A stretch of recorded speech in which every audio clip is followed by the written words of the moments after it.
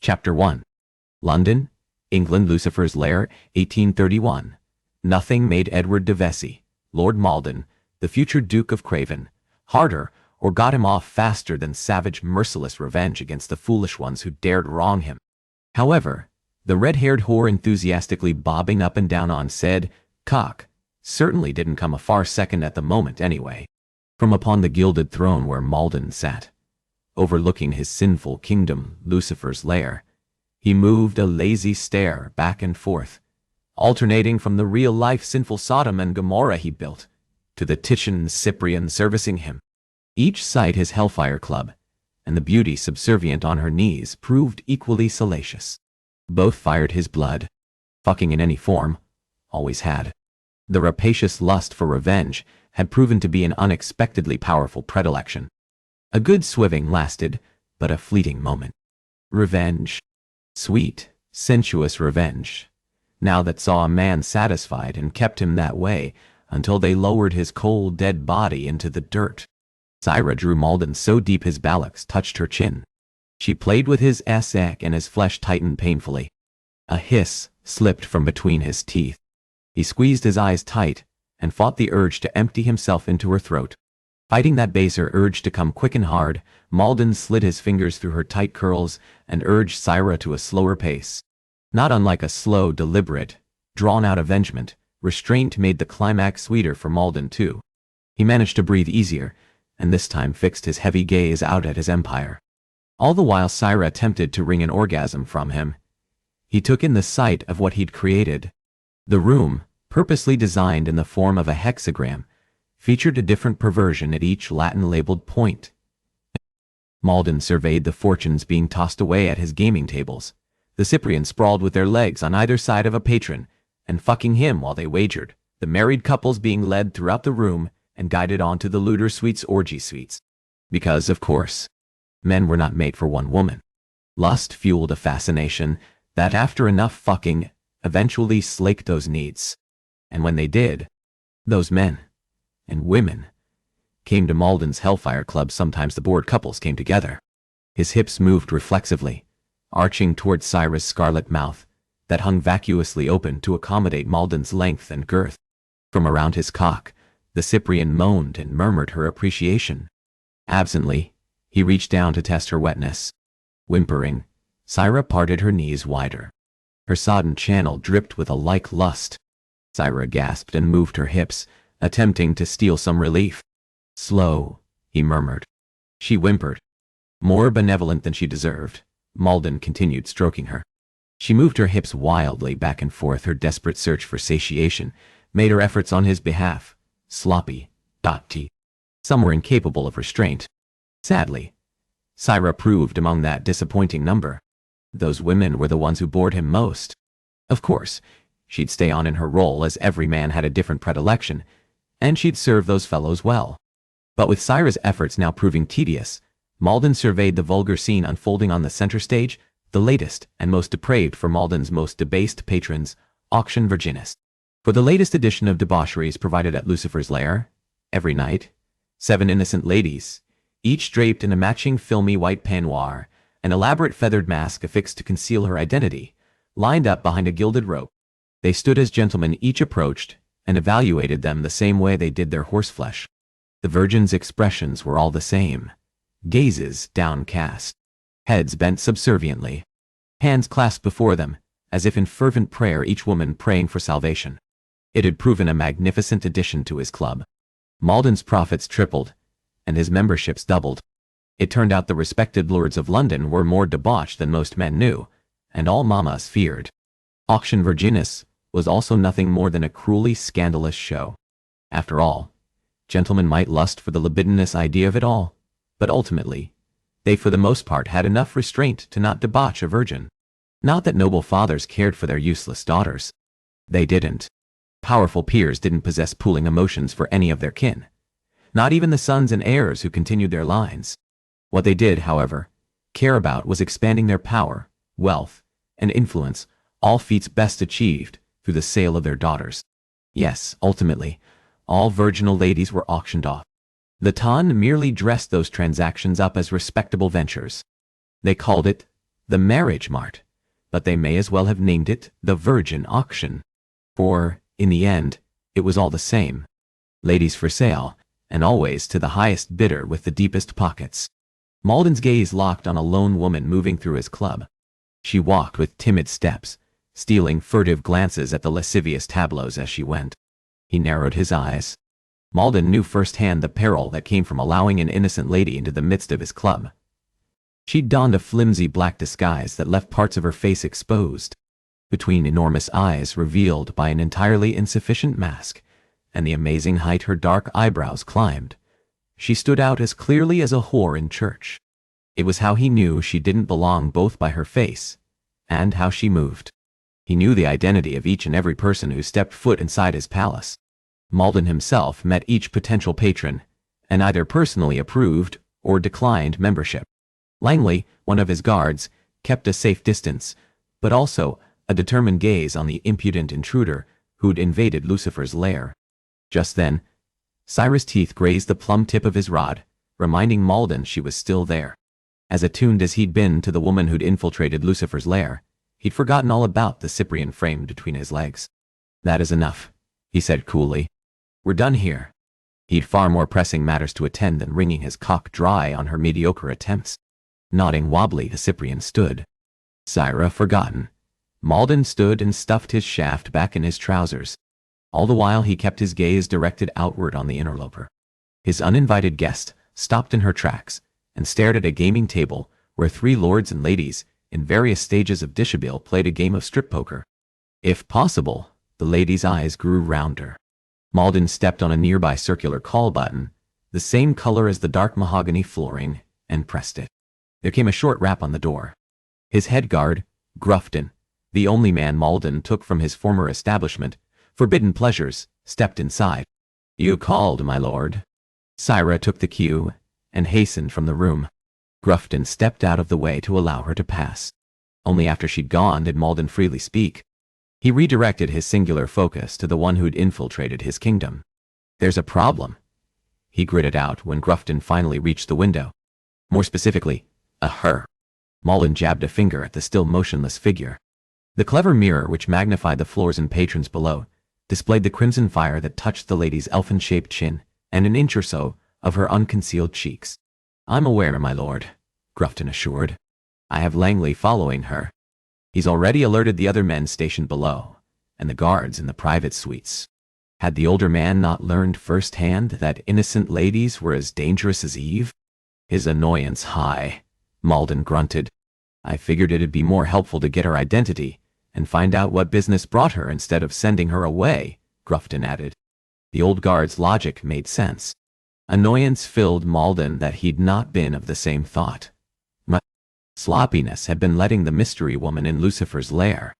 Letting her leave would have been even sloppier. He and Grufton continued to watch her. "Want me to lead the questioning?"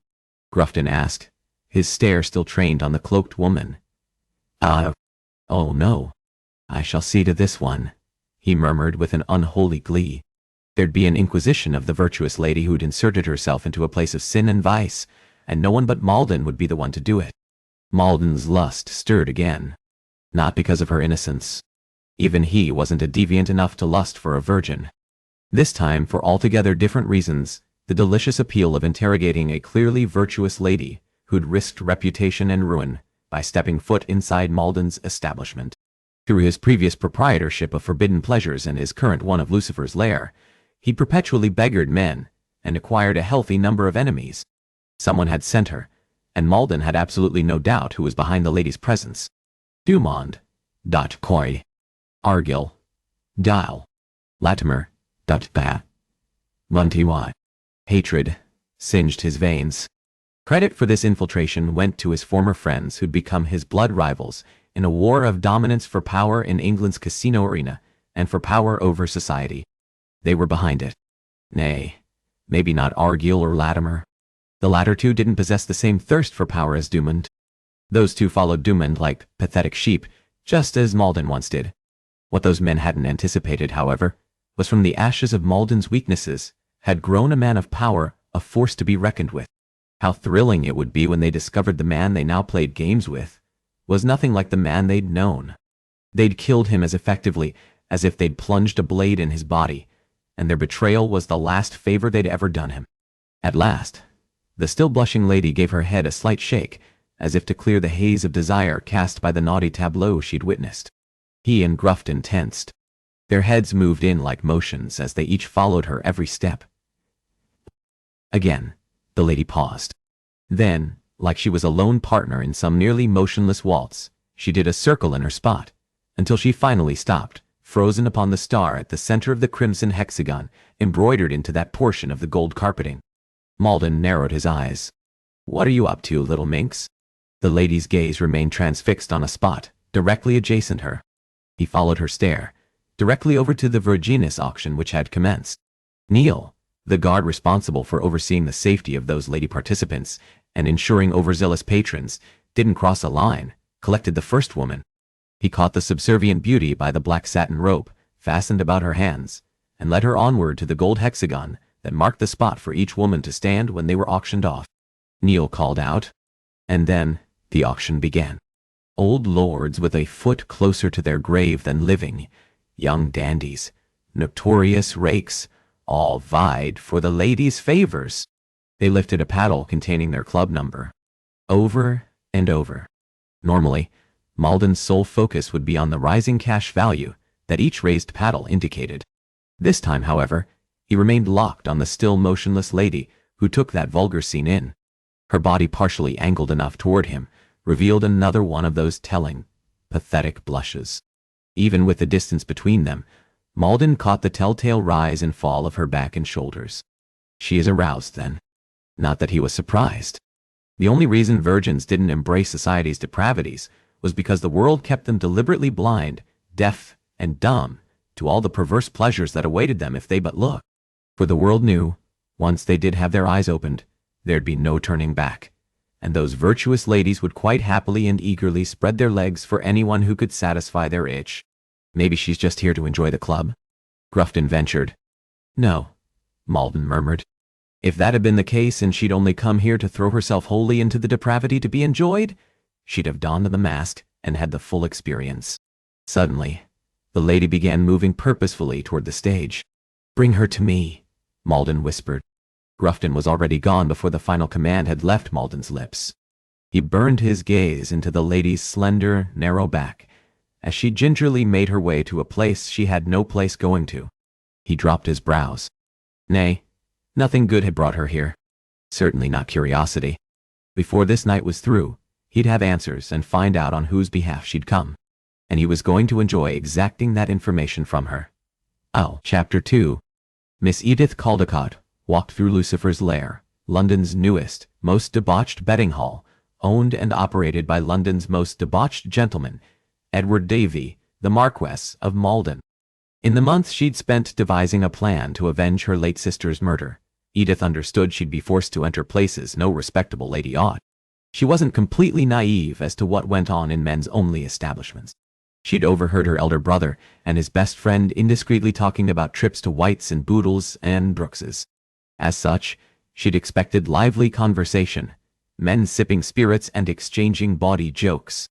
And of course, gambling would be featured that, and ribald laughter. Those vices were all featured at this particular hell, but that was where the similarities ended. Nothing could have prepared her for Lucifer's Lair. Through the heavy haze of cheroot smoke hovering in the air, Edith skimmed her eyes around the room.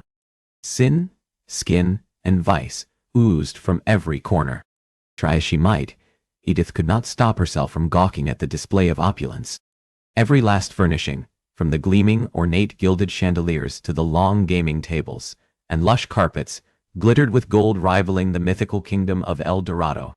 Those tables also featured masked patrons, who with one hand tossed coins down and placed their bets, and with their other fondled a scantily clad woman beside them, or on them.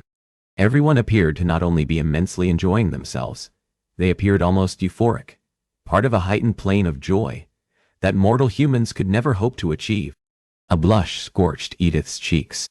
"I'm going to have to burn my eyes to purge this scene from my memory." Edith gave her head a shake. Focus. What? The longer she remained inside Lucifer's lair, the greater the risk of discovery became. That should be Edith's greatest worry. After all, fear of ruin was certainly the proper concern every innocent lady in the entire kingdom carried. Edith didn't know a normal amount of fear.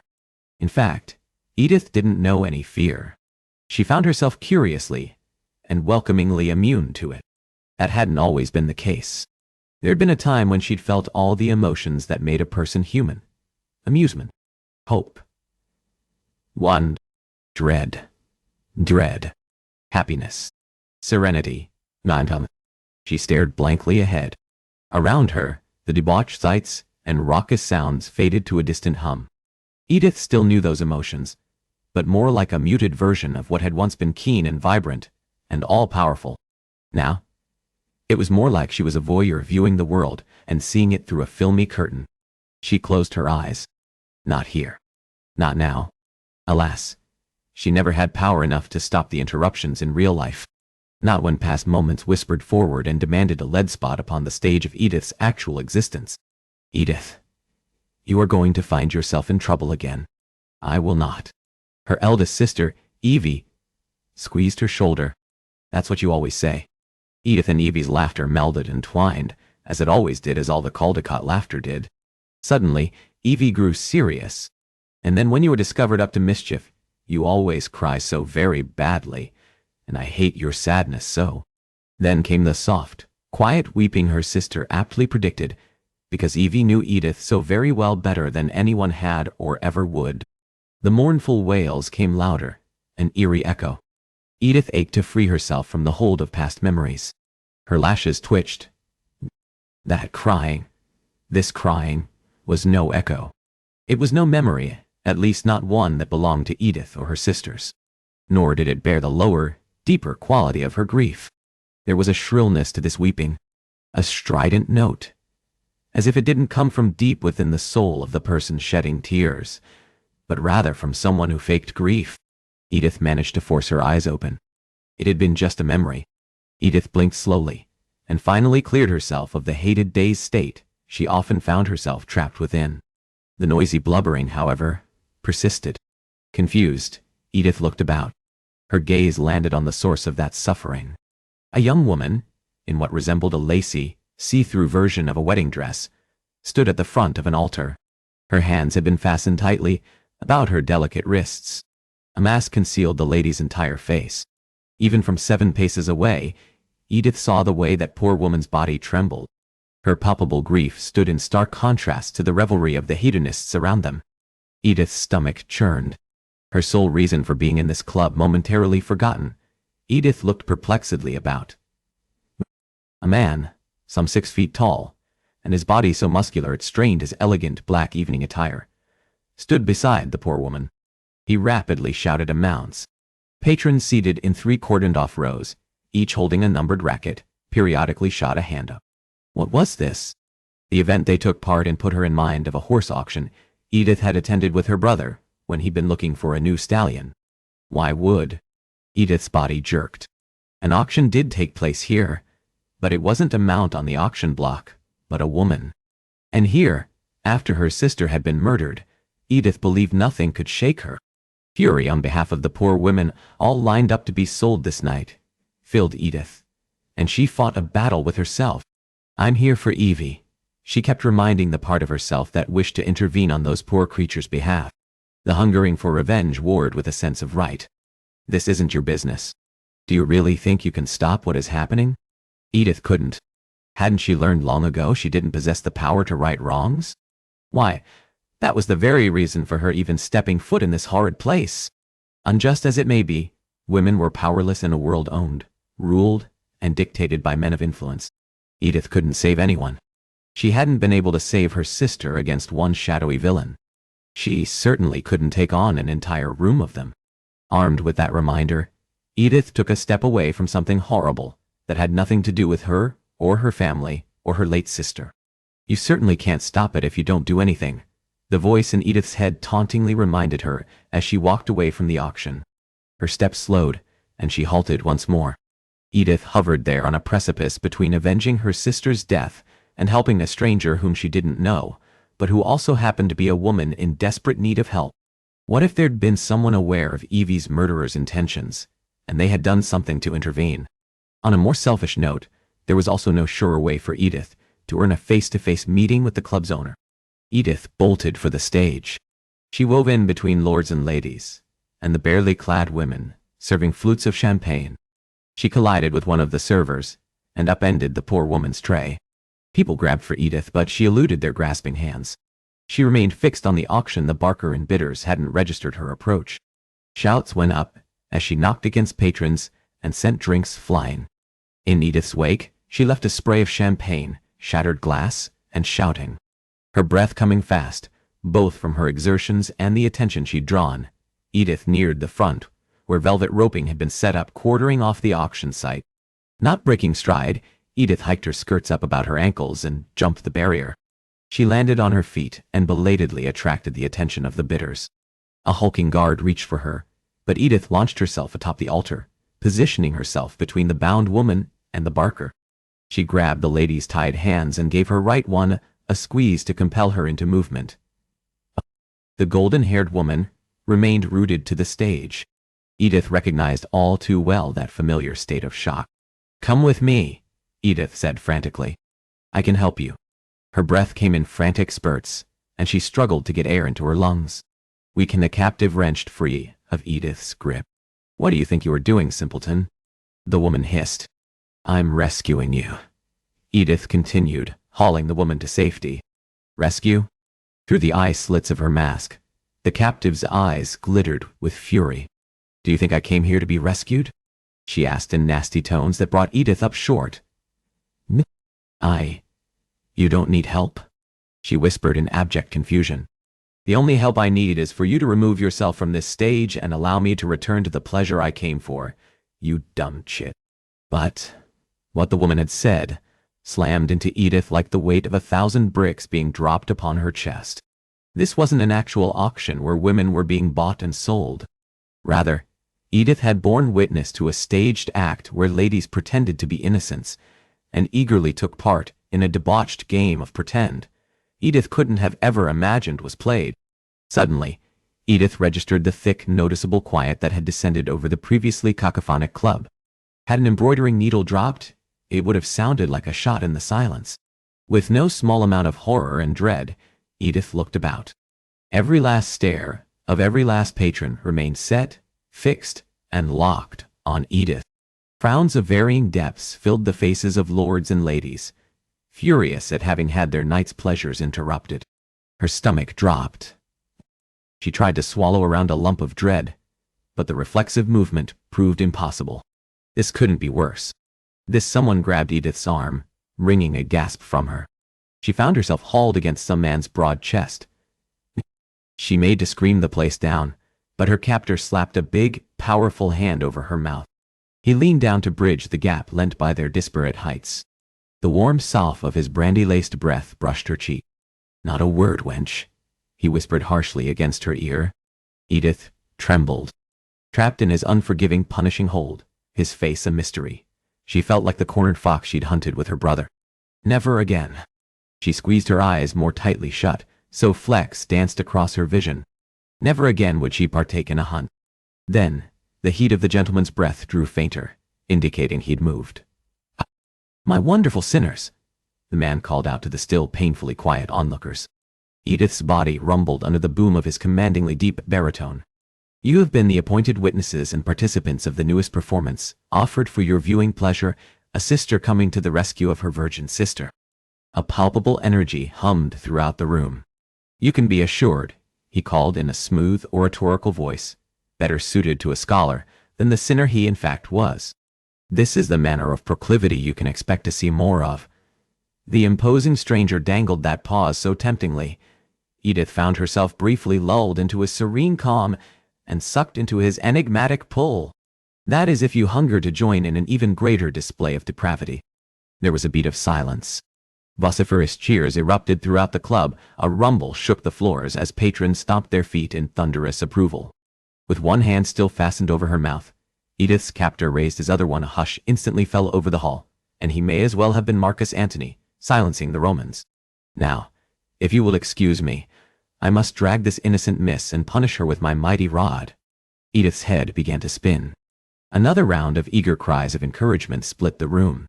She instantly renewed her struggles to be free of his hold. Her attempts went unnoticed, as the patrons of his hellish place bought fully into his farce. God rot him.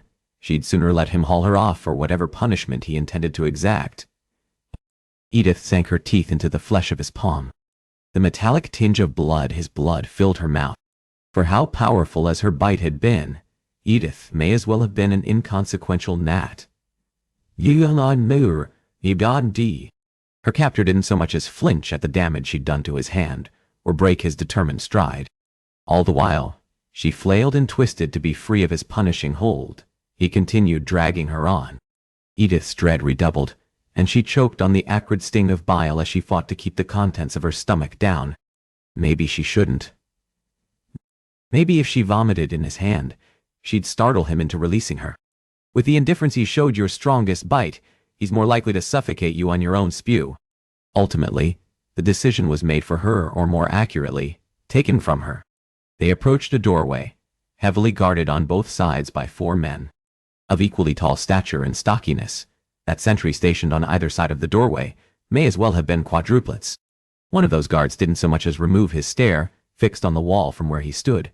He reached and opened the door so the menacing beast dragging her could continue without breaking his swift stride. The still faceless man hauled Edith inside. He kicked his foot back behind him, and the heavy panel slammed shut with a thunderous thwack. Then, Edith found herself free. She stumbled and tripped over herself to put safe steps between herself and the twisted stranger. "I'd like to speak to the Mar." Her voice trailed off. The Marquess of Malden? Even though Edith's father held a respectable viscountcy, the Caldecots had never held the manner of prestige and power to make them acceptable company for this man's family, who'd possessed titles and holdings dating back to William the Conqueror. Over many years, she'd seen this gentleman a handful of times at ton functions. They'd barely crossed paths, and she'd only spied him from across the room of a respectable affair they'd both attended. One ridiculous time she'd thought he was looking at her, but he hadn't been. On the contrary, Edith would recognize his loose golden curls, sharp, chiseled cheeks, and obdurate jawline anywhere. "Lord Malden?" she said dumbly. Surprise brought his name creeping up into a question. He flashed a cold, mocking smile and dropped an even more derisory bow. "At your service," he purred. Edith scoured his strikingly beautiful face for some sign of the measured, pleasant-mannered gentleman who'd politely danced that night with other ladies who hadn't been Edith. Maybe she'd just imagined him to be a proper, respectable lord. His dark, punishing gaze drilled through her. Despite her best efforts, she couldn't quell the shiver that racked her frame. Had this man's eyes always bore such a heavy darkness? Before now, she'd never been close enough to see. What drove him to a level of coldness that not so much as a speck of light shone through? If she were a different woman, she'd be curious enough to find out. Edith had neither the time, energy, nor inclination to wonder about some cold-hearted lord. She'd but one purpose, one role left to fill in this life. On the other hand, Lord Malden's purpose in life appeared to be winning at the game of silence she'd played with her sisters to determine who could stay quiet the longest. She knew why he stood motionless with his arms folded and stoic as the dead of night to intimidate Edith, to make her fear him. He was destined to be disappointed. He'd not succeed in bullying her. "Very well, Lord Malden. You win. I'll go first. I confess, your club doesn't look as I'd expected it would." He only met her pronouncement with a glacial silence. Edith resisted the urge to squirm under that unbreakable, unforgiving glare. He was good at this. Edith, dredging forth all the casualness she could muster, lifted her hand. Her reticule dangled and twisted at her wrist. "This is where you should ask what I thought it might look like. Do you think I give 2 fucks what you think, sweetheart?" Edith gave thanks for the cover made by her partial mask, and the heavy shadow in his offices that concealed her blush. She forced her biggest, most winning smile. "Based on that rather candid question, I should think your question doesn't require an answer." He met her with more of that silence, meant to scare no doubt. Unfortunately for the Duke, after the death of her eldest sister and months of wailing family members, quiet eventually settled into the Caldecott household and became something Edith was all too familiar and comfortable with. "El Dorado," Edith murmured. The Marquis's lashes narrowed imperceptibly. When he still offered no response, Edith loosened the clasp of her taffeteca cloak and drew her hood partially in place to allow some protection from the chill this man cast over the room. "Do not make yourself comfortable," Lord Malden said in steely tones. "You are not staying." "Oh, certainly not." Edith grimaced. "That is the last thing I'd want to do," she murmured distractedly. She anticipated questions about what brought her to his club. She should have known better. He offered only more of that frigid nothingness. Edith contemplated his office. Unlike the nearly blinding gold gleam of the gaming floors and winding halls he'd led her along a short while ago, the Duke's office looked like just that, any respectable, prim, and proper nobleman's tastefully decorated office. His long, wide, and curiously curved Genovese desk, with a checkered marquetry painted into the side panels, appeared better suited to his Mayfair townhouse in Grosvenor Square than his Curzon Street casino. Edith's gaze alighted on his desk chair. She cocked her head. Curiously unlike the comfortable leather seating sported in most gentlemen's offices, the Marquis of Malden had chosen a severe, ancient, and uncomfortable-looking wainscot armchair for his proverbial throne. A stiff seat for a man ruthlessly emotionless and sinister as sinned. Edith's skin tingled, and she looked over to find his gaze fixed on her. She looked away first, her eyes landing upon the window, which ran the length of Lord Malden's office and overlooked gaming hell floors. A faint breath stirred the nape of her neck. Edith gasped and whipped about too late. The Marquis grabbed her tightly by the forearm, and not for the first time since she'd set out on her quest. A sickening dread rooted around her belly. "Step away now," he growled, even as he all but dragged her away from the viewing glass. Lest she be pulled to the floor, Edith tripped over herself to keep up. The Marquis released her so quickly she stumbled several steps, and then righted herself. "Who sent you?" he whispered, while she retreated. A shout would have been less menacing. "Who?" At that mortifyingly weak tremble in her voice, Edith made herself speak again. "Who? What are you? A goddamn owl?" Edith laughed. It was the first free, unchecked one to have slipped out since her sister's illness and eventual death. "I understand," she said between her mirth, "because I said who twice." He stared blankly at her, his blue eyes, which, to this point, had proven unfathomable, reflected an adorable and unexpected glimmer of confusion. It softened him. It made her wonder slowly, with sleek steps the king of the jungle would have envied. The Marquis started for her again. "I'll ask once more who sent you here," he whispered. "If you don't answer me, I promise you'll regret it mightily." Rage twisted Lord Malden's features and contorted the beautiful chiseled masterpiece that was his face into one befitting a pitiless beast. This time, she didn't fight for braveness. Her pulse pounding, Edith dashed away from the Marquis. She darted her panicked gaze to the door. Lord Malden tracked her focus. With an ugly chuckle, he stepped between Edith and that panel. Having stolen her only escape, he resumed his advance. With every retreating step she took, Lord Malden's grin grew, revealing gleaming rows of perfect pearl-white teeth. Edith shivered. Never before had she known it was possible for a smile, wide as his, to possess absolute nothingness. Her back collided with the wall. Trapped. "Hina." The Marquis stopped a half-pace away. Even with a slight bridge in space between them, he soared nearly a foot over Edith, so she needed to tip her neck back to meet his stare. She eyed him warily. Up close, she detected the specks of gold in his blue irises.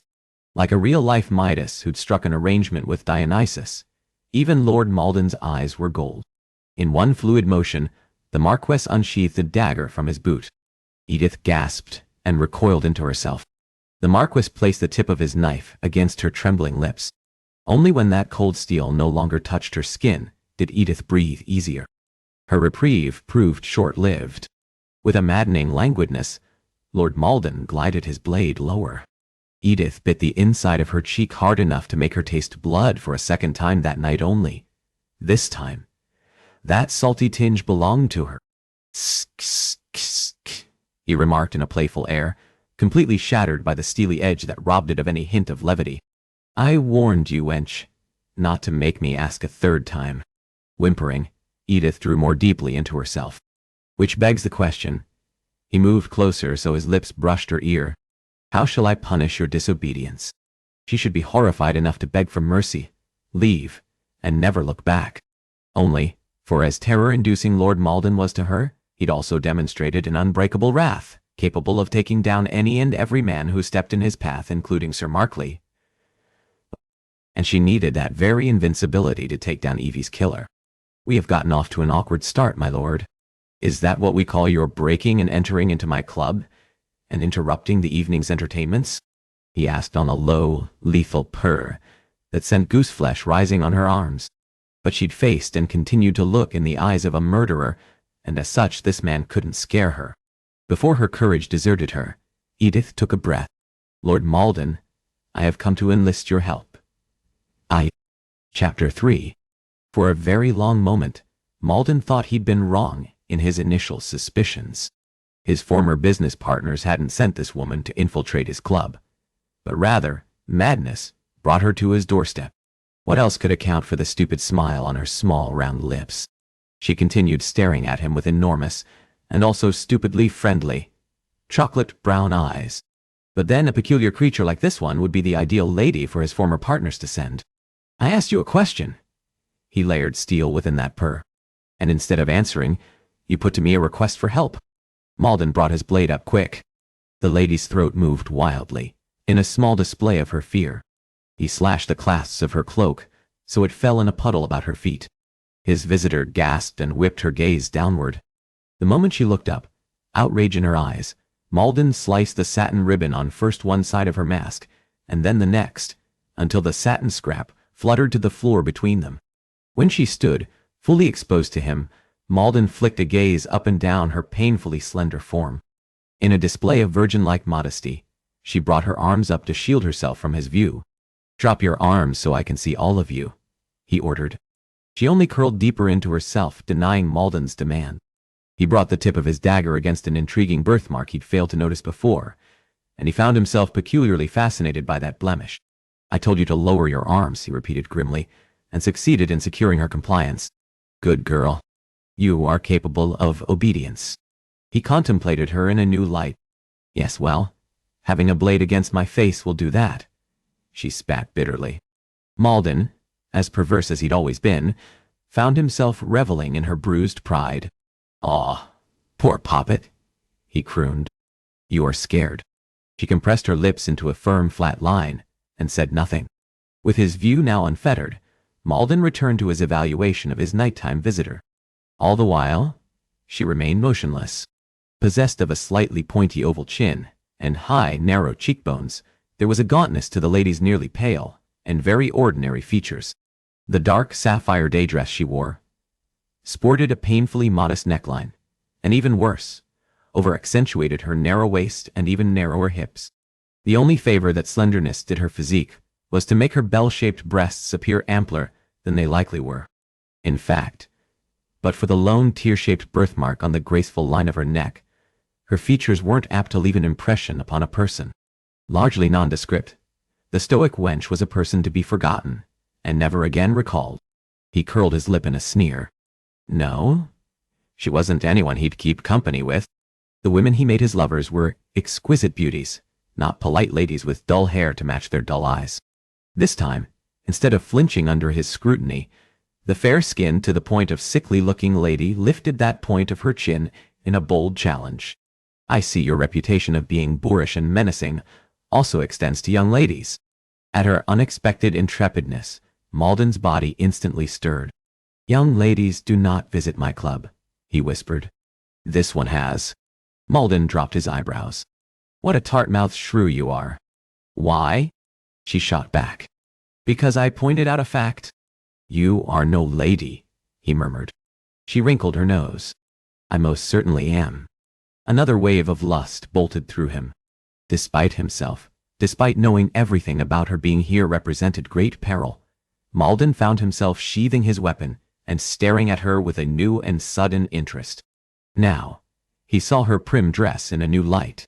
Malden imagined laying her down on his bed, strapping her to each of its 4 posters, and truly using that knife on her, only to cut away piece after piece of fabric, of her dress, her chemise, her petticoats.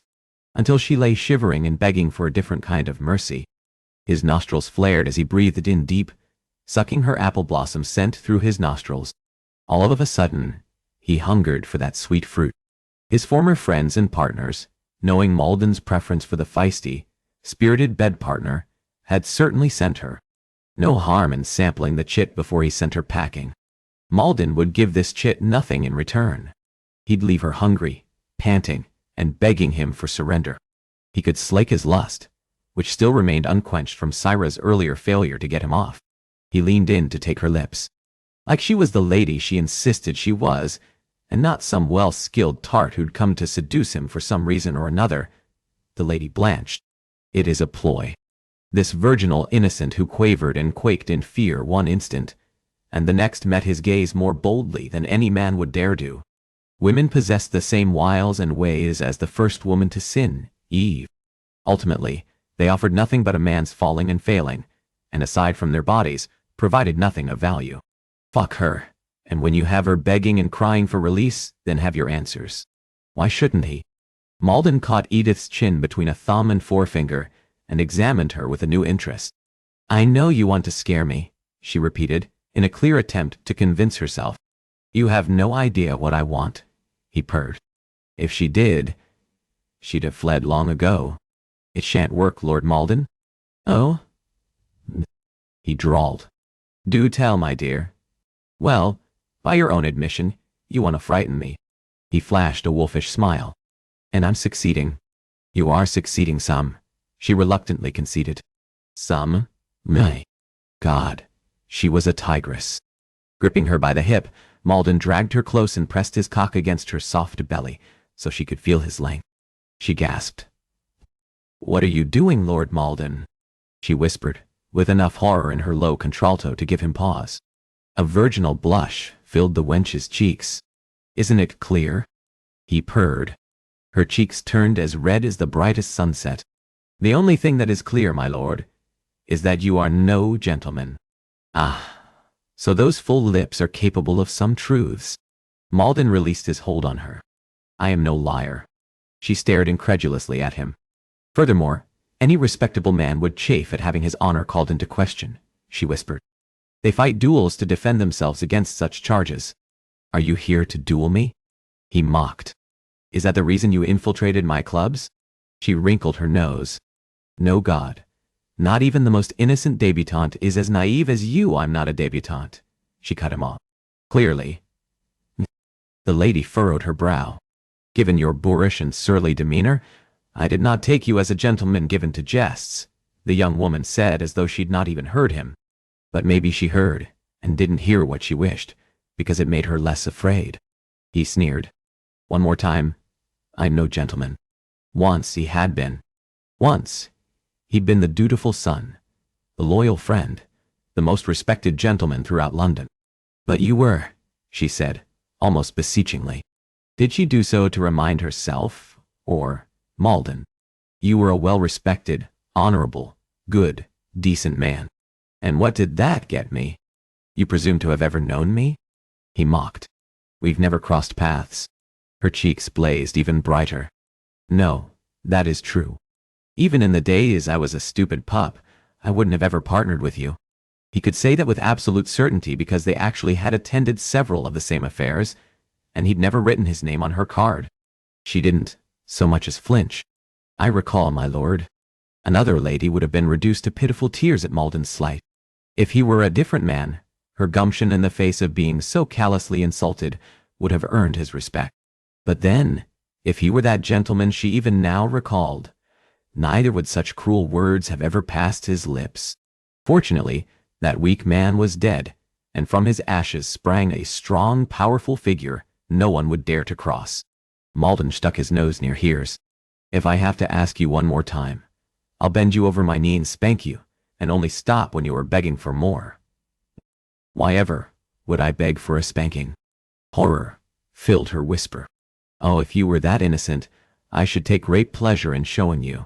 Tired of this exchange which had already gone far too long, Malden gripped her by the shoulders and pressed her back firmly against the wall.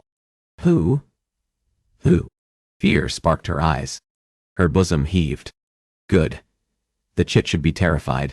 No man entered into Malden's kingdom without his explicit approval and lived to tell the story. I will have that information, even if I have to shake it out of you. He did just that. Who? Who? He thundered. Me, she cried. I came of my own volition and need. Lies. He hissed and released her so quick she collapsed at his feet. They are not lies, she rasped, looking up from the floor. Malden scoured her face for answers and truths, but the shadows of his darkened office played off her features, effectively preventing his study. With a sharp curse, Malden grabbed a candle from a nearby sconce and brought it nearer her face. She held her palms up as if to shield her identity. Die. Me. See? You. It. Now, he seethed. The woman let her arms drop. Tears ravaged her cheeks. He brought his light closer, and those pathetic drops glimmered in the glow of the flame. The lady flinched away. I hate you, she whispered. Malden smiled coolly. That is perfect, wench. Aside from terror, respect, and power, he wanted nothing less from a person. Now you've learned to never cross me, and never be so foolish as to enter my empire on someone else's behalf. What is wrong with you, that you see cannot believe me? The lady sat up on her knees and lifted her palms as if in supplication. I speak the truth, and no one has sent me. Without taking his gaze from the pathetic creature at his feet, Malden returned the long, tapered candle to its gold sconce. As tempting as you are on your knees with your mouth at my cock, wench, he said frostily. I do not tolerate those who seek to deceive me. He scraped another stare over her supine form. How very sad for you, he murmured. He turned on his heel and headed across the room. What are you doing? He ignored her and continued over to the whips hung neatly upon the place just beyond his desk. Malden eyed them a moment and then made his selection. A favorite birch switch. Rod in hand, he turned and faced her. Her panic-filled eyes flew from Malden to the instrument he now held. What a doing? She whispered, dread making her query barely audible.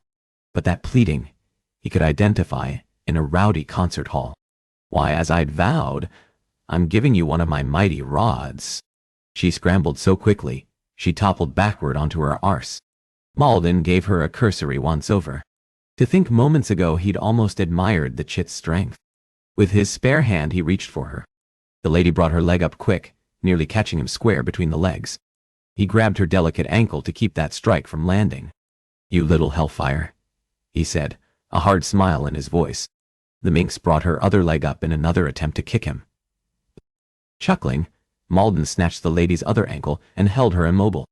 His appreciation and lust again stirred. Fury flooded her cheeks with fiery color. Hate blazed from her eyes. Malden again contemplated her, this time in the way in which she lay, disarmed, and in repose at his feet. In her struggles her skirts had climbed about her thighs. He lingered his focus on that white, creamy expanse of her leg. Gaunt and painfully thin as he'd taken her, Malden noted with a masculine interest and surprise that her lower limbs were well muscled, as if from riding and other pursuits. His mind went to thoughts of this feisty creature in his bed, under him, her athletic legs wrapped firmly about his waist as she met each drive of his hips in an unbridled and matched lust. Malden's momentary lapse cost him. The hellcat renewed her struggles. She sliced her legs frantically up and down, and wrenched them back and forth. She managed to shake free of Malden, and got herself to her feet with an impressive agility. The little harridan darted across the room until she had the full length of Malden's office between them. More than a little amused, he allowed her that false sense of triumph. There was no place for her to go, nowhere to run. She glanced frantically about, left, and then right. At the door, the mirrored viewing window. Malden called her attention his way. You're trapped, wench, he took delight in informing her. You are mad, she whispered. Oh, I assure you, I am the epitome of sane. You, on the other hand, breaking into my club and refusing to divulge answers to the questions I seek, puts your sanity in question. Malden gripped his favorite birch rod and started for her. I am Miss Caldecott, she cried. No one has sent me here. I've come of my own volition. Miss Caldecott. Caldecott.D. Hers was a familiar name of a family Malden, and his dying father had no dealings with. The Duke maintained a tight circle, composed of people with the most power, bluest blood, greatest wealth, and the oldest titles to match the Craven dukedom. In short, the Caldecots had never possessed enough influence to be worthy of a connection to Malden's family. The young lady erroneously interpreted his silence as encouragement to continue. "I am here to ask for your assistance with a personal matter, my lord." His assistance? He eyed her dubiously. "You expect me to help you?" She nodded quickly. Malden tossed his head back and roared with laughter. When he'd gotten his dark humor in check, he found Miss Caldecott watching him with serious and sad drab-brown eyes. Oh, this was rich. In sending a damsel in distress, some rival out there had thought to appeal to the man Malden used to be. Whoever had enlisted her aid had certainly done their work. They'd selected a young, respectable lady, not of any real status or stature, but with enough social connections that one would not doubt her intentions. Malden flexed his jaw. He narrowed his threatening gaze upon her. "Do I strike you as one who goes about helping anyone, other than myself?" Miss Caldecott shook her head. "No," she murmured. "You strike me as a man capable of taking down anyone and everyone in your path. You have an enemy? Not me, per se. Rather, my family." "I'm listening." "You have 4 minutes," he said silkily. "And then?" Her voice trembled slightly. Malden curled his lips ever so slightly into a menacing glare. "Then, I decide your fate." Chapter 4. I decide your fate. With Lord Malden's ruthless spirit and pitiless soul, Edith rather suspected this king of the underworld could both decide anyone's fate and then destroy them if he wished. She also suspected he might very well do so, not for just those who'd wronged him or posed a threat, but just for the thrill of doing so. "The clock is ticking." That taunting warning shook her free. "May we sit?" she murmured, gesturing to his desk. "Of course," he said so quickly. Hope suffused her breast. Perhaps the honorable man he'd been rumored to be lived in him. Still. "Shall I also ring for tea, Miss Caldecott?" "Tea?" She froze. After her sister's sudden death, Edith developed an aversion for the brew she felt confident had killed her sister. "Miss Caldecott?" The Marquess's impatient voice snatched Edith back from that dark place of fear and darkened memories.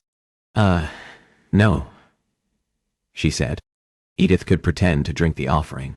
"Thank you for God. You are a simpleton," he said with false cheer. "Do you truly think we are sitting down to partake in refreshments? What I believe is, you shouldn't offer something unless you intend to give it. It's all very confusing. Do you know what I know to be fact?" he asked tersely, and didn't so much as allow Edith a breath to breathe.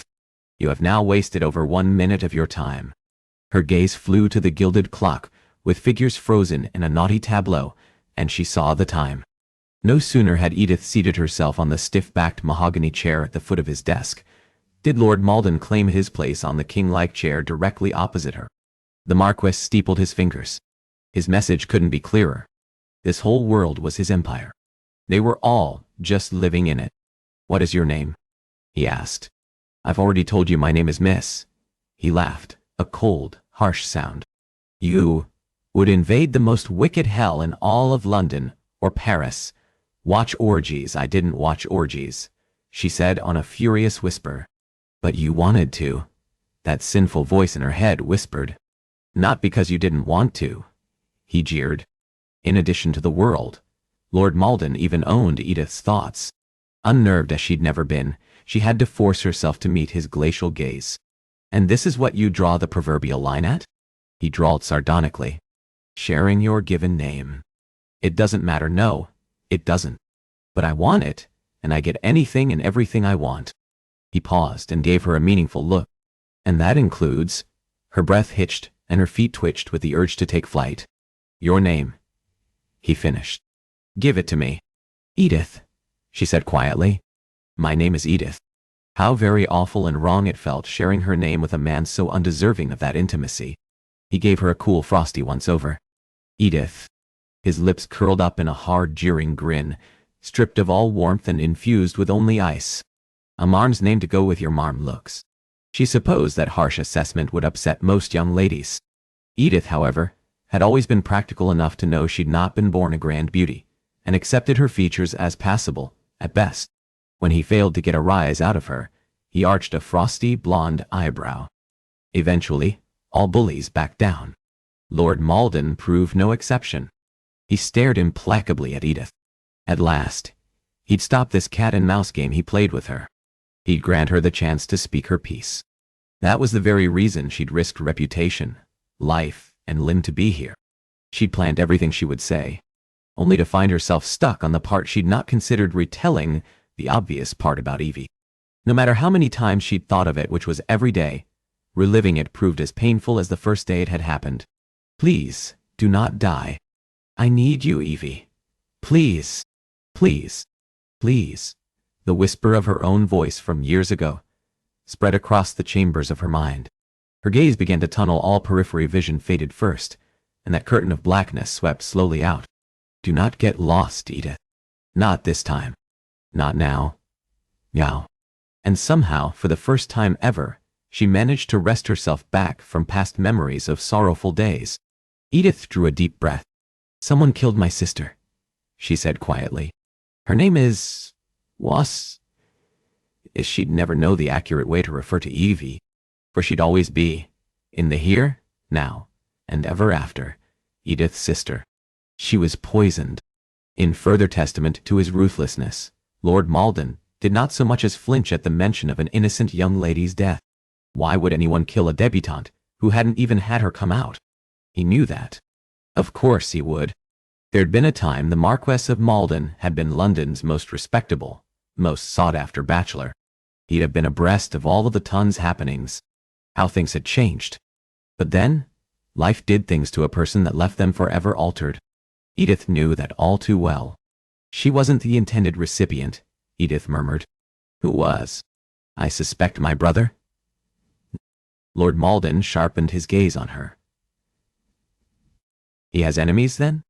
Affronted, Edith drew back. He most certainly does not. He is not like. She stopped herself short of completing the thought. A harsh grin cocked the Marquess's lips up. He is not like me? He purred. No, he is not. He is good and kind and loyal and respectable and decent and loving. Cruel eyes mocked her. And yet, you do not go to that good, kind, loyal, respectable, decent, loving brother for aid, but rather me? That is precisely the reason I've come to you. Darkness must be met with darkness. Don't you mean strength must be met with strength? He jeered. I suspect we are both right, she murmured. Edith smoothed her palms along the front of her skirts before she registered that distracted gesture. She made herself stop. Furthermore, all people, regardless of whether they are good or bad, man or woman, have people out there who wish them ill will, my lord. I should think one who comports himself as you do would know that. A muscle ticked at the corner of his right eye. I do, he said. I did not, however, expect an innocent young lady would. Her gaze drifted to a point over his head, and collided with a long rectangular rendering in a gilded frame of Artemis, adorned in white and gold filmy robes that revealed her most intimate parts. The Greek goddess of the hunt lay twisted and twined in the arms of the enormous bearded Norse god of hunting, Ul-Arshir. That powerful pair were engaged in the throes of making love. Feeling a blush heat her cheeks, she averted her gaze and looked back at Lord Malden. The Marquess watched Edith with scornful eyes. I'm not any young lady, my lord, she finally said, when she found the words to speak. One can hardly be innocent and untouched by life after one's beloved sister has been killed. This again, he muttered. She bit the inside of her cheek hard to keep from snapping and spitting like a cat at him. Insulting the man would do her no good. Have there been additional attempts on your brother's life? He asked. Edith worried at her lower lip. She knew precisely what opinion he'd draw, were he to have her actual answer. After Evie died, she hedged, Hutchinson began traveling. He spends but a short amount of the year in London. That isn't an answer, he said bluntly. I'm certain a lady with her nose deep in some kind of mock investigation. It is not a mock investigation, she gritted out. Would have surely heard or known something about whether the gentleman had suffered any close calls, if not abroad, while in England. God, he was as astute as he was cruel. I am not aware of any attempts, she admitted, and then added on a rush. But it does not mean that you have a fruitful imagination and are given to outlandish ideas. My brother is safe, she finished over his interruption. She'd not let him get a rise out of her with his insults and mockery. That was what he wished, but she'd far more of a backbone than he'd ever known. He assessed her with that cynical stare. Let me get this right, he drawled. Your sister suddenly fell ill, with no accounting for it. No one else in your household exhibited any symptoms?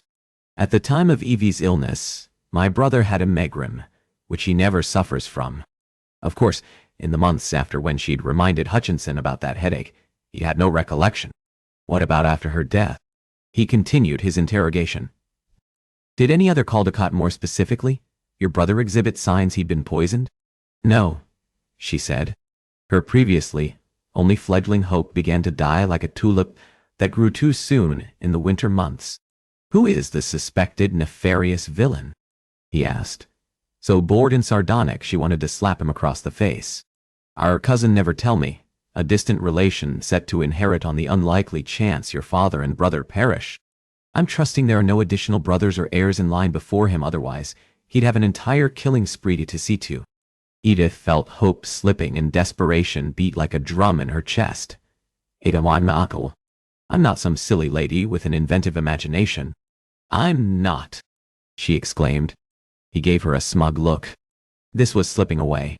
She couldn't have gotten this far only to walk away without his help. I understand how this sounds, my lord, she said, more calmly. Believe me, I do.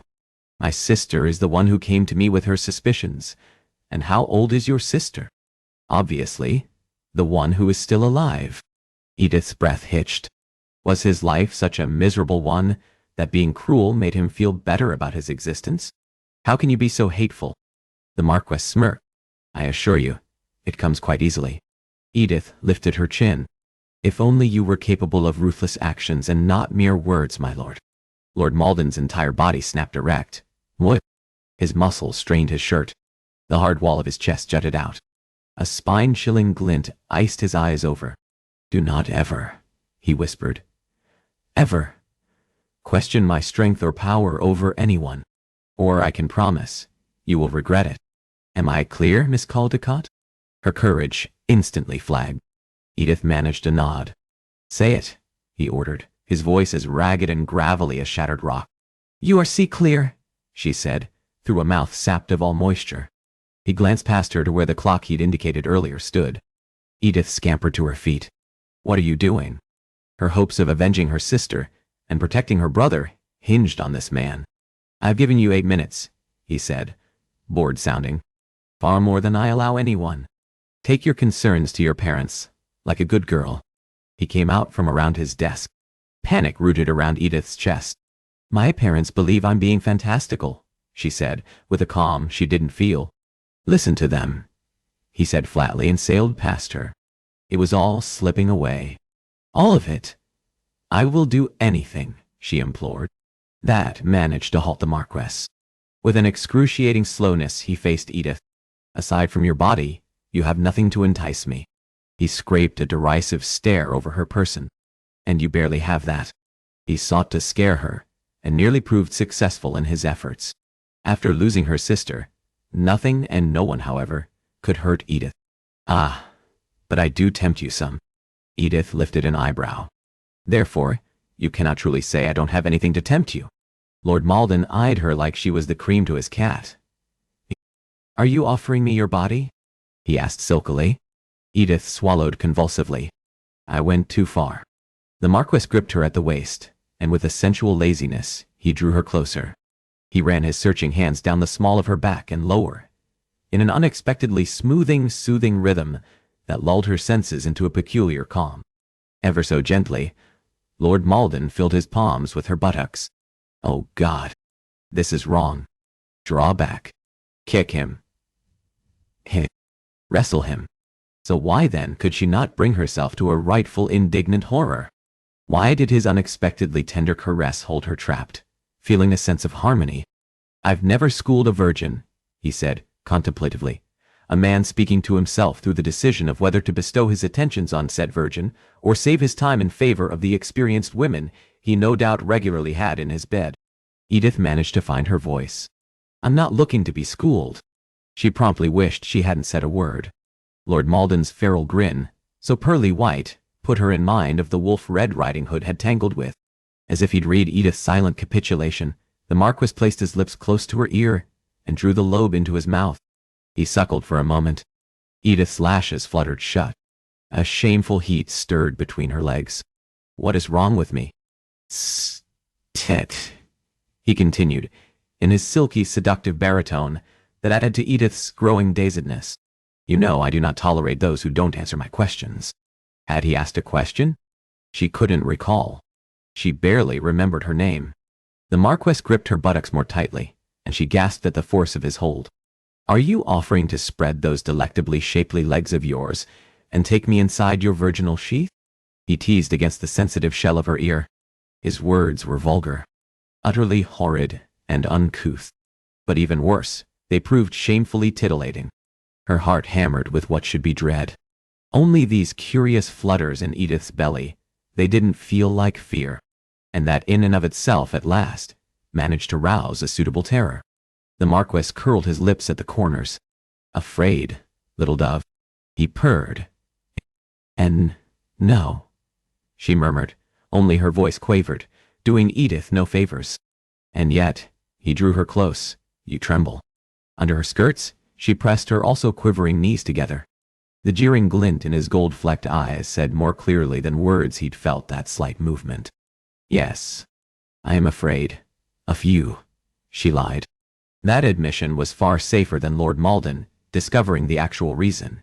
His touch moved her in ways that terrified her. Disappointment replaced the earlier, unidentifiable glint in his eyes. He released her. "Get out," he said sharply, "before I change my mind and give you a different rod for daring to set foot inside my empire." "No. Go," he thundered. Hurrying to do his bidding, Edith jumped and raced to collect her cloak and mask. Desperation consumed her. There had to be something she could say, something she could do. Except what could Edith possibly have that might persuade this pitiless man to help her? Did he want her? But he'd already demonstrated a lack of male interest in body which, had he wished, she was desperate enough to barter. As an innocent young lady, she was useless to one such as Edith stopped at the doorway. Her mind raced. Innocent young ladies. Of course. Everyone knew about the enmity between Lord Malden and his former best friends and partners, Mr. Rex Dumond, the Marquess of Rutherford, and the Duke of Argyll. It had been reported there'd been a falling out after Lord Rutherford married Lady Faith Rutherford, formerly Lady Faith Brookfield. It in turn spawned a rivalry of the ages between Lord Malden and the families involved. She could profess her friendship with Lady Faith's younger sister, Lady Violet, and offer to bring the Marquess anything Edith heard, anything discussed by those families. Of course, there was no friendship. Not between Edith and the Brookfield girls. Yes, their families often received invitations to similar affairs, but beyond that, the Caldecotts and Brookfields moved in entirely different social circles. Lord Malden, however, needn't know that. This is folly. He'll learn of your lies, and when he does, he'll punish you mightily. She shivered. Edith would do nearly anything to avenge her sister, but hurting another young lady was decidedly not one of them. This required a lie of the biggest order to a punisher of people, and would earn Edith the most powerful, dangerous enemy for life, one who'd exact cruel and vicious revenge against her. "What are you still doing here, Miss Caldecott?" She closed her eyes. "What choice do I have?" None. Edith had no other choice. Armed with that reminder, and filled with a renewed sense of hope, Edith faced Lord Malden. He stood exactly where she'd left him, his gaze hard, his arms folded. "There is something I can offer that you may find of value, my lord," she said solemnly. The Marquess gave her another one of those desultory once-overs. "I've already told you. You don't possess the charms to tempt a man of my taste and appetites, Edith." Never had she heard her name fashioned into the ugliest of insults. "No, Honde. I am well aware of that," she murmured. She took a step nearer him. "What I'm proposing is something different. Lord Malden inclined his head ever so slightly, that nearly indiscernible movement indicated he'd heard, and was faintly interested. Go on. Go on. I am dear friends. Best friends, she thought to correct, with someone whose family I have grounds to believe you might be feuding with. The keen glint in his eyes sparkled. I'm listening. Lady Violet, Brookfield. Edith distinctly dropped each syllable. The air crackled with an invisible but nevertheless terrific charge. Had she not been studying the Marquess so intently, Edith would have missed the way his features tensed and his eyes filled with a primordial bloodlust. But Edith did watch him that closely, and so she knew she had him. Lord Malden swiftly regained his composure. His face became an unfathomable mask, and the feral grin he donned found its way back to his lips. You'd betray a friend? He sounded amused by the prospect. Desperate people will do desperate things, she said, adroitly evading answering him. The fewer lies to trip herself up on the better. The Marquess didn't speak for a long while, but she knew the wheels of his mind were cranking and churning. She knew she'd held forth a cherished gift he'd covet above all others' ears and eyes inside the Brookfields and Dumans households. Knowing her opponent was but a breath away from capitulating, Edith sighed. You are not interested in my offer, then? Very well. She made a show of drawing on her nearly useless without its fastening cloak.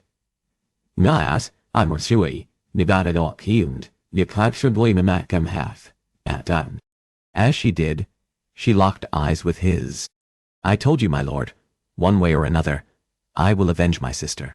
I sought you out because I suspected you were the most ruthless, admirable opponent. In the same derisory fashion he'd used during their exchange, Edith looked him over. But there are others whom I can turn to. Good evening, my lord. Curtsying, Edith made to leave. She managed to open the door, no more than 3 inches. The Marquess slammed a palm against the oak panel and forcefully pushed it back into place. Who?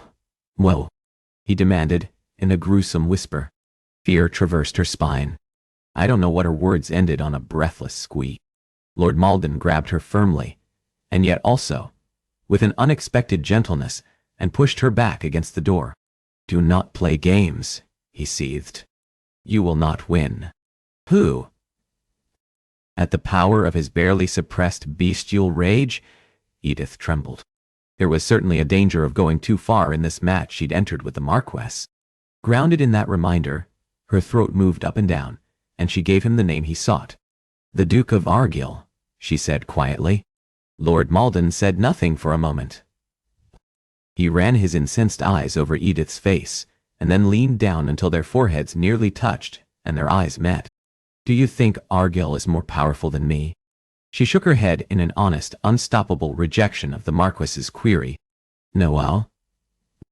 I believe you are. To give herself some space with which to breathe, Edith pressed her palms over Lord Malden's black lapels and started to push him away. But for some unexplainable reason, Edith remained frozen with her hands on him in a way so intimate she should pull away. Instead, the way she might a wounded beast, Edith stroked him slowly, soothingly, tenderly. That is why I sought you out, my lord. She murmured and lifted her eyes to his. But if you will not help me, I have no other choice. Edith didn't need to speak those words. She knew he understood, just as she knew they were more potent left unspoken. The shades of gold, reds, and browns that made up his haunting irises blazed like Satan's inferno. Say it again, he rasped. This time, it was with true confusion that Edith shook her head. He gripped her more tightly. Who is the most powerful? He rasped. You, she said clearly. You are the most power-growling. Lord Malden covered her mouth with his in a hard kiss that both punished and praised. She'd only dreamed of being kissed before her sister's death.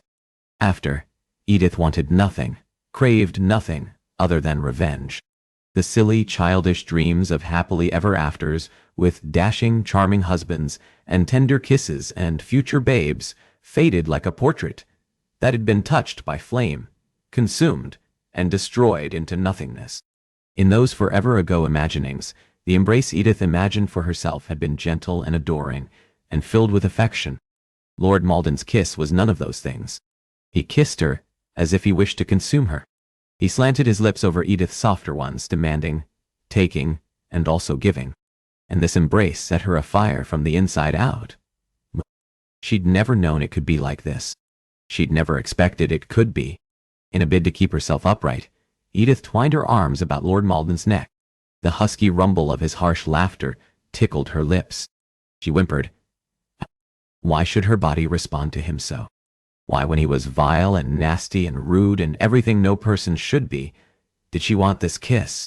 The Marquis swept his tongue inside his hot flesh, like a brand, swept over hers, around hers, in a dizzying primitive dance she could not keep up with. She'd loathed the scent of brandy on his breath earlier. So why, then, should he taste of sweet fruit, flowers, and citrus zest? All she knew was that the taste of him proved headier than had she herself drunk of a decanter, until the bottle held nothing more. Lord Malden continued to taste her tongue and mouth with his. His efforts left Edith dizzy and breathless, and shamefully, even as she should pull away and slap his face, she somehow wanted more of these feelings he'd roused. I like my women to have fire, he breathed against her mouth, and she'd have to be deaf as a doorpost to have failed to hear the disappointment. He is going to stop. Good. That was precisely what she wanted. Except it wasn't. As a grown woman who had no intention of marrying or falling in love, she'd never experienced passion or desire, and when it was said and done, and Edith brought down her sister's killer, there'd never be an opportunity beyond this one, with this man. He stopped. His disgust and disappointment more palpable than the three governesses whose instruction Edith had failed again and again. With an intuition as old as Eve's, however, Edith reflexively gripped Lord Malden hard by his large, muscular neck. Lord Malden chuckled a sound as derisive as it was knowing and triumphant. Want more, do you, wench? He kneaded her buttocks. That sensual massage stole her breath and all logical thought. Nay, she'd surrendered all common sense the moment she sought out London's most mercenary man. The Marquess squeezed her so hard he wrung a gasp from Edith.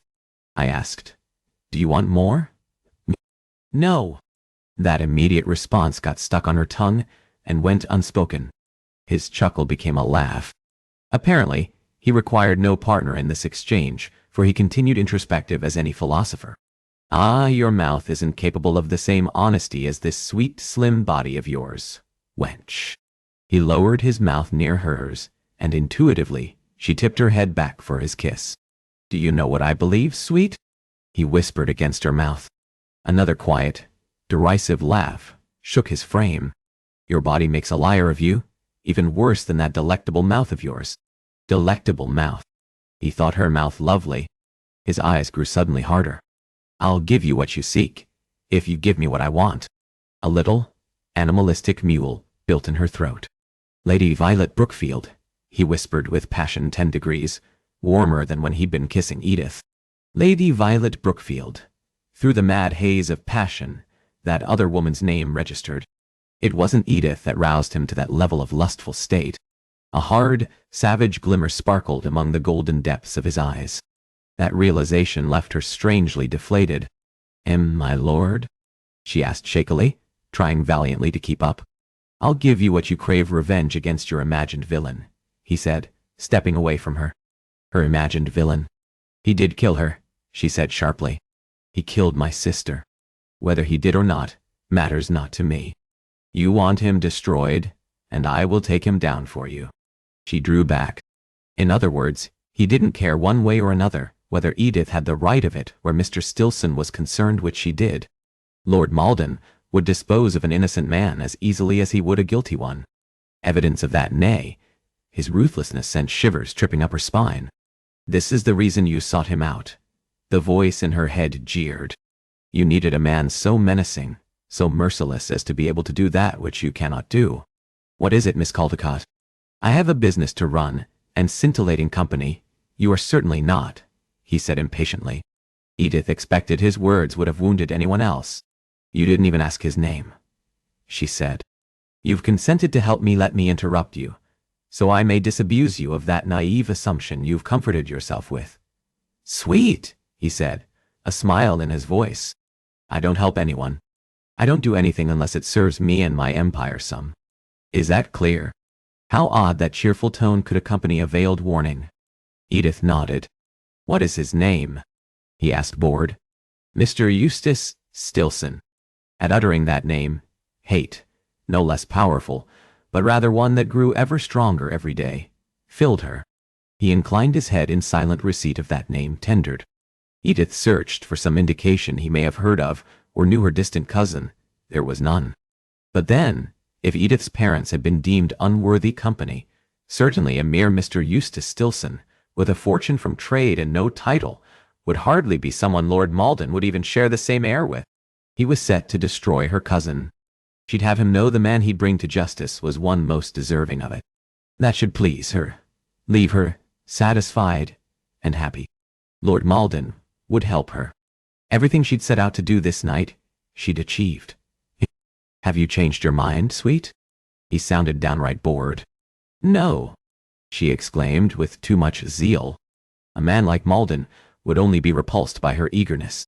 No, she repeated, more measured and in control. It is not that. I remain committed to avenging my sister. He folded his arms at his chest. Why do I get the impression that isn't enough, sweetheart? You don't believe me, she said gravelly. Lord Malden simply stared. You think I'm being fanciful? Does it matter if I, of all people, believe you, Miss Caldecott? He asked, laughter in his voice.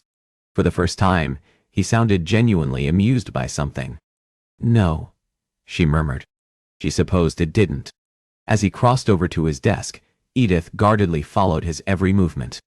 No one, not Lord Malden, her parents, her brother, believed Cousin Eustace guilty of the crimes on his black soul, and she was so tired of being alone in this fight. Edith needed someone to believe her. More specifically, she needed Lord Malden, someone on the outside looking in, to be that person. He opened the center drawer. Here. He tossed something Edith's way. A black satin mask similar in style to the ones worn by the patrons in the club hit Edith smack on the chest. Automatically, she caught the disguise. You'll wear this when you're here. His lips turned in a crooked grin that oozed derision. Not that ridiculously modest scrap you donned. That reveals half your face. Edith turned the mask over in her hands and studied the concealment. Designed of black lace, it gave the illusion of transparency to the covering. However, the modest who'd hand-designed the covering had fashioned the fabric into alternating rows of silver and black lace. Edith skimmed her fingertips over the place to cover a person's mouth. The material proved thinner here, but the point just over its wearer's top lip featured a heavier lace. She frowned. She'd not seen other men and women below with their mouths fully concealed. The mask Lord Malden insisted she take and wear would conceal her lips, but also make it harder for her to speak. Edith caught her lower lip between her teeth and chewed at flesh still tender from his brutal kiss. She found herself horrified but also fascinated by that restrictive design. I see, she said. What exactly is it that you think you see, girl? Girl, he called her. Was I ever a girl? With what life in the Caldecott home turned out to be, Edith wondered sometimes. This is why you were able to identify me as an interloper, Edith remarked. The Marquis wore his patently ironic, hard, half grin. You think that is how I identified you? Miss Caldecott, you look like a virgin, move like one, and have the eyes of one. Like it was the most horrid thing in the world. An innocent woman stood before him. Lord Malden's elucidation contained more of his irreverent mirth. He stalked off, and she watched on as he strode in the opposite direction and stopped.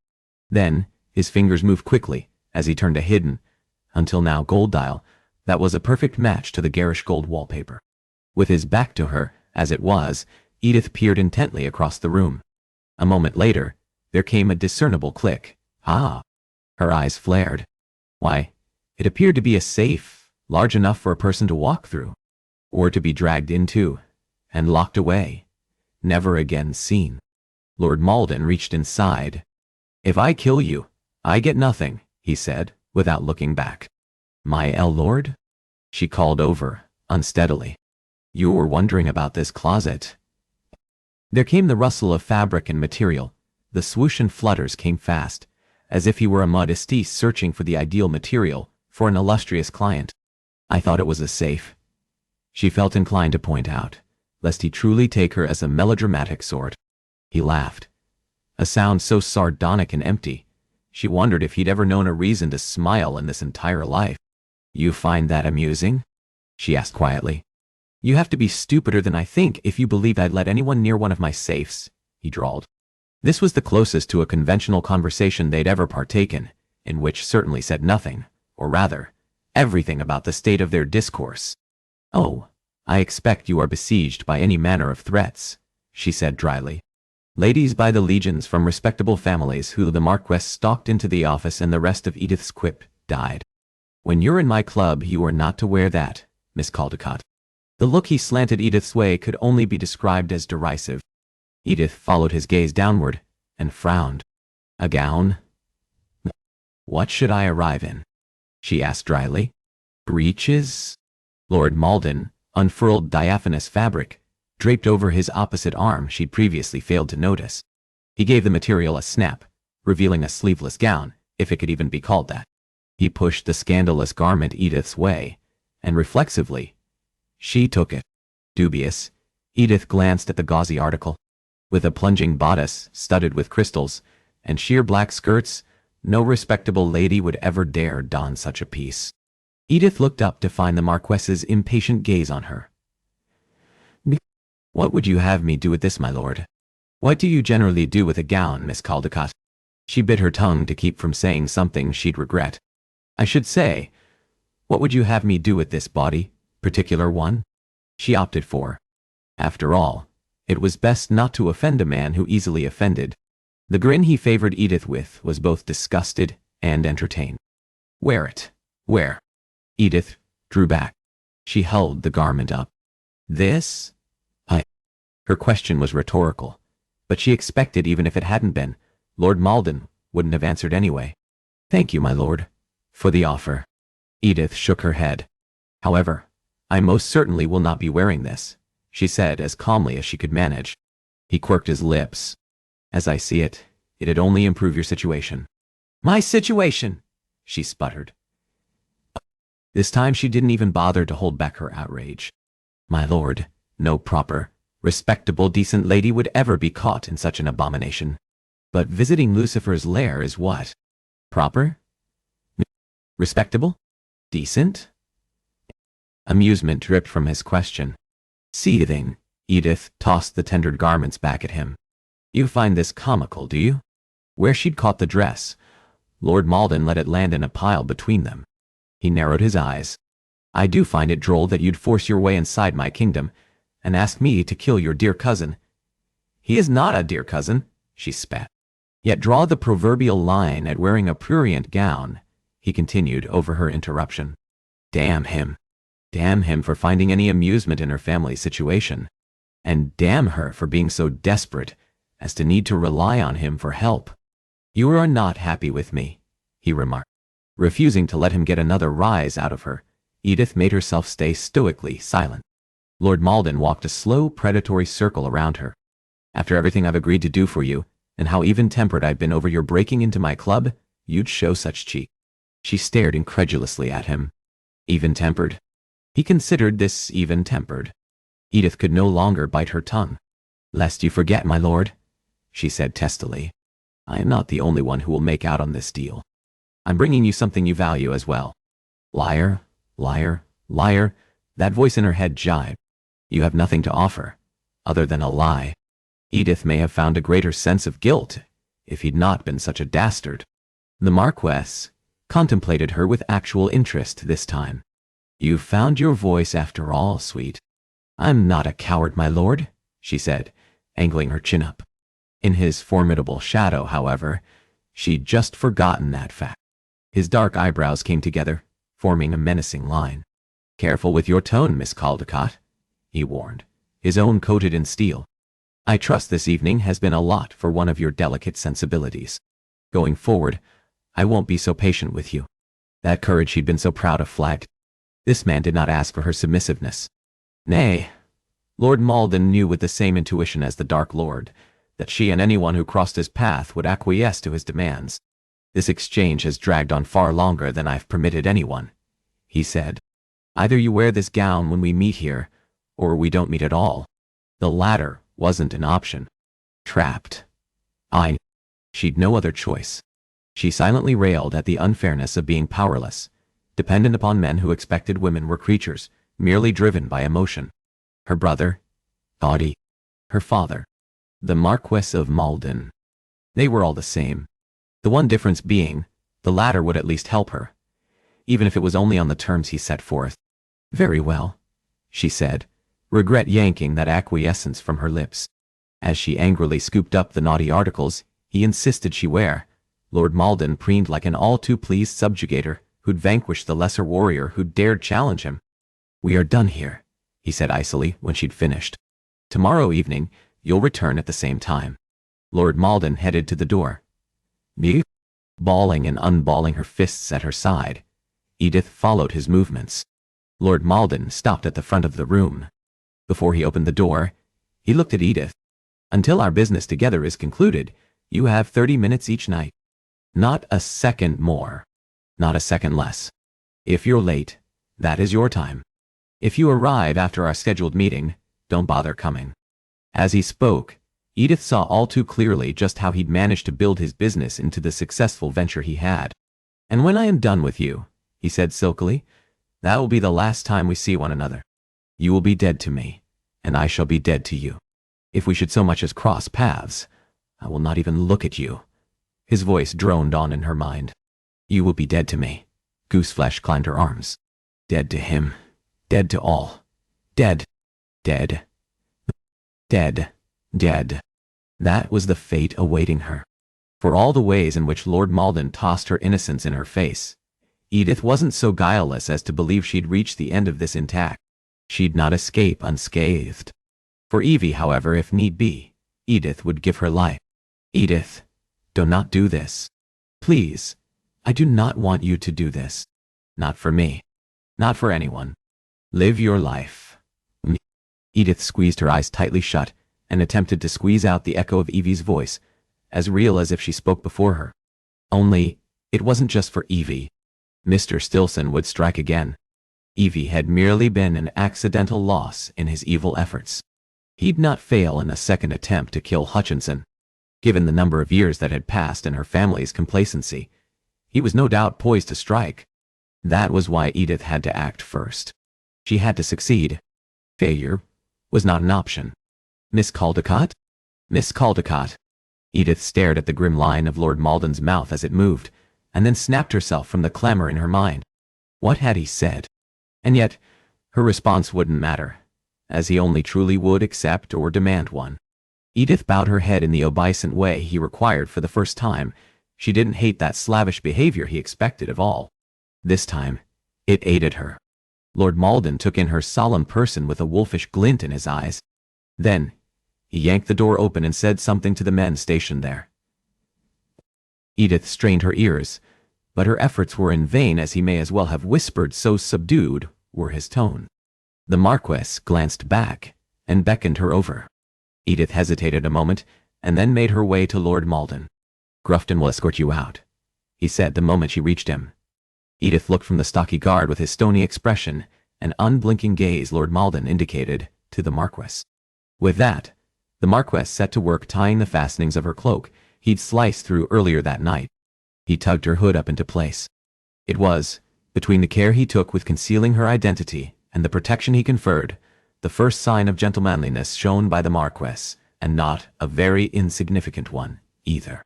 Somewhere, buried deep inside, dwelled the man he'd used to be. When he'd finished, Edith lifted her eyes to Lord Malden's. "I thank you for offering me that protection," she murmured. "I do not care one way or another what harm befalls you, except how it affects our arrangement," he said, instantly vanquishing that wishful thinking on her part. "I'm ensuring you don't go exploring my club any more than you already have." Had there ever been a man as soulless as the one before her? As if he'd read her thoughts, Lord Malden favored her with another of his frosty smiles. Then he pointed at the door. Needing distance from him, and all the tumult he turned her to inside, Edith swept eagerly past. As Mr. Grufton followed her out of his lordship's office, she felt Lord Malden's eyes upon her. "One more thing, my dear." Edith and Lord Malden's guard froze. When the Marquess spoke, the whole world stopped. She glanced back and instantly gave thanks for even the flimsy protection offered by her hood. His penetrating gaze cut all the way through her. "Do not make me regret this, sweet. She bowed her head. A look passed from Lord Malden to Mr. Grufton. Then the guard started Edith back on the path of escape. A temporary escape, her mind continued to heckle. You return on the morrow. There came that familiar thrill of terror aroused by even standing in Lord Malden's shadow. And shamefully, a different thrill as well. One she'd denied to her dying day, which was likely coming all too soon. A taste of the forbidden. As she took her leave, she felt his gaze boring into her. Edith had given him one important truth this night. She'd come of her own volition, and not at the behest of anyone who wished ill of him or his gaming hell. When the Marquess, however, learned there was no friendship between Edith and Lady Violet, it did not matter whether she'd lied to him on behalf of herself or another. For a man such as he would never tolerate being duped. She wasn't so naive or hopeful as to believe when this was all said and done, she'd remain unscathed. After years of piecing together her cousin's role in Evie's death, Edith was coming to a reckoning. She found herself in a race against time to take him down before he discovered she was close on his heels. If Cousin Eustace found out, he'd cut her down even quicker than he'd done Evie. One thing was for certain, there were some fates worse than death. And if, when Lord Malden discovered Edith's deception, God help her, she would be praying for whatever end Eustace Stilson exacted on her to spare her from facing the wrath of the Marquess of Malden. Chapter 5. Only a half-wit or reckless man would have let Miss Edith Caldecott leave last evening with only her side of the story and no further investigation into the details about the lady, her family, the Caldecotts' history, and the veracity of her reason for seeking Malden out. As such, late the following evening, 2 hours before he was to receive Miss Caldecott at his clubs, Malden sat on the gold velvet squabs of his carriage bench in the seediest side of the 7 Dials, perusing a black leather folder in his hands. Across from him sat Severin Cadogan, former assassin for the British Empire. The imposing fellow had one encounter, gone wrong, with an adversary in France. It had seen the once great agent with a scar that ran from his forehead down to his right cheek. That mark, greater than any calling card, had effectively ended the other man's hope of honest work. That was, as honest work as killing men and women could be. As the third-born son of some hateful Marquess, Cadogan had since built a career for himself, in the same ruthless profession in England, only this time not sanctioned by the government. The man was rumored to have the soul of Satan, and had the raven black hair and black eyes to suit. With a jaw too heavy, and a nose too bold, his face wasn't handsome enough or distinct enough to have attracted notice, which was likely one of the reasons he'd been slated for the work he did. Cadogan's savage looks roused terror in the hearts of anyone who passed him. Fortunately for Malden, he didn't find himself in possession of that pathetically weak organ. Just as fortuitous, Malden held the former assassin on retainer. "Here's the information you sought about the dead sister," Cadogan said in a voice as gravelled as broken glass and stones ground together. Malden accepted the latest sheet and quickly read the contents. Miss Evelyn Caldecott, sudden onset of illness symptoms, initially consistent with tuberculosis. Headaches, night sweats, malaise, body pain, weight loss. Though initially taken as a wasting illness, there was no accompanying cough. He skimmed the hastily scrawled writings of the document, detail after detail about the deceased Caldecott sister, etc., etc., etc. A sound of annoyance escaped him. "This again," he muttered. "It is early yet, but my initial findings do not give merit to the premise the dead girl was a victim of anything other than a sudden illness." "Of course they don't," he muttered. "And the brother?" "You'll find that on the next page," Cadogan said. "He's out of the country more than he's in it, and as such, it'll take me longer to dig up information about whether he's ever had any encounters that could have been more. I'll keep searching. Don't bother." Not taking his focus from the next page, Malden gave a dismissive wave of his hand. "It doesn't matter." As he'd informed Edith Caldecott, whether Mr. Stilson was or wasn't guilty of any crime hardly mattered to Malden. As long as the willful Miss Caldecott provided Malden what he wanted, he'd no qualms eliminating who she wanted eliminated. "You don't know if something matters until it does," the agent said with an intransigence that would have impressed Malden were it turned on anyone else. Malden snapped the file shut. "I'll be the decider of that." Cadogan, his scarred face impassive, finally gave Malden what he sought. To your first and most important question, my lord, as to whether there is a connection between the Brookfields and Caldecotts. The latter family is a sponsor of Marchioness of Guildford School. He sneered. Ah, yes. How could he forget? The Baron Marchioness and her ladies and gentlemen of Hope, school for orphans and the most pitiful members of society. That establishment where the ladies' daughters, Faith Dumond, née Brookfield, and Lady Violet, worked like common chits. Hate singed his veins like a venomous poison that spread throughout, leaving only evil and more evil in its wake. As much as that antipathy strengthened him, in this instant, the potency of that emotion left Malden on the edge of madness, keener for the steady composure of Cadogan across from him, forcing Malden to give up the business he'd helped build with his own hands, and turned out a friendship severed as easily as the fragile thread of an artery. Dumond and Argyll would pay for what they'd done. Revenge against the Brookfields would be a sweet secondary consolation to go along with his ultimate triumph. Is there anything else? Malden asked. That is all. For now. I'll see you. If I discover anything else, I will call on you immediately. With the clandestine meeting at an end, Cadogan let himself out of the carriage and slipped as effortlessly as night into the shadows. Malden thumped a fist on the roof. His driver immediately set the team into motion and directed the conveyance to the more respectable end of London. As he did, Malden gathered all the papers Cadogan had handed over. Previously, Malden had merely skimmed the contents which contained unnecessary detail after unnecessary detail. Now, his meeting concluded, Malden read through those previously dismissed but still irrelevant details. After all, one never knew what might prove useful to one in the future. Miss Edith Caldecott, with her bend toward tartness and insolence, rose each morning at 6 o'clock religiously. She partook in 2 plain slices of toast and 1 boiled egg for breakfast each morn. While she broke her fast, she did not keep the company of either her parents or younger sister, not yet on the market, but rather did so alone. Throughout her morning meal, she alternately read or took notes in her journal. From there, when the sun only just began to rise, the lady walked through an empty Hyde Park and disappeared within a wooden copse. What took place in there behind the trees and brush, however, remained unknown for now. That detail, Malden would glean soon enough. Otherwise, there was nothing peculiar or of interest about the lady. She had no wicked proclivities. There'd been no lovers, which given the fact she moved like a virgin had ever been in doubt. She didn't so much as drink anything at public events. She preferred to sit on the sidelines of the activity and take the gatherings in. A memory whispered forward of Edith Caldecott's wide-eyed virginal gaze on Malden's patrons in various states of dishabille. A voyeur she was, his Miss Caldecott, and Malden found himself all too titillated at the prospect of her taking in the salacious sights available to view at Sodom and Gomorrah.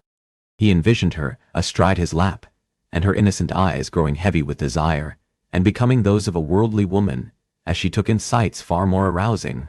His breathing grew heavy, and Malden again marveled at the sudden allure of a maiden.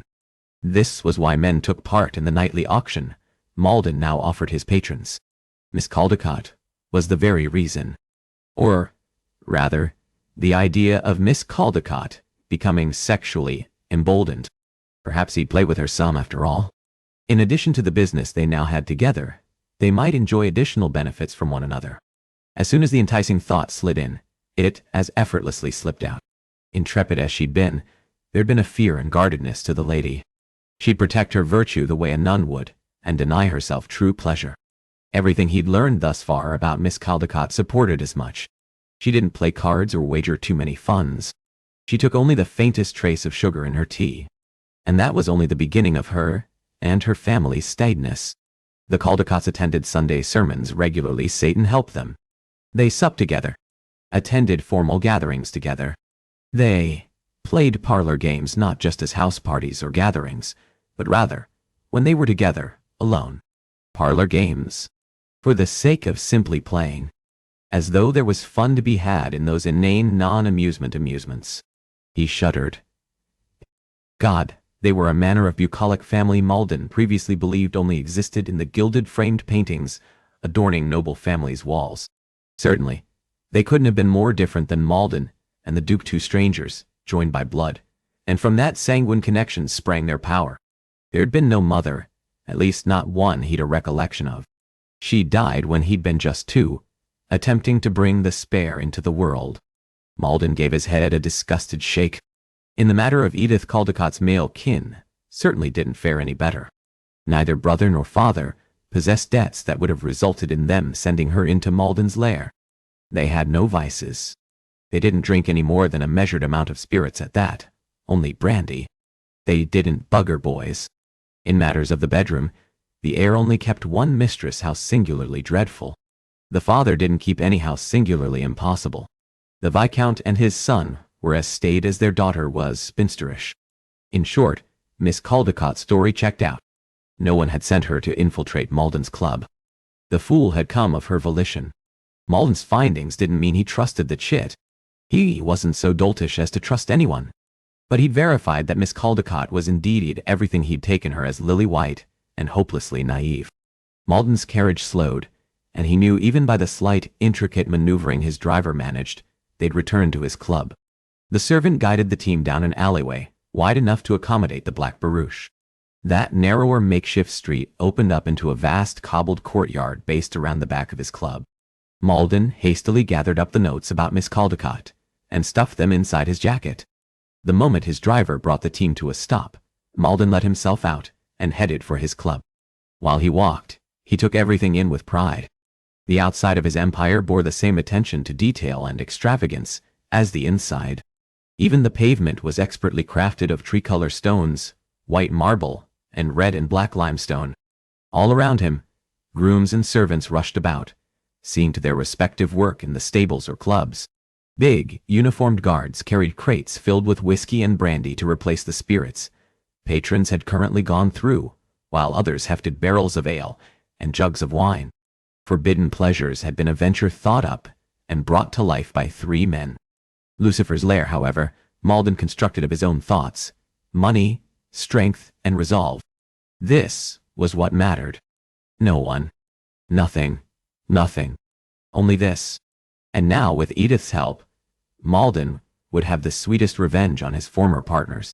Chapter 6. The following night, Edith returned punctually to Lucifer's lair, ushered in by the same hardened guard who'd escorted her out the night prior. She followed closely behind him. As she walked the length of the hallway, past the men stationed at various points, Edith's skin prickled. Reflexively, she burrowed deeper into her cloak. Even with the cover the voluminous black garment provided, Edith, wearing the shameful piece the Marquess insisted she don, had never felt more exposed than she did in this instant. She found herself actually relieved when Mr. Grufton stopped outside Lord Malden's offices and knocked once. "Enter." Her relief proved short-lived, as the Marquess's booming voice answered the guard's call. In a show of blatant disrespect, Mr. Grufton stepped aside so Edith could open the door. The moment she entered, the guard drew the panel closed hard behind him. Edith jumped. A chuckle resonated from the corner of the room. Scared, kitten? Terrified. Edith looked to the Louis XV giltwood chase, where the Marquess lounged as comfortably within the upholstered folds of his seat as Satan in his inferno. Even across the room, she caught the mocking challenge in his eyes. Edith lifted her chin. "I'm eager to begin, my lord." The slight stammer made an utter liar of her. Another low rumbling laugh from Lord Malden said he knew it too. "So eager you've already wasted." He consulted his timepiece. 1 minute of your time. His reminder of the limitations he'd placed on her compelled Edith to join him. When she reached the Marquess, she hovered there. She'd expected to be directed to the chair opposite his desk as she'd been made to do last evening. Oddly, being asked to join him on a comfortable leather-buttoned sofa proved threatening in a different, but even more dangerous way. Without standing and bowing as any respectable gentleman would, the Marquess tipped his head back and continued to stare at Edith with his usual derisive humor. "Sit. Sit," he urged, with a clearly false eagerness. Edith eyed the sofa warily. With the way the Marquess had positioned himself, he'd ensured there was a farthest point away from him Edith could comfortably sit without being near him. Edith went to take one of those places next to Lord Malden. "Your cloak, Miss Caldecott," he said, with another dark, ironical smile. "I am comfortable as I am, my lord, but thank you for offering." To show some compliance, however, Edith pushed her hood back. His gaze lit on her gauzy mask and heat flared in his eyes, the sight of which caused her belly to flutter. "The cloak, Edith," he repeated. "I'd see if you are an obedient girl, or whether you've defied me." The husky quality to the Marquess's latter option possessed a queer eagerness, as if he were titillated by the possibility. What manner of man did she tangle with? Edith carefully removed her cloak and held the taffeta article close. Their gazes locked in a battle she knew she couldn't win. "Lower it, Miss Caldecott," he silkily commanded. Silently cursing him to hell, Edith threw her makeshift shield on the back of a nearby armchair. The Marquess proceeded to do a slow, methodical up-and-down search. As usual, she could make nothing out of the glint in his eyes. "This suits you more, my dear." His voice, thick with desire, did more of those strange things to Edith's senses. "I'm so glad you are happy." She spoke with a crisp evenness, not knowing how she managed such a feat. The moment she'd seated herself, the Marquess got right to business. "Tell me what manner of revenge you'd have upon Mr. Stilson." Edith didn't even have to think. Slow and torturous. She herself had ruminated over that very question thousands of times. Like Evie's death. He sharpened his gaze on hers. "I thought you said hers was quick." Did he think to trip her up? Did he believe she'd lied about even this? "I said her illness was quick. Have you ever watched anyone die, my lord?" "My dear," he drawled, sounding so amused she itched to slap him. "I don't sully my hands with such tasks." His jaw flexed. "Now, if anyone sought to directly harm me, then I'd end them on the spot. But the world knows that, and it is why no one dares to cross me." Edith studied Lord Malden. How invincible he believed himself to be, and maybe he was. Because he didn't care about anyone or anything outside of his wants, and as such, he found himself safe from actual pain and suffering. "I'm not asking if you've killed anyone with your bare hands," she said quietly. "I'm asking if you ever watched a person die." He went mutinously silent, like a man resenting that he didn't have first-hand knowledge of that question put to him. "Let me tell you what it is like, my lord," she said, shaking. "It is quiet. The kind of calm and still that comes when a winter storm descends over the land and chases away all sound. Nobody talks. Not servants. Not family. Everyone retreats and sits with their own worst fears." Edith stared at Lord Malden, but his powerful form became amorphous as the past whispered forward, and she became trapped in the worst days of her life. "The air," she continued thickly. "It had been the worst. It has a specific scent," she explained. "One a person has never smelled before, but so distinct that there's an inherent knowledge of what it is, the smell of death." Her breath came so loud and fast it filled her ears and drowned out everything, including the sound of her voice. Still, Edith needed the irreverent Lord Malden to understand, because maybe if he did, she could reach him. Perhaps then, he'd share Edith's same desire for revenge, and she wouldn't be alone in this. "The world takes their cues from the one who is dying, my lord. They are silent and still, and you keep that quiet and remain motionless." In Edith's case, she'd rarely moved from Evie's bedside. Only when their other siblings had craved time with her had Edith reluctantly pulled herself away so as to share what she'd ultimately known were Evie's final moments. You unintentionally adopt every transformation occurring in their bodies, but without the same physical pain. Her throat worked. "There's pain. Sorrow so deep, it's as great as the affliction that left your loved one confined to a bed. Then, it is as though the one who is dying awakens from a great slumber. They stir slowly and open their eyes, and for a brief moment, a ball of emotion formed in her throat, and Edith struggled to speak. For one brief moment, you believe they've cheated death after all, and you feel this profound." Edith searched her mind for a way to describe a nearly indescribable sentiment. Joy unlike anything you've ever known, or will know, until you realize their body remains a shell, that their soul merely exists within. The person you love and would give your very life for remains further away from you than had they already gone to the hereafter. She squeezed her eyes shut. Their body becomes like that of one who's possessed. They thrash, writhe, twist, and it is violent. But her throat worked, and so very loud.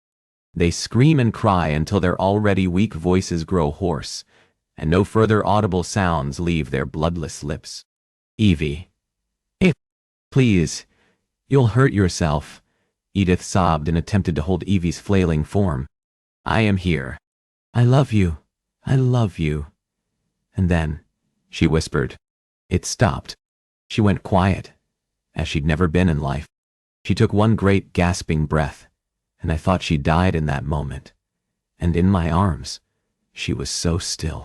Her skin pricked and burned, and blankly, she pulled herself out of her telling and looked toward the silent, unexpressive gentleman before her. From under thick, golden lashes, Lord Malden stared at Edith. She blinked slowly. She'd forgotten his presence, and that she spoke for his benefit.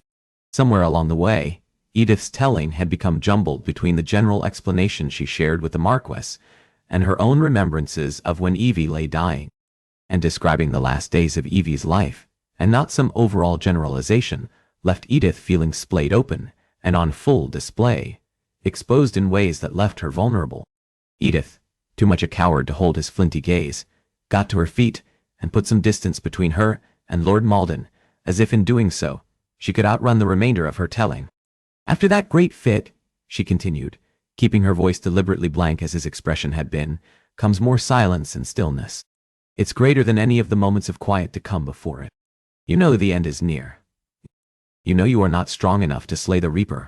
He's intent on claiming the person you most love. So instead, you beg God to save them. Everything you've learned about the Lord and Savior is that he is all-powerful. He can move mountains, walk on water. So, you barter with the benevolent, loving Creator."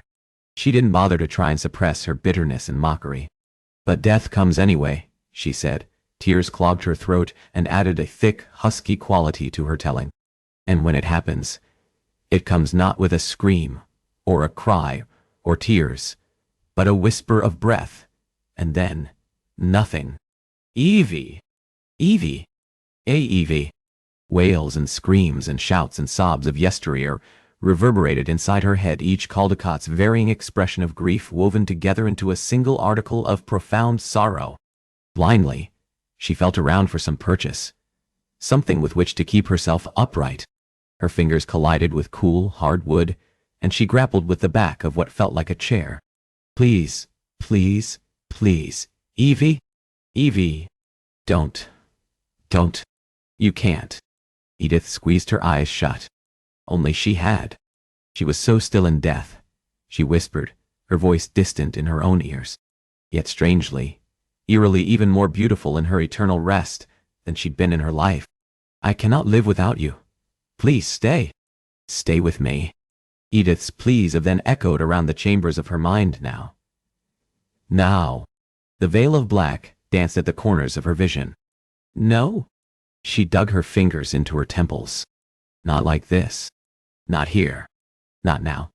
Not with this man who derided Edith for her weakness and declined to help her further for her lack of self-control that bordered on madness." She gripped the solid surface, curling her fingers into the only thing coming between her and falling flat on her face. "Miss Caldecott?" No.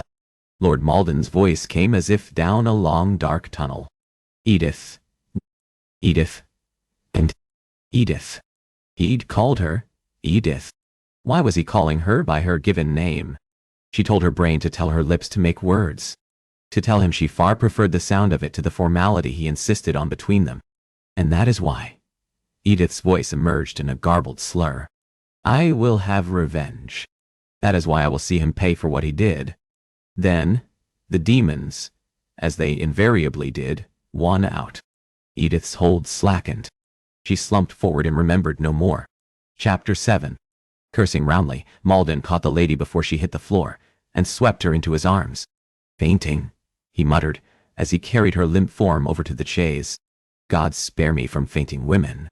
As you can probably gather, I despise the wilting sort, Edith." Glaring, he set her down upon the recamere. "You'd have to be conscious to detect my annoyance." He fisted and unfisted his hands at his side. In limp repose, with her slender legs angled in opposite directions, she lay as awkward as a child's abandoned doll. Between her unnaturally white pallor and listless features, made all the starker against the black velvet fabric, Edith personified the imagery she'd painted of a dying woman. With another black curse, he gently rearranged her graceful limbs, so they were no longer distorted. Malden seated himself at the very edge of the chaise. "I'll have you know I didn't want these details about you and your sister, Edith," he said curtly. The details and stories surrounding her life, the things only she knew, didn't matter to him. Having been born to a bastard of a brutal duke, Malden had made it a point to not involve himself in anything that dealt with the emotions of people around him that was aside from his two boyhood friends. Those same friends who'd ultimately betrayed him and cast him out. No, allowing emotion to dominate oneself only left a person weak. Now, in hearing Edith speak, he found himself compelled, not only by her telling, but the depth of her resolve in seeking retribution, no matter she labored under a delusion. In her large, tragic eyes, he bore witness to a depth of pain and sorrow and suffering, the likes of which he'd neither witnessed nor known, nor even believed in until now. Until her. That demonstrative showing of emotion ought to repulse him. He should be raring to toss her out on her small, pear-shaped buttocks, because he didn't have dealings with creatures ruled by their feelings. And yet, Malden found himself alternately repulsed and inextricably fascinated by her. Perhaps it was because he'd never witnessed a woman, or for that matter, anyone so candid as to share all their thoughts and weaknesses. The people he dealt with grieved over the loss of fortunes, lands, bad wagers, card matches. Never, however, were they moved to tears and a faint by the loss of a person. To do so, they'd have to care about someone other than themselves, and that was simply not the way of the world. No, lords and ladies same as Malden were invariably greedy, self-serving sorts. He contemplated her. Edith, with her candor, courage, and this complex ability to love, proved the same as a unicorn, or fairy creatures Malden had previously only taken as mythical beings. But now, the lady's presence proved things he'd taken as fanciful love and devotion of others were very much factual. The virtually world-shaking discovery left him unnerved. What? She unnerved him. And no one unnerved him. No man, and certainly not a woman.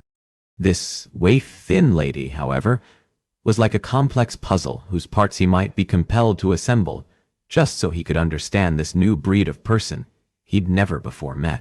Either way, the novelty of her and her curious ability to care for and love someone other than herself was a distraction he certainly did not need. What he did require, on the other hand, was to get on with their arrangement. She had a man to see dead.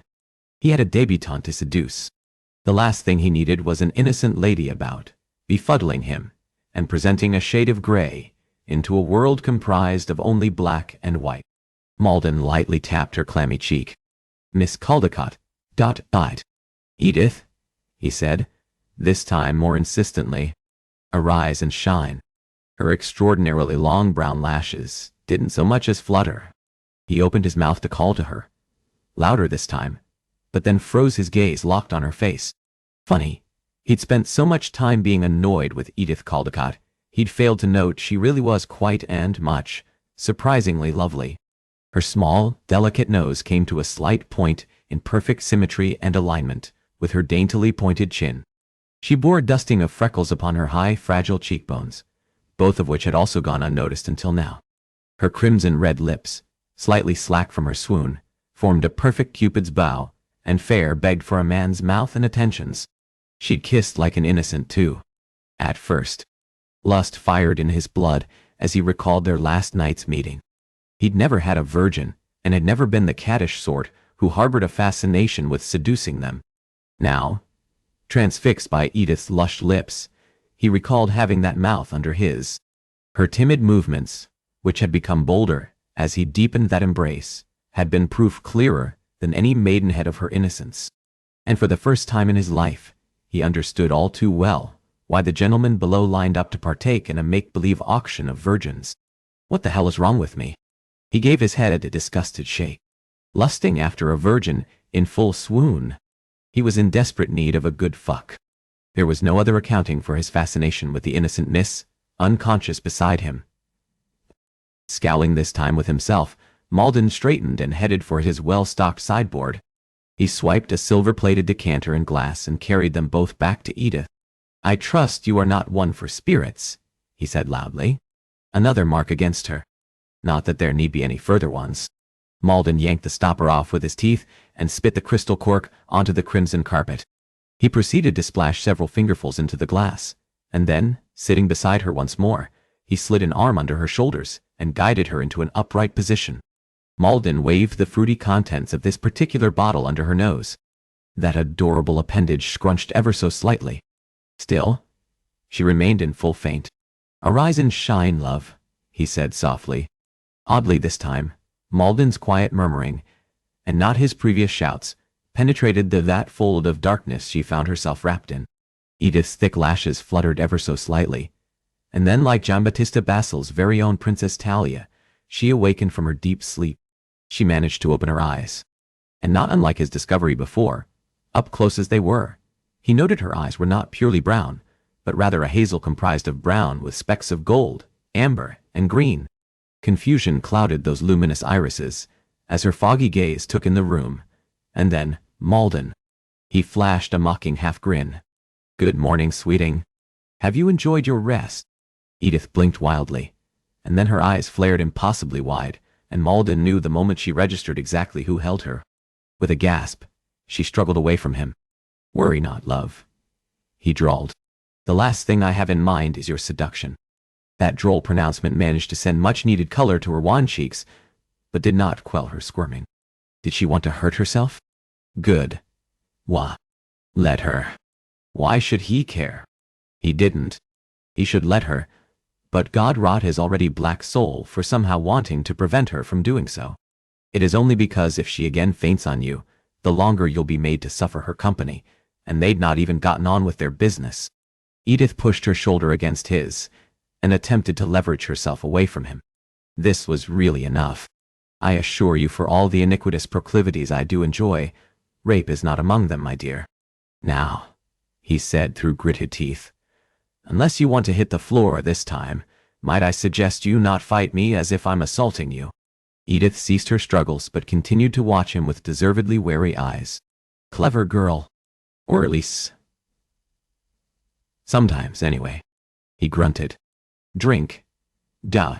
She eyed his offering dubiously. "I don't drink claret." "Absolutely shocking," he drawled. "My apologies. I do not have tepid lemonade to rouse you." 4 little lines furrowed her brow in a display of her confusion. Tepid lemonade wouldn't rouse a person. Precisely. He pressed the glass at her. "Now, drink." She didn't. I know," he said tersely. "You don't indulge in claret. You're making an exception." God. She vexed him as no other. She shook her head. "That's not what I was going to say, my lord. It doesn't matter what you were going to. I was going to clarify." She accepted the spirits. "I don't drink claret regularly," she added. "Only on occasion." He smirked. "Many." "Ah, should I fetch you a brandy then?" "A whiskey, please, my lord." She expected him to believe she indulged in whiskey. "Never tell me," he drawled. "You enjoy a glass during a rousing game of whist?" "I'd hardly describe whist as a rousing high-stakes game, my lord." She gave him a peculiar look. In fact, I'd expect a scandalous, wicked gaming hell owner to have a greater idea of what constitutes a high-stakes game. She said, a wealth of disappointment, in words that emerged as if her ruminations were intended only for her ears. His growl of annoyance was lost as she continued prattling on. "I enjoy having a whiskey during a round of hazard, or vigant eau, and when I'm playing billiards." "No doubt you smoke a cheroot too," he said dryly. Cheroot? During billiards?" She continued with a like incredulity. However, would a person properly play a game with a cheroot in one hand and a snifter in the other? She looked at him as if he'd gone mad. Because she apparently couldn't recognize sarcasm had it been the only thing hanging in her wardrobe to wear. Edith gave her head a shake. "I don't take my cheroots during billiards." She flashed a cheeky smile. "Only afterward, once I've trounced the other player." Her admission conjured an image of the young lady in a dimly lit billiards room and celebrating her big win with a smoke and snifter of fine French brandy. The image so ludicrous, so improbable, Malden barked with laughter. The sound emerged rusty and hoarse from little to no use, and so rare he barely recognized it. In fact, He couldn't call forth a time when he had done so. With the harsh childhood he'd known under the Duke's thumb, and even harsher go he'd had of it in school before Dooman championed him, there'd never been reasons to laugh. It felt odd and strange, and yet he couldn't suppress that levity. Edith's expressive eyes reflected his own shock. Good God. Her madness was contagious. He buried the rest of that unexpected mirth in a sneer. If you're going to spin fanciful yarns, you'd do well to strive for some believability. You are a terrible liar, Edith Caldecott. Yes, I am. Something flickered in her eyes, a flash of fear perhaps. It was gone too quick for Malden to identify. Edith's smile faded, and she glanced down, and their previous absurd exchange turned serious once more. Sip. You sometimes whiskey, always brandy drinker, he said brusquely. A frown played on the corners of her sweet, curved lips. I'm not a liar, take a sip, he snapped. Edith jumped, and that quick jerk of her body sent amber droplets splashing over the edge. With an impressively withering scowl, the lady raised that glass to her mouth he'd spent entirely too long ogling, and drank, and continued drinking. The long, graceful arch of her neck slid rhythmically as she downed the contents of her snifter with all the ease of a drunken sailor. Malden's eyes widened, and this time he made no effort to hide his surprise. My God. He'd never believed in love, and never would. But if he were one of those fanciful romantic fellows, falling for an innocent miss who guzzled spirits like a sailor would be the manner of woman he'd lose his heart to. Edith finished quickly, and then held over the empty glass. Is that good, Lord Malden? Her eyes sparkled with amusement. Or do you require I sip another glass? Her and her tart-mouthed response. No one spoke to him so. That transgression alone should rouse his fury. Instead, his gaze lingered on her mouth for altogether different reasons, salacious ones. Her lips glistened and gleamed with the remnants of whiskey. Malden was consumed with a savage hunger to suck on that plump flesh until he was drunk off both the spirits and the taste of her. An imp smile teased her lips, tormented him. Nothing to say, my lord? She bantered. God, she really was pure as the driven snow. She had absolutely no idea he was rock hard and lusting after her. You don't want to know what I'm thinking, Edith, he said on a silky whisper that managed to effectively freeze her innocent smile. He dared her with his eyes to be brave enough to say the words he wanted her to say. Yes, I do, she said softly. Her impertinence he'd initially loathed, but her intrepidness now fueled his blood. Everyone saw him as one to cower from or bend to, and that this proper virginal miss should meet him head-on at every turn fueled his lust. It put him in mind of a savage king of the jungle who'd found a worthy mate, and then, with his body, marked her as his. I'm thinking about how I'd love to avail myself of your mouth, he said huskily. How I want to lick and nip that delectable flesh until you're moaning, and then I'll slip my tongue inside as I did yesterday. Edith's eyes went wide, and those lips he now sang praise to parted in a moue of surprise. Oh, she said weakly. Malden continued, delighting in scandalizing her with the wicked image he painted for her. And then, after I drank my fill out of you, I'd kiss you elsewhere. He placed his lips near hers. Do you want to know where, dear Edith? He tantalized.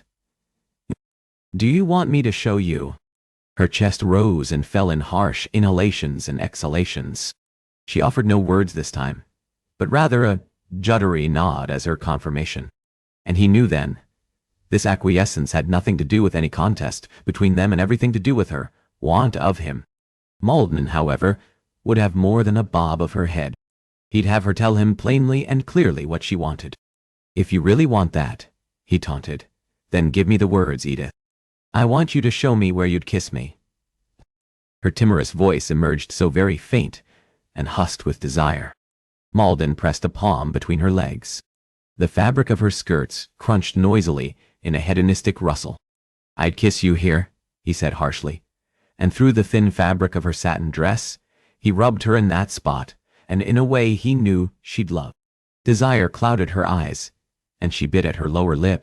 He continued to stroke her, until a little whimper she tried to conceal slipped past her lips. Her hips lifted slightly. For that unashamed showing, Malden rewarded Edith with more petting. And then, Edith, after you came, I'd have you take me between your beautiful lips and suck me until I spill myself down your throat." His voice grew raspy, and he, who'd set out to entice, found himself entrapped in the visual he painted for her. A little shudder racked her delicate frame, and her eyes slid shut. "No," he. Lost in her, his every sense clouded with desire. It was a moment before Malden registered that unfamiliar word, never spoken by a single one of the wantons he'd bedded.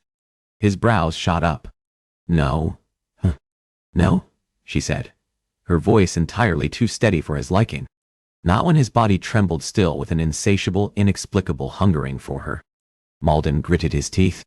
"I cannot allow liberties with a man whose Christian name I do not have possession of or permission to use," she said with the piousness of a nun.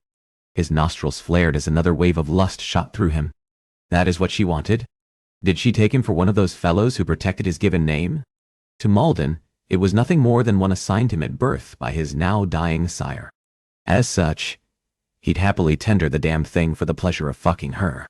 He grunted. "Edward." "Don't." Malden reached for her, but she drew back slightly, contemplating him. "Edward," she repeated, as if tasting the sound and feel of it on her lips.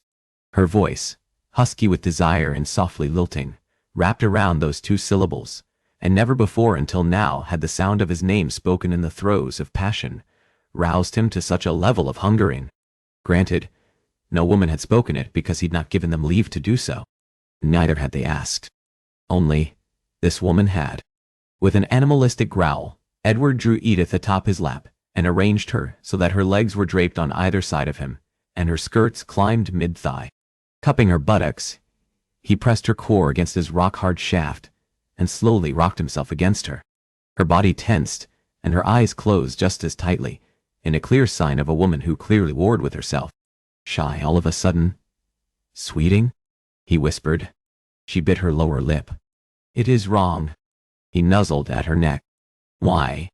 "Because good ladies do not go about doing naughty things with men who aren't their husbands. Good ladies are vastly overrated," he said, sucking on the shell of her ear. A little moan spilled from her lips. His breath came harsher.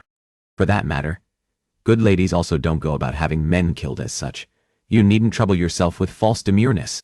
He'd said the wrong thing. He knew it the moment the taunting words left his mouth.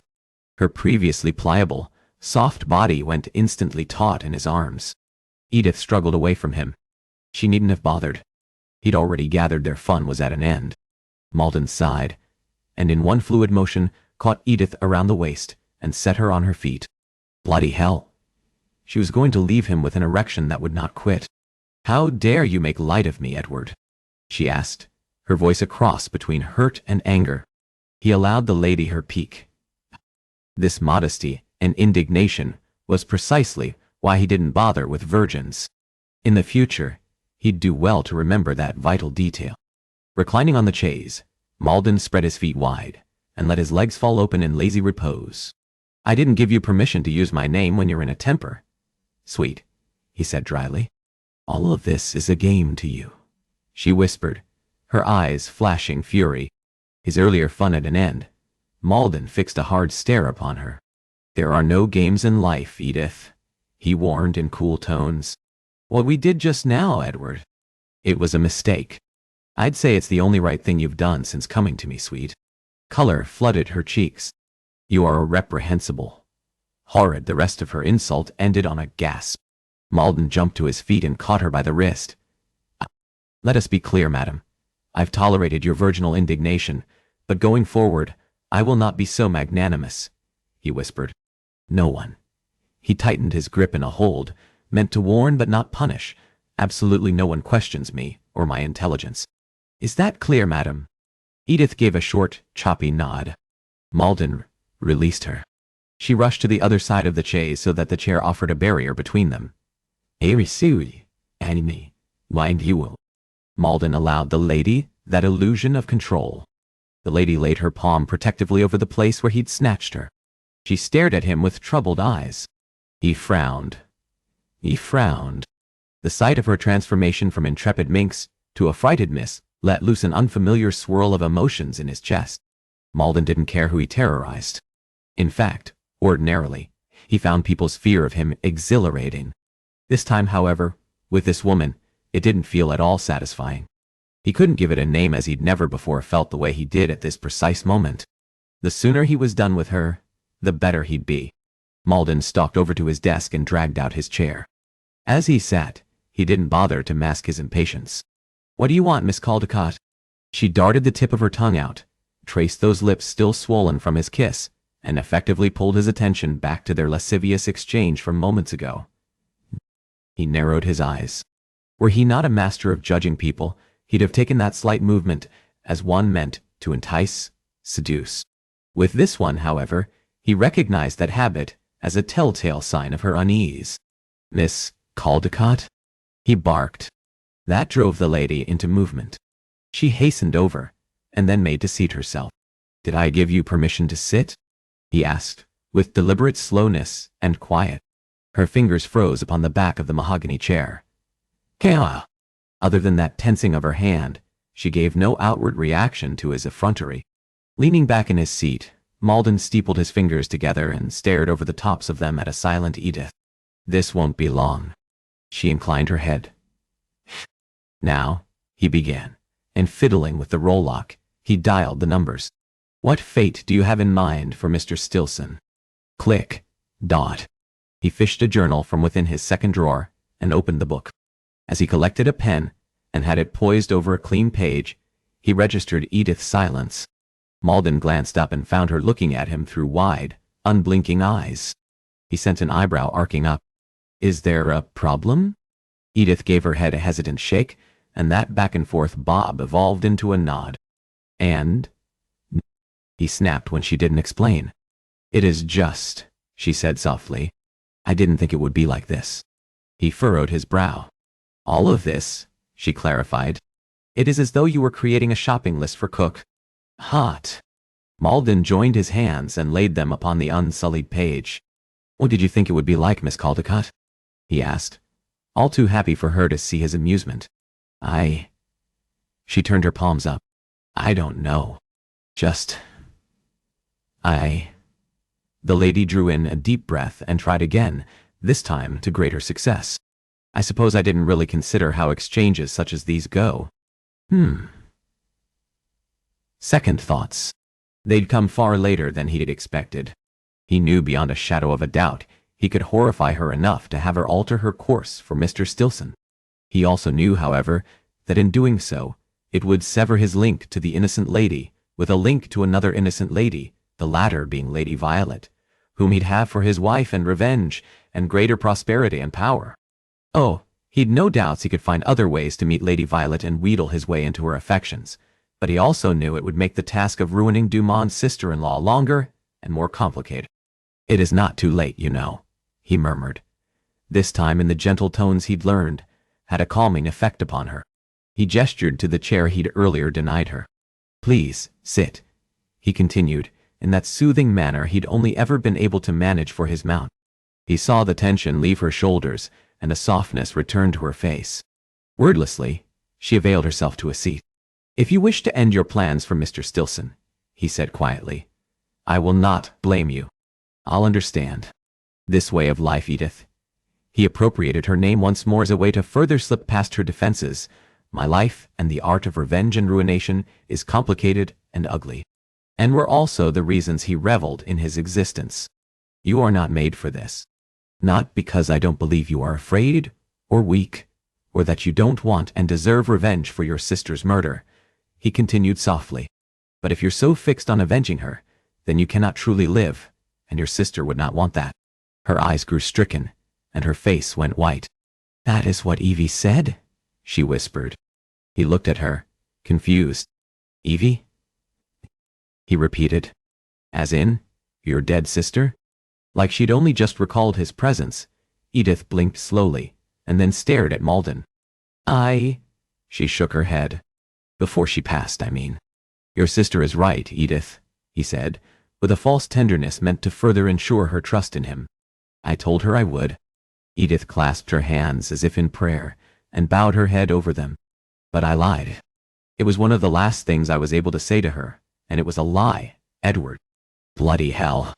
Perhaps he'd gone too far. When Edith at last lifted her head and met his eyes squarely, the hurt sorrow, pain, and regret that had previously filled their depths had turned glacial and hard.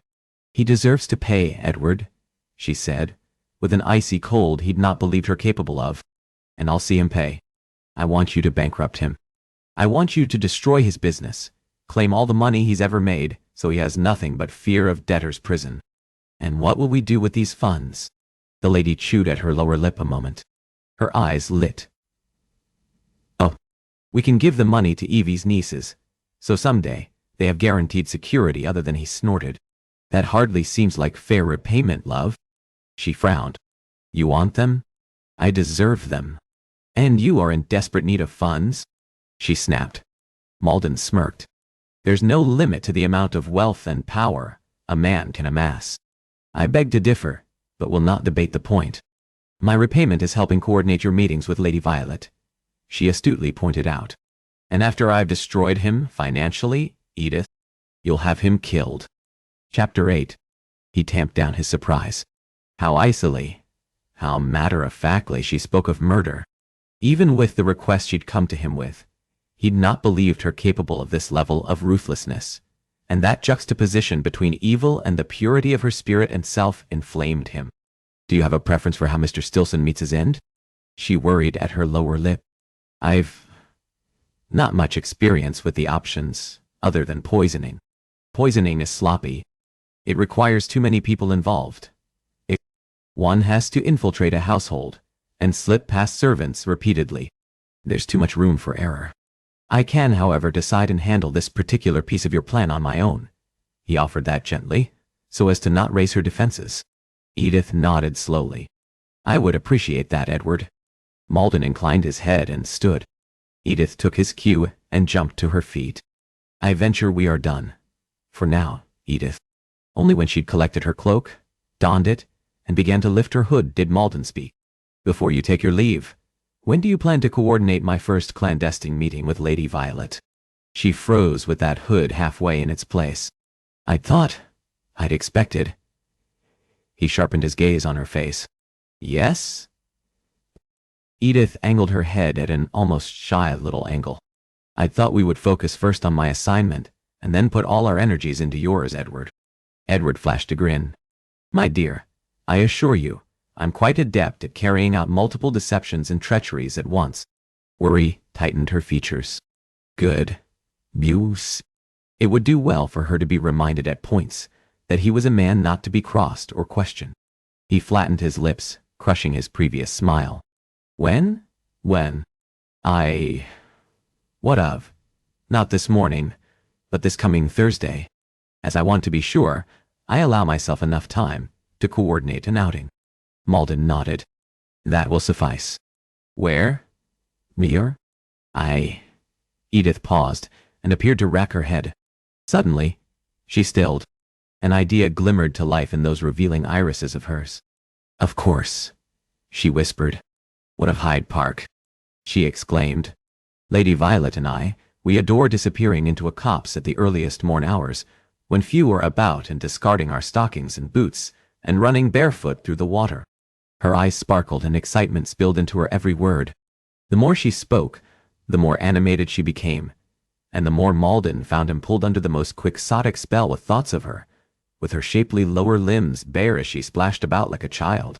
Then after, when the sun climbs higher and visitors to the park begin to arrive, we sit on the edge of the shore and let the warm sun dry us. Once more, she, like a master artist with a glorious stroke of his brush, painted a tableau of things so very foreign to him. And then, her gaze drew in that inward way he'd come to recognize came whenever she found herself lost in both her happiest and saddest thoughts. And now, her most wistful ones. We toss stones. We love to skip them and see who can manage the most jumps before the rock disappears under the surface. Her expression grew solemn and sad, all her earlier animation and joy gone. Malden balled his hands at his side. He despised that metamorphosis, loathed it with every fiber of her being. For the sole reason, he didn't have patience or time for the self-pitying sorts. That was why. That was absolutely the only reason why. "Thursday, then," he said harshly, determined to snap her out of that state. Edith started and looked at him in confusion. Hyde Park, the perfect trysting location, he murmured, more than satisfied at the lady's suggestion and habit of frequenting a park alone. A troubled glimmer sparked in her eyes. God, she was so transparent. You can't ruin her with me about, she whispered. Horror wreathed her tone. Of course not, he scoffed. Neither do I intend to merely trap her. He intended to trick her, which required a short, ardent, secret courtship on his part. He grinned. That would make the lady's ruin, and her family's fury and sorrow, all the sweeter. We are done here, Edith, he said. As it was, he'd spent entirely too much time with her. None of their exchanges need be long. This time, when Edith brought her hood into place, he allowed her to do so without interruption. When she was done, however, she continued to linger there, like one who was reluctant to leave, which was impossible, given who Malden was. A moment later, she bowed her head and made for the door. Without so much as a whisper of parting, the lady let herself out, and then was gone. The moment the panel closed with a click behind her, Malden went and fetched the decanter of whiskey and lady's empty snifter. Pouring himself a glass as he walked, Malden headed over to the impenetrable black velvet curtains that merely existed for show and drew the fabric back. The same clever mirrored window he'd had specially designed and installed over the casino floors had also been outfitted in all the rooms which overlooked Bond Street. As he sipped his whiskey, he skimmed his gaze over the darkened streets and searched for a sign of the lady's conveyance waiting for her to make her exit. Malden identified a hired carriage some 20 yards from the club. Given the driver's drab greatcoat with a superfluity of capes, and horses that were not of bloodstock, the lady had traveled not with a hackney coachman, but rather an inferior jarvey. Malden scowled. What manner of lady set out on her own, rented a blasted jarvey, and didn't spend coin on the more respectable and efficient mode of travel? Edith Caldecott did. That was who. The bloody twit. Was she trying to get herself discovered, raped, killed, or all of the above? He clenched his teeth so tight they grated noisily. Not that he cared either way. Her business was her business. Her mistakes were hers. If something were to happen to her, Malden was a man of many sources and resources. He would simply find another means to get closer to Lady Violet. Bah! Reminding himself of that, he intently studied that carriage and the general area around it, searching for a hint that someone had accompanied her. Even though she'd proven naively transparent and embarrassingly forthright, Malden possessed neither of those unfortunate traits. As such, despite the investigator he'd hired and the research he'd discovered about Miss Edith Caldecott, Malden still searched for signs that she worked with another. That reason, and that reason alone, accounted for his intent to wait for the lady's appearance. Still surveying the cobblestones below for a sign of her and any potential threat out there, he took another drink. Malden recalled the last person to place their lips upon the rim of the crystal snifter. Aye. Is that good, Lord Malden? Or do you require I sip another glass? Edith's saucy response raised a relaxed half-grin that he denied to his dying day. A unicorn or fairy indeed. Or maybe a sorceress, because she had him thinking of her and lusting for her when he'd never before wanted anything less than the most skilled Cyprian. A moment later, the lady appeared. Malden instantly went on alert. She paused on the sidewalk about Malden's clubs, and as if she knew she was being watched, as if she sensed Malden there, she stiffened. Her hood shifted slightly, in an indication she did a search for any possible foe.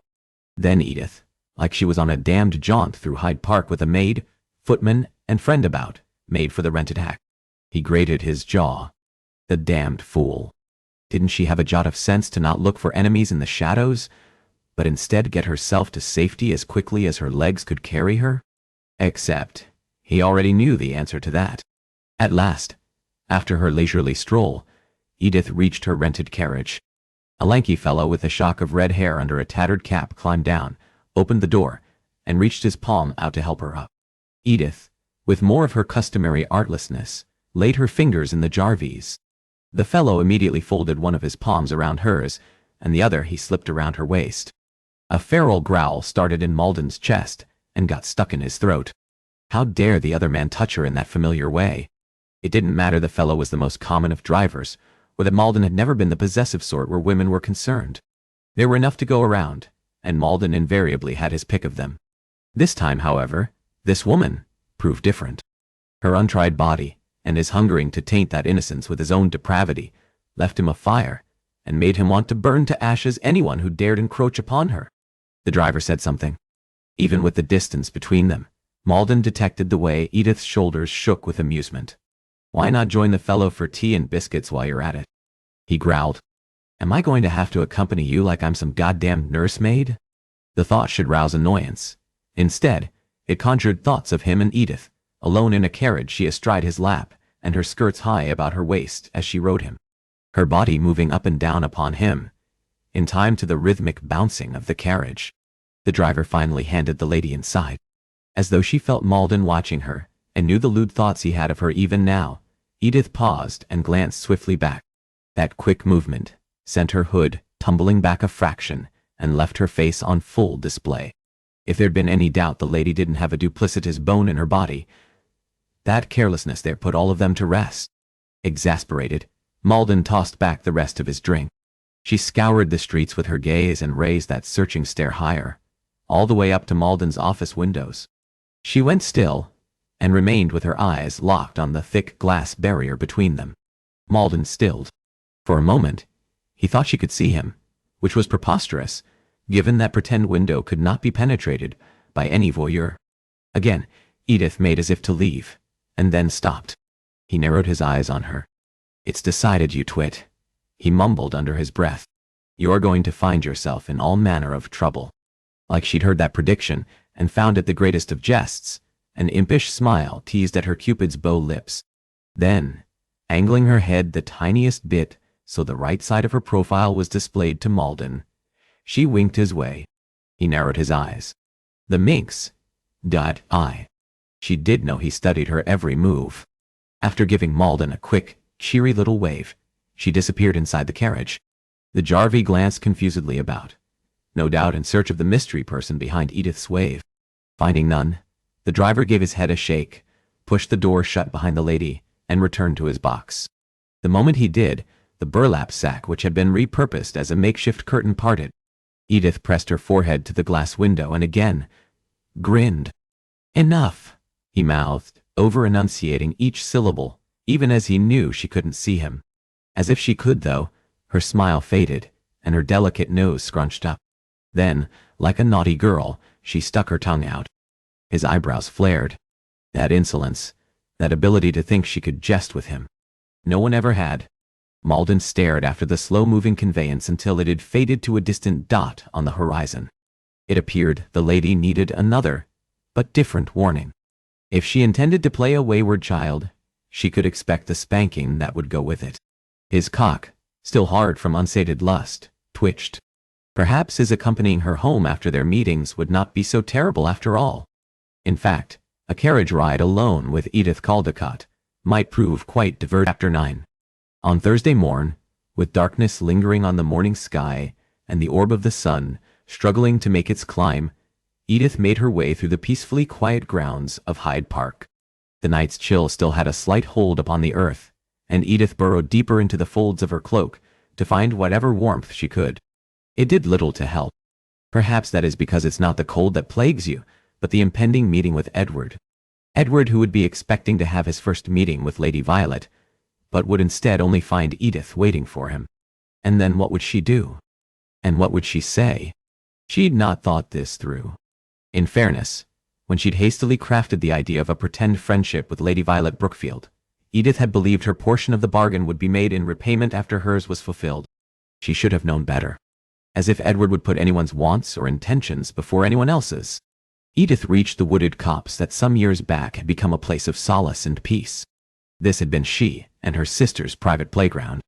With Evie, they'd frolicked here and danced about and tossed rocks and talked about their futures and dreamed about their sweethearts.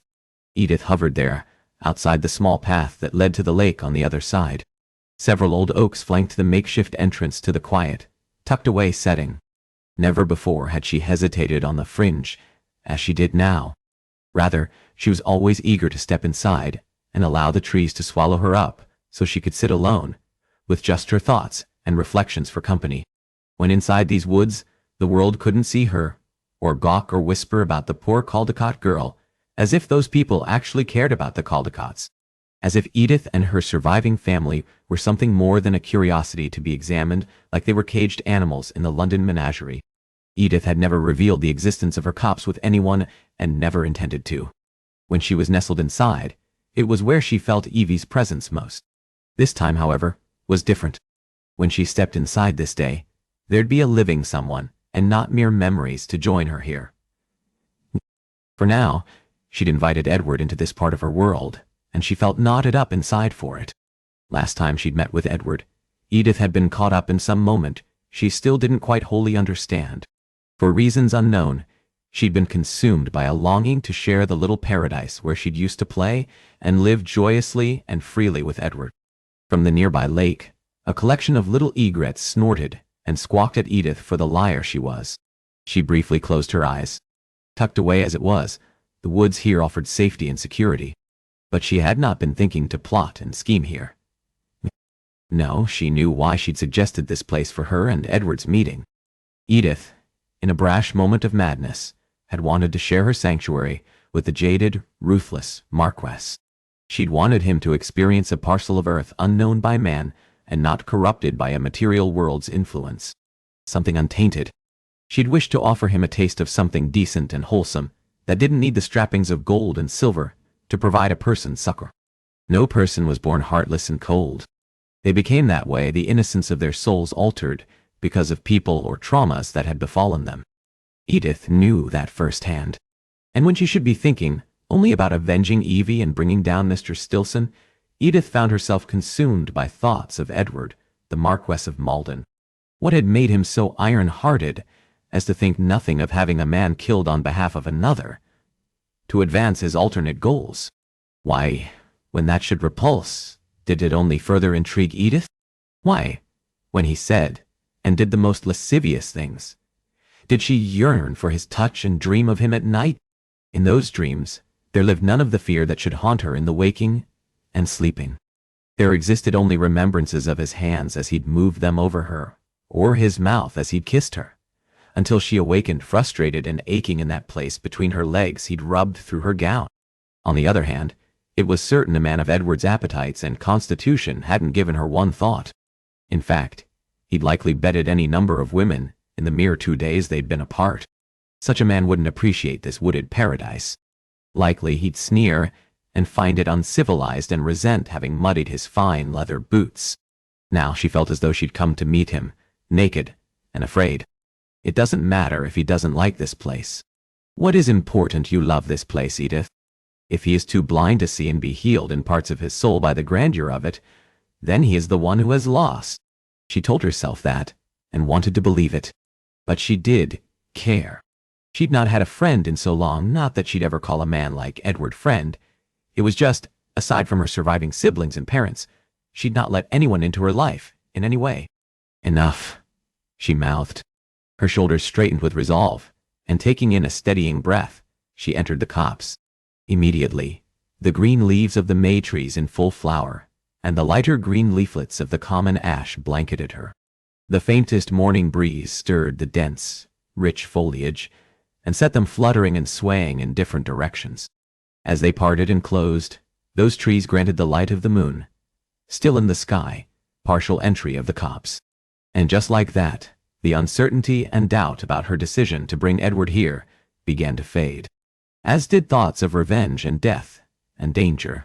Edith closed her eyes and took in the sounds of nature, the frogs that croaked from their lily pads, the lone high-pitched chirp of a bar-tailed godwit, which blended with a symphony made by crickets. She filled her lungs with the sense of this hideaway. The fresh, crisp aroma of spring's new leaves muted the smell of last autumn's now decomposing ones.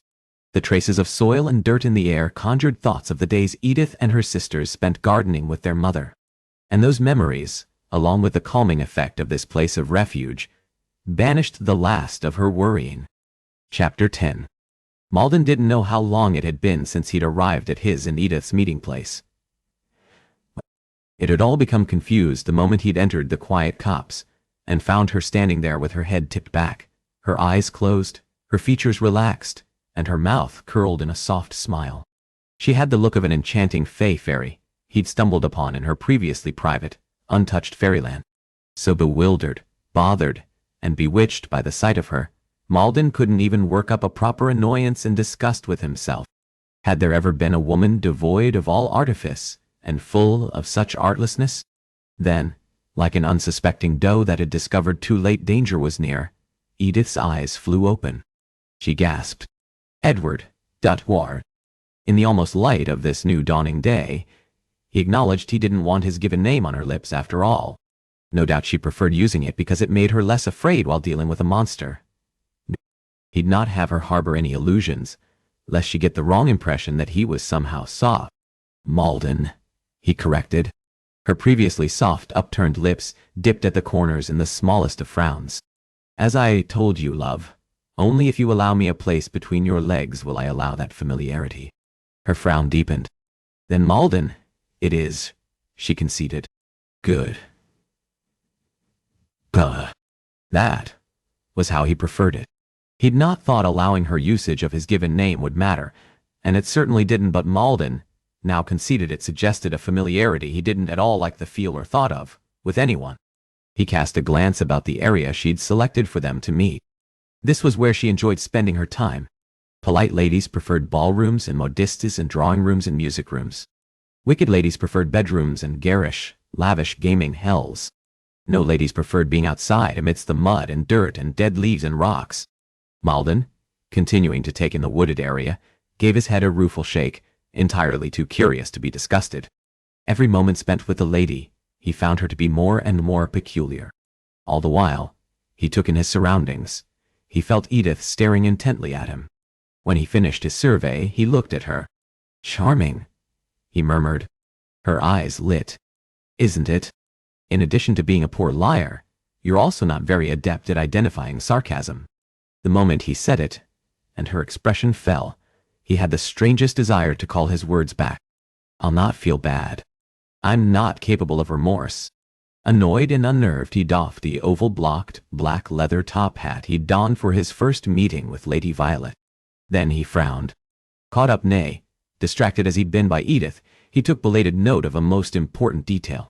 They were alone. "You'd indicated she'd be here with you at this time?" he asked, tugging out his fob and consulting his gold-encrusted timepiece. For, in order for the scheme to play out as planned, he needed to happen upon both ladies. Edith alone did him no good. Her sole purpose this day was to ease Lady Violet's fears. At her silence, he snapped his head up. "Well, He glanced about. "Where is she?" he asked impatiently. He despised anything that didn't go to plan, to the point he didn't tolerate it in anyone he had dealings with. Edith dampened her mouth. "She isn't here." "Yes," he said succinctly. "I've ascertained as much." "When is she arriving?" He'd need to find some place to wait until Edith was in position with Lady Violet. "Ah, she isn't, my lord." My lord. That was how she should refer to him. In fact, moments ago, he'd instructed her to address him thusly. How strange to regret hearing the sound of it on her lips. Maddened at himself, it was a moment before he registered the other words she'd spoken that had been far more important than how she'd referred to him. He stared at her. "She isn't," he repeated. Why, when he never repeated himself, did he find himself doing so constantly with this woman? "She isn't," Edith confirmed, this time in steadier tones. Malden shook his head. "No. What does that mean?" "Well," she spoke slowly like she was talking to a child, "it means she will not be coming today. Late last evening, I received a note indicating she'd be unable to meet, as planned," and Malden let loose a stream of invectives. In the face of his frustration and annoyance, Edith went silent and remained in complete control. That bold defiance should have left him furious. Instead, it inflamed him. "Why didn't you send word?" he demanded harshly. "I don't know," she volleyed. Perhaps because getting a note to England's worst human being, at his even worse gaming hell in the middle of the night, without compromising myself and our plan, hardly seemed like the wisest way to avoid discovery. Color suffused Edith's delicate face. Her chest surged and heaved, like she was Queen Margaret of the War of the Roses, leading her Lancastrian forces to victory at the Second Battle of St. Albans. Malden's nostrils flared. Never before had he seen a woman so intrepid, so undauntable.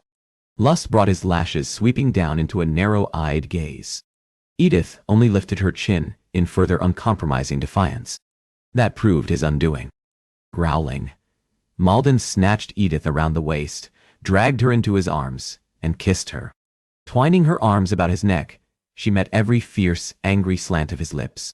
He grunted his approval. Like two animals in the wild, they mated with their mouths, in a ritual both violent and fervid.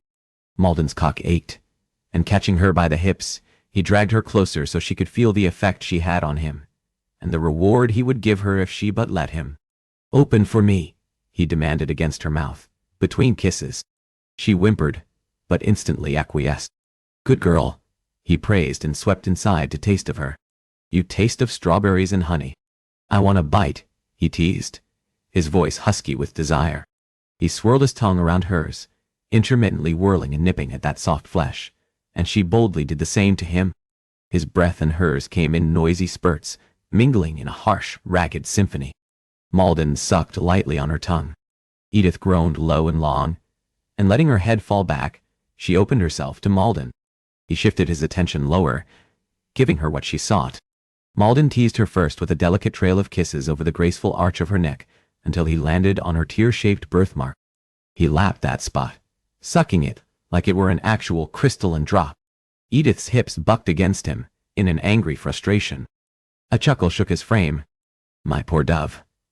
I'm being too gentle, aren't I? My naughty girl likes it rough, don't you? Like a nervous kitten." She whimpered and burrowed her face against Malden's shoulder. He caught her chin firmly between a thumb and forefinger. "Look at me," he ordered harshly. Hesitantly, his untried virgin lifted her shy eyes and flushed face.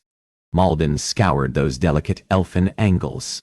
God, he ached for her. She was a fire in his blood, a disease in him. Only when he at last claimed her could he be free of this debilitating hold. She held over him. "There is no shame in desire, Edith. There is just raw, unbridled feeling, and the greatest satiation to be had. Let me show you that. Let me give you a taste of just some of what I can give you." He brushed his lips over the delicate swell of her bosom, and then tugged the neckline of her gown low, so her beautiful mounds were bare before him. Malden dropped to his knees before her, and then filled his palms with the soft, ripe swell of her breasts. He tested their gentle weight. He'd always preferred his women voluptuous, and until now had underestimated the alluring feel of the smaller ones in his hands. Through his examination, he felt Edith's gaze upon the top of his head. "You have lovely breasts, Edith," he murmured. "They are beautifully formed and fit in my palms, as if they were made for me." He detected the harsh, raspy uptick of her breath, and buried a smile. Malden, delighting in tormenting her this way, stroked the pads of his thumbs over each rigid peak. "I love your nipples," he remarked conversationally. "I had thought given the rich shade of brown your hair is, and by the paleness of your skin they'd be the lightest shade of brown or beige. This delicate pink is an unexpected but lovely surprise." Admiringly, he swept the pads of his thumbs over those erect peaks. She moaned soft, long, and low, and he reveled in her body's responsiveness to even his slightest caress. "Now I'd like a taste of them, Edith. Would you let me?" he asked softly. He knew she would. Malden knew she yearned for that, and far more things she didn't understand, or yet know, but would, after he introduced her to the wonders of lovemaking, as she so adorably referred to it. Yes, she granted in husky consent. "Yes?" he repeated, continuing to brush his fingers in a rhythmic motion over those overly sensitive buds. A breathy little moan escaped her, giving her want away. With feigned innocence, he glanced up. Edith had her full lower lip between her teeth and bit on that flesh still swollen and moist from his own mouth. "Is that a yes, Edith?" Then, like a benevolent queen, she brushed her hand over the top of his head and murmured, "Yes, you may." God, she was magnificent. Malden brought her right breast to his mouth and then experimentally teased his tongue over one pink, pebbled tip. Her hips moved in that agitated way that gave her desire away. His cock throbbed. "You love to see me this way, don't you, love? On my knees like a beggar before you?" Her keening whimper served as the only answer he needed. "Do you know, I've never prostrated myself for anyone. Never have I gotten on my knees for any woman. but I am on my knees for you now. Does knowing that make you happy, my siren? She moaned. Yes. It was too much. She was too much. She was a fire in him that needed to be extinguished, lest it consume him. With a growl, he scooped Edith from under her back and buttocks and brought her down under him. Their lips met in a fierce kiss, both of them takers and givers of desire. Never had he felt this way about any woman. Her untried innocence was like a wickedly carnal opium he found himself drugged by. Reaching between their bodies, Malden dragged her skirts and chemise up until she lay bare beneath him. Open for me, he demanded, between each parting and joining of their lips. Edith, with an intuition as old as Eve, splayed her legs and presented herself to Malden. And Malden, like a green boy with his first whore, scrambled to get a hand to that covetous spot.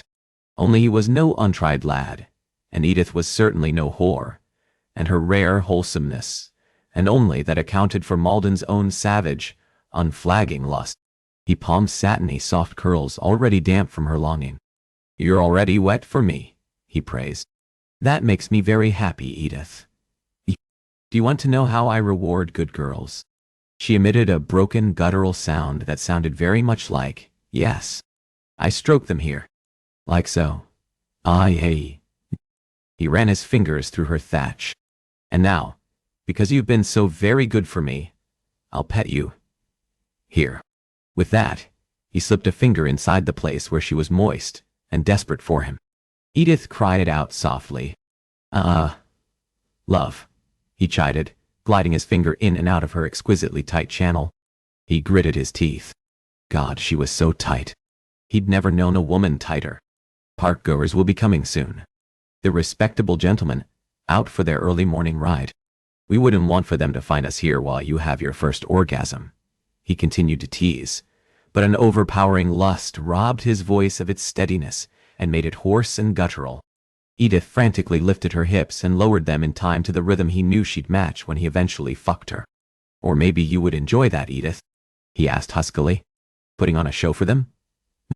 Except as soon as he uttered that provocative suggestion, a visceral rage born of possessiveness, like Malden had never before known, swarmed him. Edith caught him by the nape and stopped the flow of those turbulent, confused thoughts. She angled his gaze to where she wanted it, so that it met her longing one. I don't want anyone here, Edward, she said, soft as her big doe eyes. I only want you. Her words, coupled with the husky murmur of his name she shamelessly possessed, sent lust firing through him. Like a savage beast, Malden grunted his approval and devoured her mouth. Edith met each glide of his lips over hers, and each thrust and parry of his tongue with a gloriously increasing boldness. And to honor that wantonness, he returned to worshipping her pulsating core. You are so wet for me, he rasped between kisses, while she rode his fingers. She moaned. Her speech dissolved, her body growing more and more tense. She was close.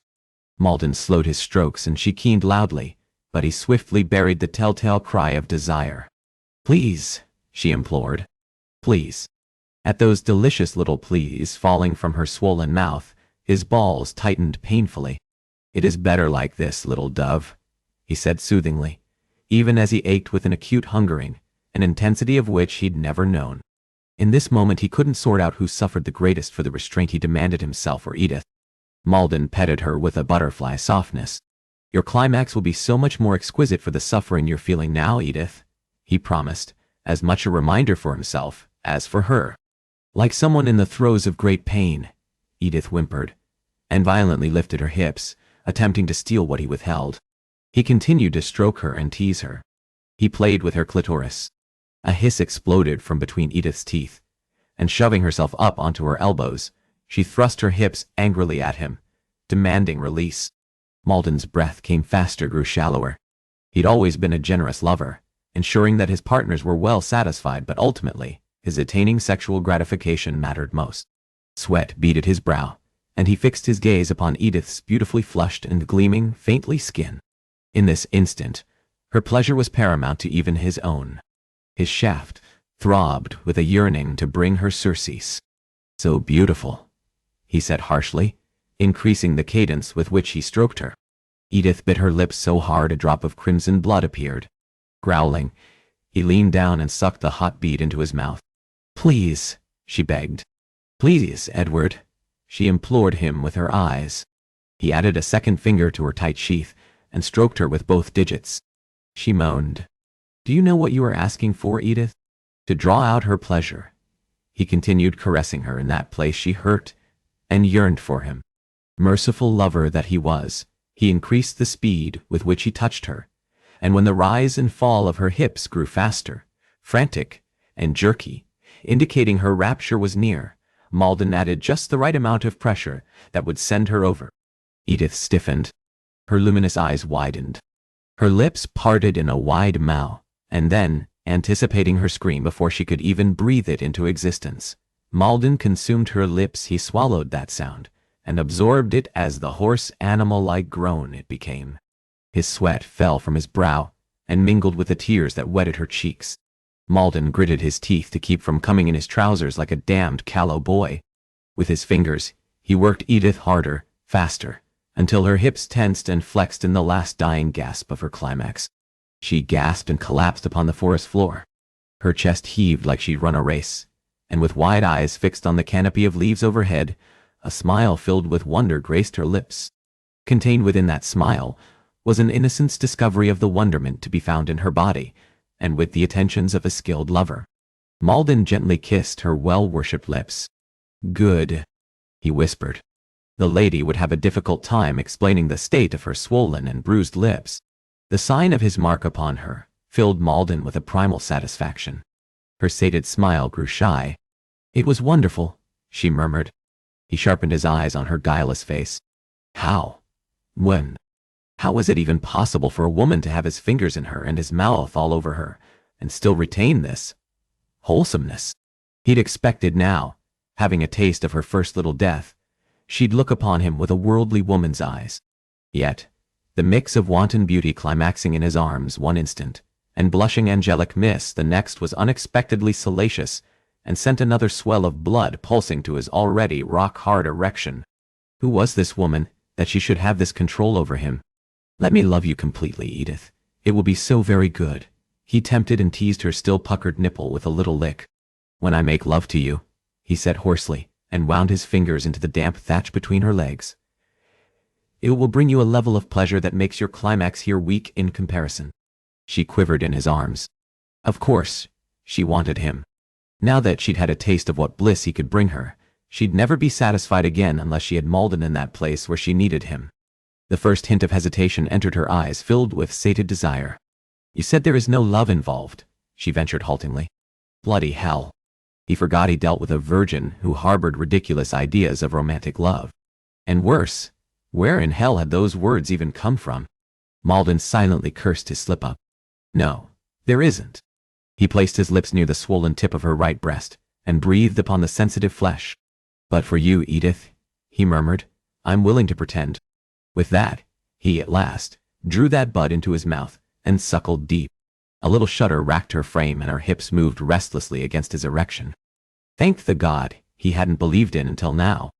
"Good girl," he murmured gently, so as to not scare her. Edith tangled her fingers in his hair, and, gripping him hard, made Malden abandon a task he found himself immensely enjoying. Frowning, he slanted a questioning look. "I don't want to do this. With you." All his muscles went taut, and he alternately wanted to beat his chest and rage at the false being he'd praised too soon. "You don't want to do this with me?" he growled, which implied there was another man whom she'd give her body to, in the way Malden longed to possess her. A pretty blush trailed up the graceful lines of her cheekbones. "With anyone," she clarified. That explication ought to appease him, and he expected it would if his cock wasn't throbbing from the pain of unrequited lust. He'd not, however, beg her. He begged no one, and he certainly didn't intend to begin now for a tumble with an innocent lady. An impudent, spirited, brave lady, granted, but an innocent nonetheless. "Then, what do you want?" he snapped. And yet, even as he put that question to her, in the form of a demand, there was one certainty: Malden wanted prim, proper, except when in his arms, Edith Caldecott, more than he'd ever wanted any woman before. Chapter 11. The next morning, Malden guided his mount along the quiet streets and on to the old corner bookshop for his meeting with Lady Violet. The idea should bring with it a thrill of triumph and lust at how very close he was to having revenge upon Dumond and the Brookfields. Instead, puzzlingly, from the moment he'd taken his leave of Edith yesterday, he remained plagued by thoughts of their exchange in Hyde Park. What in Satan's name had possessed Malden, to mention the years he'd been bullied to Edith? Or anything about his bastard of a father? Malden had intended to take all those details to his grave, so as to not give anyone power over him. Instead, he'd shared those personal pieces of his life with Edith Caldecott. No, not only that he'd given her information to leverage against him. Malden gritted his teeth. Why had he revealed so much to her? She was some kind of siren who destroyed a man's logic. That was also the only way to explain how an innocent lady filled him with such lust. His stallion moved nervously under him. Malden loosened the inadvertently tight grip he had on his reins. When his mount relaxed, Malden continued at a more even pace until he arrived at the morning meeting place. After he'd handed his reins to a nearby urchin and let himself inside the old corner bookshop, he took a look about the decaying establishment. Why had he insisted on meeting here, of all places? There were 1,000 other locations he might have selected, and yet he'd chosen this one. Restless, Malden wandered through the shop and considered the wood shelving and aged books upon them. It was as if he'd stepped back in time, some 25 or so years ago. In his mind's eye, he saw a small, frail, bespectacled boy run past, and he followed that tiny figure until he faded into the shadows of Edward's memory. Malden didn't stop walking until he reached the very back of the shop. Malden hesitated a moment, and then made his way halfway down an aisle. The same layering of dust that marred the shelves also coated the spines of the books. He wiped 2 fingers along one of them until the title was clearly revealed. Leviathan. A wry grin formed on his lips. There'd been a time Malden despised Hobbes's works and his erroneous, cynical views of man. Now he knew the truth men were rotten to their very core, and required but one man, one king of all. And Malden was the one who ruled over the world deviant members of the ton inhabited. Good morning, good sir. May I help you find something? Malden looked to the owner of that boisterously loud, cheer-filled greeting. No, see. Malden spoke, coolly and succinctly, so as to not encourage further discourse from the fellow as ancient as the books he peddled. The white-haired shopkeeper adjusted spectacles entirely too small for his face, and apparently, by the way the man now squinted at Malden, required a bigger prescription too. You have a familiar look, you do, sir. Malden tensed. You have me mistaken with another. Instead of taking proper offense, Malden's words seemed to amuse the other man. I don't make mistakes when it comes to my patrons. Now, that he believed. Given the old fellow couldn't possibly receive more than a dozen patrons at most, over the years. Malden's jaw worked.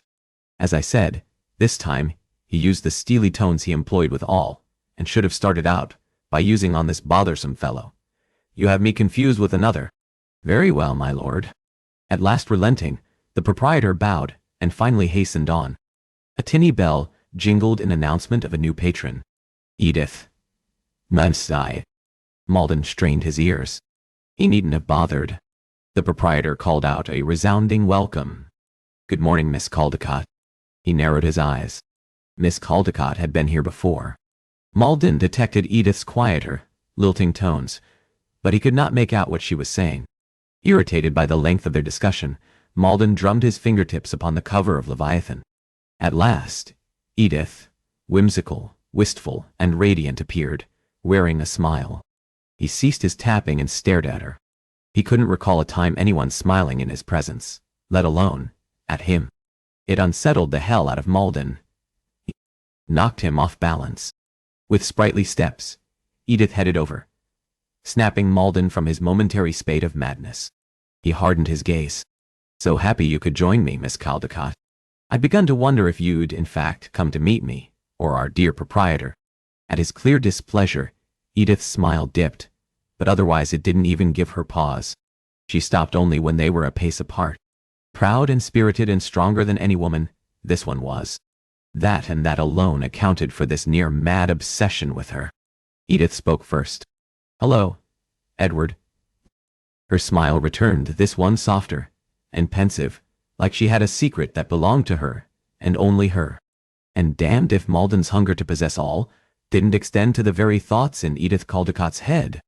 "I come with unfortunate news," she whispered, a sultry siren whose lush mouth he remained bespelled by. Consumed by remembrances of the feel and taste of her lips, and the overwhelming need to claim them now, it took a moment for her words to register. He frowned. "What?" Edith trailed her tongue over her lips and drew his focus to that entrancing glide. Lady Violet was forced to cancel again. She tacked that last word on, regretfully. Her mother required her assistance at the CSDCS, the Ladies' and Gentlemen's School of Hope. "And you didn't inform Grufton?" Edith frowned. Considering I received her regrets while I stood in the foyer with my maid, I couldn't very well say, "Oh, please wait. I just have to run ahead and let the Marquess of Malden's head guard know the woman he intends to compromise cannot meet me." Again, there'd be no Lady Violet. He should be annoyed at yet another foiled attempt to meet the girl in person. Delicate fingers grazed his jacket sleeve. He looked at Edith. She spoke haltingly. "I am so sorry, Edward. I know you wish to see her. It is just, between Lady Violet having had her come out and balancing her work at her mother's school, it's increasingly difficult for us to meet." Malden should be the only one of their pair with regrets at Doman's sister-in-law remaining well out of his reach. A feat Malden knew all too well wasn't merely coincidence. He should be enraged at being thwarted by his former partner and false friend. And yet, he centered his focus on the woman who did stand here before him. Edith, with her palms clasped before her like she awaited her harsh master to bestow his wrath for her failing in her duties. He flared his nostrils and breathed in slowly through them. The sight of Edith so only fueled his lust, and thoughts paraded through his mind. Edith face down across his lap, him tossing her skirts up to reveal her creamy white buttocks, and then spanking that beautiful flesh until the crimson imprint of his palm stood out, stark upon her skin. Blood rushed to his cock, and obliterated any regrets at Lady Violet's not being here. Edith stole a tentative and uncharacteristic for her peek at Malden. He kept his features impassive through her timid search. "There will a time, and it will be soon," he said quietly. "For now, you're here." "I am here," she softly echoed. In the revealing browns of her eyes sparked an emotion very close to joy. Malden drew back in surprise. Surely not at being with him. Either way, her transparency unnerved the everlasting hell out of him. Fear he preferred. Terror in his presence Malden knew what to do with. He steeled his jaw and hardened his eyes. "Here. I'd expected this place was new to you," he said on a silky purr. "It appears you've been here before, Edith." His wasn't a question. Edith nodded anyway. "At no point yesterday did you think to mention that detail?" His interrogating question didn't have the intended effect.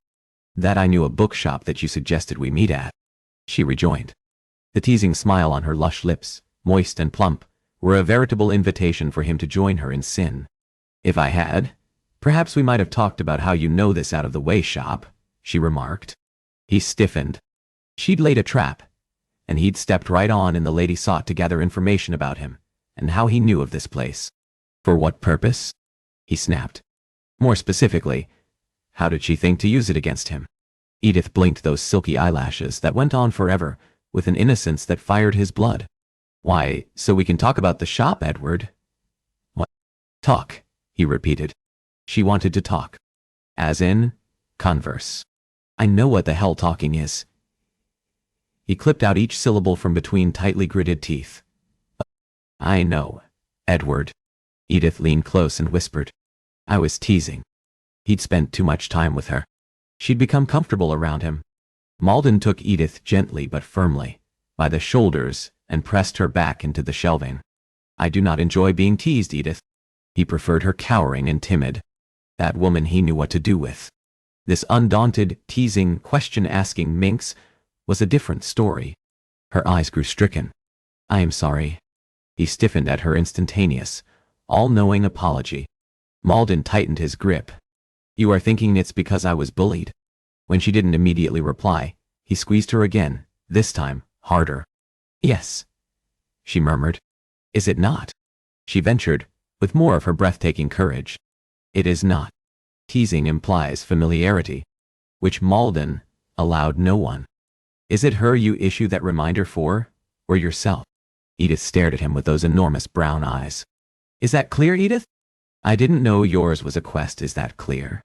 He asked again, and gripped her so tight, the pads of his fingers imprinted upon her skin. She didn't even flinch. Lust coursed through his veins as much from the sight of his mark on her slender, creamy white arms, and as thoughts of the pain she could take in his bed. My God! She does not fear me. Panicked inside, Malden wrenched his hands back and flexed his fingers in a futile bid to erase the feel of her that still lingered on his skin. I began coming here after Evie died, she said softly, and it was a moment through the riotous tumult in his head before he registered what she'd said. Malden stiffened. Do you think I care? He taunted. If that is the case, why then, do you want her to continue? Edith ignored Malden and carried on with her telling. We had Evie laid to rest in Leeds at the family cemetery. My sister Elise and I fought with our parents over the decision to do so.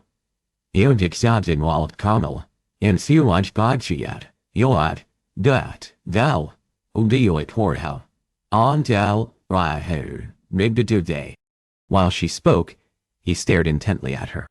We insisted she be buried alongside the swing she'd spent hours upon hours in, she said.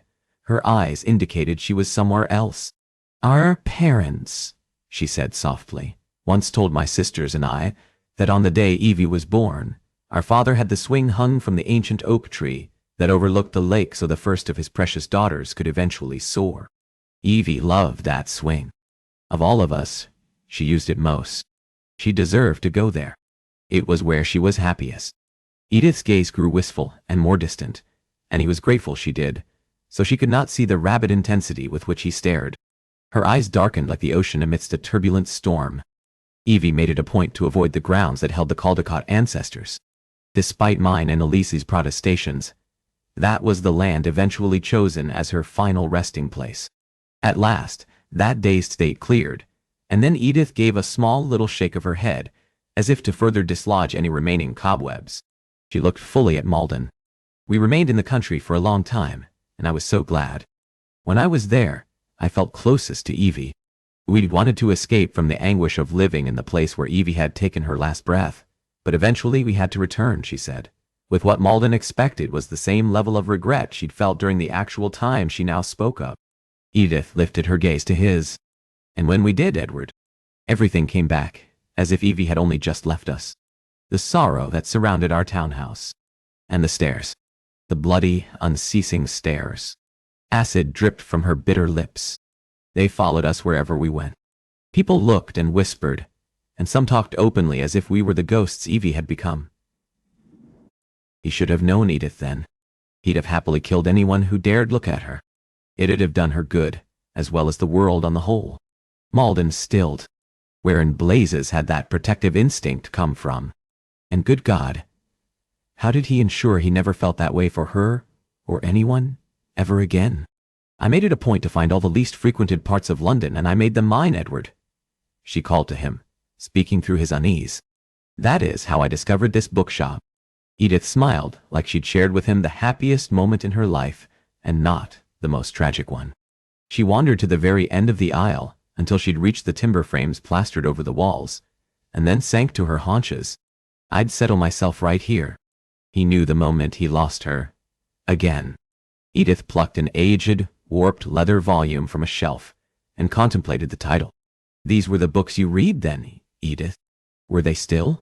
His serious, dark-haired lady whipped her head up, the suddenness of which set several chocolate-brown tendrils free of her thickly braided plait. As if he were a stranger or fellow whose presence she'd forgotten all about, Edith stared at Malden with vacuous eyes. Alan? No. Do. I used to sit here because I wanted to hide. I didn't care what books were here. I didn't read these. She held the one that had sparked the quarrel aloft. I didn't read anything. The image she painted of her bereft and alone, in hiding, from the pain she'd felt at the loss of her sister, caused a queer tightness in his chest, and he shifted in an attempt to dislodge that ache. His efforts proved unsuccessful. Edith seated herself fully on the floor. One day, Mr. Tarrington found me here, she said, her telling weaved in and out between her past and Malden's. Ah, you found my favorite corner of the bookshop, young sir. He did not ask me what I was doing. He simply offered to gather books I might be interested in, she murmured. If you tell me what you might enjoy, and bring them for me to read here, she finished softly. I will bring them to you, but I truly believe you would enjoy these immensely, sir. His heart thumped hard against the walls of his chest.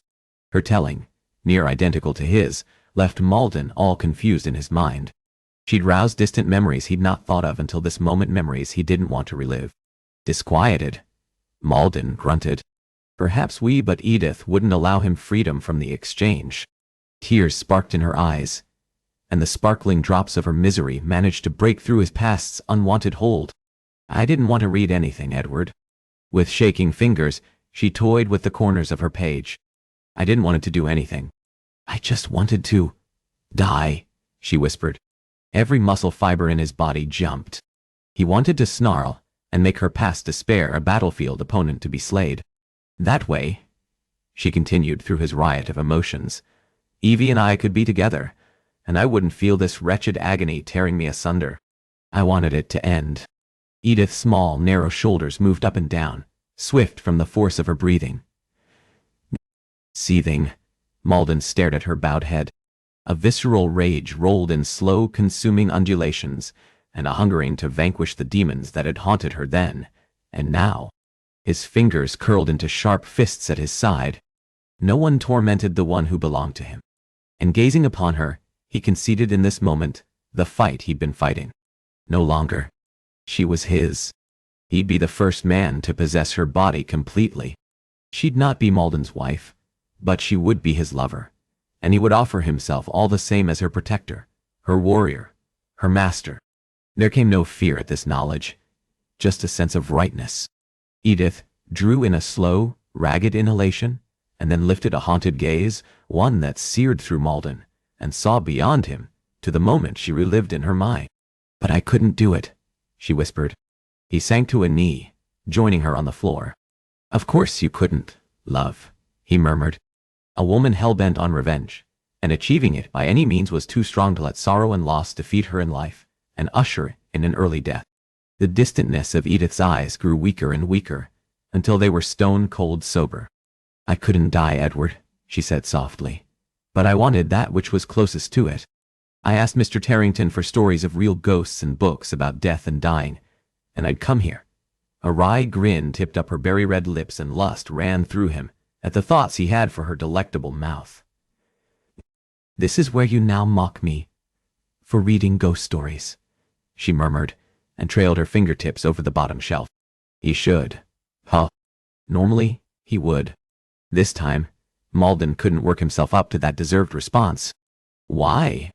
Cruelty and wryness was his way. So why did both escape him now? Edith stole a glance about, and then motioned to Malden. He stared at her. She gave another wave of her hand. What? What? He asked, perplexed. A new state he found himself uncomfortably living in, because of this troublesome minx. Did it? Sit. I want to show you something.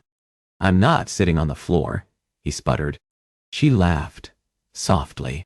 Because you're too powerful to do so, he growled. God, he couldn't determine if she fascinated or infuriated him. Yes, he said coolly. That is precisely why. Edith gazed up at him, and he'd have liked to see those eyes lifted to him, while she was on her knees and his shaft buried in her mouth. Edith flashed him a beatific smile. Fine. Then sit with me, Edward. In my corner of the bookshop. Date of you hat. May nothing you to see you, and become of you. If she knew the lascivious thoughts churning in his brain, she'd not be wearing that angelic look or issuing invitations for him to join her. Or maybe she would, and this was the reason he found himself enthralled by her. That is still the floor, he said tersely. No, it is not. It's different. How? Malden snapped. What the hell was wrong with him? He was having this child's quarrel with her, and what was worse, he actually wanted answers to the word chess she now played. He waited for her to crow, but when Edith spoke, she again proved how different she was from the sordid lot of people in Malden's world. You see, she began. Malden fought the need to jam his fingertips into his temples. He saw absolutely nothing anymore. He should resume wearing the spectacles he required for distance viewing. This is my space, and you, Edward, make everything yours. You said, there is nothing too small or too big that you won't add to your empire. Your only goal is to expand your power and possessions. She offered him another smile. As such, you need to claim a spot here, if for no other reason than because I own this space. Edith lifted her shoulders in a little shrug that marked an end to her justification. Her very sound justification. That explained, then, why he finally took a seat. He gave her a lascivious once-over. It occurs to me, I can think of any number of naughty things we might do down here. Here, she said. So aghast. He scowled. The truth is, Edward, this space doesn't belong to just me, she murmured, tracing the initials EDC which she'd, at some point, marked into the wood. Edith ran her fingertip along the engraving beside hers. It belonged to this person too, and when I came here to read my books about ghosts and the afterlife, I felt less alone. His palms went moist and sweat slicked his skin. All the while, horror lent his heart a sickly beat. Through the loud buzzing in his ears her words came faint, as if from down a long, empty corridor. At me, Edith. Traced the same fingers she'd moved over her initials, along these 3 others. She stopped, and he knew the moment she knew. Edith's stunned gaze flew to meet him. Edward Devesey, Marquess of Malden, she breathed. No. It is you, she whispered, digging in with a defiance that made him want to beat his chest and roar at that challenge. With an understanding dawning in her eyes, Edith looked around. This is how you knew of this place. This is why you suggested we meet here, because you have been. A low growl rumbled from deep within his chest. The remainder of Edith's revelation faded. She must have seen the intent in his eyes, for she rose unsteadily. Narrowing his eyes, Malden let her have the handful of inches she'd not yet claimed between her and the wall. All the while Edith went, she watched him warily. He stared goadingly at her in return. The bold, fearless way in which she held his gaze sent the blood rushing to his cock. As he'd known it would, Edith's back met the wall. A primal triumph filled him. Her sanctuary had now become her prison, and Malden, like the beast he was, stalked her the rest of the way. With less than a pace between them, Malden stopped and hooded his gaze. You know nothing of what you speak, he seethed. She lifted her chin. I do, and you know it. God, she was fearless. Malden gripped her hips in his hands and dragged her close so she could feel the long line of his erection. Her throat jumped. My innocent, naive girl, he crooned, as he rubbed himself in slow, smooth circles over the flat of her belly. Edward, she whispered. Mr. Tarrington will find us. It didn't escape Malden that the lady didn't speak another protest than that one. No, he won't. Malden cupped her fine, pert arse and gave both globes a none to gentle squeeze. The old man is as ancient as his books. He hasn't had sound hearing for decades. With that promise, he placed his lips along her neck and alternately kissed and suckled her satiny soft skin. He breathed in the scent of her, filling his lungs with the heady aphrodisiac that was her innocence. He brought a palm to rest on the wall above Edith's left shoulder and made his body a prison with which to keep her. The gracefully long column of her neck moved, wildly. And what if those initials do belong to me, Malden kissed the shell of her ear. What does it matter? The boy who came here is dead. I isn't. Her response came so throatily, his cock ached. Oh, fortunately he is. Malden slipped her breasts free of their constraints and raised one delicate swell close to his mouth. He was a good boy, Edith, he remarked casually. Proper, dear. He would have made you a very good husband. Her breath hitched, and she rocked against him like the possibility of her and Malden united in life was one she loved. But he would have bored you, he said, matter-of-factly, smoothing the pads of his thumbs over her nipples. She wouldn't. There was a faint pleading in her whispered words. Oh, but he would, he insisted happily.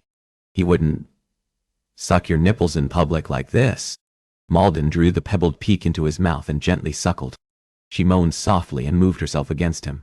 Malden smiled against her breast. Yes, you are a good girl, Edith. You are my good girl. He sucked harder this time. A good girl doesn't allow men to take shameful liberties at a bookshop. She rasped. Ah, yes, kitten, he whispered. But we know we are the only souls here. He dangled that as the temptation it was meant to be, and collecting her skirts he slowly raised the hems higher and higher. We are fire and ice, Edith. That was why he needed to consume her, or else be destroyed by her.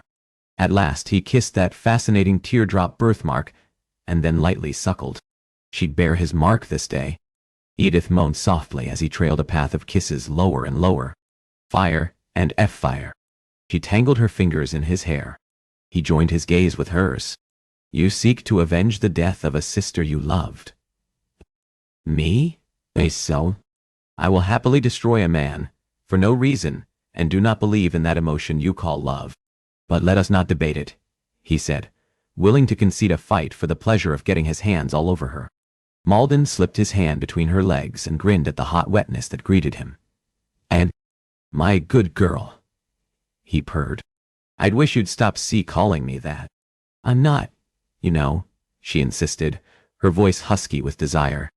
You, love, are the most virtuous woman I know. No, that wasn't altogether right. Of anyone he'd encountered, taken to his bed, had dealings with, she was the purest of them all. That rarity accounted for this obsessive infatuation with her. Malden bent to claim her mouth.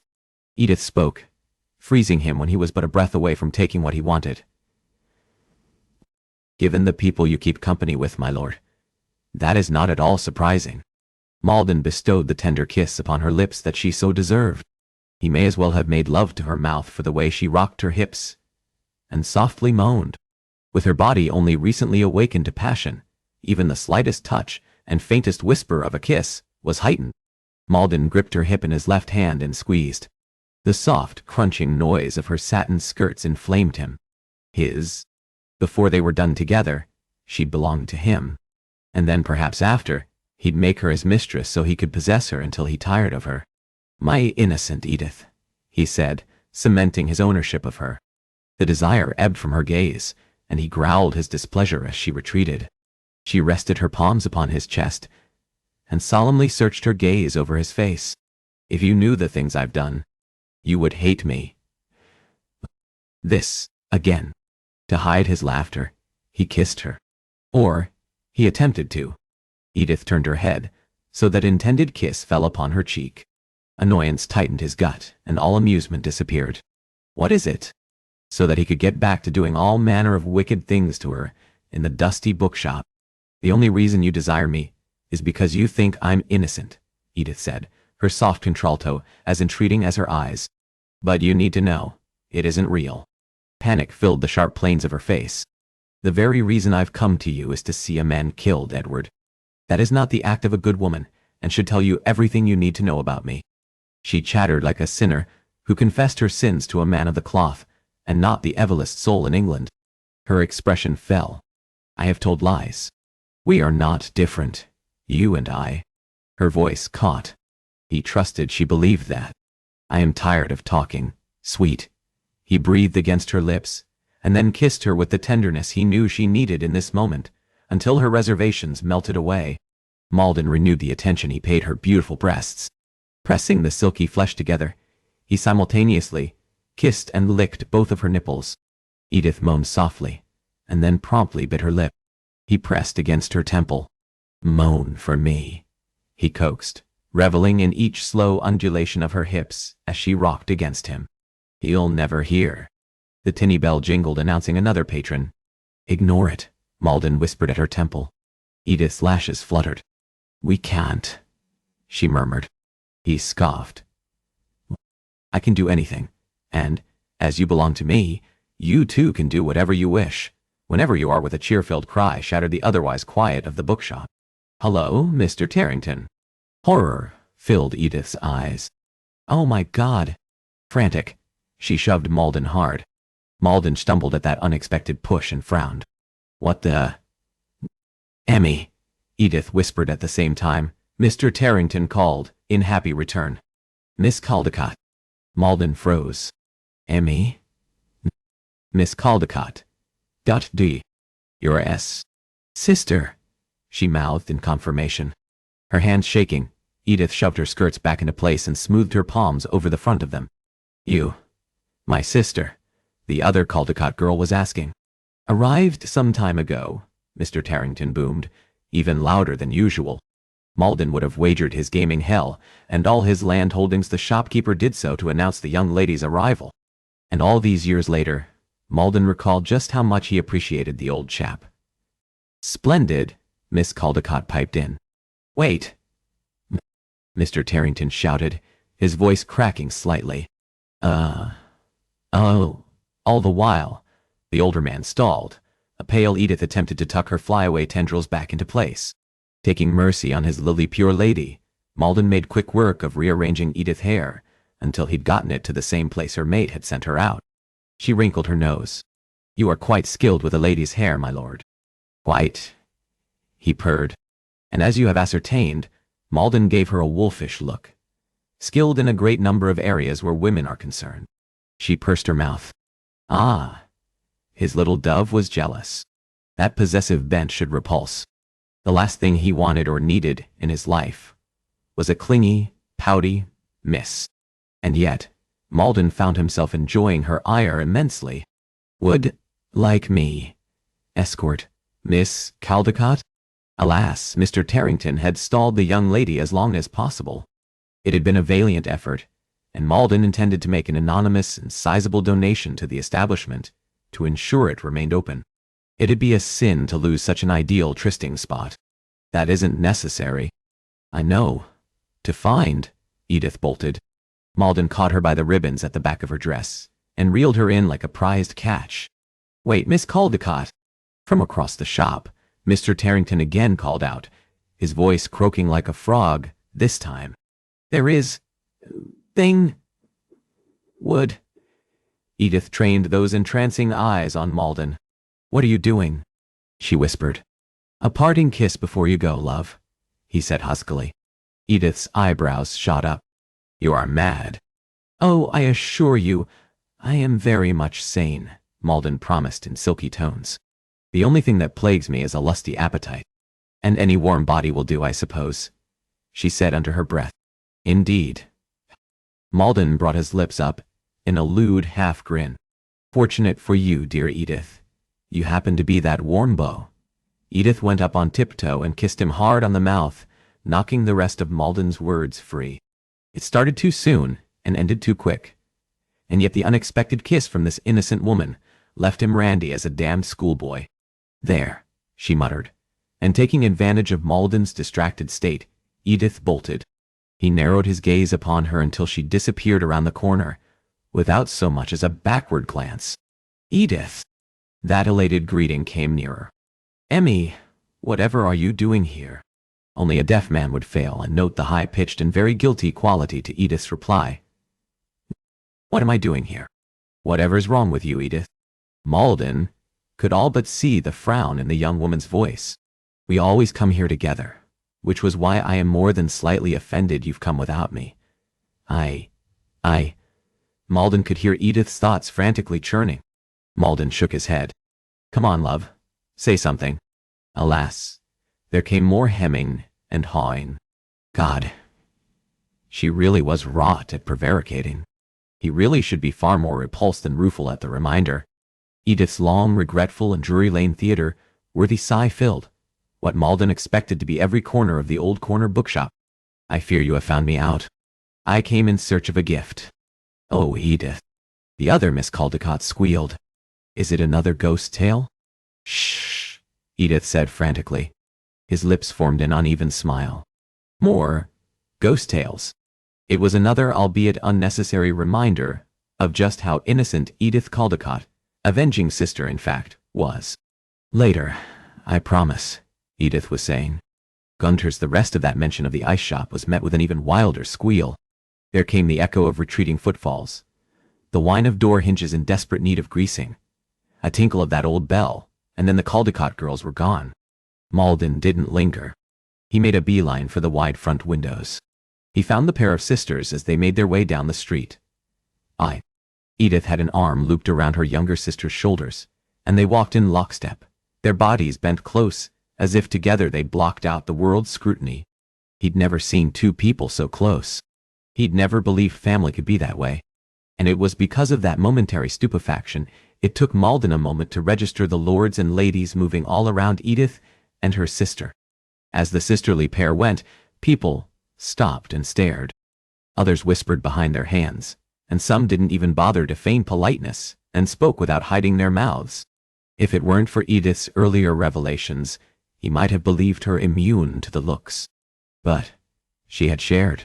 An unholy, blinding rage tightened his gut, and a bestial rumble started in his belly, swelled in his chest, and spilled past his lips. Compelled, like the animal he'd become, Malden stormed through the shop, and always merry Mr. Tarrington greeted him with a wave. "Leaving so soon, are you?" My Malden's growl drowned out the rest of those kindly words of farewell. He shoved the door open with such ferocity and speed, the chain of the ancient bell broke and gave one more chime before it hit the pavement and met its final resting spot. With an angry shout, Malden thumped a fist against his chest. All stares that had once been on the Edith and her sister shifted to Malden. Malden fixed his rabid stare on each man, woman, and child. Unlike where they'd brazenly stood and watch and wait for the Caldecots, this time, polite society's finest knew they found themselves in Satan's company. Lords and ladies averted their gazes and dashed to the opposite side of the street. They tripped and stumbled all over themselves to put distance between them and Malden and his wrath. A quiet settled over the street, a calm at odds with the energy pumping through him, and Malden glanced around. From an adjacent shop window, his gaze caught on the primordial, savage beast with its crazed eyes and wild hair, reflected back. Me. Yes, I am that beast. I lost control because of Edith Caldecott. There'd never been a doubt he was a monster, but it had never been a woman who'd robbed him of his restraint and left him mad.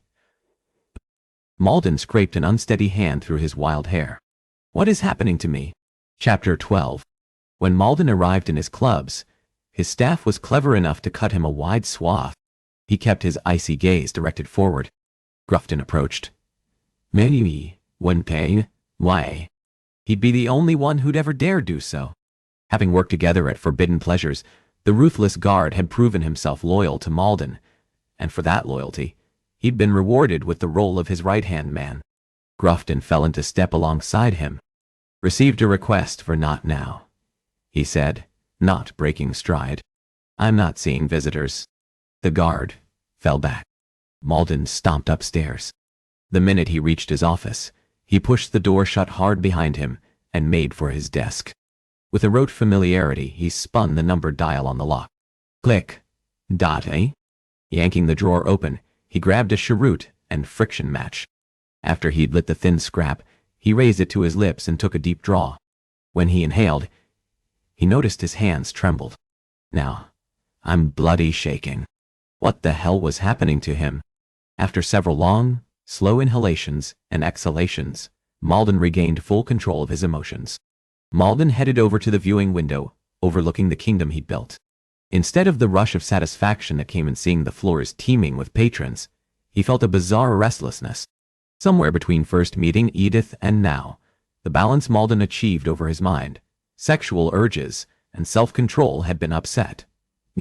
He stood here, his thoughts consumed by a young lady whose only experience in carnal pleasures had come from Malden's own hand. He took another drag from his cigarette and exhaled the smoke from the right corner of his compressed lips. It was just lust, this deepening obsession with Edith. Why was he all knotted up over his unceasing preoccupation? He needed to fuck her. Only then could he purge her from his mind and put his attention back on the woman deserving of his focus. He'd partaken in the taste of Edith's innocence and sought to consume her lily whiteness, being the first to possess her body in every way. And when he at last had his fill, he'd be free of this all-consuming desire for her. He'd leave her, skilled and hungering for sex, and ready for the next man she let between her legs. But a new tableau whispered forth, of some man petting her thatch in that way she adored, and then rutting between her legs. She'd beg her lover because Edith's need for pleasure always proved greater than her pride. Reflexively, a blinding rage shot through Malden and brought his fingers curling so tight, his cheroot snapped in half. Knock, knock, knock with a curse. He stomped on the smoldering scrap. I told Grufton I'm not accepting visitors. It is Grufton, your lordship, aren't ye? Then, you should know better than anyone I don't take to having my orders ignored. Ah. There came a pregnant pause. Yes, my lord. But I think you'll want to see this particular guest. Enraged, Malden opened his mouth to take Grufton to task for his presumption, but caught himself. He'd want to see this guest. A guest, which indicated the person was one whom Malden had current dealings with. And there was but one whom he found himself consorting with. With a volatile energy thrumming in his veins, Malden was across the room in several long strides. He turned the lock with such haste, his movements were sloppy, and he growled at that latest weakness. As Malden opened the door, any frustration and fury with himself, however, were superseded by an eagerness to see not Edith. Like a bloody lackwit, and hopeless to quell the feeling, Malden stared blankly at the pair now facing him. Grufton eyed Malden concernedly. On the other hand, the guest escorted here stood with his hard, scarred face assembled into an impenetrable, emotionless mask Malden resented him for. Instantly sobered, Malden schooled his own features. Cadogan inclined his head. I've discovered some information you'll be most interested to know. Mr. Stilson, the man Edith believed murdered her sister. And either way the man responsible for the sorrowful look that lived in her eyes and on her person. Malden would be all too happy to have the man killed. Malden suppressed a growl. Dilson. Miss Caldecott, Dapdeshe. Evie Caldecott, Malden clarified, with a nod. Yes. That is the second eldest living Miss Caldecott, Miss Edith Caldecott. It was a moment before Malden registered the name the assassin uttered. Edith's name falling from the ruthless mercenary's lips felt wrong. The right to speak her given name belonged to Malden, and Malden only. Grufton and Cadogan exchanged a glance. Giving his head a slight, imperceptible shake, Malden motioned with his hand and urged Cadogan inside. After he'd entered, Malden, without so much as a word for Grufton, pushed the panel shut. Cadogan didn't waste any time. Given the assignment you put to me, I took it upon myself to compile a list of each Caldecott and their individual and familial connections. Folding his arms at his chest, Malden inclined his chin. And, in so doing, I've collected information about every social event they've ever attended over the past decade. As the assassin spoke, Malden listened intently, mentally noting every detail shared. Considering the possibility that there was poisoning involved, and the Viscount was the intended target, I've researched the brother's frequent travels, and the nature of his business. Any travel companions he had. Friends. Foes. All of it. Malden narrowed his gaze on the stoic man opposite him. What did you find?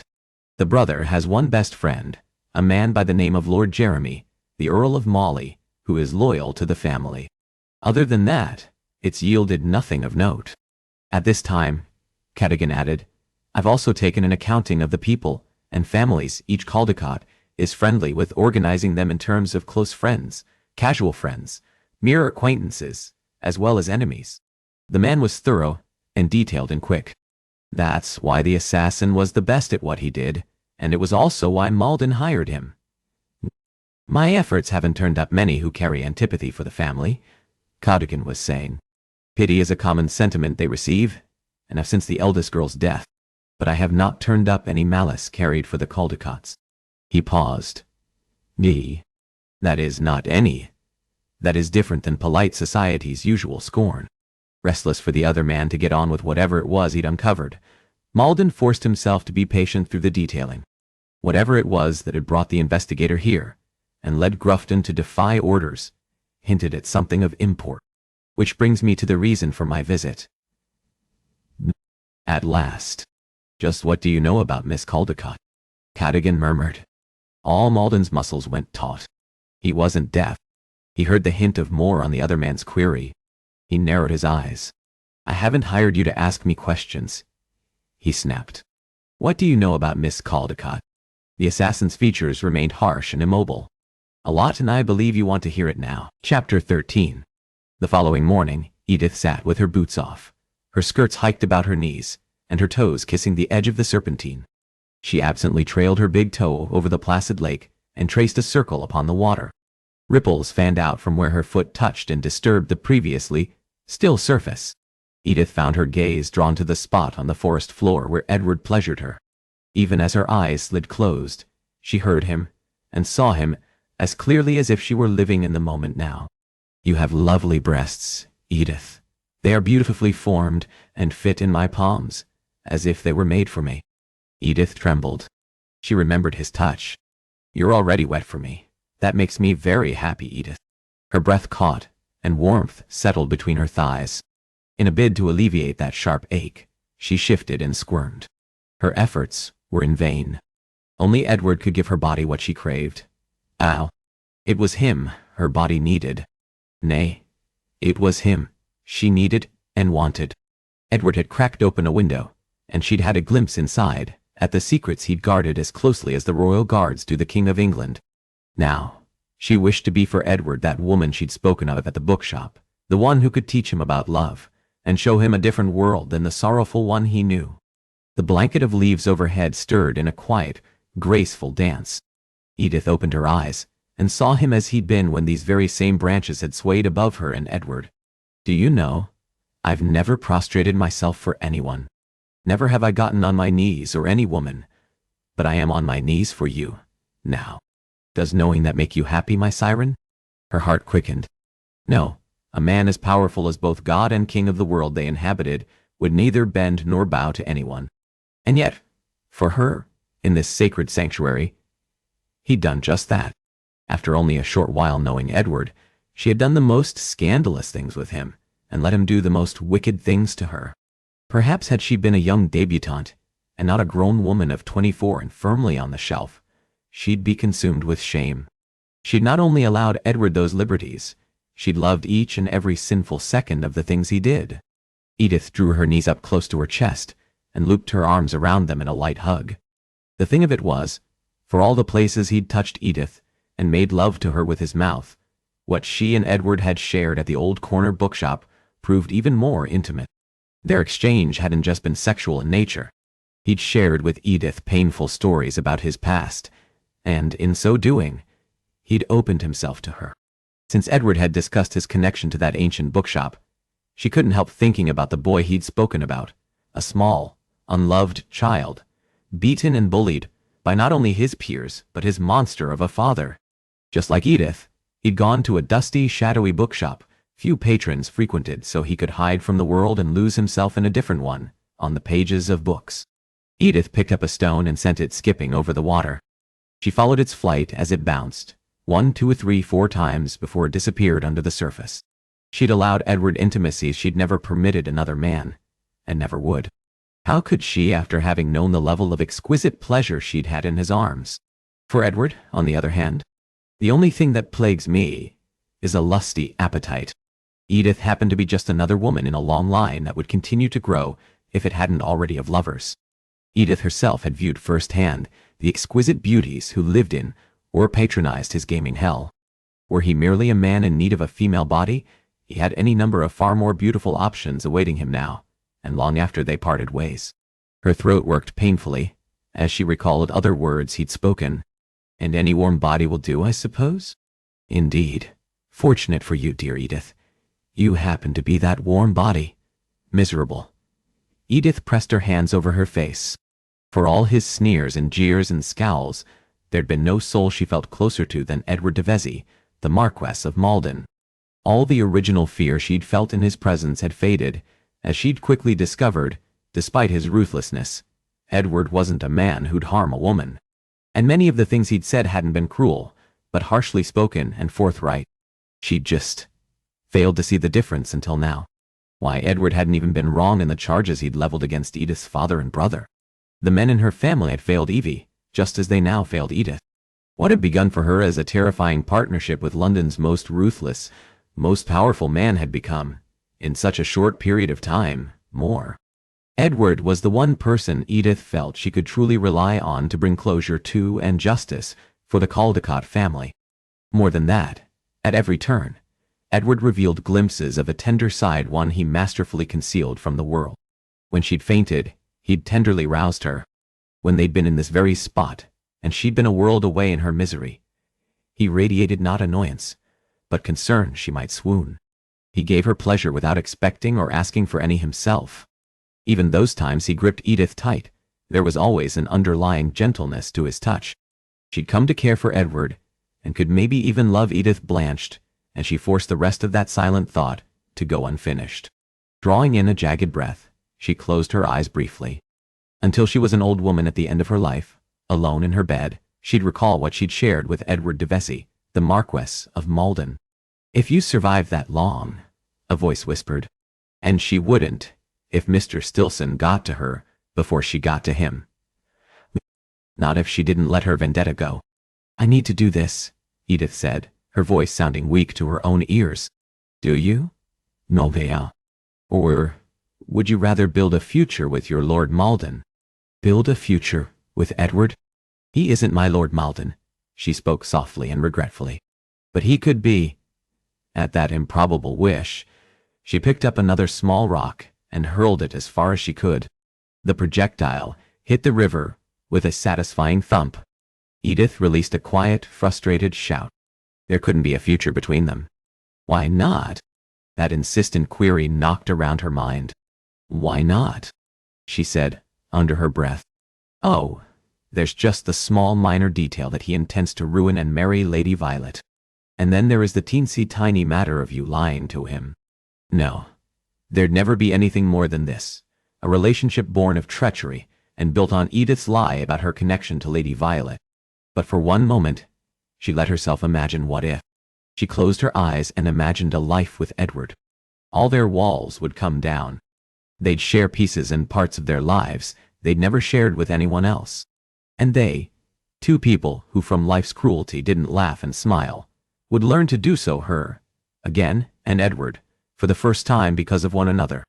He'd only been part of her life for a few short days, but she knew a life with Edward at her side would be magical, she whispered. Edith made herself surrender the impossible dream. Even if he could come to care for her, a man as proud and powerful as the Marquess would never forgive, or, for that matter, let go unpunished a woman who'd betrayed him. Tears filled her eyes, and one slid in a hot, windy path down her cheek, followed by another, and another. Edith angrily swiped them away, but there was only more to take their place. "I'm crying, ... She half laughed and half sobbed. The only tears she'd believed herself capable of shedding were ones for Evie. Now, here Edith sat, weeping about the fact that with her rash decision to lie to Edward to secure his help, she'd ended any possibility of something more with him. But maybe, just maybe, he is capable of forgiveness. Edith went motionless. My God, what is wrong with me? Here she sat, thinking about Edward when the only thing, the absolutely only person Edith should be focused on was Mr. Stilson. And Evie. Edith stilled as an ache invaded her heart. Here she sat lamenting what could not be with Edward, and hadn't thought of Evie since that first meeting when she'd swooned in Edward's office. The air stirred. I don't want you to be sad anymore. Her heart thumping erratically, Edith whipped her head right and then left. Evie? She called softly. For this moment, she felt her eldest sister's presence here clearly, in a way she'd only once had before. After a dream she'd had in the middle of the night, several years earlier, when she'd been poring over her notes and fallen asleep in the music room. Is that you? Edith held her breath and waited. The answer to her call came in the form of rustling leaves and the warbling call of a black grouse. I want you to live again. I want you to experience it all. Edith went motionless. Her sister's whispered words from that long-ago dream floated into the now. Evie, surely you aren't simply saying we forget what happened to you. Those long-ago murmurings merged with the present and formed a distant echo that swirled around her mind, so Edith was trapped between then and now. I have to do this, Evie, she said softly, reminding her sister. Hand this information over to someone who can and will research so that you and Emmy and Hutchinson and Mama and Papa are safe.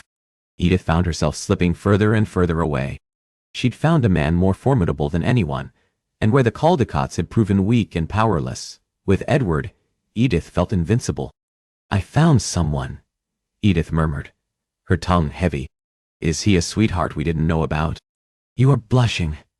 He is not a sweetheart, Edith spoke into the quiet of her sanctuary. But I would like him to be. He is helping me, Edith reminded herself, and her words came from far away. Nothing more. You must let go. For the both of us. A darkness appeared at the corners of her vision, and Edith blinked furiously. All the while, knowing it was to no avail. If you are only focused on avenging me, you are not truly living. You have to live. An inky darkness crept across Edith's vision. Her eyes slid shut, and everything went black, and there was nothing more. Good morning, la belle au bois, dormant. La belle au bois, dormant. Edith tried to make sense of those foreign words. She'd heard them before. But where or who had spoken them escaped her. Edith fought through her stupor. Time to awaken. La belle au bois, dormant. There it was again. La belle au bois, dormant. Why did this man refer to her so? In search of light and needing to look upon the owner of that rich baritone, Edith fought to open heavy eyes. She yearned to reach the owner of that darkly compelling voice, but an unrelenting torpor continued to keep her under its hold. Edith. She forced her lids open. Edward knelt over her, a smile on his face. Edward, she murmured dreamily, and her eyes drifted shut once more. It was as though, out of her earlier musings, she'd summoned him to her side. He'd come here, to this place he knew to be special to Edith because he'd known he would find her here. All the hopeful thoughts she'd carried made themselves present once more. With a languid smile, Edith again opened her eyes and stilled. The seeds of apprehension sprouted in her belly, and from them, the flowers of foreboding grew. In the time she'd come to know Edward, Edith had learned the varying types and meanings behind each of his smiles. The one where he fought amusement as he might a battlefield foe. The crooked, hungry grin that graced very pleased lips whenever he touched her. This smile he now wore was the blank, merciless one, from when she'd invaded his clubs and he'd first looked upon her as a stranger. Unsteadily, she forced herself onto her elbows, until she sat upright before Edward. The fact he'd made no attempt to help her did not escape Edith. Edith's mouth went dry, and she swallowed several times to bring moisture back so she might speak. As if Edward gathered the struggle Edith encountered, he removed a flask from within the front of his jacket and uncorked it. Brandy this time, to fortify you. With Edith's brain still hazy from when she'd fallen unconscious, Edward's cheerfully as false as his current grin-spoken words repeated in her mind. This time to fortify you. To fortify you this time. How the transposed order of a few simple words contained so very different meanings. At her hesitation, Edward wagged a silver cask under her nose and jolted Edith from her ruminations. Whiskey, I believe, is your spirits of choice. He gave her a cryptic look. That is, unless you were lying. Unable to meet his unswerving gaze, Edith glanced down. With fingers that trembled, she took Edward's offering. But you would never do that, he said in cloyingly sweet tones that froze her when she had his flask to her lips. Edward stared intently at Edith, but through his otherwise opaque gaze, she caught the knowing glint there, and her heart dropped.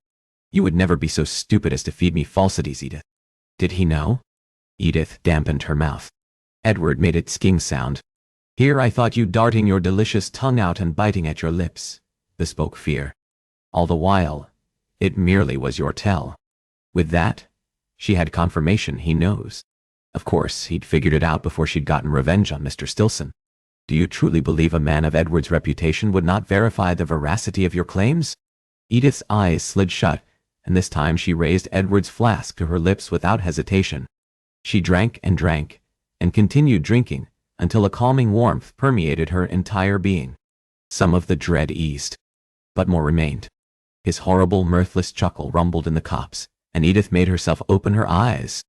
Edward remained bent over her, making her feel so very small. What do you have to say to me, Edith? He asked harshly. She bit her lip, and then recalled his charge from a moment ago, and made herself stop. Please, Edward, you have no leave to use my name, madam. Edward stared down the bridge of his aquiline nose at Edith, like she was trash at his feet. You never did. The evidence of his loathing hurt like a physical ache inside. He narrowed his eyes upon her.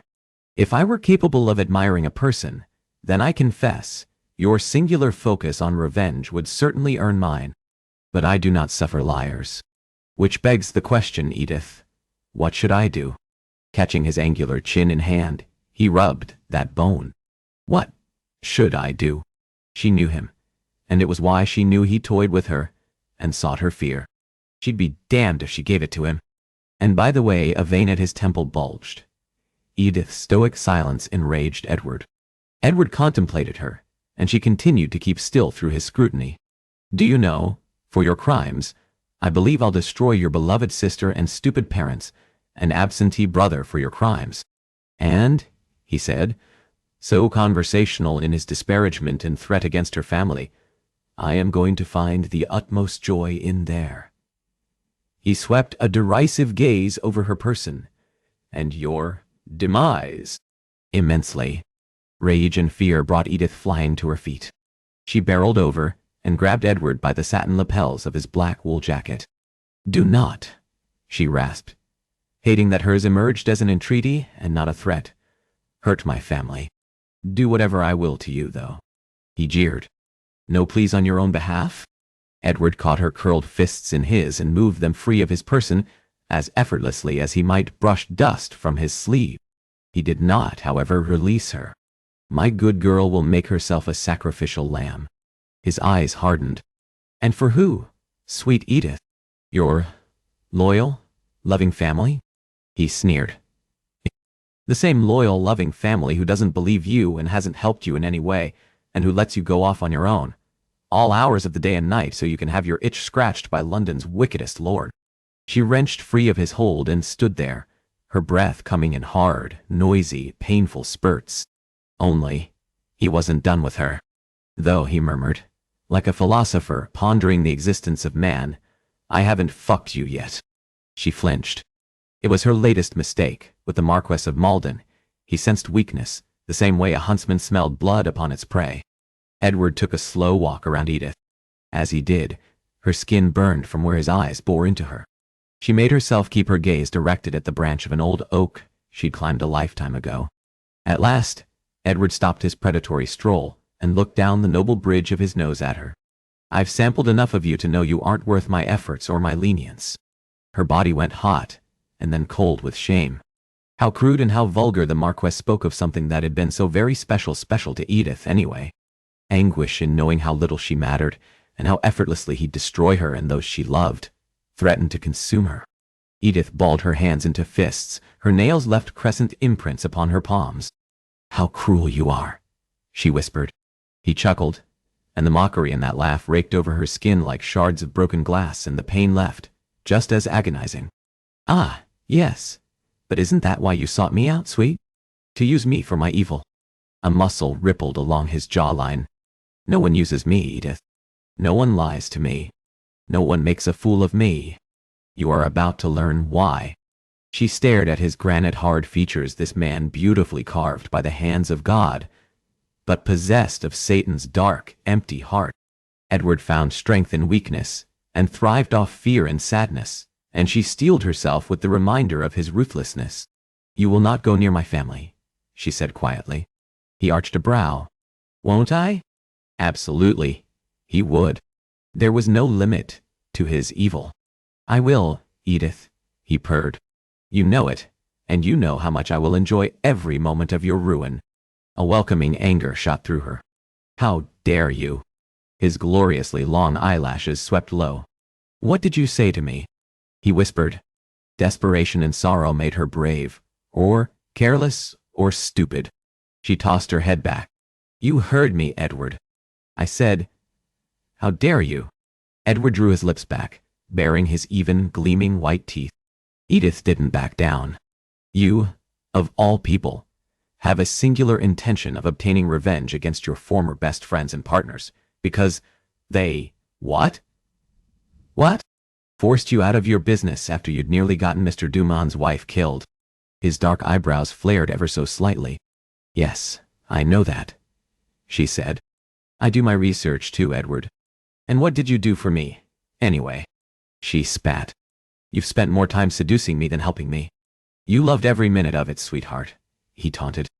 She'd loved it, and craved it, but that was not the point. Edward reached for something inside his jacket, and she flinched, expecting him to draw a knife or pistol. Edward froze, a hard smile on his lips.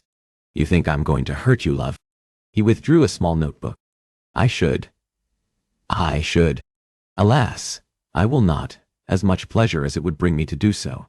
You would enjoy it even more, and you don't deserve any of the climaxes I've given you." Edward hurled the book at Edith's chest. She caught it, glanced at the small notebook, and then back at this cruel man she'd come to love. He nudged his obdurate jaw Edith's way. "And as I told you, I'm capable of doing far more than two things at once." His features were a study in icy hatred, and she heard all over, inside and out. The unadulterated hatred blazing from his eyes sawed her heart in half, and breathless from pain, Edith, to hide her tears, gave all her attention to the notebook. She fanned through the pages. The words marked in pencil were blurred through the crystal sheen that marred her vision. When she'd blinked enough, and the markings became clear, she stopped. "They're debts," he snapped. Edward needn't have bothered elucidating, she saw. After only recently accepting an offer of membership to my club, he's in 35,000 deep at just my club. "Turn the page," he barked, and Edith jumped. Pages and pages, containing vowels he'd snatched from her sister's killer. Edith's mind whirred. "So, my dear," he said, and snapped her attention back to him. "All the while, in between having my hand up your skirts and my fingers in your hot quim." Edith winced at that vulgarity. "I was overseeing my end of our arrangement." A hard smile formed on his lips, and a cruel glint lit his eyes. "And what were you doing?" "Using me for my services." He scraped a lecherous gaze up and down her person. "All of them." She bit the inside of her cheek. "Not that I didn't find some enjoyment," he remarked matter-of-factly. "I've never had a purse quite so tight as yours before. I would have fucked you too. But now, you won't have that gift you crave even now." How crude he made something that had been so very beautiful. "I wish to thank you for the damage you've done to Mr. Stilson's finances," she said quietly. He laughed at her, a derisive sound that hurt. "What I did? I didn't do it for you. His wealth is mine. You won't help me?" Edward drew back, and then laughed again. "My God, the ballock's on you." His false mirth ended. "I'm done giving you anything, Edith." "I see." She glanced about this place that had once been her sanctuary, that had just died as swift a death as her sister. To hell with him. To hell with his cruelty and condescension. Steeling her shoulders and her heart, Edith pulled her spine back. "I do not need you." "Of course you don't," he mocked. "You've proven so capable in your getting revenge for some imagined crime it isn't an imagined crime," she raged, hating him most for not believing her than for all the slights against her. "That you struck a deal with me," he finished. No, he was correct. Around them, a soft spring breeze filtered through the copse, and upon their branches, the delicate leaves swished back and forth. Edith hugged her arms around her middle and forgot him. It had never been about him anyway. She'd just made the mistake of letting her heart get involved. She'd lost focus. Along the way, she'd failed her sister. She'd not make that mistake again. Edith let her arms fall to her side and looked at Edward. "Honey, I do require help, but I certainly don't need yours." He laughed. "You think you're the only person if there were someone else you could rely upon. I'd trust you'd have gone to that person and not the Duke of Argyll," she stated calmly. Edward's entire body jerked. Rage eviscerated the handsome angles and planes of his face, transforming them into a horrid savage mask of ugly. "What did you say?" he whispered. Edith's heart hammered. She'd gone too far. She'd evoked the name of his mortal enemy, but she was too far along. She edged her chin up a notch. "The Duke of Argyll," she repeated. His nostrils flared. "I should have sought him out." Instead, she let that dangle there, and by the narrowing of his eyes, he'd caught the unspoken word. "He is a gentleman?" Edward's laughter cut her off, and wonder of wonders he was capable of real mirth. "Argyll? Given. He's affable and charming." "Oh, sweetheart, if you knew the half of his sins." "Yes, well, I'm in need of someone to kill the man who killed my sister, so I'm not looking for a wholly good fellow." Edith lifted her shoulders in a little shrug. "Just one who is good enough, and not so self-centered and pig-headed as to be unwilling to help a woman who is in need of his assistance." A mottled flush hit his cheeks. You wouldn't dare. And it was a testament of the hate which had grown between once best friends that Edward heard, not the insults Edith hurled at him, but, and only, Argyll's name. Edith held his steely gaze. "Look at me, Edward," she said quietly. "I sought you out. I deceived you. Do you truly believe I wouldn't turn to Argyll, or for that matter, anyone who can help avenge my sister's murder?" Then, Edward, master of emotion that he was, reigned in his fury. "God, Edith, with all the time you've spent with me and in my arms, how are you still this naive?" he asked, his antipathy agonizing. He favored her with a pitying look. "I know the man as well as I know myself, so let me spare you a visit to Argyll's, and share a thing or two about the gentleman. He has a room, a cell of sorts, where he does all manner of sexually deviant things to his bed partners. He binds them. Where I serviced you, he will be selfish." He held her eyes with his. "You will be a body to him, and at that, I suspect a very bruised body. Everything is about his wants, his pleasures. I have some familiarity with the former," she said, unable to keep the bitterness from creeping in. Edith needn't have worried about Edward detecting her pained regret. He continued with his warnings. "He will expect repayment." Edward looked pointedly at her neckline, as in the form of her body. So what if he did? She'd already given of herself to this man, who'd broken her heart completely, and so there could be no feelings left to feel. "I know what you're thinking, sweet," he said with smug frostiness. "You couldn't even begin to guess, my lord," Edith murmured. For he didn't know anything about love, and so couldn't begin to fathom the thoughts in her head. "You are thinking I've schooled you for other men." Edith curled up and shriveled inside. This is what he believed she'd contemplated. "I know what you are trying to do, Edward," she said shakily. "You are trying to scare me." His lips curled up in a sneer. "If that scares you, sweet, you have no idea what truly awaits you with Argyll." Edith shivered. Neither she nor Edward moved. They stood motionless, upon the same earth where Edward had shown her such bliss. Even with the vile insults and words he'd hurled, she hated herself for remembering every beautiful moment she'd spent in his arms. "I want you to vow you'll not hurt my family, my lord," she finally said. He looked at her like she was half mad, and maybe she was for daring to stand up to him. Edward approached, stalking her, toying with her. "And just how do you intend to stop me, sweet?" He'd shown her the pleasure her body was capable of, and he'd also taught her not to bend in the face of fear. Edith strode the rest of the way to meet him with bold, confident steps. Shock and desire sparked in his eyes. "You may know my secrets and sins, Lord Malden." Edith lifted her chin, however. "You forget. I'm in possession of secrets that could destroy your plans for revenge, your intent to target Lord Rutherford's sister-in-law." From between perfectly even, bone-white teeth, Edward hissed. "Are you threatening me?" Despite her attempt at bravery, the rage which poured off him in waves sent Edith retreating a step. She forced herself to dig in. "No, Edward." Taking a deep breath, she shook her head. "I am reminding you, we both hold damaging information that would be ruinous to each of us. Let that be enough," she said, choking on emotion. "And this, the last time we see one another." Edith squeezed her eyes tightly shut. What was wrong with her? Edward proved himself to be the beast the world professed he was. He should be the last person she'd ever wish to cross paths with again. Why then did the realization this would be the last they met bring with it the crushing weight of loss? It is done. We are done. In the whirlwind of just a few days, she'd gotten lost in the lure of his seductive pull. But it was over. Edith opened her eyes and found Edward continued to study her in that impenetrable way. How had she failed to note how very close to black the sapphire depths of his irises, in fact, were? Bowing her head in silent acknowledgement of what they'd shared, even though it had meant nothing at all to him, Edith headed for the tree-lined walkway that led her away from Edward. "You are wasting your time, sweet," he called out. "I know Argyll's taste in women. You, my dear, are not it. I've heard that before from you." Keeping her head held high, Edith kept marching and refused to let him get the rise he sought out of her. And then, she stepped out of the shadows made by her former sanctuary in the woods, and into the sunlight. Chapter 14. Malden stood behind the gilded pulpit at the center of his kingdom, with his hands clasped behind him, and surveyed the casino floors.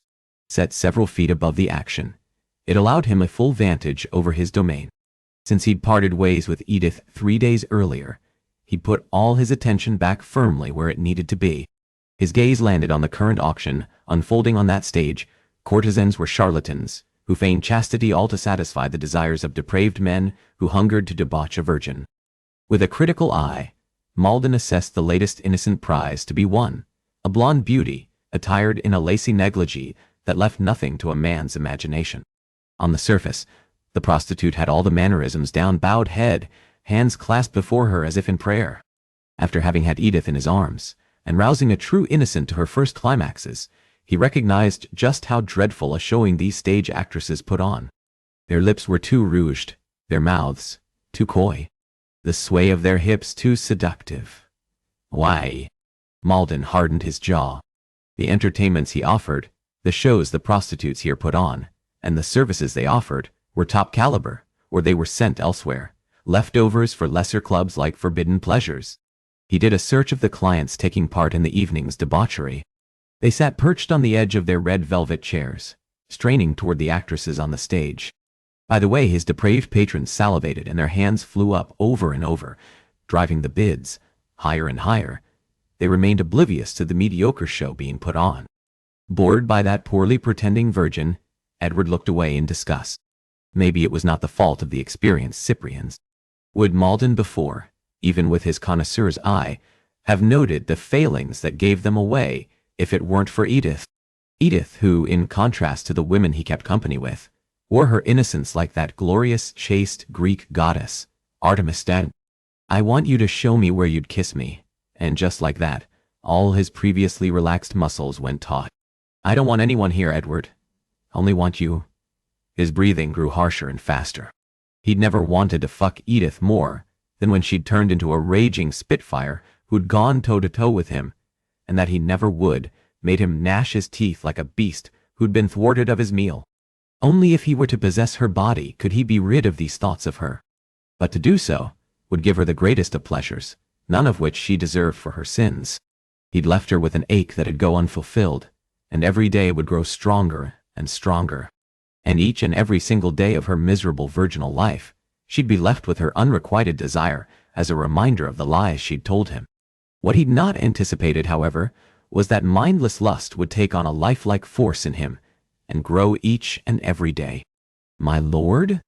At Grufton's unexpected intrusion, Malden growled. What the hell is it? Gruff, the lady has moved. Malden stared at his most loyal henchman a moment before those words actually registered.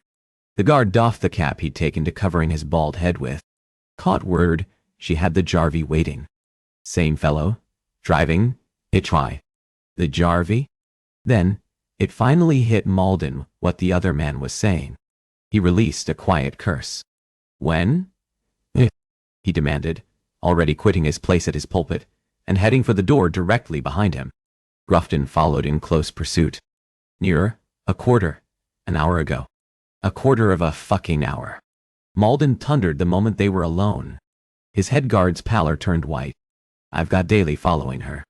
He'll report back when she returns from wherever it is. Malden stopped in his tracks, gripped the guard by the front of his jacket, and shoved him against the wall. I didn't want fucking Daly to report back, Malden whispered. I wanted any information on where the lady lands brought to me, immediately. Grufton's giant Adam's apple bobbed wildly. Didn't want to bother you with. Malden stuck his nose in the other man's face. You may have proved your loyalty to me before, but so help me God, if you ever gainsay my orders again. Malden tightened his hold upon Grufton. If you so much as presume to think about it, I'll personally throw you out on the street and make sure you never work a fucking day in your life.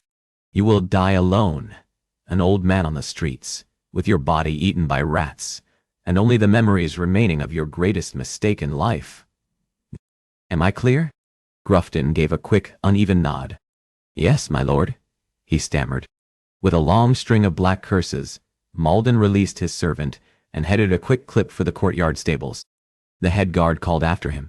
Do you want me to tell you when Davy sends word where she's I know where she's going, Malden bit out. Oh, he knew. Fury roiled in his gut and rage nearly blinded him. She'd betrayed him once before, but this day, she'd committed a grave and mortal sin. And when Malden had his hands on her, he would make Edith Caldecott regret ever having transgressed him. Fueled by a near carnal bloodlust, Malden, after a mad ride through London, arrived outside an all too familiar townhouse. As palatial as Malden's own future ducal estate in town, this edifice, with its ornate columns and gilded moldings, was impressive in its own right. It had also been a residence Malden once visited, and often. When he arrived, Malden kept to the shadows, and his gaze trained on the limestone manor in Mayfair. Aside from a pair of floor-to-ceiling length windows being lit, the townhouse remained otherwise bathed in darkness. The occupant of this particular household kept as late hours as Malden, and only returned when dawn approached. He wouldn't be home at this time. But the Red Riding Hood who sought out the Duke didn't know those details about the latest wolf she'd gone to for help. Malden fisted his hands at his side. Oh, he'd make her regret even the idea of seeking Argyll out. And then, the rattle of carriage wheels infiltrated the absolute quiet. Edith.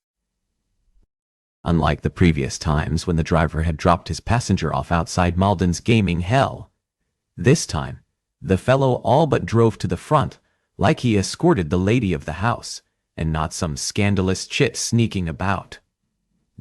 Without assistance, Edith let herself out of her hack, with a haste that hinted at her eagerness to see the Duke. Look at me, Edward. I sought you out. I deceived you. Do you truly believe I wouldn't turn to Argyll, or for that matter, anyone who can help avenge my sister's murder? A low growl formed in Malden's throat, and remained stuck there like some kind of monster's graveled warning. He no longer doubted she would. He'd underestimated Edith, 2 times too many now. Edith paused on the pavement. Just 10 yards away, Malden stood close enough to detect the stiffening of her spine. She, the prey who just sensed her predator. Her deep satin sapphire hood shifted as she angled her neck a fraction. She felt him here. The same way her scent was imprinted on Malden, so too had he imprinted upon her. On a silent tread, Malden started for her. Then, like a quick little rabbit, Edith picked up her pace, scampered for the tall black gates that stood open in welcome of visitors, and took the 8 stone steps quickly. Edith knocked. With a silent curse, Malden retreated to the opposite side of the street. The lady shuffled back and forth on her feet. Even with her hooded frame and back to him, he knew she was biting at that plump lower lip of hers. Malden's lashes grew heavy, and his prick became hard as a pike. Open the door already, he silently railed at Argyll's lax servant. As soon as the man turned her away, the sooner she'd return and find him waiting. Edward would claim her mouth, and then all of her. But before he did, he'd turn her over his knee and spank her. Malden's breathing became labored. At last, Argyll's loyal butler finally answered the door. Dixon, wizened and white-haired as the old fellow had been since Malden was a lad of 13, ducked his head out. The moment he clapped eyes on Edith's delicate figure and the quality of her cloak, his bushy eyebrows shot up. Malden waited for Edith to be turned away, which she would. That was another difference between he and Argyll. The Duke had a gaggle of sisters. As such, Argyll may be a depraved, dark lord like Malden, but he had to keep up at least some facade of proper gentleman. He didn't have the luxury of entertaining cloaked women in his family's household. Malden, on the other hand, didn't have the burden of people reliant on him. He was free to do what he pleased, whenever and however he pleased. Finally, the servant closed the door in Edith's face. Triumph filled Malden. Edith's shoulders sagged. A moment later, the door opened a second time. Only it wasn't Dixon who appeared. Malden's body turned to stone. Argyll. By the way, the Duke still sported a raven black wool evening coat, with its buttons undone. He'd recently returned from forbidden pleasures. Affable, roguish, and in possession of a countenance that had earned him the hearts of ladies and wicked wantons alike, the Duke's effortless charm had previously left Malden drolly amused. Now, fury sent Malden's hands folding into reflexive fists.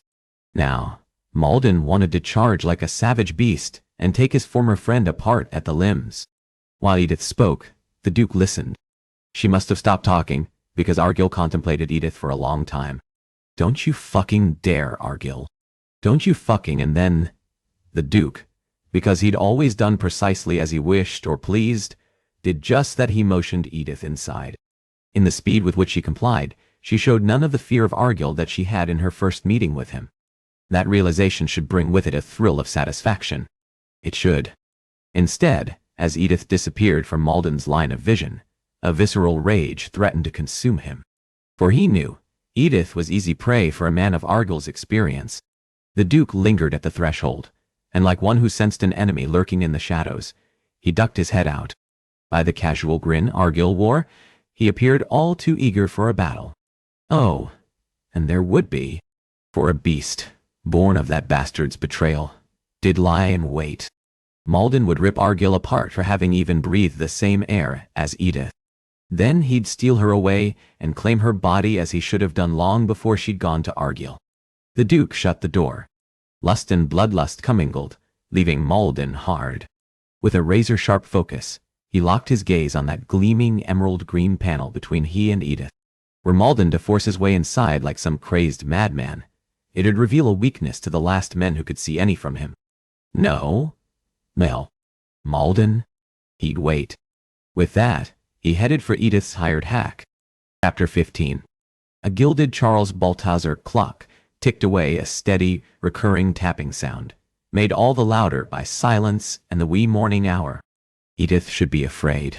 She stood in the office of London's most notorious rogue, a man rumored to have seduced young and old alike, who had left a string of broken hearts throughout England and duelled men for the pleasure of having their wives as his lovers. Waiting in silence as long as she'd been, and contemplating his pink and green floral Aubusson carpet, the Duke revealed not even a scintilla of impatience. Where an aura of sin and darkness surrounded Edward, the Marquess of Malden, the Duke of Argyll, possessed a soothing air of calm and lightness that made fear of him an impossibility. Instead, she found herself riddled with guilt for appealing to Edward's avowed enemy for help, which was preposterous. She'd been determined to avenge Evie, by any means possible. It had become Edith's sole purpose for living. Edward had withdrawn his support and ended their connection. In the cruel parting words he'd volleyed, and how easily he'd cut Edith out of his life, he couldn't have been clearer. She didn't matter to him. And yet, knowing all that still did nothing to erase the feelings of guilt. Edward had snarled and mocked and hurled insults throughout the course of their first meeting. The Duke patiently waited for Edith to speak a perfect gentleman. He did not press her. Why, he didn't even check that gilt French clock, as he was well within his rights to do. His responsibilities extended from a dukedom to a number of sisters and a business he personally ran. Plus, the hour was late. She should go. Pretty, isn't it? That casually spoken question brought Edith's head flying up. Your Grace? She asked hesitantly. Mentas. The rug, he murmured. His voice a pleasing baritone, not at all graveled and angry and harsh. Edith immediately shifted her focus back to the carpet in question. Previously, she'd but absently stared at it while lost in thoughts of Edward. For the first time, Edith, from deep within the protective folds of her hood, actually considered the article. At the center of the flat-wave Aubusson rug bloomed embroidered pink peonies, roses, camellias, and dahlias, interspersed with green chrysanthemum, carnations, and gladioli. Amidst the rainbow of flowers, it was easy to envision oneself within a gloriously wild, beautiful gardens. It is very lovely, she said softly, though the Duke's exquisite carpet would never be considered a match for the heavy masculine furnishings. Not precisely fit for a gentleman's office, he drawled, unnervingly following her thoughts. Her cheeks warmed. No. When? I didn't. The Duke waved his hand. Oh, you didn't have to say anything. I'm well aware of the incongruity. Alas, my sisters insisted on picking my carpet, and I allowed them that choice. I'll let you in on a secret, miss. The Duke cupped a hand around the right side of his mouth and spoke in an outrageously loud whisper. I'm helpless to deny them anything. His kindly eyes sparkled. Though, I suspect they well know it. They both smiled. Despite herself, the evidence of the Duke of Argyll's brotherly devotion warmed her, in a further betrayal of Edward. How very playful the Duke was. Between his handsome to the point of beautiful features and irresistible charm, Edith certainly understood his appeal among the fairer sex. But, in a world where men shielded ladies from everything, Edith far preferred the way Edward spoke to her, the same way he would any man. The Duke also proved to be more patient than she deserved. Why? Where Edward had snarled and mocked and hurled insults throughout the course of their first meeting, the Duke, a perfect gentleman, let Edith set the pace of their meeting. "I want to thank you for seeing me," she began softly. "My pleasure. Though, I would be remiss if I failed to point out I don't technically see you." He nudged his chin at Edith's hood. Her cheeks warmed. "No, duh. I know. Forgive me." With shaky hands, she made to lower her covering. The Duke closed the distance between them in 3 quick strides. "He has a room, a cell of sorts, where he does all manner of sexually deviant things to his bed partners." The Duke of Argyll caught her gently by the wrists so that his hands formed tender manacles about her. "He binds them, where I serviced you. He will be selfish. You will be a body to him. And at that, I suspect a very bruised body." Gasping, Edith attempted to wrestle free. The Duke instantly released her. "Hey now, love."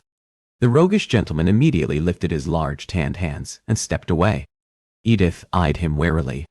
He spoke in the kind of soothing tones he might use with a skittish mare. "There is no need to be afraid. You don't have to show yourself if you are uncomfortable doing so. I needn't reveal myself to him if I'm uncomfortable doing so." A strained giggle bubbled from her lips. Given the favor she needed of him, she would be required to reveal far more than her identity. Edith lowered her hood. Surprise filled his sun-bronzed features. "Miss Caldecott." She started. "You know you?" He finished the remainder of her question. "I know you, love. Over the years, we've attended several of the same events. Where she'd been invisible to Edward, the Duke had seen her. But then, people tended to. Just not for the reasons Edith wished." "Because of my sister," she said woodenly. The fact her sister had died happened to be the only reason anyone knew Edith lived. The Duke folded his arms at his chest in a lazy way that would have stolen any other woman's breath. "Because you looked as miserable attending the functions as I myself did," he drawled. A disarmingly boyish grin tipped his hard lips up at the corners. Instead of the Duke's grin doing the wild things to her heart and belly, that Edward's hardest, most cynical smile wrought. It reassured and calmed Edith further. The Duke gestured to a leather-buttoned sofa near a French-styled marble fireplace, adorned in floral carvings. "Please, make yourself comfortable, Miss Caldecott." "Never tell me," Edith ventured. "More of your sister's influence?" "You have guessed correctly." His blue eyes sparkled. "But you mustn't let a soul know that where my sisters are concerned, I'm the worst softy, or you will thoroughly ruin my reputation," he said, wringing a laugh from Edith. The Duke perched a hip on the arm of the sofa. "Please," he repeated, this time all seriousness and still without Edward's impatience. Where Edward left Edith all tangled up in knots, the Duke evoked in her a tranquil calm which made it easy for her to join him. Taking a breath, she just came out with it. "I've come to request your help with a personal matter." "Has someone hurt you?" he asked with such offense on her behalf. Edith was confused a moment. That maybe they knew one another better, after all. "No," she assured him. "Only that isn't altogether true. Between Evie's death and Edward stomping all over your heart, you carry invisible scars the world cannot see." The gentleman must have heard something unspoken in her murmuring. He leveled an utterly penetrating stare on Edith. A chill ran along her spine. "If that scares you, sweet, you have no idea what truly awaits you with Argyll." For a sliver in time, Edward's warnings paralyzed her. "Stop, Dottie." That is what he wanted to do. Edith regained her footing. "My sister was killed," she said, without preamble. The Duke's eyebrows flared slightly. Edith proceeded to tell him everything. From the sudden onset of Evie's illness, and its coinciding with Mr. Stilson's visit, to Edith and Emmy's suspicions. When she'd finished, the Duke's exquisitely defined features were a study in intensity, and revealed none of his earlier relaxedness. Just a pace away, Edith could make nothing out of the opaque mask he now wore. His Grace did not, however, look scornfully upon her. "Who else have you shared this with?" "The rest of my siblings, my parents, and Edward." His Grace stared at her questioningly. "And that is all," she demurred. She fought the urge to squirm under his incisive gaze. He straightened from his relaxed pose. "And what is their opinion, Miss Caldecott?" This again. She'd been foolish to think a man, also a stranger, would believe her when the men in her own family did not. She lived in a world where men were too blind to see the truth before them, all because it fell from a woman's lips. "I know how this sounds, Your Grace." A bitter laugh bubbled from her lips. "Trust me, I know." Edith marched over to him and tipped her chin back to meet his stare. "I know what you were thinking," she said calmly. "You believed I'm just another melodramatic woman, a lady maddened by grief." Edith touched a palm to her breast. "But I'm not, Your Grace." The Duke placed 2 fingers against her lips, silencing the rest. Then, with a deliberate languor, he proceeded to run the pad of his thumb back and forth over her lower lip. Edith's breath quickened. The Duke possessed the expert touch of a rogue, and despite her earlier apathy, the whispery softness of his caress brought with it a welcome warmth. The ghost of a grin on his hard lips indicated he knew the effect his touch was having.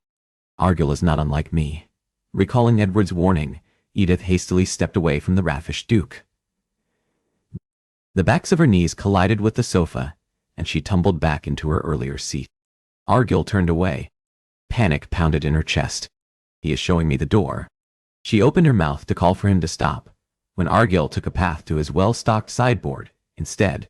The gentleman contemplated the many crystal bottles lined up before he ultimately settled on a gold-rimmed decanter and snifter.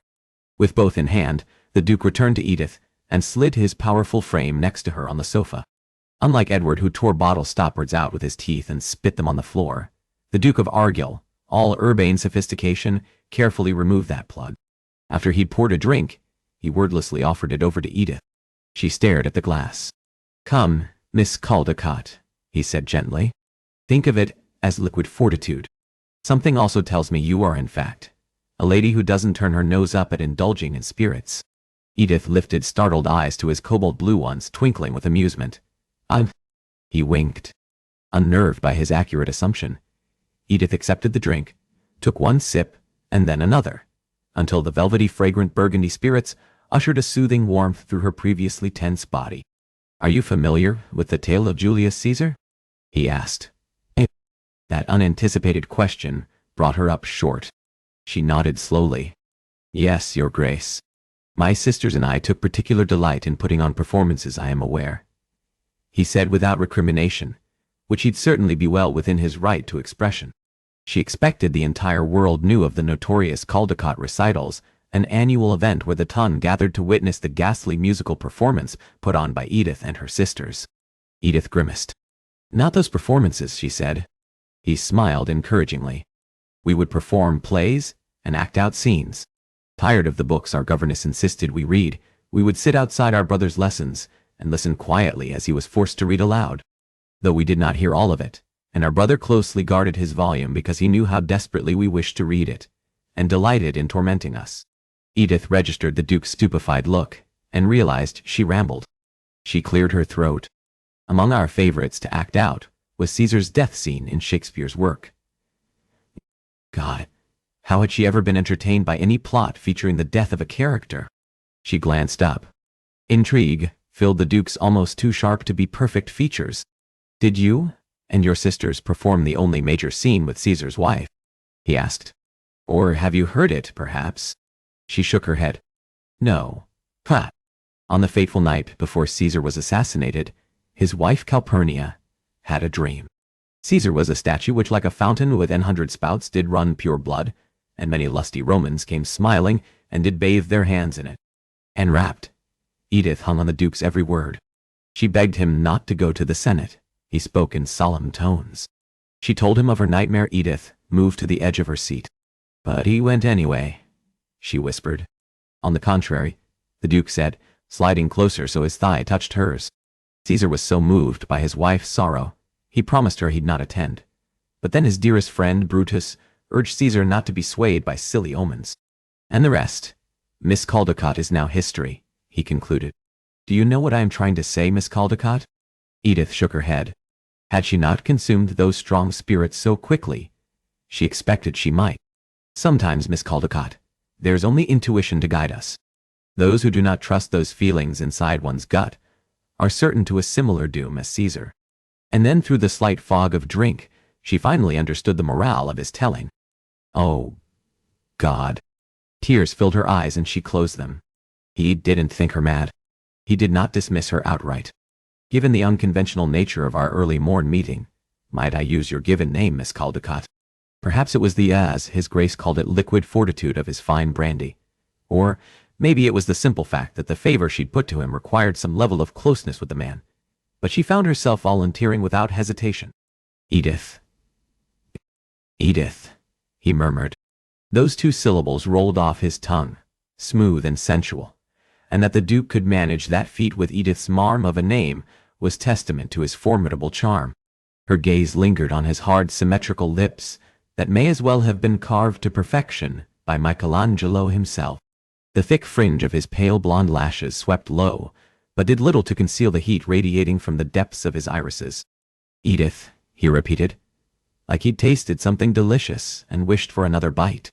She warily studied his smooth movements, and even with the haze left by drinking too fast, she recalled every cautionary tale Edward had shared about his former friend and partner. For the veneer of gentlemanliness to the Duke, the fact remained. Argyll possessed a reputation as black as sin, and engaged in business no respectable gentleman would.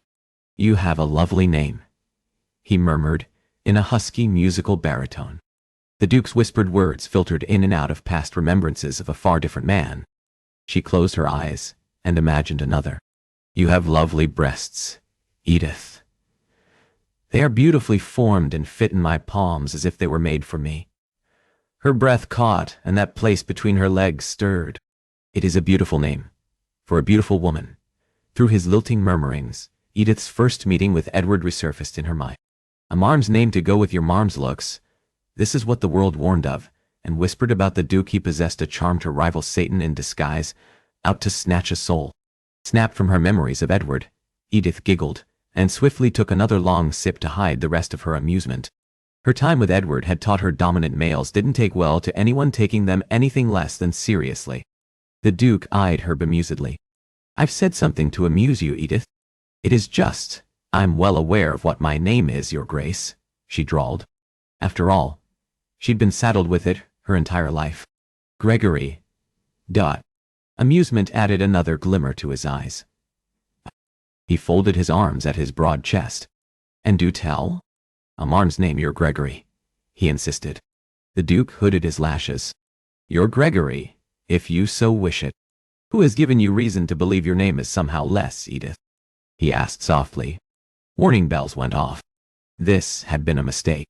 With unstable fingers, Edith set her empty glass down and made to stand. It doesn't matter, she whispered, hating that her voice cracked. But the Duke caught her by the wrist and kept her seated there. That someone hurt you matters a great deal, Edith, he said with a quiet insistence and indignation on her behalf, and she found her reservations flagging. She could not be angry at Edward for having spoken the truths he had to her.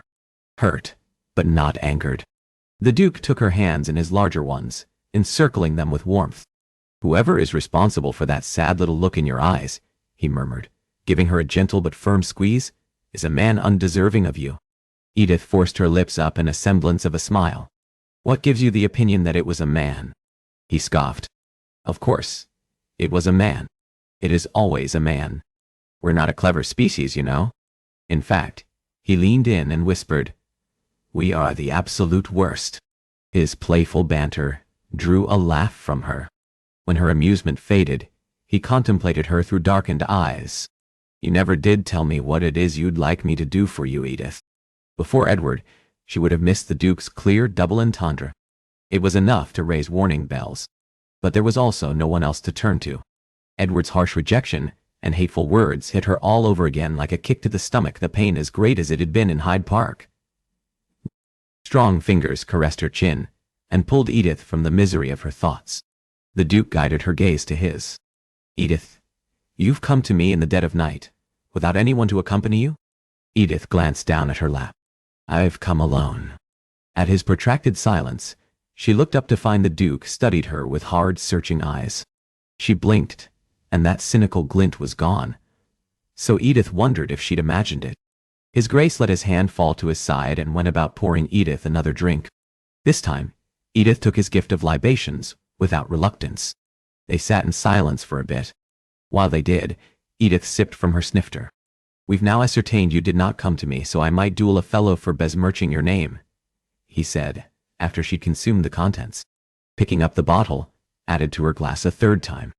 "Which begs the question of what service I may provide you with, Edith," he asked, handing over another glass. She stared into the blurry contents of her drink. "This is bad. All of it." Oddly, that understanding existed in a faraway corner of her sluggish mind. Edith took another drink. A welcome warmth chased away her reservations. "I would ask you to help me avenge my sister's death, Your Grace." She shared the rest. Her plans for her bastard of a cousin, all her plans. "You needn't bankrupt him, as I've already." Edith blinked slowly. "I shouldn't have said that. Who have you gone to before me, Edith?" Even foggy from drink, she still detected the steel underlying his words. She hesitated. She'd deceived another man, and that had cost Edith his support, and the gentleman altogether. Her throat tightened painfully. Tears filled her eyes and blurred the remaining brandy in her glass. "Ed the Marquess of Malden." Her throat tightened.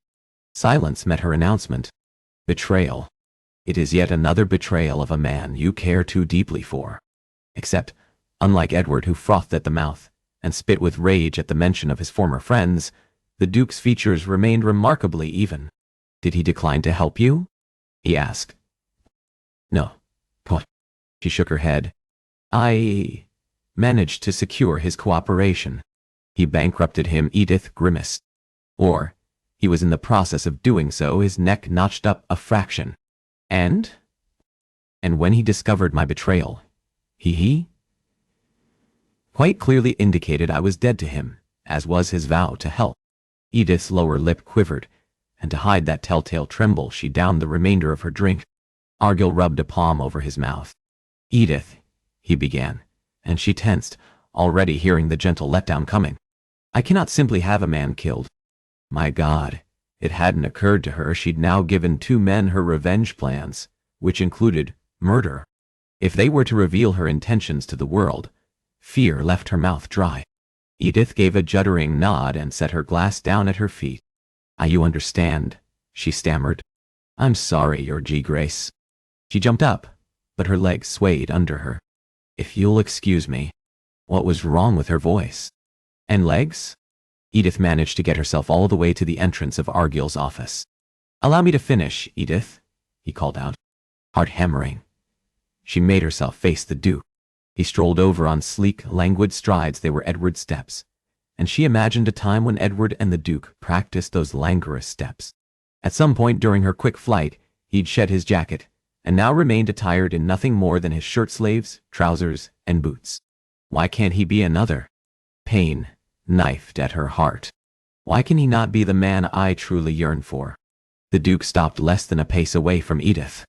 "I will not have a man killed, unless I myself confirm he is guilty of those crimes." "I understand," she said, her voice thick. And she did. Edith herself loathed the idea of seeing a man dead, but grief and mindless rage at what he'd done to Evie compelled her, as did the understanding that her cousin had attempted to kill Hutchinson one day. He would succeed. "I don't believe you do," the Duke said gently. "I will have a thorough investigation conducted. I'll get you definitive answers to confirm what you know to be true so that we both have the facts laid out before us. And then, I will handle him so you and the rest of your family need never worry about him again." Edith's breath caught. Joy left her light as she'd not been since Evie's passing. "Let me spare you a visit to Argyll's and share a thing or two about the gentleman. Everything is about his wants, his pleasures." Edward's taunting voice continued to echo around her mind. "He will expect repayment." Her stomach churned. The Duke had offered everything Edith wished for, and more. And among all the things she'd learned in her short time with Edward, he taught her, nothing was for free. "I cannot thank you enough," she said, her voice hollow. A question filled the Duke's eyes. "I'm going to be ill." Unable to meet his gaze, Edith laid her palms upon the lapels of the Duke's jacket. The hard wall of muscles bunched under her hands, and as she slid her unsteady fingers over his chest, the searing sense of betrayal threatened to consume her, and she wanted it to. So that way, she needn't do the things she'd shared with Edward with this man. The Duke captured her wrists again in a gentle vise. "Hey, now, love," he murmured. "What are you doing?" Her cheeks warmed. "You will, of course, expect repayment." "Repayment," Argyll repeated dumbly. He stared at her. "What?" "What?" he asked, so thoroughly befuddled. Edith's tension eased some. "Edith, are you offering yourself to me?" Argyll blanched. If her blush grew any hotter, she was going to catch fire. And in this particular moment, she very much welcomed the idea of such a fate to get her out of this. "You are wasting your time, sweet. I know Argyll's taste in women. You, my dear, are not it." "I'm not your type," she whispered, recalling Edward's warning. How was it she found herself both relieved and panicked? Confusion lit the Duke's eyes. Suddenly he recoiled. "Egads, Edith, that isn't it. I would never have you that way. I would never have any woman that way." Hope filled her breast. "You wouldn't?" she whispered. He laughed. "God, no. Do I strike you as that kind of gentleman?" "No," she exclaimed. "Or one who needs to force a woman, Edith." He sounded, and looked visibly insulted at the mere possibility. "No, Your Grace." She chewed at her lower lip. "It is. I just thought." The Duke stilled. His expression grew more serious. "Malden," he muttered. Refusing to confirm that correct assumption he'd made, Edith glanced down. "Edith, look at me." He possessed the manner of voice to compel an angel to give his soul to Satan. "First, for the love of all that is holy, given the nature of our meeting and discussion, would you please refer to me as Gregory?" She lifted her gaze to his and nodded. "Yes, Gregory." The Duke Gregory moved his gaze over her face, and then gripped her lightly by her shoulders. "I am not Malden," he said gravely. "I've known him my entire life. I know the man he was and the man he's become, and I am not, nor have I ever been, nor will I ever be, him." Hearing him speak, even in the veiled way he did, about Edward only deepened this agonizing sense of betrayal against a man who didn't even deserve her loyalty. "I would never force you, Edith," the Duke said, pulling her out of her sorrowful musings. "Not because I don't desire you." His eyes darkened. "I do. But because I'd never take something from you or any woman that you didn't want to give." He pushed her cloak back and took her shoulders in his hands. Then, he edged her sleeves down enough to allow him to caress the pads of his thumbs over the skin he'd exposed.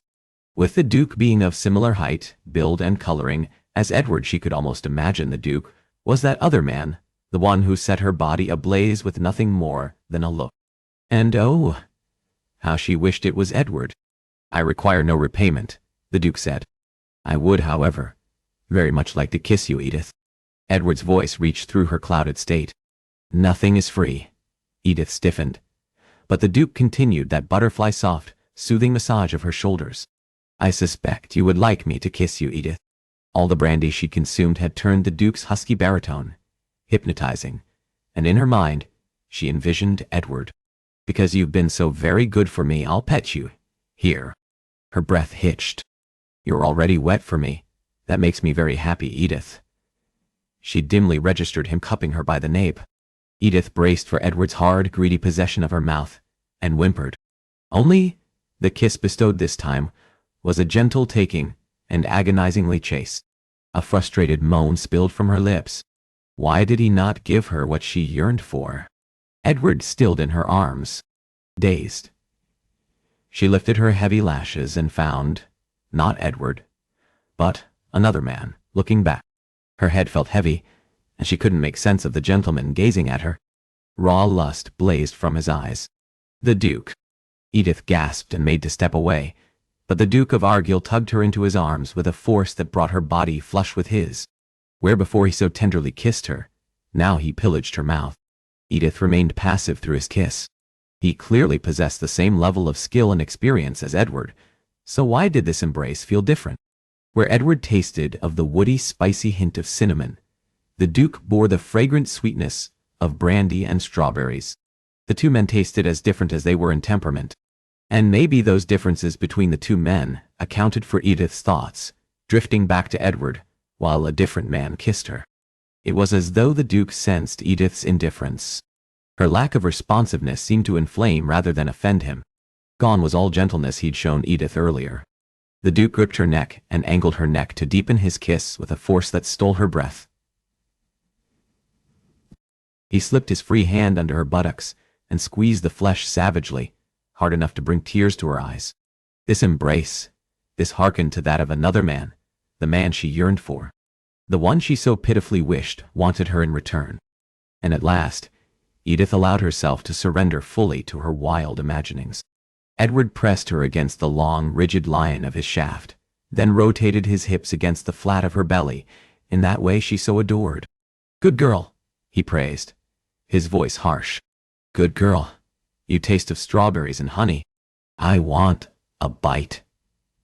He shifted his demanding lips elsewhere and moved them down the curve of her cheek, lower, until he found the birthmark at her throat he'd sucked so many times.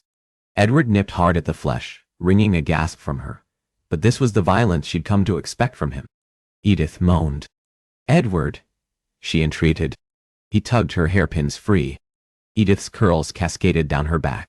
"I can be whoever you want me to be, love," he whispered, his voice smooth. "But I know I can make you forget all about him, if you'll let me." Those words, and that husky voice yanked her back to the moment. Edith gasped and pushed herself from the Duke's arms.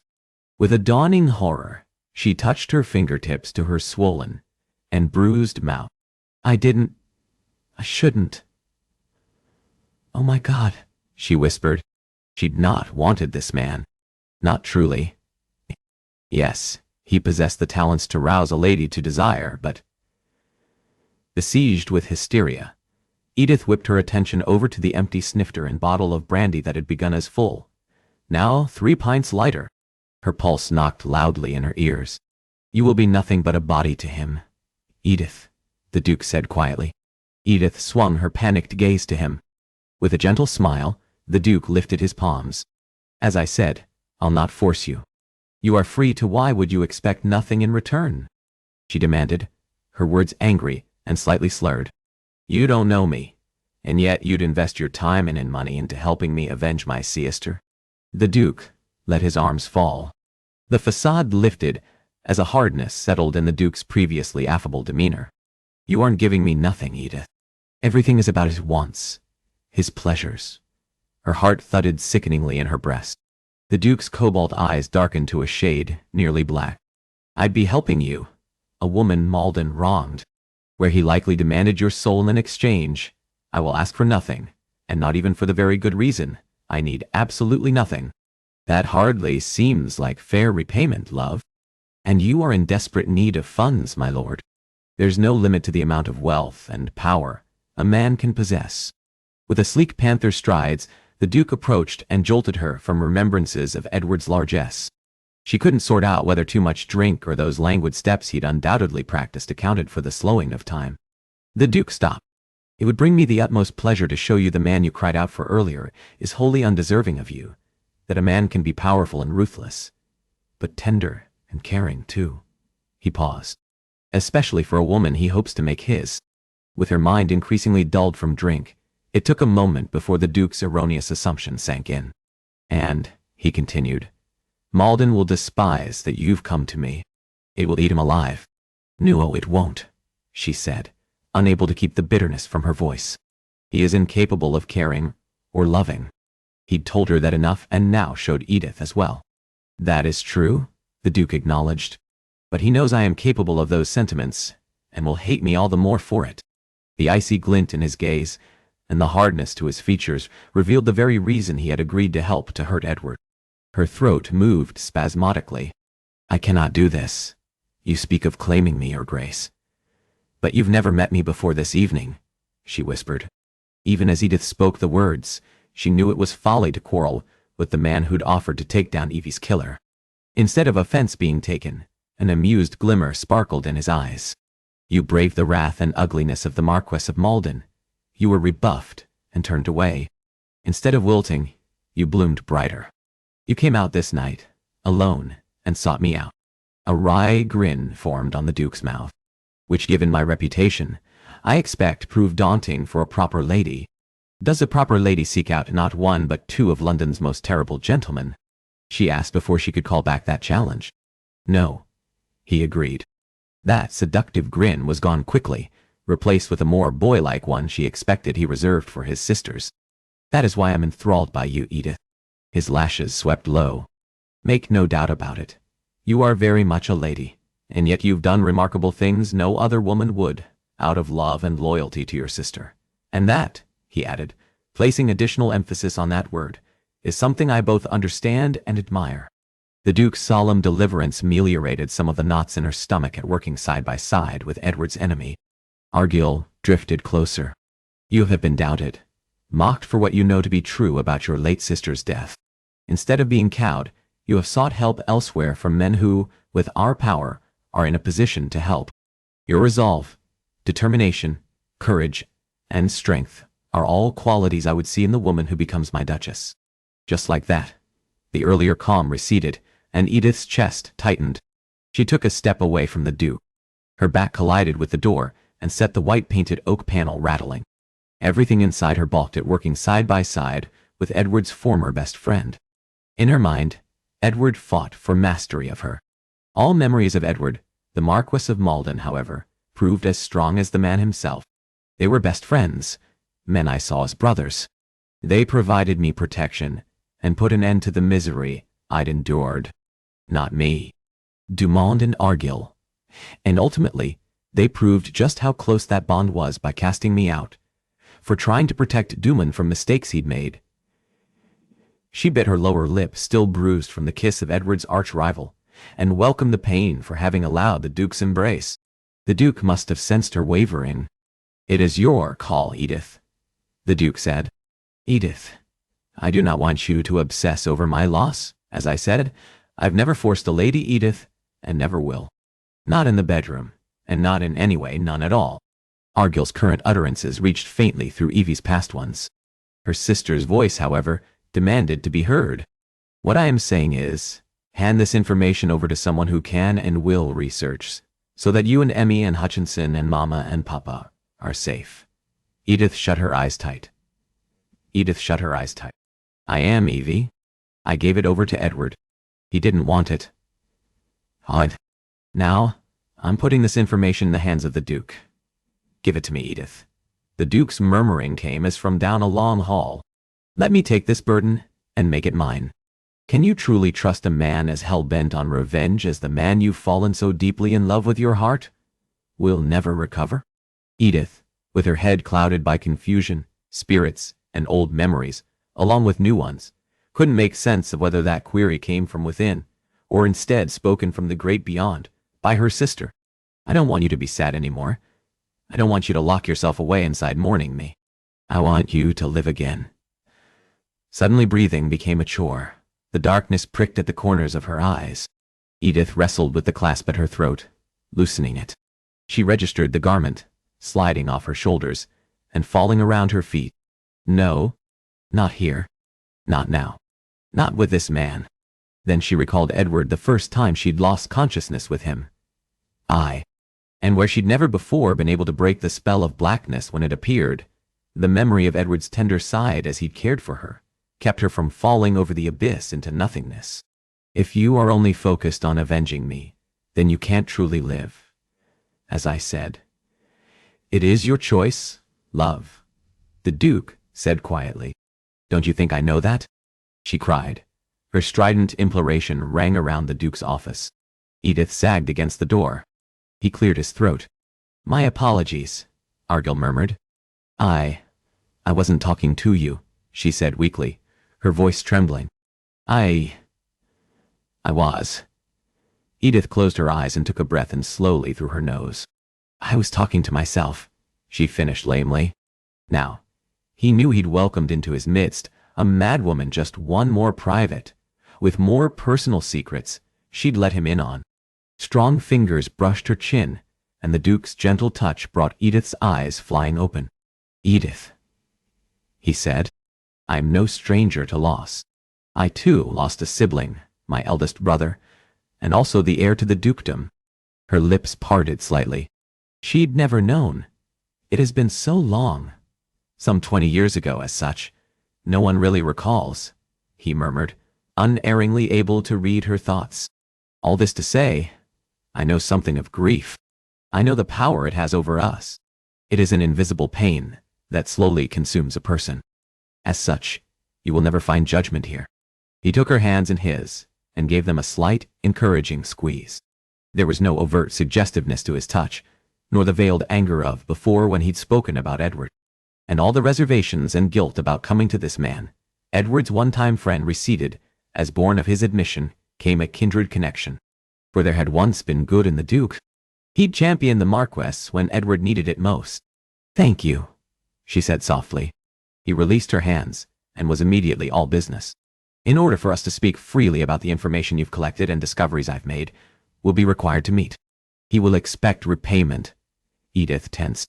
"I will not, however, allow you to run all over London at this ungodly hour and put yourself in harm's way," he continued, in a stern voice she expected was the big brotherly one he used on his younger siblings. "As my sisters reside here, I do have to be mindful about not having women sneaking inside all hours of the night." "I'm sorry," she said on a rush. In her yearning for revenge, she'd selfishly not thought about the Duke's younger sisters. "No apologies necessary. Were it not for my sisters, I'd welcome mysterious cloaked visitors any time of the day." He waggled his eyebrows, wringing a laugh from Edith. Then he was all seriousness once more. "As learned during my lessons when I was the spare being trained for a military career, you and I are best served hiding in plain sight. Coincidental meeting at various events that I'll ensure we both receive invitations to. I will plan to host a ball which will allow us our first opportunity to convene." She struggled to keep up with his rapid-fire planning. When he'd finished, the Duke picked up her cloak and draped the garment over her shoulders. Then, in what felt like a lifetime since she'd arrived, and an eternity since she'd last seen Edward, the Duke escorted her to the foyer. The same aging butler who'd granted Edith entry sat upon the deep padded, velvet hall bench. He struggled onto his feet. With his back bent by age and time, the old man took a slow, laborious step toward the door. "You may retire for the night, Dixon," Argyll interjected before the other man could take another step. "I have it from here." Dixon gave an unsteady bow. Edith watched until the old servant had gone. "I've insisted the good fellow take a nice retirement with the generous compensation I've provided," Argyll explained, as he headed over to handle the servant's duties. Under a rake's veneer, the Duke's generosity and kindness toward his servants bespoke the heart of a good man. "I cannot ever thank you enough, Your Grace," she said softly. He slid closer. "Do you know how you can repay me, Edith?" he whispered. She managed to shake her head. Warning bells chimed once more. "You can stop calling me Your Graces while we are in private at least," he said dryly. "And discreetly, while in public." "Thank ye," he scolded. "Gregory, I insist." Edith nodded. "Good night, Gregory." "Good girl," he praised. "My naughty girl loves it rough, don't you?" The Duke, with his affable charm and devotion to family and servants and willingness to help without requiring anything on Edith's part, should have snagged him at least several corners of her heart.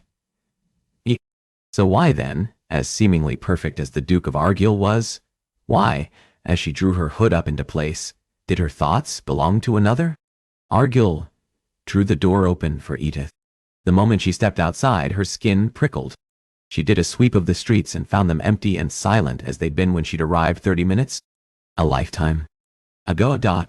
Yet. Edith took a step to leave. "Edith," the Duke murmured, his voice sotto voce. "One more thing." With infinite tenderness, Argyll reached up and drew Edith's hood higher into place.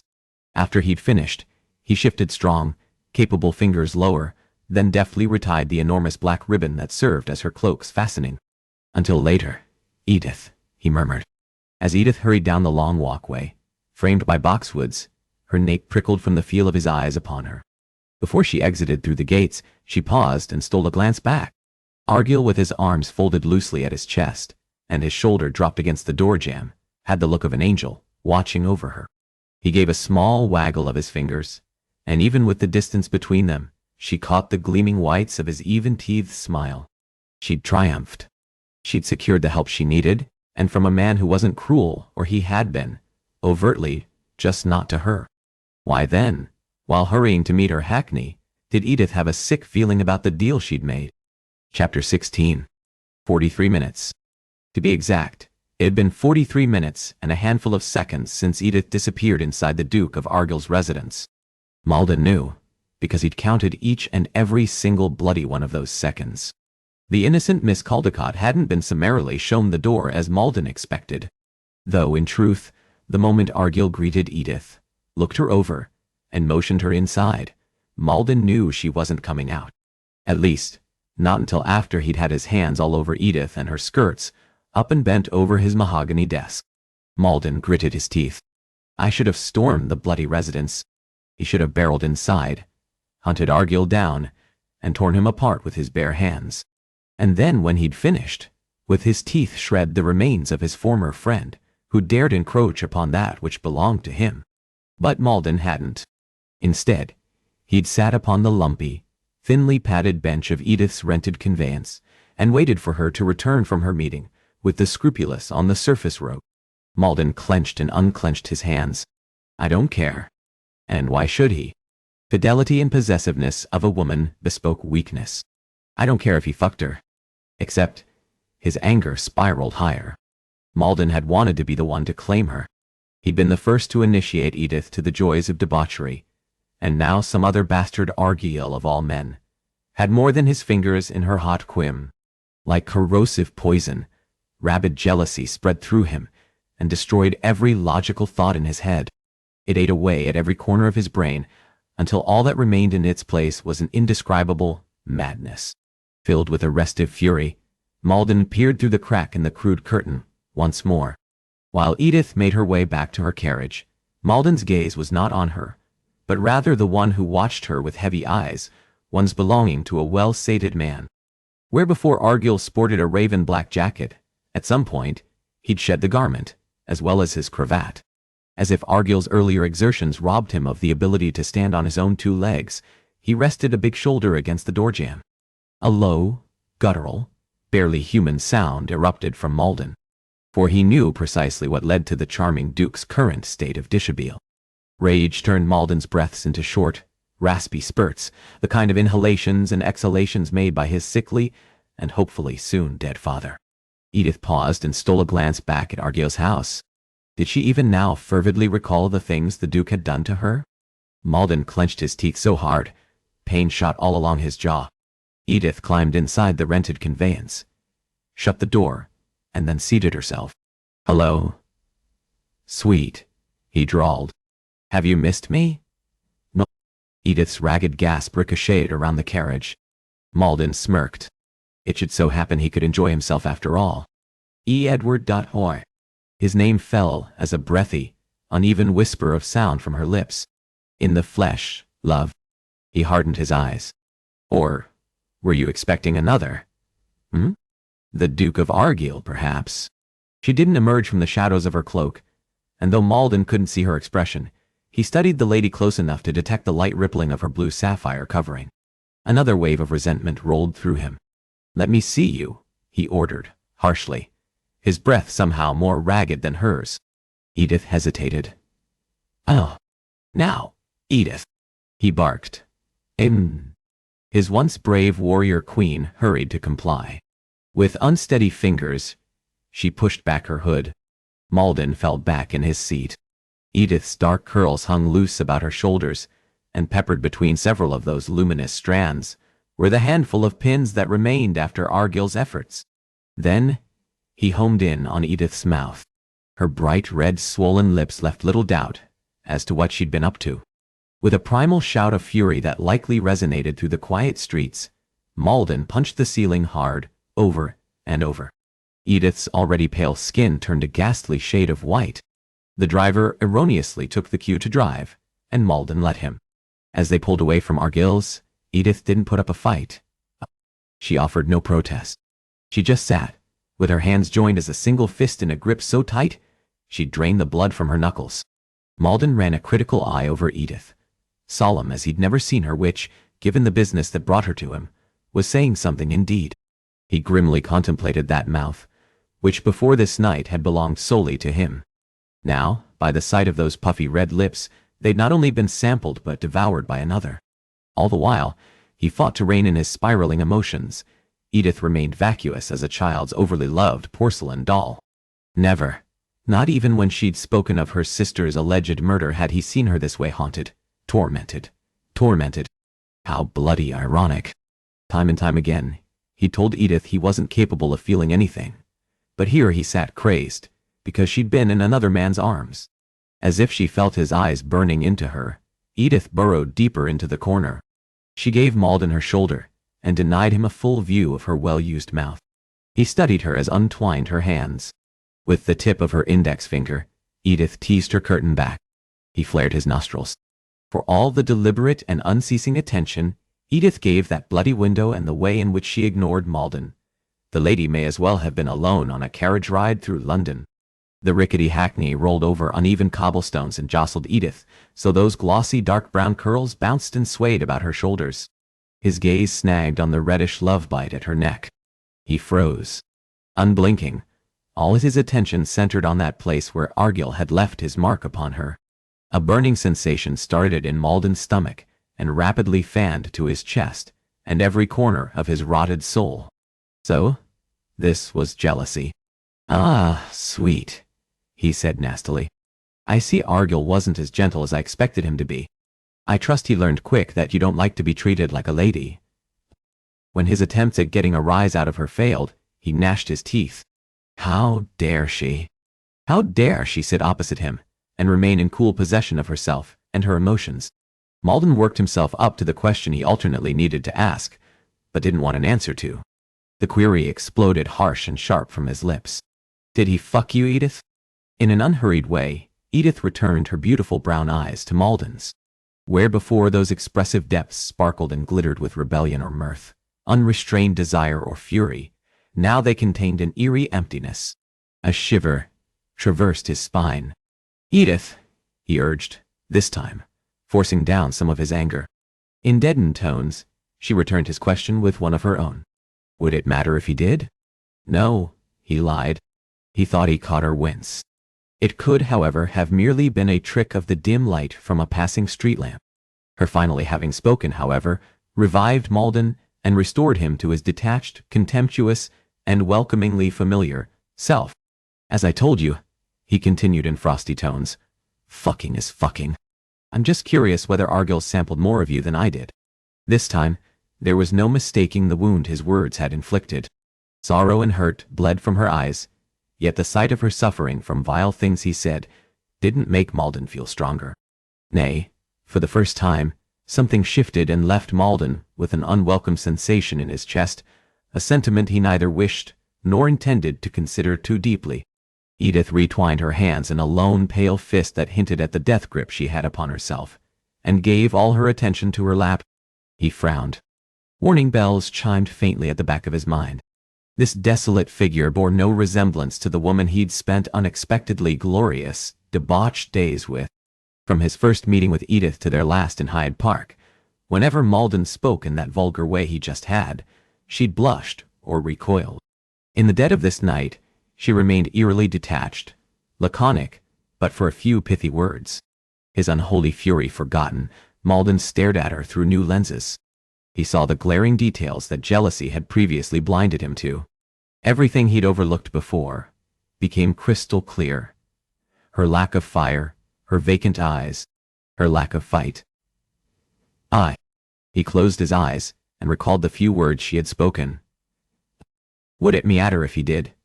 When she'd put that question to Malden, there'd been a slight slur to Edith's speech, one that hadn't been there, even when she'd consumed 2 healthy-sized glasses of whiskey in Malden's offices. "I'll kill him." His fingers curled reflexively into claws. His breathing came lower, slower, more ragged. And after he killed Argyll, he'd rip the bastard's still-beating heart from his bloody body and then feast upon his remains. "Edith?" He repeated her name a third time, gentling his voice, in a way he'd previously thought himself incapable of, before Edith. But then, Malden's life would now forever be divided into 2 points. Everything before Edith, and everything after that portentous night she'd stormed his club. She gave no indication she heard him. A pit formed in his stomach. Something had happened to her. Argyll had done something to Edith. Did he hurt you, Edith? How did Malden manage to ask that question so calmly, when black, murderous rage fired in his veins. She hesitated for a while.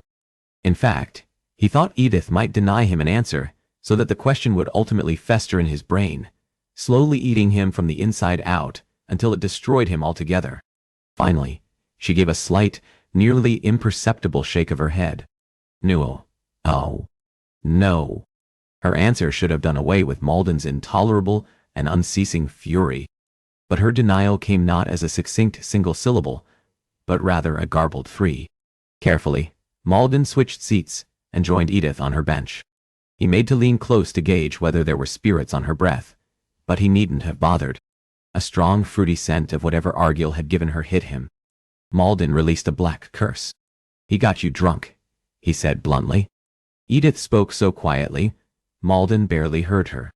"Brandy. Not like when you gave me whiskey." Tears filled her eyes. His queen had never cried, and now she would because of Argyll. His heart wrenched. Argyll was a dead man, he just didn't yet know it. Malden would kill the Duke dead, resurrect him, and then kill him all over again. "I hate brandy, but I drank it," she slurred, pulling Malden away from welcome thoughts of all the ways in which he'd make Argyll pay. "I was able to tell you I like whiskey, but I couldn't tell him," Edith said. "She'd blame herself." He ran his gaze over her. "What did he do to you?" he asked as calmly as he could. "I need you to tell me, Edith."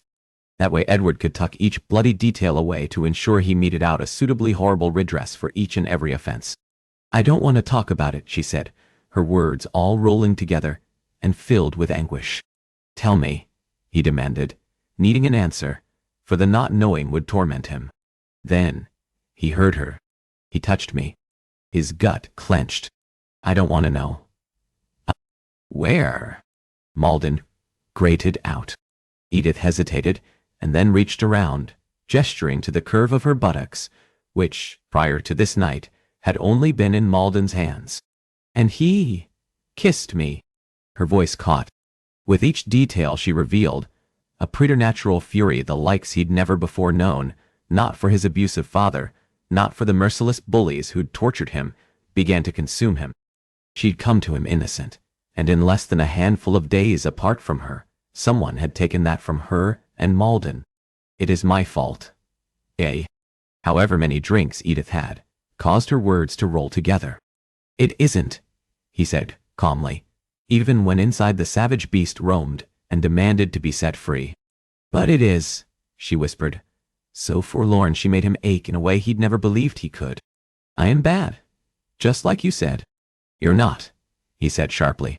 He'd never known a soul possess the good this one did. "You're my bad girl, in the very best ways." "You don't understand," she cried out. I enjoyed his embrace." Stunned, Malden jerked like he'd been shot, and he found he would have preferred that fate to this. "I wanted it to be you, Edward. I imagined it was you." Edith broke down sobbing and curling herself into a ball, making herself as small as possible against the wall of the carriage. Like an outsider looking in from afar, Malden stared blankly at Edith as she wept. He'd been wrong.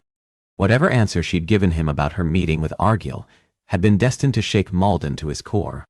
A pulling sensation knotted his gut and wrought a queer feeling in his stomach he'd never before known. The twisting and twining of his insides so repulsive, he wanted to never be victim to it again. He despised Argyll, and until Malden died and took his place in hell, he would forever burn with fury, knowing Edith had enjoyed another man's embrace. But Malden, the king of vice and more debauched than Caligula, wouldn't let Edith feel guilt for her body responding in the natural way it had. Argyll was an experienced lover. The Duke knew every way there was to know around a woman's body. Edith had been no match for his skills. And I'm the one who sent her there. The knowledge of that would also be something Malden had to live with forever. When he'd discovered she'd lied to him to secure his cooperation, he'd been too blind to see he wanted Edith anyway. His discovery, however, had come too late. And the muscles in his chest, close to that place where that detestable organ rested, spasmed. Malden attempted to rub the muscle ache away, but his efforts proved futile. He stared at the woman who'd absolutely obliterated his self-control. Her gasping, heaving sobs had dissolved into a soft, even more sorrowful weeping. He had to say something. Were he Argyll, Malden would have been armed with all the right words and soothing promises. But Malden wasn't that man, and never would be. "It is just lust, Edith," he said matter-of-factly, giving her that same reminder he had throughout their brief relationship. "Everything he roused in you was your body's automatic response." His words were intended to alleviate any sense of guilt. Instead, she turned her face flushed from crying, still damp with the tracks of her tears, and looked at Malden with something akin to horror. Unnerved as he'd never been with this woman, and in a way he'd not experienced since his boyhood years, Malden fought the urge to squirm. Something was expected of him here. But what the hell was it? Except that question would go unanswered. For as if he'd spoken and said all the worst things, Edith gave her head a small shake and put all her attention back on that crack in the curtain. He realized the back-and-forth sway of the Jarvey had come to a stop. Martin parted the fabric that covered his window to ascertain where the driver had brought them. Edith's street. Even without directives, the fellow had known to bring them to the lady's home. Malden returned his attention to a so very silent Edith. With her fingers shaking, she attempted to straighten her hair. Her visage blurred. In his mind's eye, Malden envisioned the moments that had brought Edith to her well-loved-looking state. Edith locked in the Duke's embrace. Argyll tugging her pins free and letting those luscious strands cascade around them like a chocolate waterfall.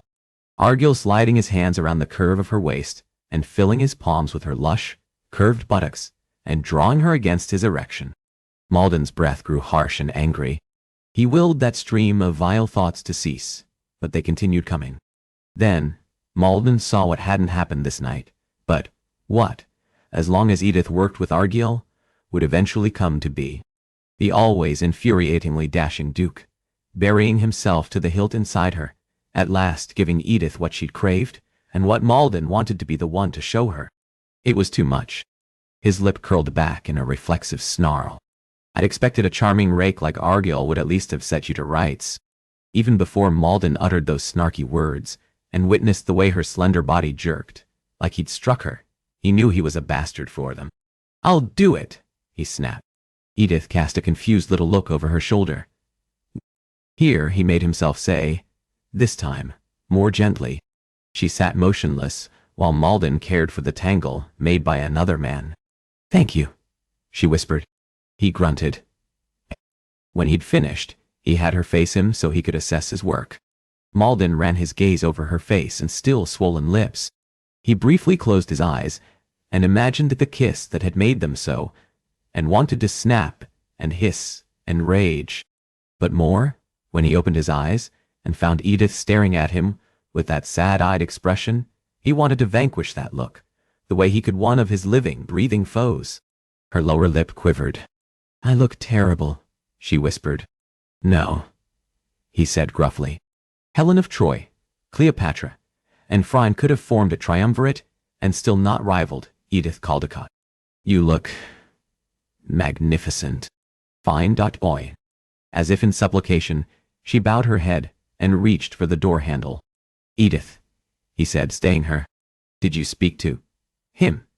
Malden couldn't even get that poisonous name out about us." She hesitated, and then dampened her lips in a way that answered all he needed to know. The only question at this point was whether or not Edith would lie to him for a second time. "I did."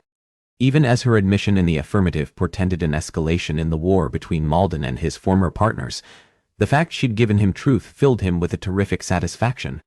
When he spoke, Malden did so in equanimous tones, so as to not close her off any more than she already had. "What did you tell him?" He asked who else I'd brought my information to, she said, this time without any faltering. "I thought about lying but remembered." Edith glanced down at her joined hands. "What it cost me when I withheld the truth from you." Malden studied her bent head. "And what exactly did it cost you, Edith?" he asked quietly. A lone tear slipped down her cheek, and he reached out to brush that drop away, but there was already another one there to take its place. Funny, he'd always been repulsed by tears. He'd taken them as a sign of weakness. And even as they were, what was it that set everything and everyone apart from this particular woman? For, as he pulled out a kerchief and tenderly brushed that dampness away, it wasn't disgust, but more of that odd tightening in his chest. Like a vice had been clamped about his lungs, and gripped and ungripped those organs so breathing became a chore almost not worth fighting. Malden relinquished his handkerchief to her, and her fingers immediately curled tightly around it, the same way they might had she been handed the king's crown.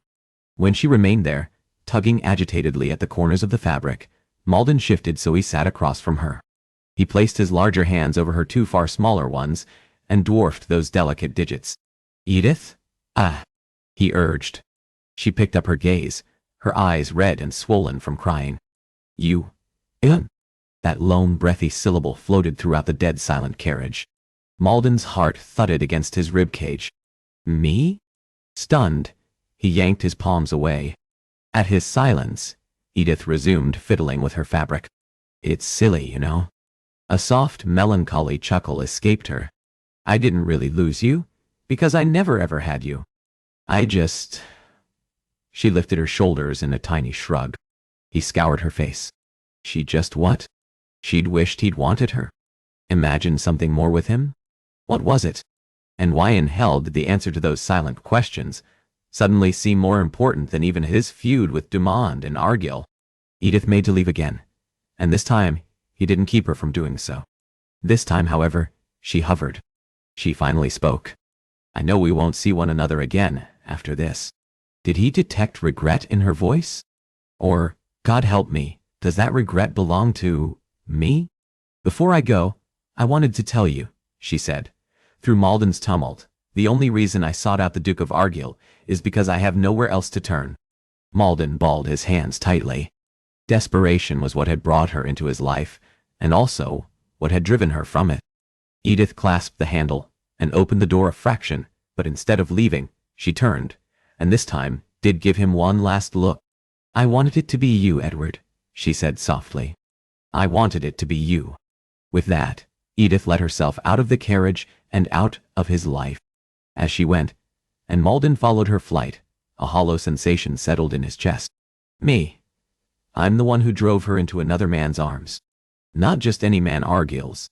Edith expertly weaved in and out of the shadows with the stealth of London's most skilled pickpocket.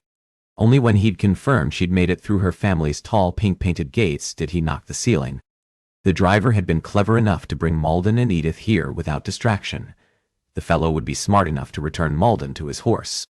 On the return back, restless, Malden shoved the curtain all the way open.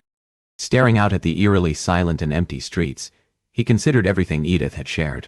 She'd said fewer words this night than any of the previous times they'd been together, but somehow, she'd managed to say so much more. No one truly wanted Malden.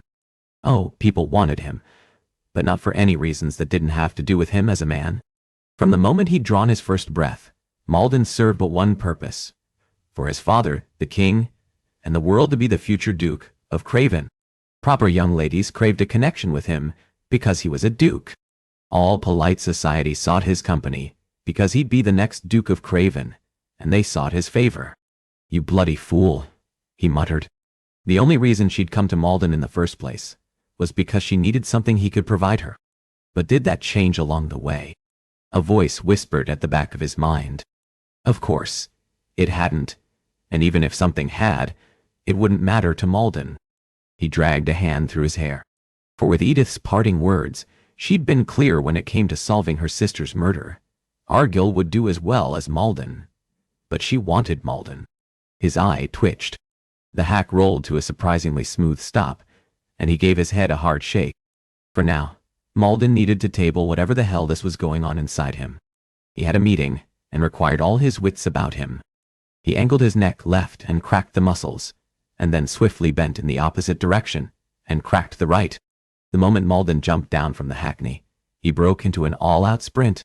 All the while, despite his attempts to bury thoughts of Edith, she lived, real as life, inside his head. "He kissed me."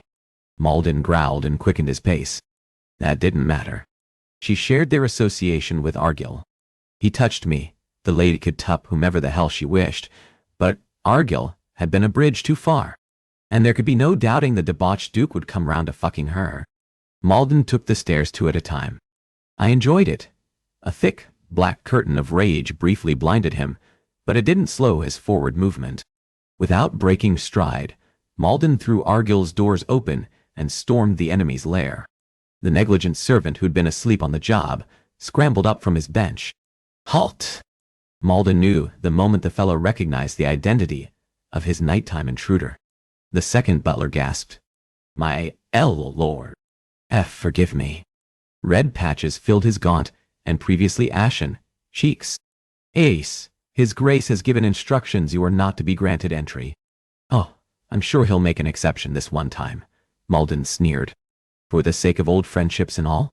An enormous Adam's apple bobbed in a neck so slender it looked a chore to hold his head up. He said we are to speak with him before, with the other man still rambling. Malden stalked off. He didn't give a shite what orders Argyll's staff had been given. My lord," Argyll's second butler entreated. "You cannot." That was where the other man was wrong.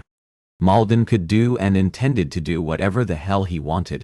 While the servant raised a belated and entirely too late hue and cry, Malden jogged through corridors as familiar as his own. When he reached Argyll's office, he threw the door open so hard the elaborately carved oak panel hit the wall, then bounced back. Malden shot a hand out to keep it from hitting him in the face. He did a sweep of the office and found him, the smug, faintly amused figure, lazily reclined on the sofa, with a drink in hand and in the same state of dishabille he'd been when Edith took her leave of him. Argyll smiled icily. "Malden, my good man." His former best friend lifted his glass in salute and caught Malden's focus, bringing it to the lone empty snifter, resting beside a nearly empty bottle on the table. "Brandy." "Not like when you gave me whiskey. To what do I owe the unexpected pleasure of your company?" Argyll was saying as he, unhurriedly, came to his feet. Through the dull buzzing in Malden's ears, he couldn't make out anything more. He dimly registered an army of servants arriving at the door, and Argyll ordering them gone. All the while, Edith's revelations flooded his brain and left Malden suspended in this peculiar state, where reality remained frozen. As Argyll's footmen left and shut the door behind them, the Duke's lips moved, but Malden was upside down. Underwater, everything above the surface came muted and muffled. Those hated hard lips that had claimed Edith's as previously only Malden had. "You all right, chap?" Argyll's voice came from down a long, distant hall. Even separated from the moment as Malden found himself, his brain detected the Duke's jeering tone. Argyll's mouth curved up in a mocking grin. That same mouth which had marked Edith's creamy white skin and worshipped the birthmark. Malden got hard just thinking about sucking on. Crazed, Malden ripped his gaze away from a face he'd never hated more than he did in this moment. "Get control of yourself, man." His pulse continued to hammer like a drum. It had always been so easy. So why now did madness hold an unbreakable grip on him? Dragging a shaky hand through his hair, Malden did a small circle to get himself back from a precipice of insanity. Only there was no reprieve in sight. For Malden's unblinking stare, locked on the arrow-shaped hairpins scattered about the hardwood floor. Those brass-plated fasteners lay, pointing Malden to the very spot where Edith had known the pleasure of Argyll's embrace. The Duke had filled his hands with her buttocks and driven her body against that wall and plundered her mouth. "But I wanted it to be you, Edward. I imagined it was you." Malden came whirring back to the moment, and every sense came alive, stronger and more acute. He looked upon the man he'd once considered a brother, and let show all the loathing and contempt he now carried for him. Growling, Malden stormed over. Whatever smug words Argyll had been speaking, abruptly cut out. The Duke tensed. Malden went sailing past him and made straight for the glass Edith had drank from. He grabbed the empty snifter and brought it to his nose. The aromatic hint of Malden's entirely too fruity brandy clung to the snifter, along with something else, a strong, pungent smell. His fingers curled reflexively around the glass. Opium. Edith, who believed her sister died by poisoning, had consumed an opium-laced drink Argyll gave her. "I enjoyed it. I enjoyed his embrace, but I wanted it to be you, Edward. I imagined it was you. You bastard." Malden, speaking with a calm he knew not where it came from, held the glass out toward Argyll. "You drugged her." Malden gave him a scornful once-over. "Here, after all these years knowing the great Duke of Argyll, and I'm only just learning, you're relying on drugs to get them more easily into your bed." Argyll flashed a smug smile. "Whatever you need to make yourself feel better about Edith enjoying the things I did to her, old friend." With a roar, Malden hurled Edith's snifter, and amidst the explosion of crystal and tinkling of shattered glass, he charged Argyll. Anticipating the coming attack, Argyll brought his fists up, but proved no match for Malden's bloodlust. His sharp right rear hook connected solidly with the Duke's granite hard-jawed dot. Impressively, the other man kept his feet and met Malden with a lead uppercut.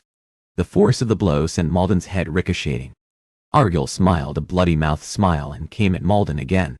This time, Malden anticipated the Duke's move, sidestepping Argyll. Malden leaped atop the same sofa Edith sat not just an hour ago, and, with a bellow, launched himself at Argyll. They landed with Argyll taking the brunt of the impact. As his back collided with the floor, all the breath was expelled from his lungs. Taking advantage of Argyll's stunned state, Malden punched him in the face over and over, until his blood splattered Malden's face and mingled with the sweat that rolled from Malden's forehead. Malden's quick, panting breaths struck an off-rhythm score to Argyll's. All the while Malden beat his former friend to a pulp. The satisfying sound of flesh striking flesh filled his ears and drowned out Edith's telling in the carriage that had haunted him since she'd whispered it into existence. Suddenly, and simultaneously, Argyll reared his head back, and at the same time he brought his forehead colliding with Malden's. The Duke got a knee up and hit him between the legs. With a low, death-like groan, Malden collapsed in a heap. Gritting his teeth, he writhed in agony. Argyll took the upper hand and proceeded to return Malden's earlier favor. The fight between them was a well-matched one, but in the end, Malden delivered a sharp left hook that sent Argyll's head reeling into the hardwood floor. Spent from battle, both men collapsed beside one another, shoulder to shoulder. Aside from the quick, ragged breaths each drew, they may as well have been the two boys they'd once been, lounging at the late Duke of Argyll's well-stocked lake after a day spent swimming. As his heart rate began to come down, Malden stared at the wood-paneled ceiling overhead. A low grumble sounded from beside him, and Malden turned his head. Argyll's entire body shook. Tears seeped from the corners of his eyes. "This is our Rich," the Duke managed to get out. "What?" he snapped. "Here, I believe you'd sent poor Miss Caldecott with her outrageous story to try and have a window into my life and dealings." Malden's stomach muscles tightened. This time, Argyll didn't fight his laughter.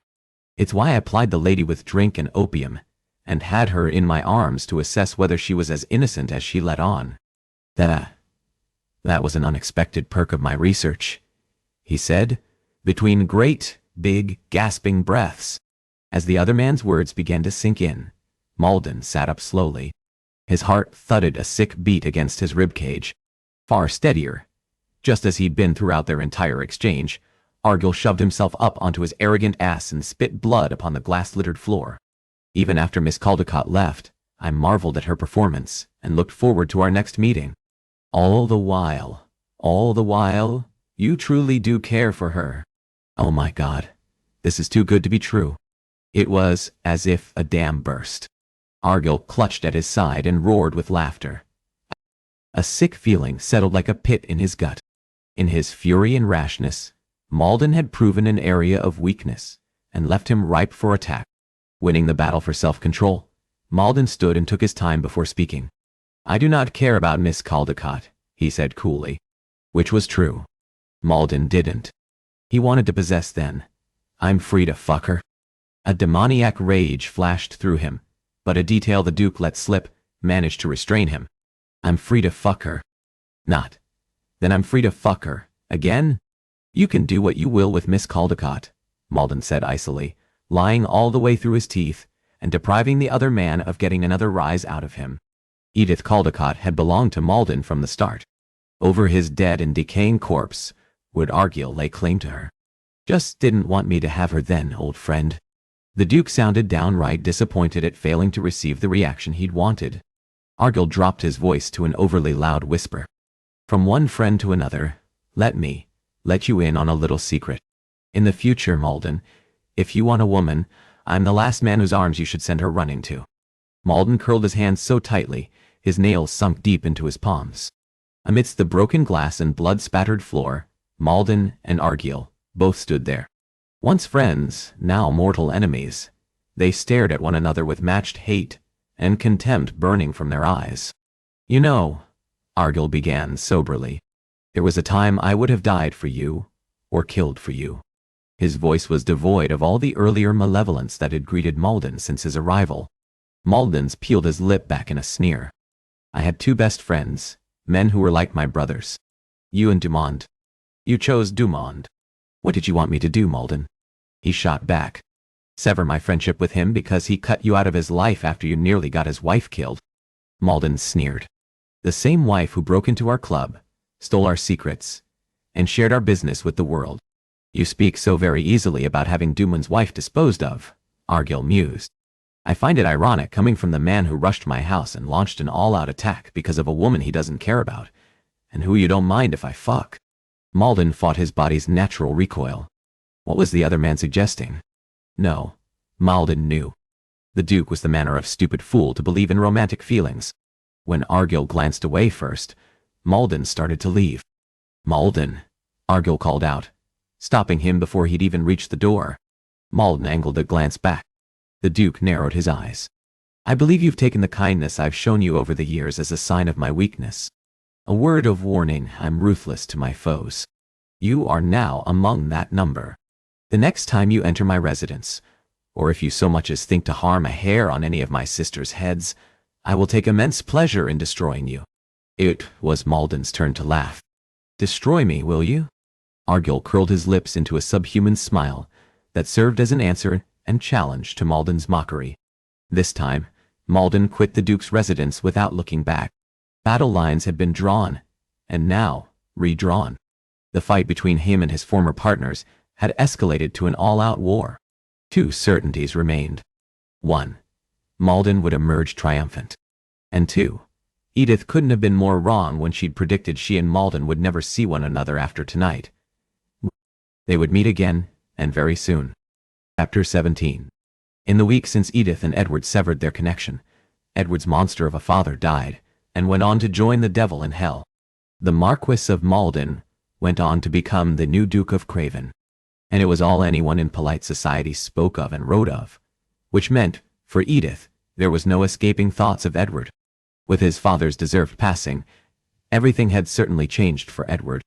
When a man ascended to the ranks of almost royalty as he had, his obligations, holdings, and level of power and influence all grew. While for Edith, everything remained the same.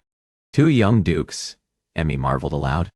It was all anyone talked about, and that unfortunately included Edith's sister, the fact that not one, but now several, young, handsome, wealthy dukes were available. Seated on the carriage bench next to her father, and across from her mother and sister, Edith made a show of staring out the window. This way she didn't have to take part in a discussion she had absolutely no desire to take part in. Imagine not one, but two, handsome, respectable dukes, who are all in want of a duchess, Emmy continued. Only one of them appears to be of any interest, and it isn't my dear sister's beau. Edith's beau, as in the Duke of Argyll. Given the times he'd paid call to Edith and the number of outings they'd had, what other conclusion was her sister, or anyone for that matter, to have drawn? She gritted her teeth. What he'd promised would be chance, casual meetings or dance sets, were actually visits that more than resembled an official courtship. Only one of those dukes is respectable, their mother was saying. And the other is the Duke of Craven. From everything I've read, the new Duke is as horrid as the late Duke. Edith made herself sit motionless as her mother carried on with a cataloguing of the late Duke's offenses. High-handed and arrogant. Confident. Confident would be a far more apt descriptor of the indomitable Duke. Cruel. I've sampled enough of you to know you aren't worth my efforts or my lenience. Of their own volition, Edith's fingers curled tightly on her lap. As horrid as his father, her mother said again. Her words shifted in and out of focus, with those uttered in confidence to Edith. By the new Duke of Craven. The Duke didn't love me at all. Nor I him. The old bastard loved but two things: his dukedom, and beating me to turn me into a man worthy of inheriting the kingdom, after he passed. As horrid as his father. As horrid as his father, Edith cried out. He is nothing like his father. Her family stared at her as if she'd gone mad. The Duke of Argyll, she finished weakly. He is nothing like the Duke of Argyll. Nor was that really a lie. Edward and Argyll were nothing alike. One set her heart aflutter, or he had, before he'd broken it. The other left her more annoyed than moved. Edith's sister gave her a peculiar look, and one Edith most certainly deserved. The Viscountess, on the other hand, fairly beamed. Listen to your older sister, Emmy. Defending the Honourable Duke, as she ought. The Honourable Duke who'd plied her with brandy, and done things he oughtn't with an intoxicated woman. Edith bit her cheek hard. The Viscountess gave a quick clap of her hands. I'll not have Edith's night spoiled. It is not my night, Edith said tersely. She may as well have saved her breath. Her mother continued. There will be no further comparisons between the dukes. Any similarities between them end at the title Duke.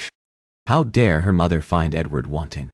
She didn't know how badly Argyll and Dumond hurt Edward. They were best friends, mother, Edith snapped. Do you recall that? The Viscountess gave her head a confused little shake. I don't you used to pine for an invitation to gatherings attended by the future Duke of Craven? She took relish in pointing out. How many times did you say? A man such as he would make any one of your daughters a fine match. Color filled the Viscountess's cheeks. Edith, her father said warningly. Edith ignored him. In fact, I rarely heard you breathe a word about the Duke of Argyll being a respectable match for any of your daughters. That was before, Edith. He's clearly reforming his ways. For Edith? Did her mother truly believe that? Edith snorted. Her mother's lips moved, but no words came out. Edith, where is this coming from? The Viscount, and peacekeeper of the family, finally interjected. There be no further talks of the Duke of Craven. Having the support of her husband seemed to revive the Viscountess. Precisely.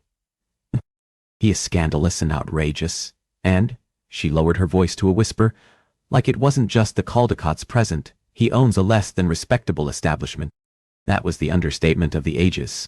What would her mother say were to have visited Edward's club and witnessed the debaucheries in action? For the first time in weeks, Edith burst out laughing. Her mother frowned. You find that amusing, Edith?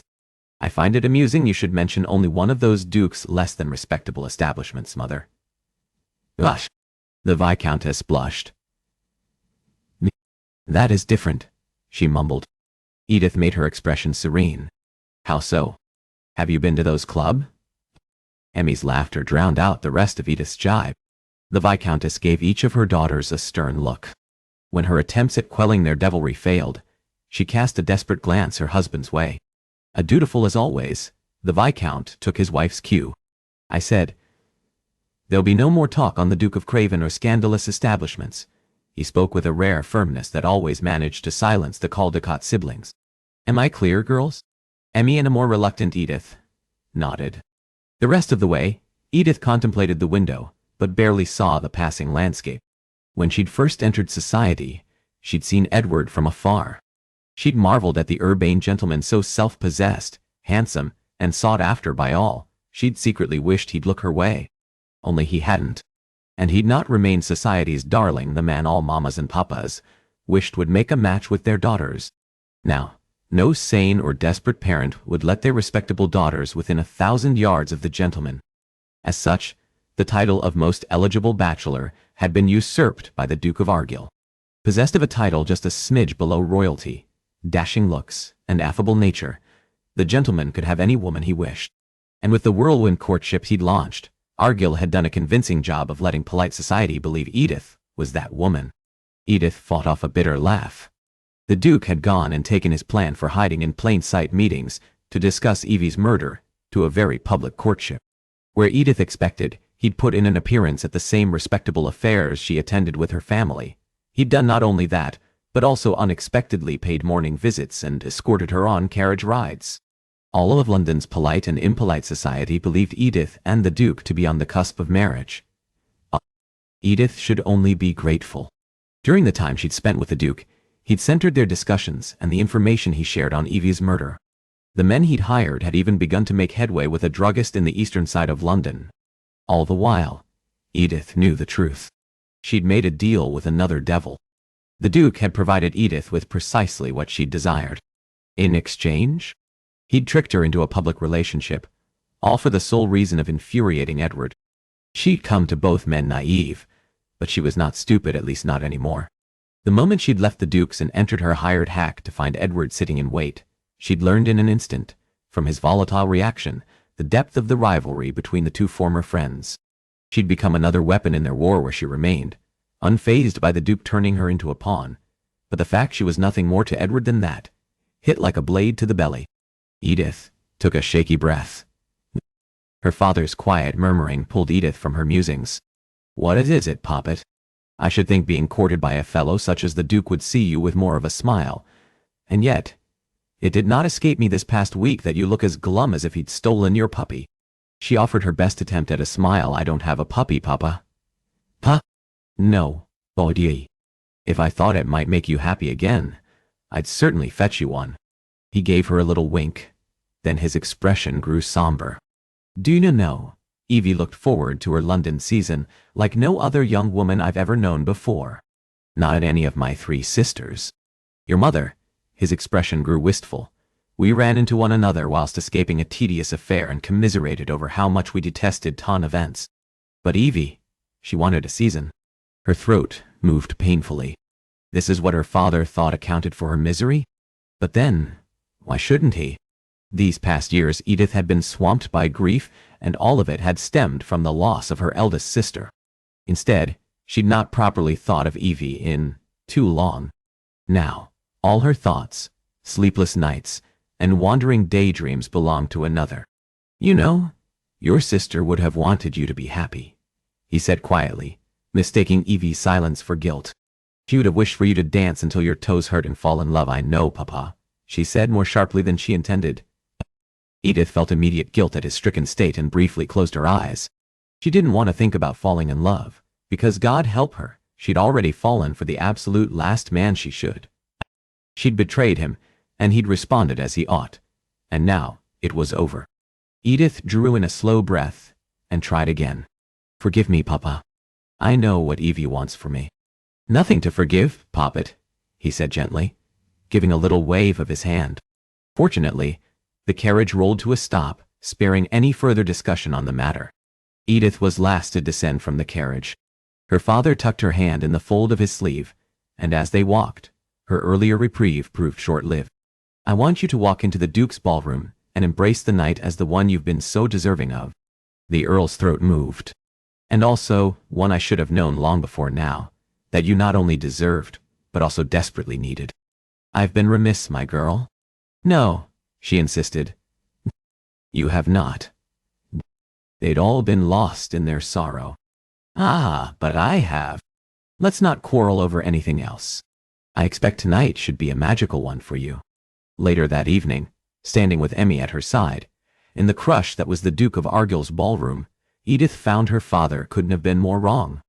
The only magic she hoped to find in this grand, austere ballroom with its hundreds of guests and roar of conversation that nearly drowned out the orchestra was the kind that could make Edith disappear.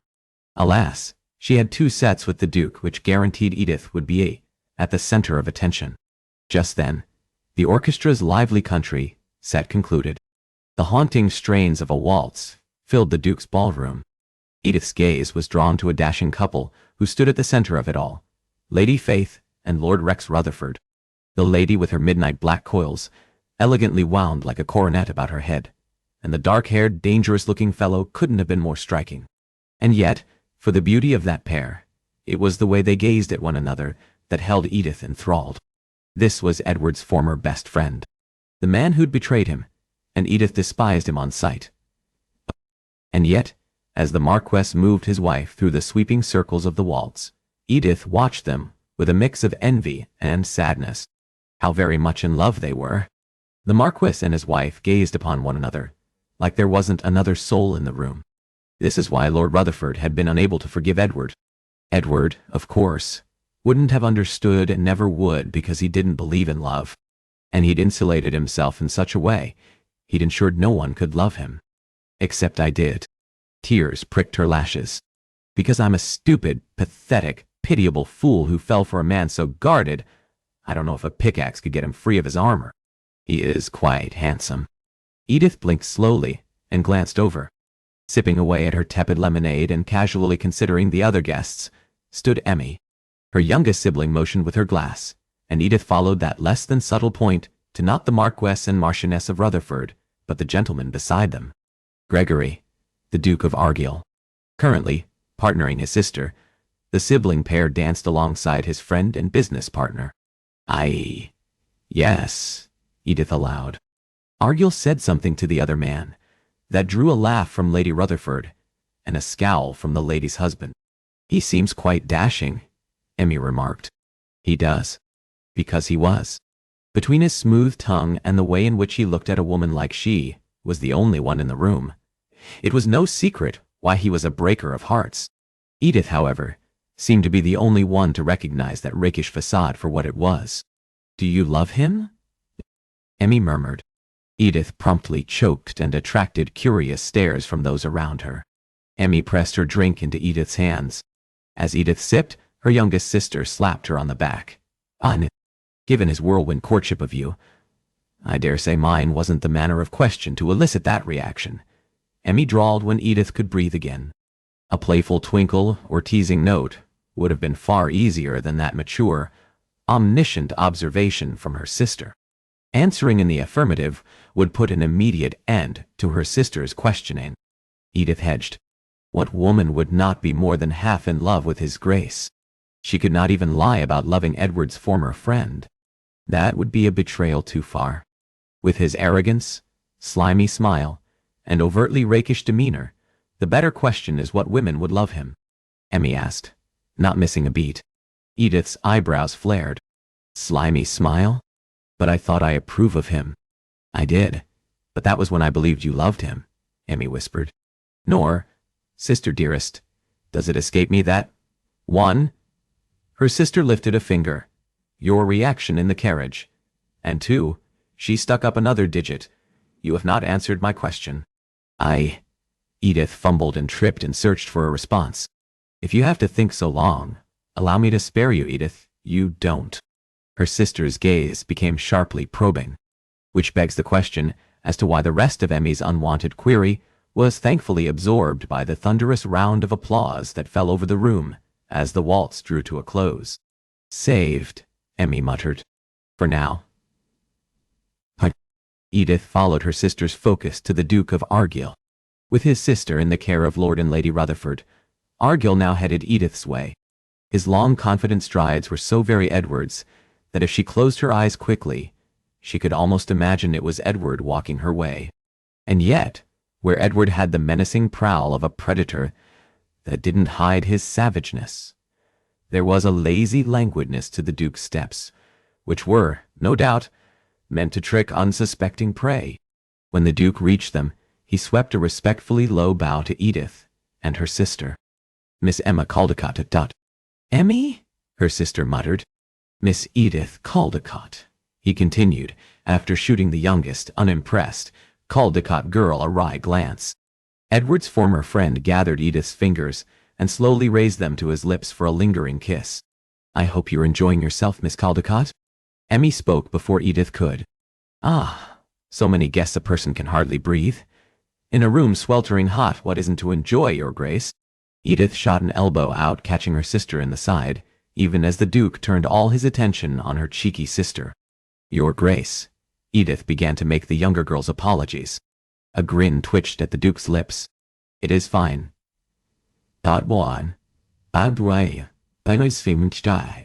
Having sisters myself, I'm more than accustomed to spirited young ladies. Are your sisters also accustomed to you speaking in front of them as if they aren't present? Emmy asked deadpan. Even as embarrassment brought Edith's eyes sliding shut, the Duke barked with laughter.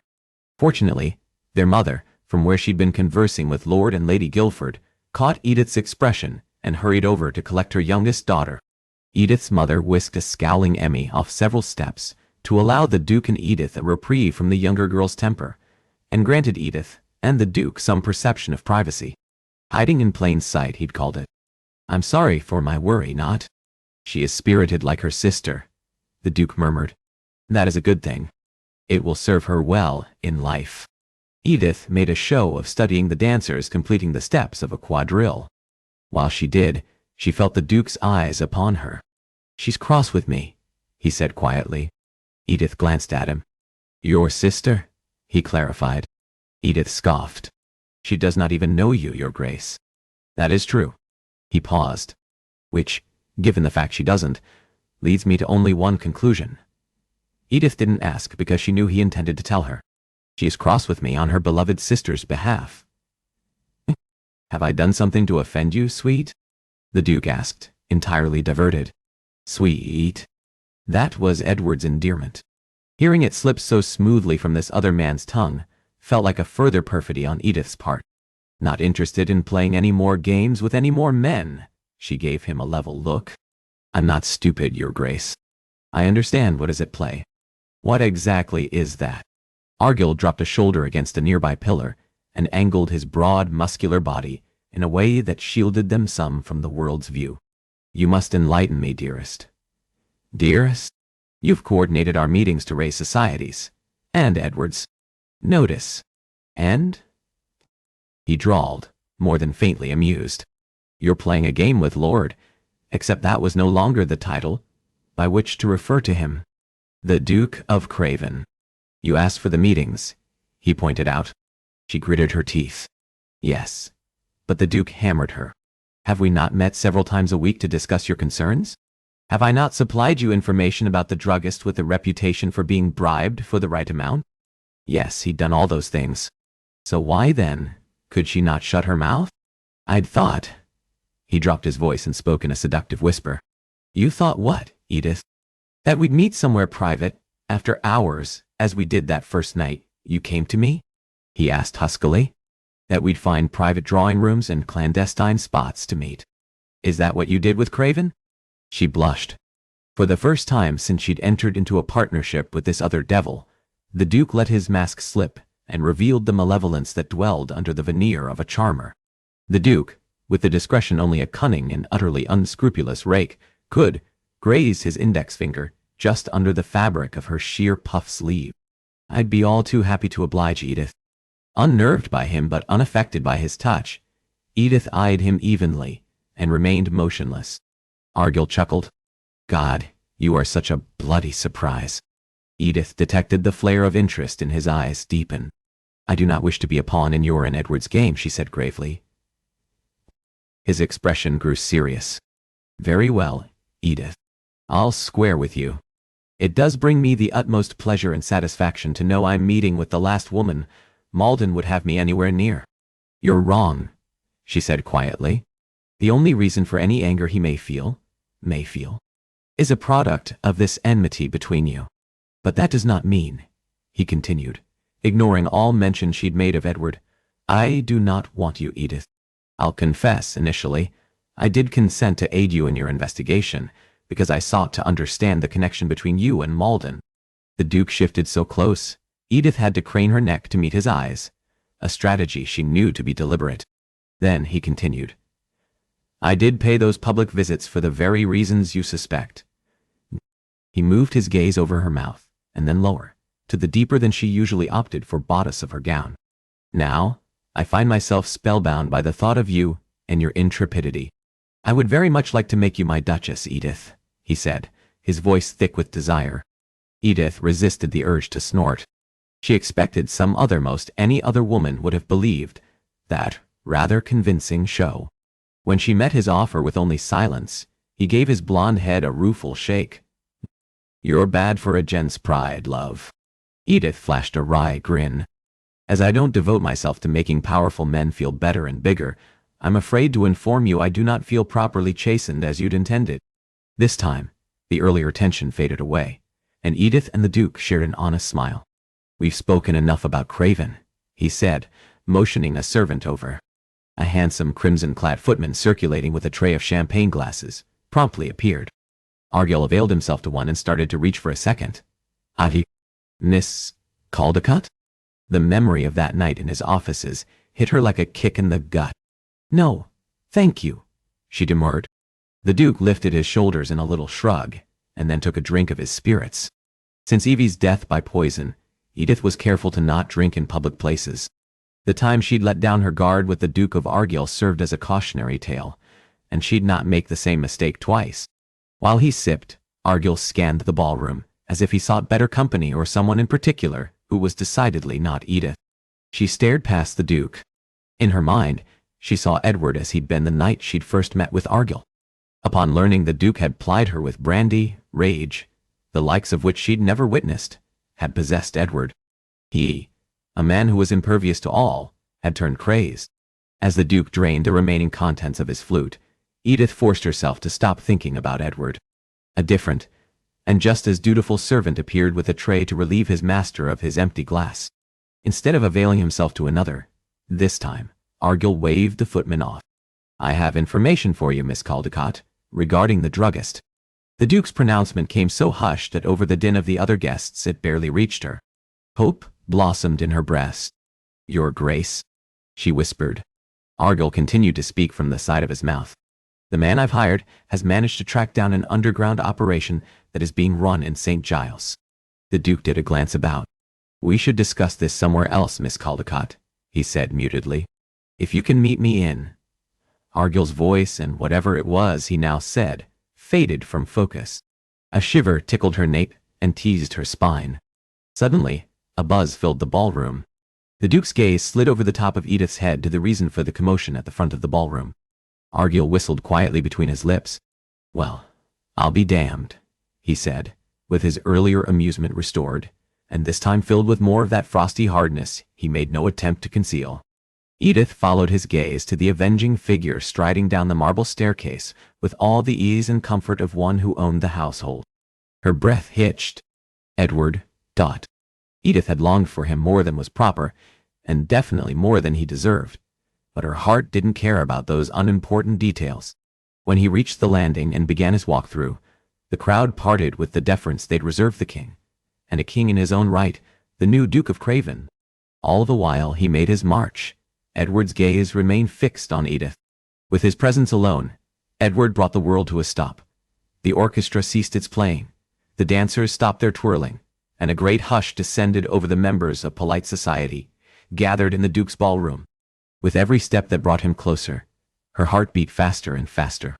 She'd not seen him since that night, in the hired hackney, when he'd returned her home, and she'd never thought she'd come face to face with him again. Her heart contracted. What is he doing here?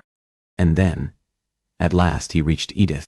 It seemed the whole world held their breath, in anticipation of the one who'd break the still. Narrowing his eyes, the Duke of Argyll looked from Edward to Edith, and then back again to Edward. "The ballock's on you, Craven." The fact that not a single horrified gasp went up at the Duke's language was a testament to the crowd's fascination. Edith remained as transfixed as the rest who watched Edward and Argyll, the way they might a riveting production at the Royal Theatre. She dimly registered the Marquis of Rutherford approaching from Edward's left. Edith sprung to action. She hurried to place herself between Edward and his greatest enemy. Finally, gasps filled the ballroom. The Duke of Argyll positioned himself at Edith's side in a placement that could only be seen as the possessive move it was. "Old friend," Argyll said, with a frosty geniality. "To what do I owe the honor of this?" Edward took a step so quickly that even the Duke of Argyll stumbled. However, Edward bypassed the other peer and wrapped an arm around Edith's waist. Then, to the stunned cries and shouts of the Duke of Argyll's guests, Edward covered Edith's mouth in a kiss that marked her ruin. Chapter 18. The following morning, with a man of the cloth in tow, Edward, the new Duke of Craven, climbed the front steps of Viscount Drayton's residence. The moment he disembarked from his carriage, all eyes of passers-by, and less than discreet neighbors in windows, had been upon him and the vicar. Craven raised his hand to knock when the door was immediately opened by an ancient-looking butler. Before he could hand over a calling card, the rheumy-eyed servant greeted him with a bow and stepped aside so Craven and the vicar could enter. His lordship indicated we might be expecting you, and asked that I usher you to his office the moment you arrive. Craven masked his surprise. What in hell was this? In all his preparations for his morning appointment, not in a million years had Craven expected he'd be greeted by the Caldecott butler, as if he were a close friend of the Caldecotts come to call, and before Craven could even request a meeting, subsequently invited to join the Viscount in his offices. "If you will follow me, your grace." Craven looked at the man he'd dragged along this day. "This will not take long." While the man of cloth helped himself to a seat on a foyer bench, Craven joined Edith's family butler on the walk to meet the Viscount. His skin prickled from the sense of being watched, and he looked up. A young lady stared down at him with impressively cold eyes. Then, even more impressively, she held Craven's gaze, made a slashing motion at her throat, and jabbed a finger Craven's way. At that unexpected show of spirit and fearlessness from the girl, Craven grinned.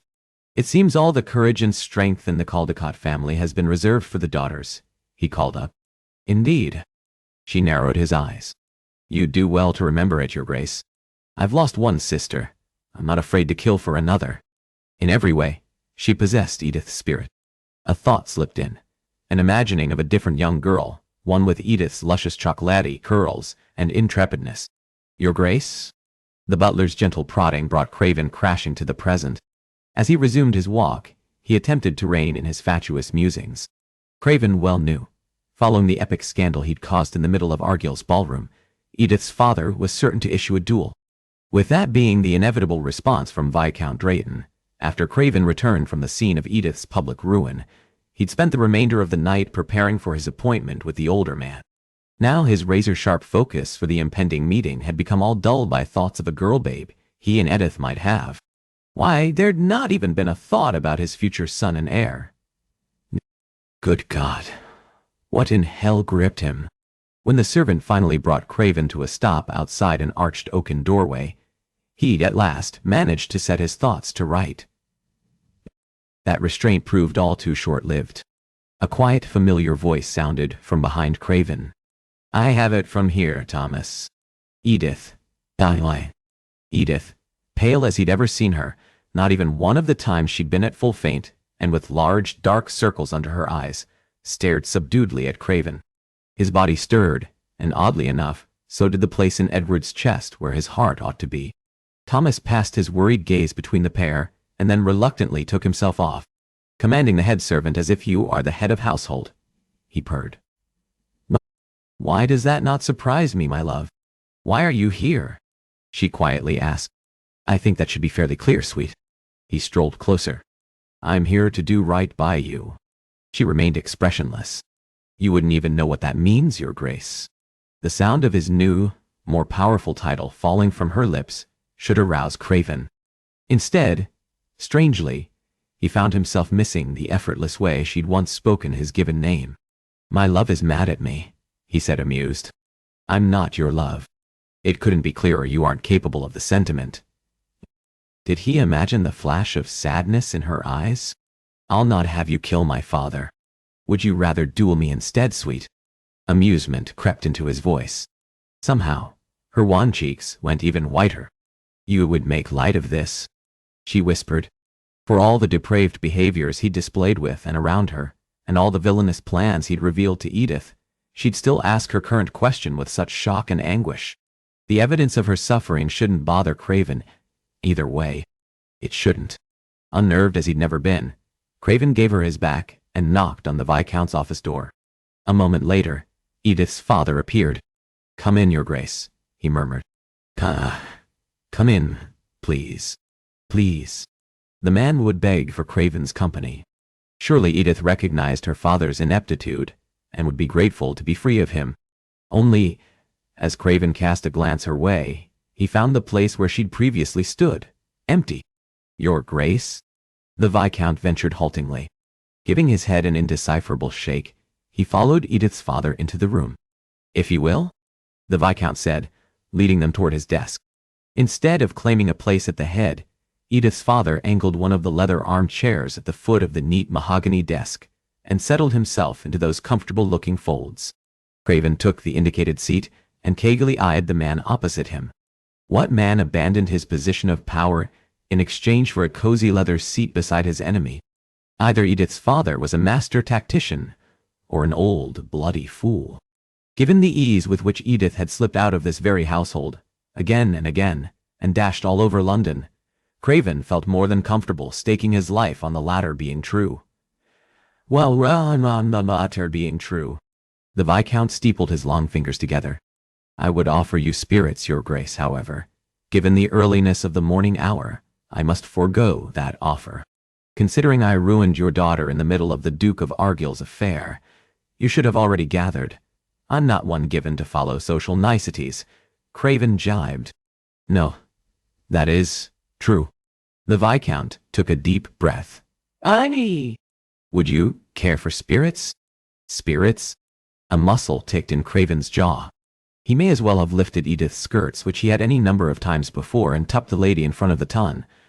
For how ruined Craven had left her, and the bloody sod was offering him refreshments. He let his silence serve as his answer. I. The Viscount took the cue. He dropped his hands to his lap. May I begin, Your Grace? Craven had only ruined his daughter, made their family a laughingstock, and still he'd ask Craven's permission. What upside-down world did he find himself? Please, Craven said, layering a wealth of mockery into that word, that by the Viscount's smooth expression, the dolt didn't even hear. An easy smile formed on the old man's mouth. Each of my children was born near the late afternoon hour, or during the early nightfall, and always at a certain mealtime. That unexpected direction, Edith's father took knocked the prepared warnings and threats he'd intended to give from his head. Were Craven listening to any other man, he'd have believed that had been a successful ploy to do just that. My son, Hutchinson, arrived just at sunset, and as we sat down to the evening meal, Elise, just as the Viscountess and I sat to partake in our afternoon meal, sadness overtook the Viscount's previously relaxed features. His voice caught.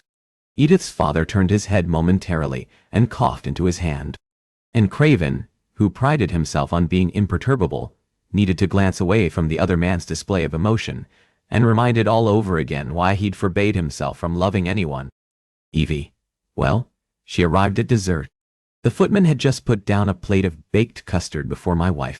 Custard is the Viscountess's favorite dessert, and one she craved even more during her pregnancy. My wife insisted. Edith's father held up a finger for added emphasis, insisted she'd not have the babe until she finished all her custard. She had half before Evie began to make her entrance. This time, the Viscount's remembrance of his late daughter's birth roused a healthy laugh, and staring at him as Craven did, he felt like a theater-goer watching a stage actor. And yet, hearing Edith's father speak so fondly and laugh as Craven's bastard of a father certainly had never done, Craven found himself, from this glimpse, understanding why Edith defended a father who did not deserve defending. Disquieted, and needing all his wits about him, Craven spoke coolly. I am not sure what any of this has to do with my reason for being here. The Viscount's amusement faded fully. It has everything to do with your being here, Your Grace. Do you know what time my Edith arrived? My Edith. Edith belonged to no man, not even the one who'd sired her, except Craven.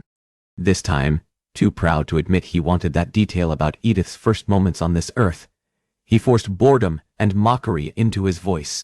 I'm guessing a mealtime hour. Given my others, well, one would certainly expect so, the Viscount mused. Ah. He shook his head. No, Edith was nothing like the others. In the part of the morn, where one's not sure whether to refer to it as night or day, when the whole slept, Edith arrived quickly. She didn't make a sound, not so much as a cry. The Viscount held his thumb and forefinger a hair's breadth apart. Just the tiniest, faintest little squeak. And I feared we'd lost her because I'd never known a baby could be so quiet when coming into the world. The Viscount spoke with all the wonderment and joy befitting the proud new papa he'd been that long time ago. But her eyes, Your Grace, her beautiful eyes were wide open, and they darted back and forth like she'd come before the world awoke, because she wanted to see it all. She wanted to experience every moment. Of its own volition, Craven's mind went to each and every late night and early morn visit he'd had with Edith. It would seem that had always been Edith's hour. The Viscount rested a hand on his right knee and leaned forward. And I wanted all that for her. I wanted the world for her. I knew as women, my daughters would not have the same freedoms my son enjoyed. And so when I saw her tiny little gaze darting out, my wish that day was that she'd find a man who loved her, and who saw her as a friend and partner, and who explored all the sights the world has to offer, and experienced all the moments Edith's heart could desire. Ah, now Craven understood. And I'm not that man. The Viscount shook his head. You are not that man. Regardless, Craven was the man who would marry her. You ruined my daughter and—" The Viscount's voice cracked. "I do not even know why."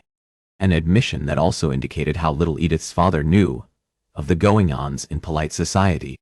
The older man took in a shaky breath. I know what is expected of me. I know I should call you out at dawn and duel you to defend her honor."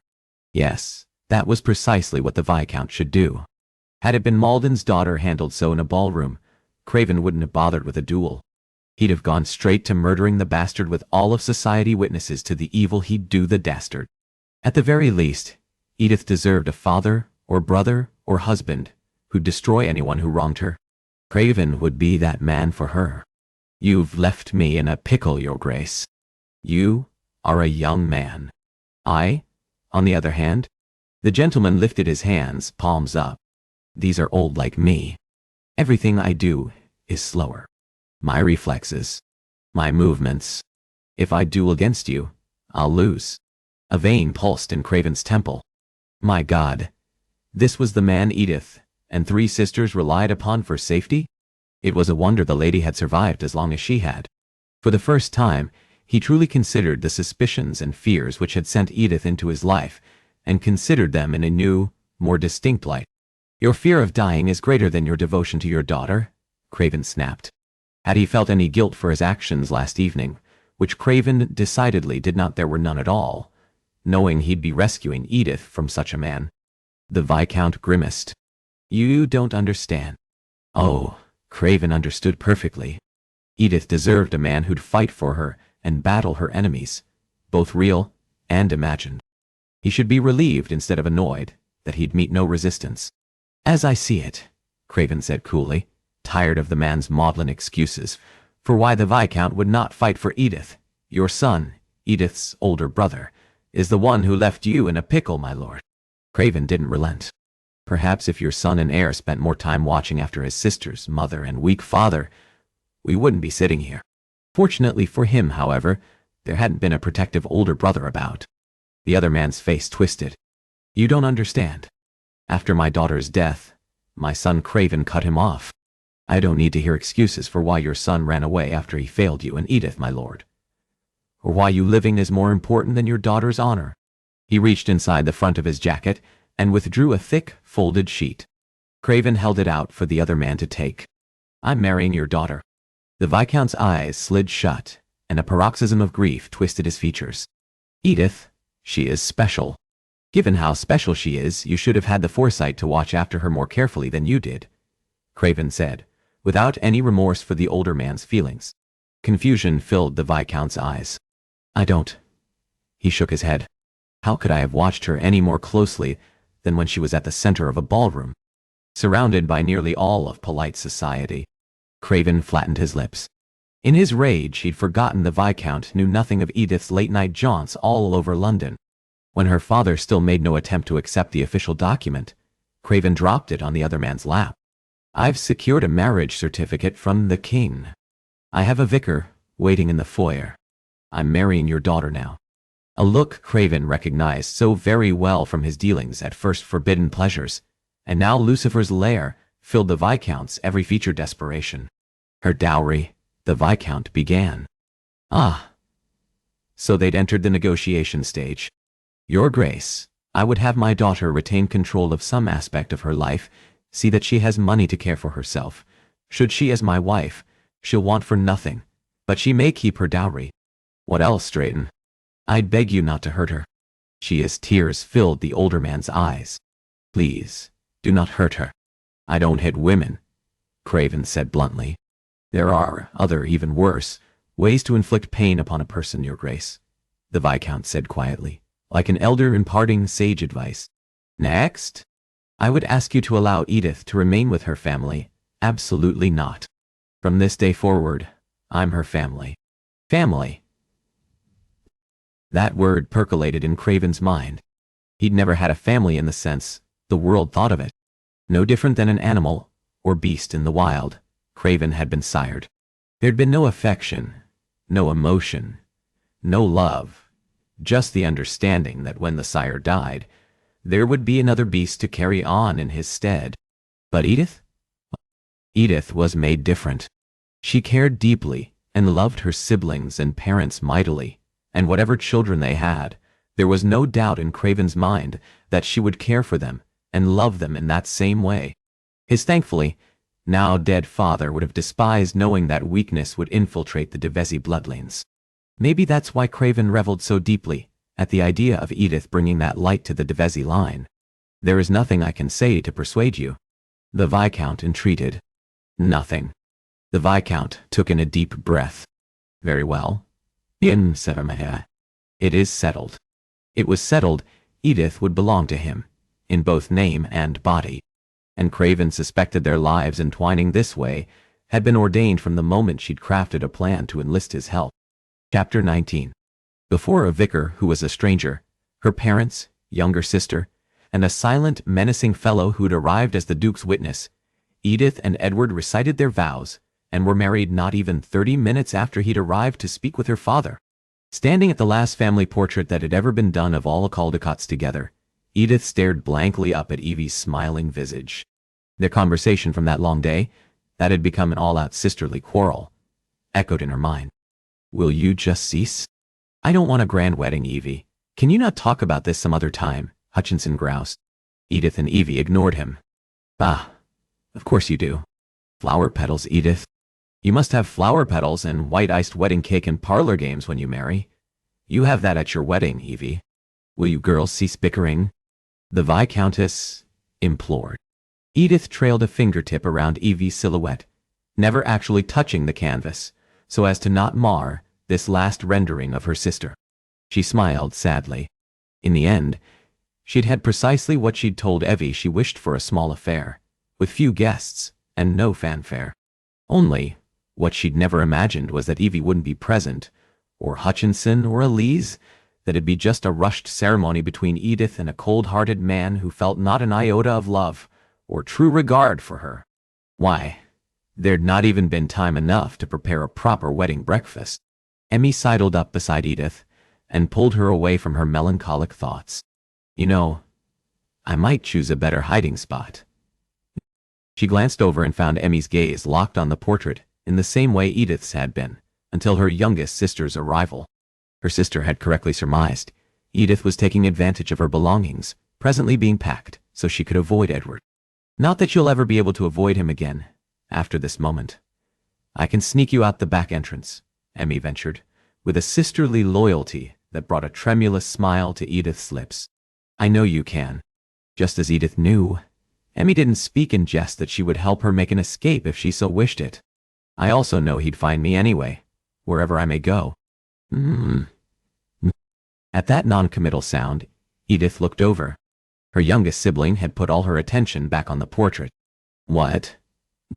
It is just strange to me that a man you do not know, and who never had any interactions with you before the Duke of Argyll's ball, should be so very determined to keep you in his life, Emmy remarked, with a wisdom beyond her ears. Edith dampened her mouth. I may have met the Duke before, she confided.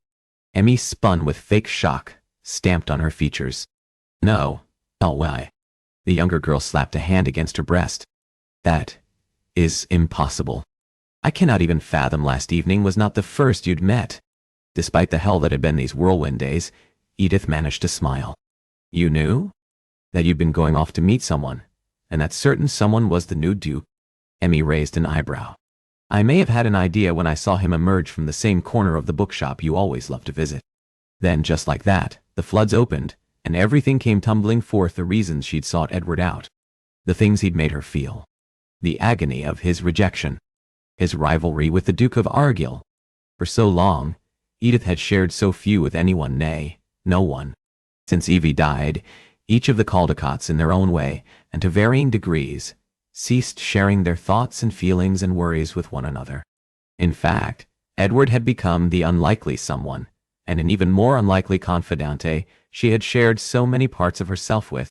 Now, Emmy was here at her side, and it felt so very good to have a sister back in her life whom she could talk to. Why had she waited until now? Because you've been so consumed in avenging Evie that you stopped seeing the family you still had all around you. When she'd finished, Edith took in a shaky breath. Emmy looked back and forth, from their approaching mother to Edith, and then, silently mouthing, "I love you," the younger girl slipped off, allowing Edith and the Viscountess time to speak, alone. Moody. Between her mother's eyes red and swollen from crying and her pallid expression, she bore the same look she had as when she'd lost one daughter to death. With a heart-rending look, Edith's mother claimed her hands. "My girl," she said, her voice breaking. "My girl, my beautiful girl." That mantra she'd often and only uttered for Edith, a special saying that had belonged to only her third-born, brought on another onslaught of tears. Knowing her mother would be shattered at the sight of them, Edith launched herself into her arms, the same way she'd used to do as a child, and buried her face against her shoulder. Only this time, in a reversal of roles, Edith's mother wept. "I don't know why he did this to you," the Viscountess said, between her copious tears. "Why? Why? She implored, sobbing her question to no one. Edith, determined to be resolute for her despairing mother, adopted an unaffected tone. "The Marquess of, only, that was no longer Edward's title. The Duke of Craven," Edith amended, "is a sworn enemy of the Duke of Argyll, and I suspect the Duke of Craven, in order to thwart what he believed were any intentions on the Duke's part for me, he ruined me." She may as well have saved her breath. Her mother continued speaking quietly to herself. "It does not make any sense. What man would do this? Edward would do this. No, Edward had done this. Powerful, ruthless, and ambitious, he'd think nothing of tying himself to a woman as he had Edith, all to enrage his former friend and rival. The jest, however, was on Edward. What would Edward think were he to know the Duke of Argyll hadn't really wanted Edith? That the only reason he'd given an illusion of a courtship was because Argyll thought he could use Edith to vex Edward? In the end, Edward, in his quest to one better, the Duke of Argyll, found himself stuck with Edith in marriage, until death did part them. A panicky giggle gurgled in her throat. Edith's mother mistook that shrill laugh as a cry, and it was as though that erroneous sign of Edith's misery grounded the older woman. The Viscountess stroked the back of Edith's head and made soothing sounds. "It will be all right," the Viscountess murmured. "It will be all right, my girl." Only, Edith wasn't a girl, and she knew it wouldn't be all right, ever again. Still, she didn't say as much, because it mattered more that her mother had those assurances for herself than be reminded of the grim reality awaiting Edith. Not unlike her marriage to Edward, nothing good would come of it. There came a light cough. As one, Edith and her mother looked to where the Viscount now stood. At some point, Edith's father had joined them. His eyes were even more tragic than they'd been the first weeks of Evie's death. "His Grace is impatient, Edith. He has asked that I come collect you, or he will come along and fetch you himself." "It was time. It is time," Mother said raggedly. Edith, flanked on either side by her parents, made the suddenly too short walk to the foyer. The double doors sat open, while servants carrying Edith's packed belongings bustled past the previous footmen and maids who'd already deposited their loads. Edith's gaze, however, remained fixed on the tall, austere gentleman who stood at the center of it all, Edward. At the present moment, he examined a golden, carved watch fob. As Edith approached from the east corridors, she used the moment to study the man, who by the laws and society's dictates, owned Edith in every way. As he took in the time, his angular features were a study in impatience, and seeing him as he was, Edith could almost believe he was an eager groom, desperate for his new wife's company, and not this cynical, unfeeling man who wouldn't care whether she lived or died. He finally glanced up from his watch, and his gaze collided with Edith's. No eager, besotted bridegroom stared back. Impatiently, he tucked his timepiece away. "I don't like to be kept waiting, wife." Edward delivered that icy censure, the same way he might do so to an indolent servant. "You would do well to remember that in the future." Edith lifted her chin a notch.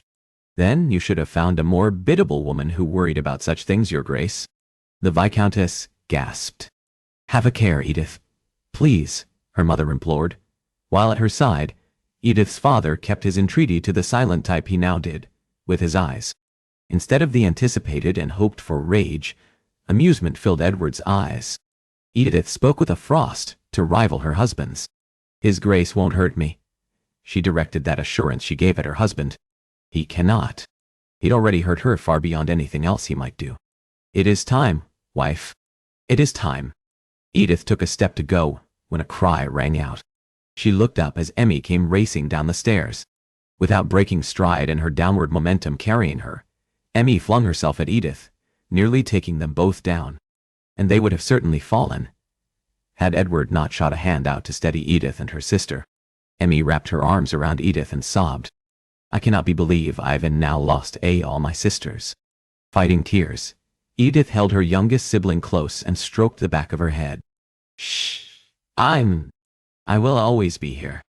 And no, Dalwai. You'll be with him, and I hate him for taking you. Edith glanced over the top of her sister's soft golden curls at Edward. His expression hard, and his eyes even harder. Edith couldn't detect so much as a glimpse of compassion for her grieving sister. Damn him for his difference. What manner of man would she be made to spend the rest of her life with? Edith continued to hold her sister until her tears faded to a watery hiccup. And then, after she dropped a kiss atop the younger girl's head, Edith turned to her parents. She hugged them both, and then remained briefly in a comfortable, loving triumvirate of Caldecots. It is time.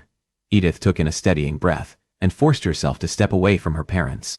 And then, after she'd said her final goodbyes, Edith left the childhood home she'd grown up in and made for the carriage that would take her to the residence where she'd remain forever. Edith wouldn't look at him. Craven couldn't care less. Or, he shouldn't. But as Lord and Lady Drayton's servants saw to the final preparations, Craven, seated opposite his bride, found himself missing the spirited minx who'd challenged him in her family's foyer. He'd take her snapping, hissing, screaming, hell, even woeful, rather than this absolute nothingness. His jaw rippled. Nor, for that matter, was he a man who took well to being ignored, and certainly not by this woman. My bride is angry at me, he drawled, in attempt to get a rise out of her. She didn't disappoint. Edith swung a fury-filled gaze on him. As though my husband cares either way what I'm feeling. She spat. She'd be wrong on that score. The sight of her holding her young sister and fighting back tears had ravaged him. He decided in that moment he, unaffected by everyone else's misery, didn't like the sight of his wife in pain. However, he'd cut his arms off before admitting that weakness. The carriage dipped in an indication its driver had taken his place upon the box. There came the snap of reins, and a moment later, the servant set the conveyance into motion. You should thank me, you know. She pursed her mouth like she fought to ask the question he wanted her to. Just what exactly should I be grateful to you for, Your Grace? She said between tightly clenched teeth. Denying me a choice? Forcing me out of my family's loving home, and into yours, where I'll know neither light nor love? Hearing her speak so ardently of her bloody family and her love for them sent a furor through him. Restraining himself when he spoke, Craven flashed a mocking half-grin. Your loving home where your sister was killed, and your father failed to properly watch after you. Correction, then. That would make two reasons for which you're grateful to me, sweet. Edith gave him a long, sympathetic look, and he wanted to rage. How dare she put that pitying stare on him? My father is not a violent man. He loves his family more than anything.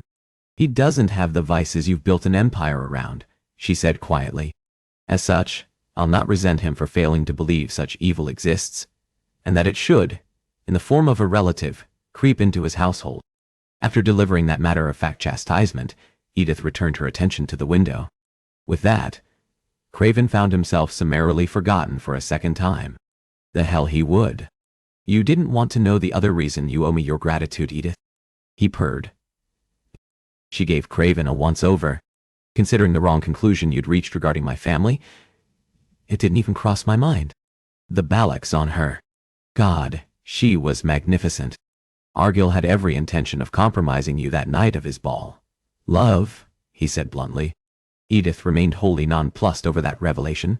So much so, he wondered whether she'd in fact heard him. Annoyance roiled inside. Remember how he gave you brandy to drink, sweetheart? It was tainted. He intended to have a certain servant come to the two of you with a tray of champagne flutes, And then after you drank, suggest you meet elsewhere so you could discuss his findings about your sister's death. Surely that'd rouse a furious response. Not with Craven, but the bloody bastard who'd slipped opium in her drink. You ruined me, based on the assumption that I preferred you to Greggy. Her words ended on squeak, as Craven gathered her wrist and brought it close to his mouth. Pretend all you want, dear wife, he breathed. Pretend you are unbothered that the man you turned to after me laced your drink with opium, he jeered. Edith trembled, her features quavered. Craven dropped a hard, angry kiss upon that place where her wrist met her hand. But I know you, Edith de Vesey. With a growl, he dragged her onto his lap, so her legs hung on either side of his lap, and filled his hands with her saucily curved buttocks. He kneaded the flesh, molded the lush globes in his palms. Edith's eyes slid shut, a tremulous sigh spilled from her lips. Let me be clear, wife, he growled, bringing her heavy lashes fluttering open.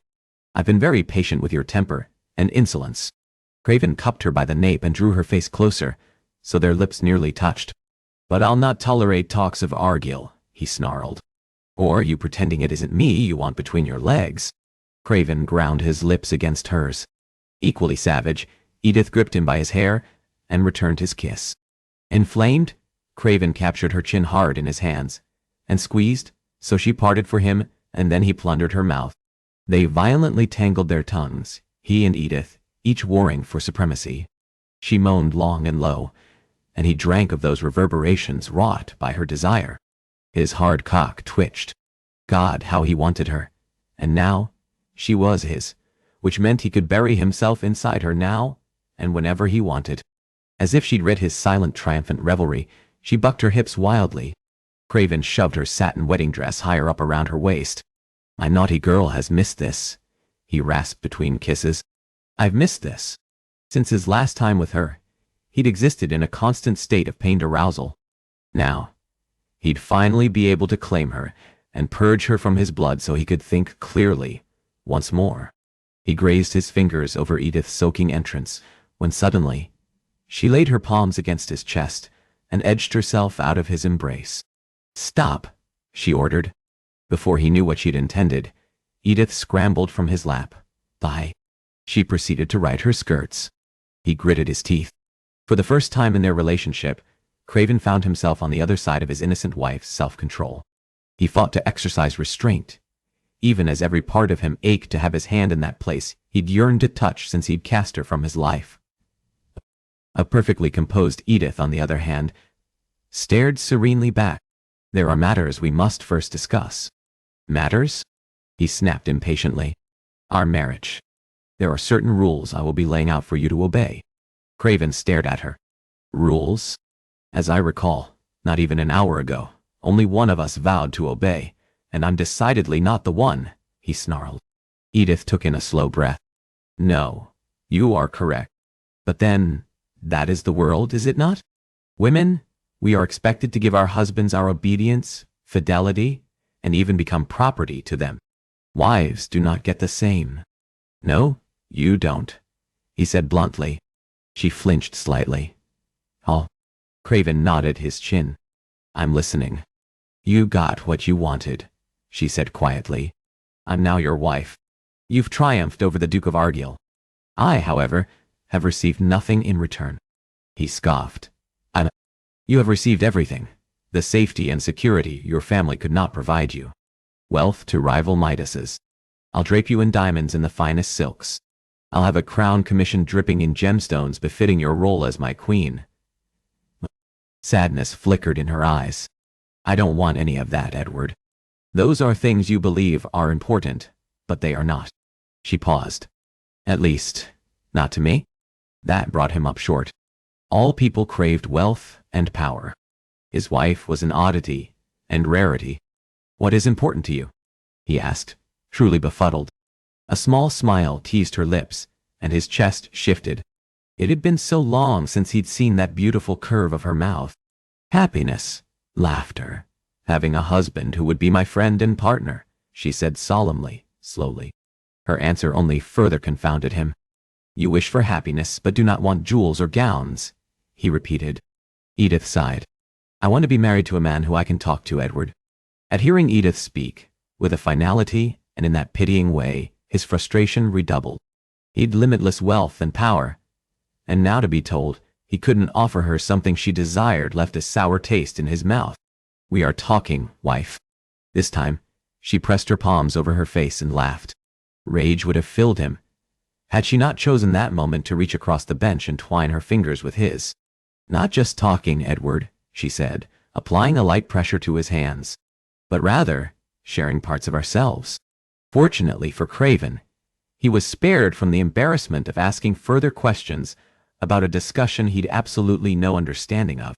"I want to have a relationship where my husband and I are open with each other and share our greatest joys, our greatest sufferings, and our hopes for the future and our children," she quietly explained. "I want him to know which season I love most and share his favorite with me." It was on the tip of his tongue to point out that a season was just a season and didn't really require so much thinking around them. But the more she spoke, however, the words flew fast from her lips. "I want to be married to a man who knows my favorite soup is summer pea, and that I adore haricot lamb with carrots, so very much that it is the meal my mother has had cook make for every one of my birthdays since I was 5 years old. Or how I sneak into the kitchens first thing in the morning and help myself to bread and butter pudding whenever it's been on the day's menu." All the anguish that had marred her features these past days reappeared. "Oh, Edward, we are of 2 different planets. Those items you speak of, they are just that, material possessions. What I want are intangibles, gifts that cannot be physically touched, but that are more valuable than all those personal effects combined. Love, affection, warmth, and they are gifts you cannot give me." "I understand it is not your fault," Edith continued. "I know the blame for your warped view of life and love is a product of your father's doing and the company you've kept. I can't change that." Regret spilled from her expressive eyes. "You forced marriage upon me, Edward." She set her jaw. "But I will have some say in our union." He smirked. "Very well. What do you want?" "I will not make love with you. We will not consummate our marriage." The world came to a screeching halt, just as his carriage came to a stop. An obedient servant was there, and began to draw the panel open. "Don't you dare touch that bloody handle," he shouted. It closed the remaining crack. All Craven's focus was fixed on his blasted, insolent, infuriating, stubborn minx of a wife. She sat serenely, her hands folded on her lap, as if they discussed the weather, and not her barring him from her bed. "Absolutely not," he gritted out. "I'm not capable of abstinence. Especially not where she was concerned." He wouldn't finally have her, only to give her an oath of chastity. Again, a smile teased her lips. "It wasn't a question, Edward. You think you're the only woman? Sweetheart, I've got any number of them who'll happily spread their legs for me, and do even more than that." "Indeed?" Edith inclined her head another fraction. "Which is why denying you a place in my bed should really not make you cross. Given your work and reputation, there are certainly more beautiful, skilled lovers you can turn to." Craven gnashed his teeth. He didn't want experienced, and goddammit, Edith was a fucking dark-haired goddess with soulful eyes. He wanted to lay between her legs, and her legs only. "Is that what you want, wife?" he taunted. "For me to bestow my attentions on another woman? To have my mouth on her, and all over her, and my fingers in her quim, the way you love?" Edith winced. She darted her tongue out and traced the seam of her lips in a way he now understood. He absolutely reveled in that telltale glide of that flesh which told him she loathed the idea of him taking a lover. Well, good for her. Not another woman could satisfy his craving for her. The devil he'd ever give her the upper hand by revealing it. "No," she finally said quietly. She glanced briefly down at her interlocked fingers. "I would far rather have your fidelity." "You'd have my fidelity, but not allow me to bed you." "God, wife, you are contrary." Craven couldn't help it. He laughed. Only when he'd reined in his amusement did Edith again speak.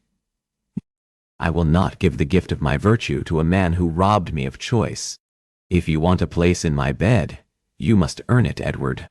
And as you said, you can very easily find your pleasure elsewhere, but as long as you do, I will never belong to you in that way." Craven saw red. He wanted to toss his head back and roar in rage. Earn a place in her bed? How the hell was he supposed to do that? God, she was maddening. I can force you, he snarled, a savage beast, made desperate by his unlikely master's control. She nodded. You can. But you won't. How can you be so confident, wife, in a man who ruined you? You wouldn't resort to force. You aren't capable of it, Edith said with a calm he resented her for. I saw how enraged you became when you discovered the Duke of Argyll used drink to weaken my defenses. Even the maddening image she painted of what had almost been with her and Argyll sent Edward into a near frenzy. She spoke on through his private tumult. A man who'd become offended and furious at a man drugging me to ensure my cooperation is not a man who goes about raping women. Perhaps I only did that because that man was Argyll, he shot back. Her expression grew thoughtful. Maybe, she allowed. But I don't believe that's the case. God, he hated that she was not only right but that she knew it, too. So, what do I need to do to bed you, wife? He snapped. Her lips twitched. You can begin by being faithful to me and showing me you are a man deserving of that gift, husband. Had she been bitter and vindictive, Craven might have stood a chance at rebuffing her outright. But this soft, almost gentle amusement of hers held him captive and spellbound. With that, queen that she was, Edith let herself out of the carriage, and, without so much as hesitating at finding her new home a gaming hell, she marched on ahead, leaving Craven staring after her. Edith spoke about his hopes for the future. Strange. For Craven's entire life, his answer to that question would have been clear and constant. Aside from revenge against the ones who'd wronged him, and a hungering for power, and a desire to be feared, he wanted nothing. He still craved those aspirations, but now there existed the face of a person who shared his future, and his imaginings of life with Edith had nothing to do with power, revenge, or a desire to be feared. She also spoke of a family, children born of him and Edith, where Edward's childhood had been as merciless as the rest of his life. Any sons and daughters he had with Edith would be nurtured in a way he didn't understand and should be repulsed by. Except instead he was intrigued. Sweat slicked his palms and forehead.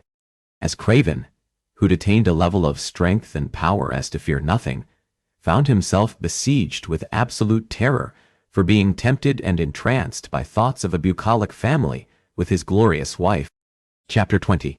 Later that evening, closeted away in elegantly designed, masculine chambers very clearly belonging to her husband, Edith fought the urge to weep. Tears were decidedly not a promising start to a new marriage. But then, what bride would have managed anything other than a good cry at such a first day of marriage? Forget her husband. There'd not even been a kindly or unkindly housekeeper to escort Edith to her new rooms. Instead, an older, angry-looking servant, with a gun at one hip and a knife in the other, had escorted Edith through eerily darkened hallways. Aside from his name, he'd uttered not so much as a single word. Edith's attempts at a friendly conversation were met by his annoyed grunts or silence. The man, Grufton, a perfect name for such a dour fellow, had quickly taken his leave, and Edith had since paced from wall to wall, wondering if her husband would come to her. Yet, given his reaction to the ultimatum, she knew very well where she'd driven Edward. You think you're the only woman? Sweetheart, I've got any number of them who'll happily spread their legs for me and do even more than that. She'd only been further reminded of that detail when they'd arrived, and a courtesan, Vivian, had been waiting to help Edith into her white cotton, modest night shift and wrapper. After the taciturn woman had gone, Edith found herself truly alone, where she'd stayed that way the remainder of the evening. This time a tear did slip out, and she let it fall. A man with Edward's appetites would not abstain. He turned to any one of the experienced women he'd mentioned who'd welcome them in their beds and between their legs, without any questions asked or any promises expected. She closed her eyes and desperately fought off thoughts of where he was and what he currently did, but her efforts proved futile. Is that what you want, wife? For me to bestow my attentions on another woman? To have my mouth on her, and all over her, and my fingers in her quim, the way you love? Images slipped forward, of Edward stroking one of those breathtaking beauties between her legs. Of him, worshipping some other woman's breasts, and suckling the tips until he drove his ladylove mad. A sob built in her throat. Stop! Taking in a shuddery breath, Edith pressed her forehead against the stained glass window. The colored glass carved of the Craven coat of arms, a white dragon and lion standing as fierce protectors on either side of the seal, distorted the fashionable streets below. A painful little laugh spilled from her lips. Only her husband would be the manner of gentleman to open the most debauched club in a fashionable end of London, and boldly plaster his coat of arms at the zenith of the debauched palace for all the world to see. Knock, knock, knock. That firm thump at the door slashed into Edith's lamentations, and she swung her gaze to the front of the room. Edward, Dot. There came another round of rapping, this time more impatient and annoyed. Edith dashed across Edward's chambers, swiping away her tears as she went. With her heart pounding in eager anticipation of seeing him, Edith drew the panel open. "Oh," she said dumbly. The big, burly servant who'd escorted her above stairs some 7 hours earlier stared back with clear annoyance and even clearer loathing. Her cheeks warmed. Well, that certainly wasn't the way to earn the fellow's friendship. "Cook prepared a meal for you." Grufton stepped aside and allowed a quartet of equally big, angry-looking fellows in. To keep from being trampled, Edith hurried out of their path. One man, tall, dark-haired, scarred, and menacing, carried a table through the entryway and promptly set it down at the center of the room. "His Grace has the most unconventional maids and footmen," Edith teasingly noted. Grufton didn't so much as crack a grin. "They're guards," he said in a flat, faint Cockney. "Every man or woman employed in the living suites is trained to kill and protect the Duke and his property." She'd have to be blind to see the mordant look he leveled on her. A shiver raced down her back. For whatever reason, this particular guard had taken a dislike to her and had made it his mission to scare her. After all the other guards finished setting the table and delivering various trays, they took their leave so that only Edith and Grufton remained. If Edith was to live here, she'd not allow this man or anyone to make her afeard in her own home. "You don't like me, do you, Mr. Grufton?" The armed guard gave his freakishly broad shoulders a shrug. "Don't know you." "Well, I am the Duchess, the Duke of Craven's wife, which I expect means something." From down the length of his crooked nose, Grufton sneered at Edith. "I've been with His Grace since he was a boy out of university, and was there when his partners betrayed him." "You wearing the title Duchess and being his wife doesn't mean a thing to me," he said, making no attempt to hide his loathing. Grufton likely thought she'd be offended, but Edith could not. The old, but still fierce-looking man had been loyal to Edward from the start. When Edward's former friends and partners cast him out, this man remained faithful. Edith inclined her head. "That is fair, Mr. Grufton," she said. "You do not know me, and therefore shouldn't be expected to extend the same loyalty to me that you do Edward." His heavy features remained apathetic. "Ye need anything else?" Oh, he was going to prove a difficult one to bring round. "No," Edith murmured. "That will be all, monsieur." The allegiant servant left and closed the door behind him. "Grufton," she finished, giving her head a wry shake. Well, Edith's day, first day living at Lucifer's lair, as the Duchess of Craven, could only be considered an unmitigated failing.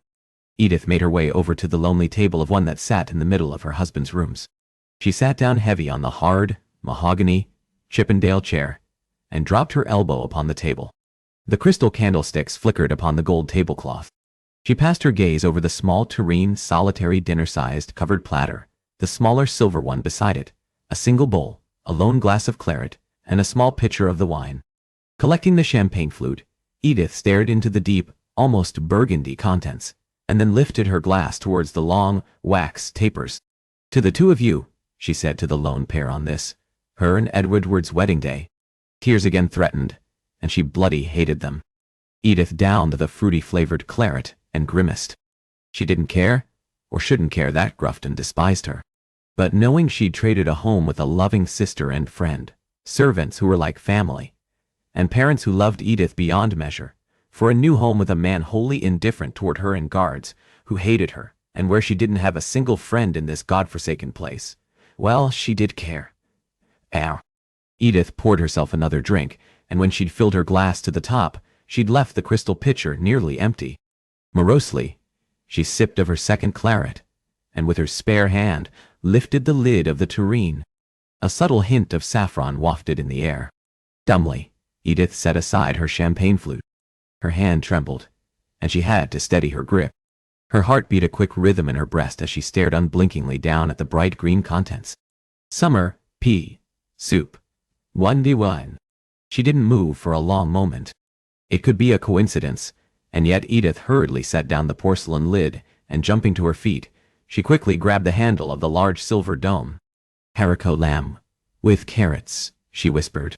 For the first time this day, the tears that filled her eyes and clogged her throat were not those of sorrow and regret. With happy tears blurring her vision, Edith lifted the other lid, already knowing what she'd find. Bread and butter pudding. Her eyes slipped shut, and warmth weaved throughout her person. She'd not caught a glimpse of her husband since she'd left him in the carriage, and assumed all the worst things.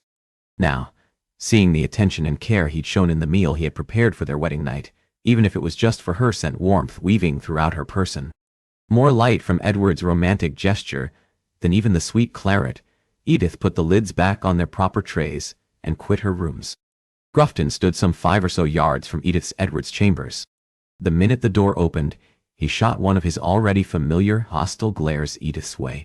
Edith smiled in return. Not even the reminder of the surly lot who made up her new family could squelch her happiness. "Mr. Grufton," she greeted, giving him a cheerful wave. "What do you think you're about?" He shot back, in return. That drew her back, some. But Edith found her voice in an instant. "I'm exploring my new home." "And what are you up to this fine?" "It ain't your home," he cut her off. "It's His Grace's kingdom." Edith didn't let her smile falter. "Given I'm Edward's wife, I expect that makes me the queen of his empire, eh?" she said, with a waggle of her eyebrows. He narrowed his eyes. Not that she expected he'd be amused. Edith took a step to start past the old guard, but he put himself between her and the path she intended to travel. "You don't have leave to go snooping around His Grace's property, not without an escort." Snooping? Not without an escort? She'd allowed it would take some time for Grufton to understand Edith posed no threat to Edward or his club, but neither would she countenance him making her new home a prison. "Mr. Grufton," she said firmly, "I appreciate you are faithful to my husband, and that you look after his interests as you do. I'm also aware of the reason for the breakdown in His Grace's friendship with Mr. Dumond. However, I never set foot inside this club with any intention of stealing my husband's secrets, nor do I intend to, or would I ever." He gave her a scathing once-over. "You done, Duchess." Edith pressed her lips together, refusing to say something that would only complicate an already arduous road to an uneven truce. "Not yet," she said. "I'd ask for directions to my husband's offices. Craven doesn't allow people in his offices." Edith favored him with another one of her most winning smiles. "Ah." She held a finger up. "But I am not just any person. I'm his wife." She had him there, and by the vein bulging at Mr. Grufton's temple, he knew it too. With those directions in hand, Edith made a friendly goodbye and went in search of her husband. When she arrived at his office, she found 2 familiar guards who'd served as sentry during one of her earlier visits positioned on either side of the panel. Unlike the anger and disrespect she'd found with Mr. Grufton, these particular guards each gave deep bows that would do in any ballroom. The taller, leaner man, with chestnut hair cut short and angular features slightly too pronounced to make him classically handsome, spoke for the pair. "Your Grace, can we be of some service?" "Hawley, is it not?" she asked, and then glanced at the other slightly shorter, but powerfully built fellow beside him. "And Cannon?" Both men just stared. Edith resisted the urge to squirm. She made a clearing sound with her throat. "We had the pleasure of meeting before I was the Duchess." "I recall," Hawley said. Edith tried to make sense of either man's expression, but it was as if stony features were required of those in her husband's employ. "I'm wondering if I might see my husband?" "His Grace isn't in his offices, Your Grace," Hawley confirmed, and given the slight glint of pity in his hazel eyes, mayhap he wasn't so very skilled at impassivity, after all. Her toes curled sharply into her arches until her feet ached. "I am aware of that," she lied, and the glimmer in both men's gazes indicated they knew it too. "I would like to wait for him to arrive," she finished lamely. For though she didn't have a single idea where her husband spent their wedding night, What she could say with absolute confidence was he'd seek this room out long before he came to Edith. The guards exchanged a look with one another, and she wanted to scream in frustration at how little control she had not only of her life now, but something as small as her new household. "Given you know my husband as you do," she said, her voice sharper than she intended, "I expect you can trust his grace would not have married a woman and brought her into his club and home if he did not trust her." That did the trick. Keenan reached and pressed the handle so Edith could enter. Almost fearing he'd change his mind, or worse, that Grufton would come running and bar her entry, Edith hurriedly stepped inside and closed the door quickly behind her. She wandered deeper into her husband's imperial workspace. As she did, she touched her gaze on each corner of the room. Everything from his immaculate desk to the neatly kept, well-stocked sideboard and crimson settee as they were the night she'd first visited. It was like she'd returned to the time of their first meeting. Edith stopped at the viewing window, and unbidden, she looked upon the sinning at play on the floors of her husband's clubs. The memories here proved too great, and she didn't even try to fight them off. "I'm thinking about how I'd love to avail myself of your mouth, how I want to lick and nip that delectable flesh until you're moaning, and then I'll slip my tongue inside as I did yesterday. And then, after I drank my fill out of you, I'd kiss you elsewhere. Do you want to know where, dear Edith? Do you want me to show you?" Closing her eyes, she bit her lip. Even with all he'd done, Edith shamefully wanted him still. A deep voice interrupted her wicked musings. "My beautiful bride has come looking for me. Edward. Word." The sound of his low, mellifluous baritone did strange things to her belly, feeling she didn't wish to feel because of him just speaking something as simple as her name. Unable to face him, she instead held his gaze in the window with hers. "I did," she confessed. "I wish to thank you." "Thank me?" The reflective mirror showed his approach. She nodded. "For the dinner and dessert." His cheeks flushed with color. It was nothing. How vulnerable he was at being thanked for his kindness, and this glimpse of his more vulnerable side stirred her heart. "It wasn't nothing, Edward. Not to me, and you know that," she said softly. Her husband reached the point just beyond her shoulder and stopped. Her body went shamefully alert and aware as it always did at his nearness. Edward, however, proved the model of indifference. He folded his arms across his broad chest. "Do you find yourself in need of anything, wife?" Meh. His affection. Her family. A proper maid. But Edith had refused to take hers along. She'd not require an innocent young woman to live in this den of sin. "No, Edward." He followed her answer with another quick question. "Has Grufton proven unhelpful?" She'd not have described the taciturn guard as helpful. Unkind, disrespectful, and rude came to mind more when thinking of Edward's faithful friend. At her hesitation, Edward narrowed his eyes. "Has Grufton treated you with anything less than respect, Edith?" The steel in his voice indicated if Edith answered in the affirmative, he'd fire the fellow in an instant-long relationship between them. Be damned. She'd not, however, become a source of contention between Edward and his right-hand man. "No, Edward." She tendered another lie. "Mr. Grufton has been a model of courtesy and politeness." He said nothing for a long while. Edith's heart hammered away at his nearness. "Do you know what I think you're really doing here, Edith?" She shook her head. He cupped her hair and lifted the curtain of curls off her nape, leaving her neck light as he exposed her skin to the soft sough of his breath. "I believe you're here for your wedding night," Edward murmured. "I told you there will be no wedding night," she breathlessly reminded him. "Unless you've come to force me, after all? As you pointed out, I'm not a man who needs to force a woman." "Ah, of course, because as you pointed out," she said sardonically, "women beg to be your lovers." "Yes, there is that." He kissed her nape. "Do you know what else I believe, wife?" Had someone put to her a question of her name, Edith couldn't think of a single logical thought or answer. "I believe you stare out at this window, drinking in the sights of people fucking down below." "No. No," she exclaimed. That denial ripped fast from her throat. He laughed, and that cynical rumble contained a wealth of knowing that she hated him for.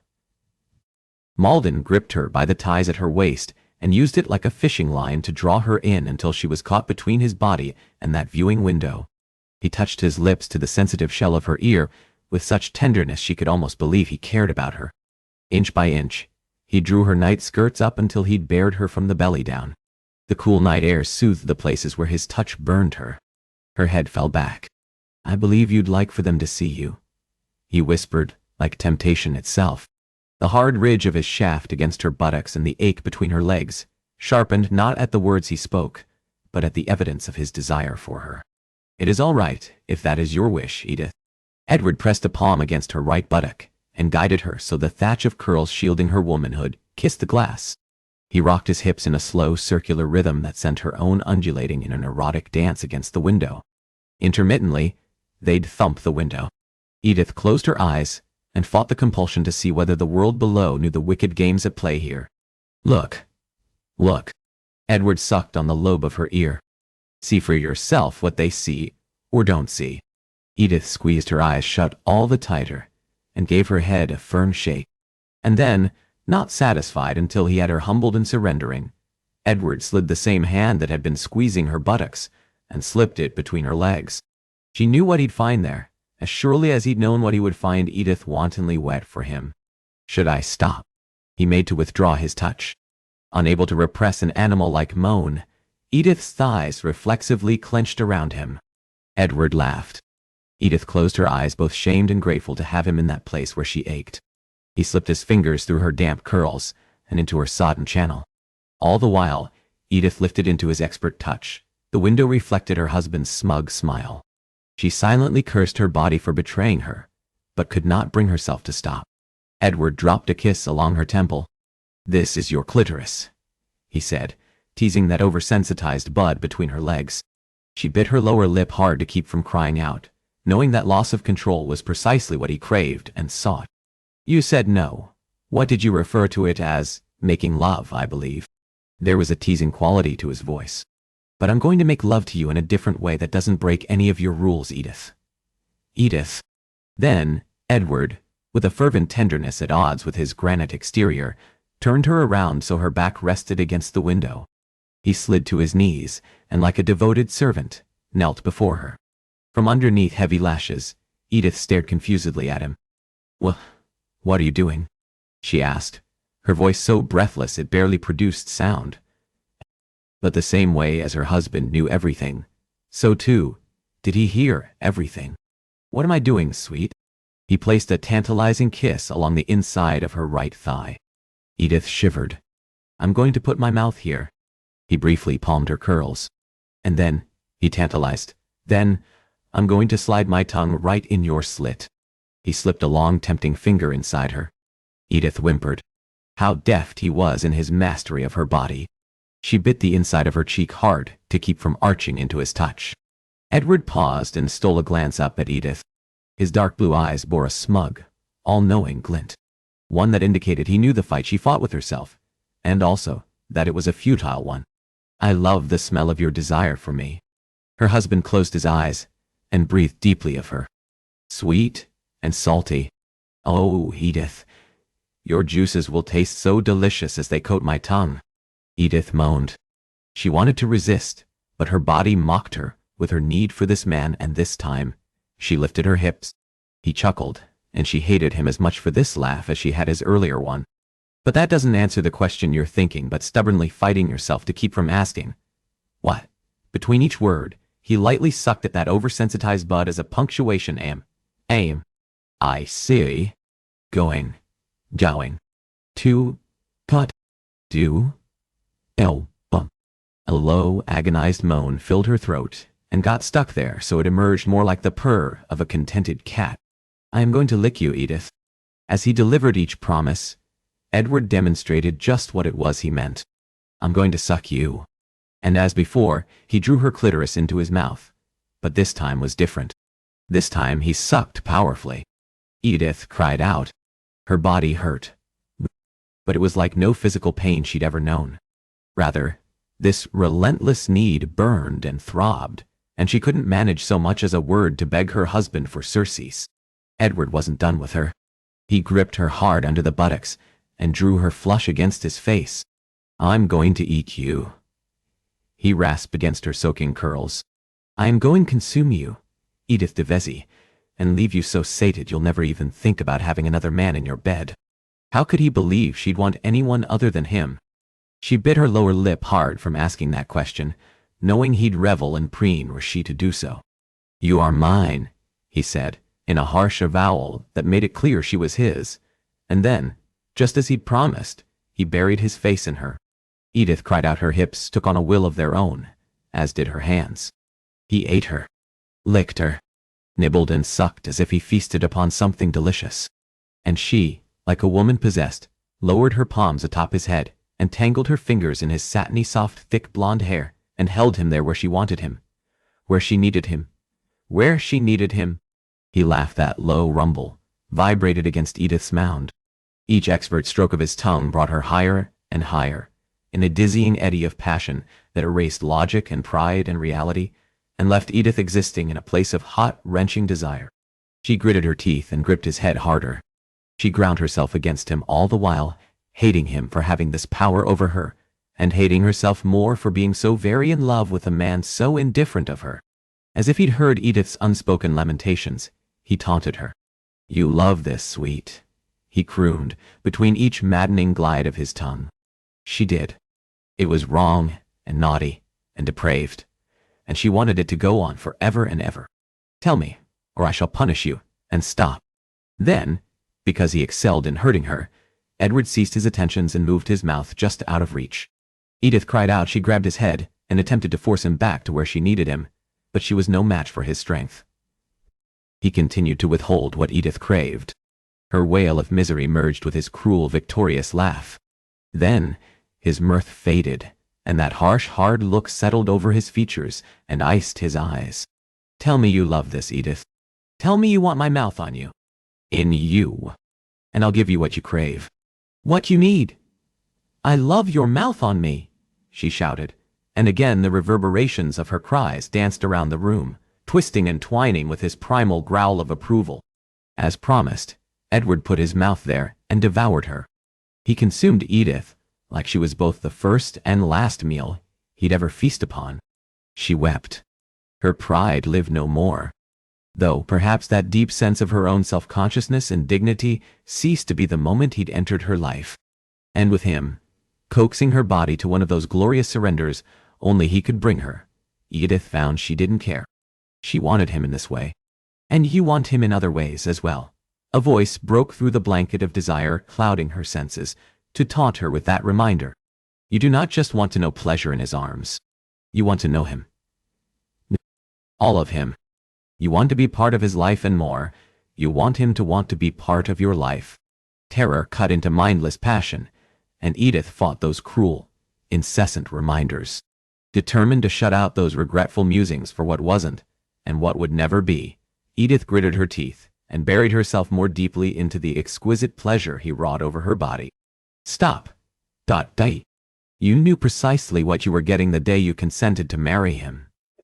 At least you have this. This should be enough. Let this be enough. And it should be. It could be. He wielded his tongue like a brand marking Edith on the inside, as his, and only his. The pressure between Edith's legs built the ache became keen, unbearable. Sweat beaded from her brow and slipped a windy path down her cheek like tears born of desire. She bit her lip. Close. She was so very close. As if knowing that, Edward reached up and filled his palms with her breasts. He tweaked her pebbled nipples. He caught them between his thumbs and forefingers, and squeezed to the point where pain became confused with pleasure. Ah! A low moan spilled from her lips. Edith, like a vincible animal, without hope of anything but surrendering to her all-powerful mate, rocked her hips wildly. Her movements frenzied, and her buttocks thumped hard against the window.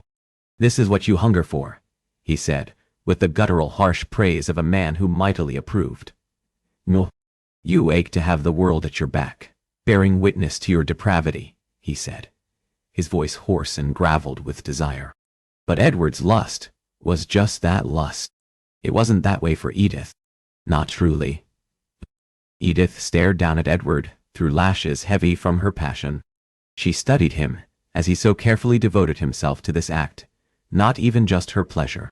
For Edward, any woman would do.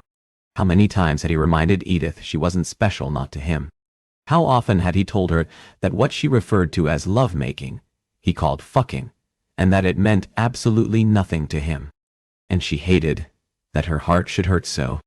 And what did it say about Edith that she should want a relationship with him still? As if he'd sensed Edith's sudden distractedness, Edward glanced up. His nose remained buried in her quim, and his mouth busily attending her, but his eyes contained a frown of annoyance and an endearingly boy-like question there. Yes, a proud man so arrogantly aware of his talents in the bedroom would never take to a woman's indifference, certainly not his wife's. A wife, which, by his own admission, he'd never wanted. That stark reminder had an even more sobering effect. Like a cat, he came to his feet. Edward, in one fluid motion, had her spun about, so her breasts and belly were flush to the clever windowing. That cool glass was like a balm upon her weeping center. Edward placed his lips at her nape, and with a tenderness that threatened to shatter, he kissed her there. Her eyes slid closed. How was it possible for him to be so beautifully gentle, and yet feel absolutely nothing for her? Nay, that wasn't true. He did feel something. The long, hard ridge of his shaft pressed against the low of Edith's back was proof of his desire. But she wanted more than that base emotion. Edward reached around and slid his fingers through her thatch. Her thighs trembled, and reflexively, her legs parted for him because she would never not want him like this. He'd never not be able to rouse her body to heights both exquisite and excruciating. "Look," he commanded sharply, his hot breath fanned across her neck. "See them down there." Edith swept her gaze over his empire. She knew what he wanted her to see: couples in the throes of lovemaking. Men on their knees as Edward had just been, servicing some masked beauty, the same way Edward had serviced Edith. Those women with their fingers tangled in their lovers' hair, gripping them as Edith had done Edward. Despite a keen sadness and disgust, her body shamefully responded to the libidinous sights before her. "You want them to watch you as you watch them now," he predicted. "You want them to see me on my knees servicing you, like you are my queen, and I'm your lowly servant bowed to your whims and pleasures." He was like a master artist who deftly painted that shameful scene. She bit her lower lip, but the window revealed Edward's cocksure grin. "I've a button," he murmured like sin itself against her ear. "The curtain can lift, and then everyone can see you, Edith." He nipped her lobe. "Should I show them? You've watched them. Turnabout is only fair play." "No!" She gasped. His laugh drowned out Edith's horrified response. A cool emptiness filled her heart, slipped to her belly, and spread through her being. She stared blankly out the libidinousness at play, now an amorphous blur before her. That is what he believed she desired. He thought this was all he needed to give her, and expected he could have her whenever he wanted, and however he wished. Because no one said no to Edward, the Duke of Craven. When he set out to seduce a woman, no woman could resist his advances. And if she gave in to him now, Edith was no different. She'd never belonged to him. Not in that way. Not in the only way he wanted her to belong to him. Edward would see her the same as he saw every woman on the floors of his club, so driven and controlled by hedonistic wants. There existed no love, no light, no joy not related to the carnality within them. He wouldn't see her as a woman whose heart beat with hopes and dreams and love. He'd see her as a body that was his for the taking and pleasuring, and nothing more. And Edith wanted. No, she needed to be more than that to him, and that was enough to scare the everlasting hell out of her. She'd be his equal to him in marriage and in life, or nothing at all. "Tell me what you see," Edward enticed, slicing through her ruminations. Again, Edith did as he commanded, but this time, she just did that, and looked. His kingdom lay before them, like the notorious sinful city of Sodom and Gomorrah, a den of iniquity and vice and sybaritism, that lost empire deservedly destroyed in the Lord's righteous anger. For there shouldn't dwell a place where such pleasure existed, without the living, breathing heart coexisting. Her vision cleared, coming into sharper focus, and when she could at last see, she clearly saw. This wasn't what she wanted. Oh, her husband's adroit ability to rouse her body to the great peaks of desire he'd taken her to. Yes, Edith wanted him. She didn't want to be part of the same ribald show his patrons belonged to. She wanted only him. "Don't be shy, love," he urged. "What do you see?" What did she see? With Edith's mind at last free and clear to see what she wanted and the world around her, she looked out. Edward lightly nipped the place in her neck, where her pulse now settled into a calmer, more even rhythm. Edith knew what he wanted her to say. He wanted her to speak of all the salacious things she bore witness to. He wanted to corrupt her. Didn't he realize she'd come to him in the first place, corrupted by life's evil? The Duke of Rothesby, she murmured. Her husband continued licking, biting and kissing that flesh a long moment more. And then he stilled. Edith angled her head and made a show of studying the gentleman on the floors below. In so angling her neck, she dislodged Edward's efforts. He growled like a dog who'd had his bones snatched from him. He really is quite handsome, Edith murmured, contemplatively. And he was. Raven black hair and a tall, powerful physique that hinted at a love for athletic pursuits. The Duke of Rothesby was one of London's most eligible bachelors, for reasons that had little to do with his powerful title, though that undoubtedly added to his appeal for many women. Edward's entire body went on alert. His spine snapped erect and his muscles, whipcord straight. Ah, so King Edward, Lord of all, chafed at the idea of any man receiving praise, even if it was due praise. In an act she knew would rouse his fury, Edith touched a fingertip to the window to that spot where the Duke sat. She made a show of tracing his strapping frame. Edith left that to dangle there, deliberately baiting. Like a trout who'd got a taste of blood, deliberately placed in the water, her husband took that bait. What? He snapped. He didn't like setting control. Or maybe it was just that she'd managed to resist his potent charms, and gave all her focus to a different man. Perhaps it was an equal combination of the two. After all, Edward, in publicly ruining Edith for having dared to seek out his former partner, the Duke of Argyll, had proven himself a possessive man. He certainly didn't love her. But he did not want anyone else to have her either. Edward growled his impatience. Forgive me, she murmured. I found myself. She made a show of looking once more at the Duke of Rothesby, distracted, which wasn't altogether untrue. She had been preoccupied by her own musings. Were you? He sounded like he'd just chewed glass. It had been Edward, however, who'd occupied her thoughts as he always did, and not the Duke below. She'd sooner bite off her tongue than admit as much. I couldn't help noticing His Grace does not seem to mind. Mind what? He snapped. She paused and cast a glance Edward's way. What did you call us? Slender, gawky brunettes. He spoke through gritted teeth. I did not. Her husband caught himself and his mouth tensed. For he had said just that. Edith took advantage of his momentary silence and motioned to the gentleman currently sporting the less than ample brunette on his lap. He strikes me as an attentive lover. As if the Duke of Rothesby took an actual verbal cue from Edith, he tenderly lifted his partner's breasts and kissed those rouged peaks one at a time. Edward's eyebrows dipped, his already granite-like features went 10 shades colder. What are you saying, wife? Who would have imagined that title could carry such vitriol and emerge from a man's lips as an epithet? There was also a dangerous warning in his question, one that suggested Edith proceed with caution as she tiptoed toward a line too far. She arched an eyebrow. Do you like to watch people making love, husband? There's no love involved, he said bluntly. A muscle rippled along his obdurate jawline. Fuck. It's just old-fashioned fucking. Fine. Do you enjoy watching them fuck, Edward? At her crude words, his eyes blazed like a fiercely burning fire. You know I do. You speak often about letting other men see me as I find pleasure. But I suppose I should ask, husband, is that what you want? She turned that question on him, her voice even. Would you like to watch the Duke fuck me? The rigid planes of his face froze, like a wintry cold that iced over an Arctic steppe. For the first time, she'd managed to silence her husband. Perhaps that is a wedding gift you seek, a present I can offer to a man who wants for nothing. She ventured haltingly, all feigned innocence. Having one of your most powerful patrons fuck me. He could see to the bothersome business of my virginity.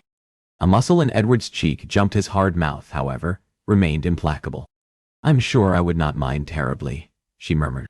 Why, I expect, given his skill, I would even enjoy the rest of that challenge, ended with a gasp.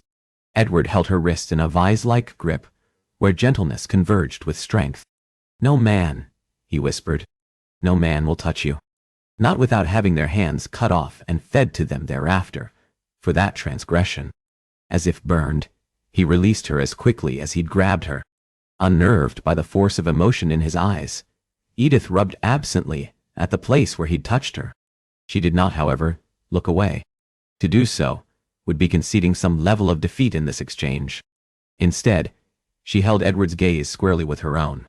"You ask if I'm aroused by what I see, Edward," she said. "And I am." Desire blazed to life in his eyes. "That is what these displays of debauchery are intended to do, though, aren't they?" She continued. "My body's reaction is no different than all the other voyeurs. It's nothing more than a physical response. But that is not what I really want, Edward." He looped an arm around her waist and pulled her close once more. "Then tell me what you really want," he asked harshly. "Tell me so you can bed me?" she asked without inflection. He had the look of a sullen boy who'd had his hiding spot in a match of hide-and-seek discovered too quick. Edith smiled sadly. "You can't give me what I want, Edward." "Oh, I absolutely can, sweet. Of that, there is no doubt." He nuzzled her neck lightly, nipping and gently sucking at that flesh. The pull of his mouth grew more intense. Despite herself, despite her resolve to not succumb to him, of its own volition, Edith's head tipped sideways as she unwittingly opened herself to his ministrations. With a primitive grunt of satisfaction, Edward guided her, so she faced him once more. "If you succumb to him now, he will never respect you. He will never see you as his equal, his partner. He'd always believe he could sway her thoughts and control her body with his quixotic touch." Edward lowered his mouth to claim hers, but Edith turned her head so his kiss collided with her cheek. "I won't do this, Edward," she said quietly. "I will not let you have me this way." And with all the weight of 1,000 stones bearing down on her, she made herself step out of his arms and away from the embrace she longed for. "You will," he snarled. "There will come a day when you surrender to me in every way, Edith de Vesey. You will be begging and pleading and crying for my touch, and I will make you scream in ecstasy as you surrender to me." "Yes," she allowed. "Undoubtedly you will. But today is not that day. And only the tomorrow, when you come to actually care about me and offer me more, will I fully surrender in your arms." Before Edith did something pitiable like give herself to Edward, she turned on her heel and left him seething behind her. Only when she'd stepped into the hall did she remember the stoic guards on alert, who'd likely heard everything. Edith, her entire body burning with mortification, took quick flight. She didn't stop running until she'd reached her rooms, and even then, she barreled past Grufton, who didn't so much as glance her way. Only after she'd closed the door did she relax. Edith leaned against the panel and took in several deep breaths. She'd not survived this marriage. She was no match for her worldly, formidable husband. Her cause of death was certain to be a broken heart. Edith's thoughts trailed off. Her gaze locked on a folded envelope perched against one of the candlesticks. Like a moth drawn to the flame, Edith's legs carried her over. Only when she'd reached the note did she register the familiar scrawl. Unable to quell a happy cry, Edith tore into the page so quickly, she ripped the parchment. She frantically ran her gaze over the page. "My dear sister, I pray you are well and hate so very much that you have not had the happily ever after we all wanted for you and one another. If you need me to kill him, I will." A watery laugh burst from Edith's lips. "The other reason I'm writing is because I was today approached by a different duke." Edith's smile faded. Her fingers tightened on the page. A different duke. Argyll. Thought. Fury tightened in her belly. How dare he approach her sister? She herself would kill him. Emmy was the manner of innocent. A man like Argyll would destroy in a heartbeat. He explained your connection and indicated he's found himself in possession of new information that will be helpful to you. He asked that you meet him on the morrow. Edith frantically ran her eyes over the rest of the letter, taking in the address. When she'd finished, she crushed the note in her hands. She seethed. No. How dare he? She may not possess the worldliness of he and Edward, but she well knew the game Argyll played here. He'd involved her sister, using Emmy to get a message to Edith inside her husband's home. Edith hurried over to the fireplace and tossed the note into the flames. She'd meet the Duke of Argyll, and make it clear he wasn't to go near her sister or Edith and Edward ever again. Chapter 21. The moment she arrived in St. Giles and disembarked from a hired hackney, Edith knew. I've made a mistake. The dull ache at the back of her head and throbbing pain at her temples that had plagued her since she'd awakened this morning were the incessant reminder she'd failed to heed. Though between not telling Edward about the note she'd received from Emmy, sneaking out of Lucifer's den when he'd gone to his next shift on the casino floors, venturing to the rookeries without an armed guard by way of Hackney, she'd made any number of mistakes. Now, Edith did a survey of desolate streets that even the morning sky appeared reluctant to visit. Thick fog rolled across grimy, broken cobblestones of Carrier Street, like ghosts of the poor, desolate souls who now haunted the streets that had once been so unkind to them. The sun, which'd risen some time ago, was shielded by the thick gray clouds it hid behind. Dilapidated buildings, endless alleyways, and meandering courtyards made it a place not even constables would visit. Standing amidst the rookeries, Edith understood why. And yet once again, Edward had left her with no choice but to set out on her own. He'd not expressed any intention of helping avenge Evie's death. He didn't care what she did or who she kept company with. That is, as long as it isn't the very man whom you now go to meet. The voice in her head taunted. A figure stepped from the shadows of a nearby alley, wringing a gasp from her, and she silently cursed herself for not having her wits about her in the crime-filled streets. The gaunt stranger with a jaundice, pock-marked face flashed a toothless grin. With an unsteady gait, he started toward her. Backing away quickly, Edith angled a look toward her hired hackney. The hired hackney, which, at the moment, was pulling away. Panic built in her breast. Even with his long, uneven limp, he moved fast, and his strides grew longer as did the unearthly smile on his lips. Heart-pounding, Edith turned and ran, and collided headfirst with the wall. Before she could fall, strong hands caught Edith's shoulders and steadied her. All the air left her on a swift, painful exhale, leaving Edith momentarily dazed. A familiar blackness plucked at the corners of her mind, but the peril she'd face if she surrendered to one of her blackouts here in the rookeries proved stronger. Her breath coming in fast, raspy spurts, Edith glanced about. The dangerous stranger who'd been approaching had crept back into some other alley. Through a mindless terror, she registered the gentle touch of the man still holding her in a strong, steady grip and guiding her safely across the street and onto the pavement. Edward? No, a different Duke. Your Grace, she said woodenly. I thought you might not come, my dear. The Duke of Argyll favored her with a blindingly bright smile. Or if you did, to arrive with a guard. At the very least, an armed servant. She should be elated. It wasn't her husband. If it were him, she'd have witnessed his wrath on full display. Funny, she'd prefer an enraged Edward before her than the glib, grinning Duke who continued to hold her. Your husband has been lax, the Duke said. Edith wrenched herself from his loose hold. Though the moment she displayed resistance, the Duke of Argyll released her. Your opinion of women is so low that you take my being here as a failing on my husband's part, and not a testament of my capabilities. His eyes shone with lust. God, you're fiery. I hate Craven all the more for stealing you from me. Stealing her? I was never yours, she said frostily. The Duke quirked his lips. Ah, yes. But given everything you revealed during our first meeting together, you were never really Craven's either. As he'd no doubt intended, the Duke's barb landed its hit striking Edith square in the chest. Knowing Edward had never wanted her and never would always hurt. She'd not, however, give him the satisfaction of responding to that taunt. A terrific hatred for the Duke of Argyll consumed her. At last, she understood the power her husband found in loathing his former friend. Edith nourished herself on the diabolical sentiment. Alas, as Toriano wrote, honey draws more flies to it than doth vinegar.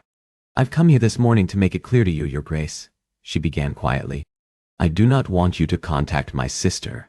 For any reason. I'll not have you use her as some kind of emissary between us. He waggled his black eyebrows. Jealous? The arrogance of him. The restraint she strove for slipped. Jealous at the idea of my sister, with a man who'd stooped to drugging a lady who went to him for help.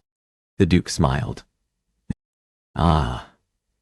The opium was merely there to loosen your tongue and inhibitions to speak freely about Craven and your relationship with him. You and I, however, know your eager little moans and even more eager kiss had nothing to do with any drink I gave you that night." With a leer, he ran his assiduous gaze over her person. Revulsion snaked around her belly. "Lies," she hissed. He met her rage with laughter. She was spiraling, which he undoubtedly intended. Edith reined herself in. "I'll say this, but once more do not go anywhere near her," she repeated. "Do you know what I think?" The Duke drawled. "I don't care what you think," he continued as if she hadn't even spoken. "You were so good at convincing yourself the reason you came today was to warn me to steer clear of your darling sister, that you actually believe it." She met his supposition with mutinous silence. The Duke, like Attila, pressing his vantage, continued coming at her with his derisiveness. "But you and I both know, the real reason you're here is because your doting husband Edith winced. Doesn't give a shite what happened to your sister, my dear. Craven finding out answers about her murder doesn't benefit him in any way. As such, he'll never look into it. You came today because you desire what I've uncovered, and you absolutely hate, not only me but yourself, for wanting anything from me." The Duke's face hardened in a way that transformed his almost unworldly handsomeness into a thing of ugliness. Reaching inside his greatcoat, he withdrew a small ivory envelope and held it out, daring her to abase herself, testing her. Edith fought the urge to reach out. In the end, the pull proved too great. Tamping down a curse, Edith snatched the envelope from his long glove-encased fingers. The Duke roared with laughter. Edith stuffed the envelope inside her front pocket. As he'd correctly surmised, she despised him, but, in this instant, she hated herself even more. After his amusement died down, he shifted closer, so his body formed a protective shield between Edith and the dangerous streets of St. Giles. "There's so much I can give you," he said huskily. "There's so much I can show you if you let me." Repulsion filled her. "You'd bed your former partner? And best friend's wife?" He grinned. "I was referring to meeting the druggist." Heat consumed her cheeks. "Also," the Duke dropped his voice to a whisper, "the operative word to your early question? Former, Edith." At his possessive ownership of her given name, Edith picked her chin up.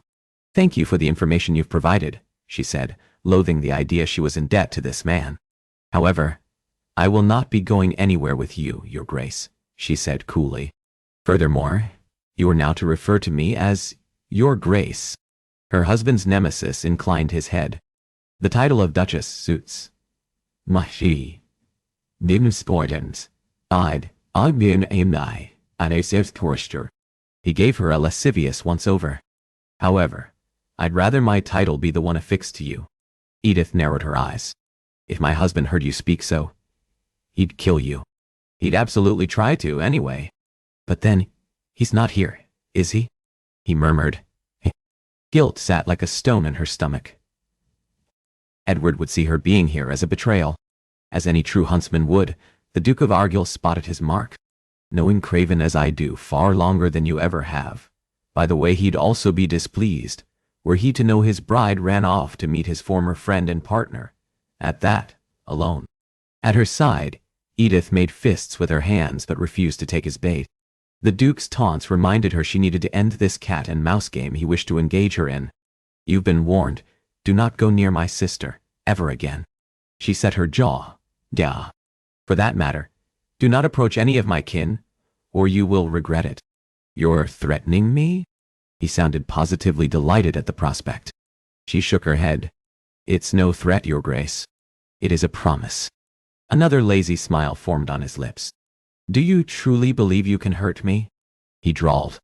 "I'm not so naive as to believe that I, as a woman, have any real control of anything in this world, and I'm certainly not capable of taking on a man with your power and strength."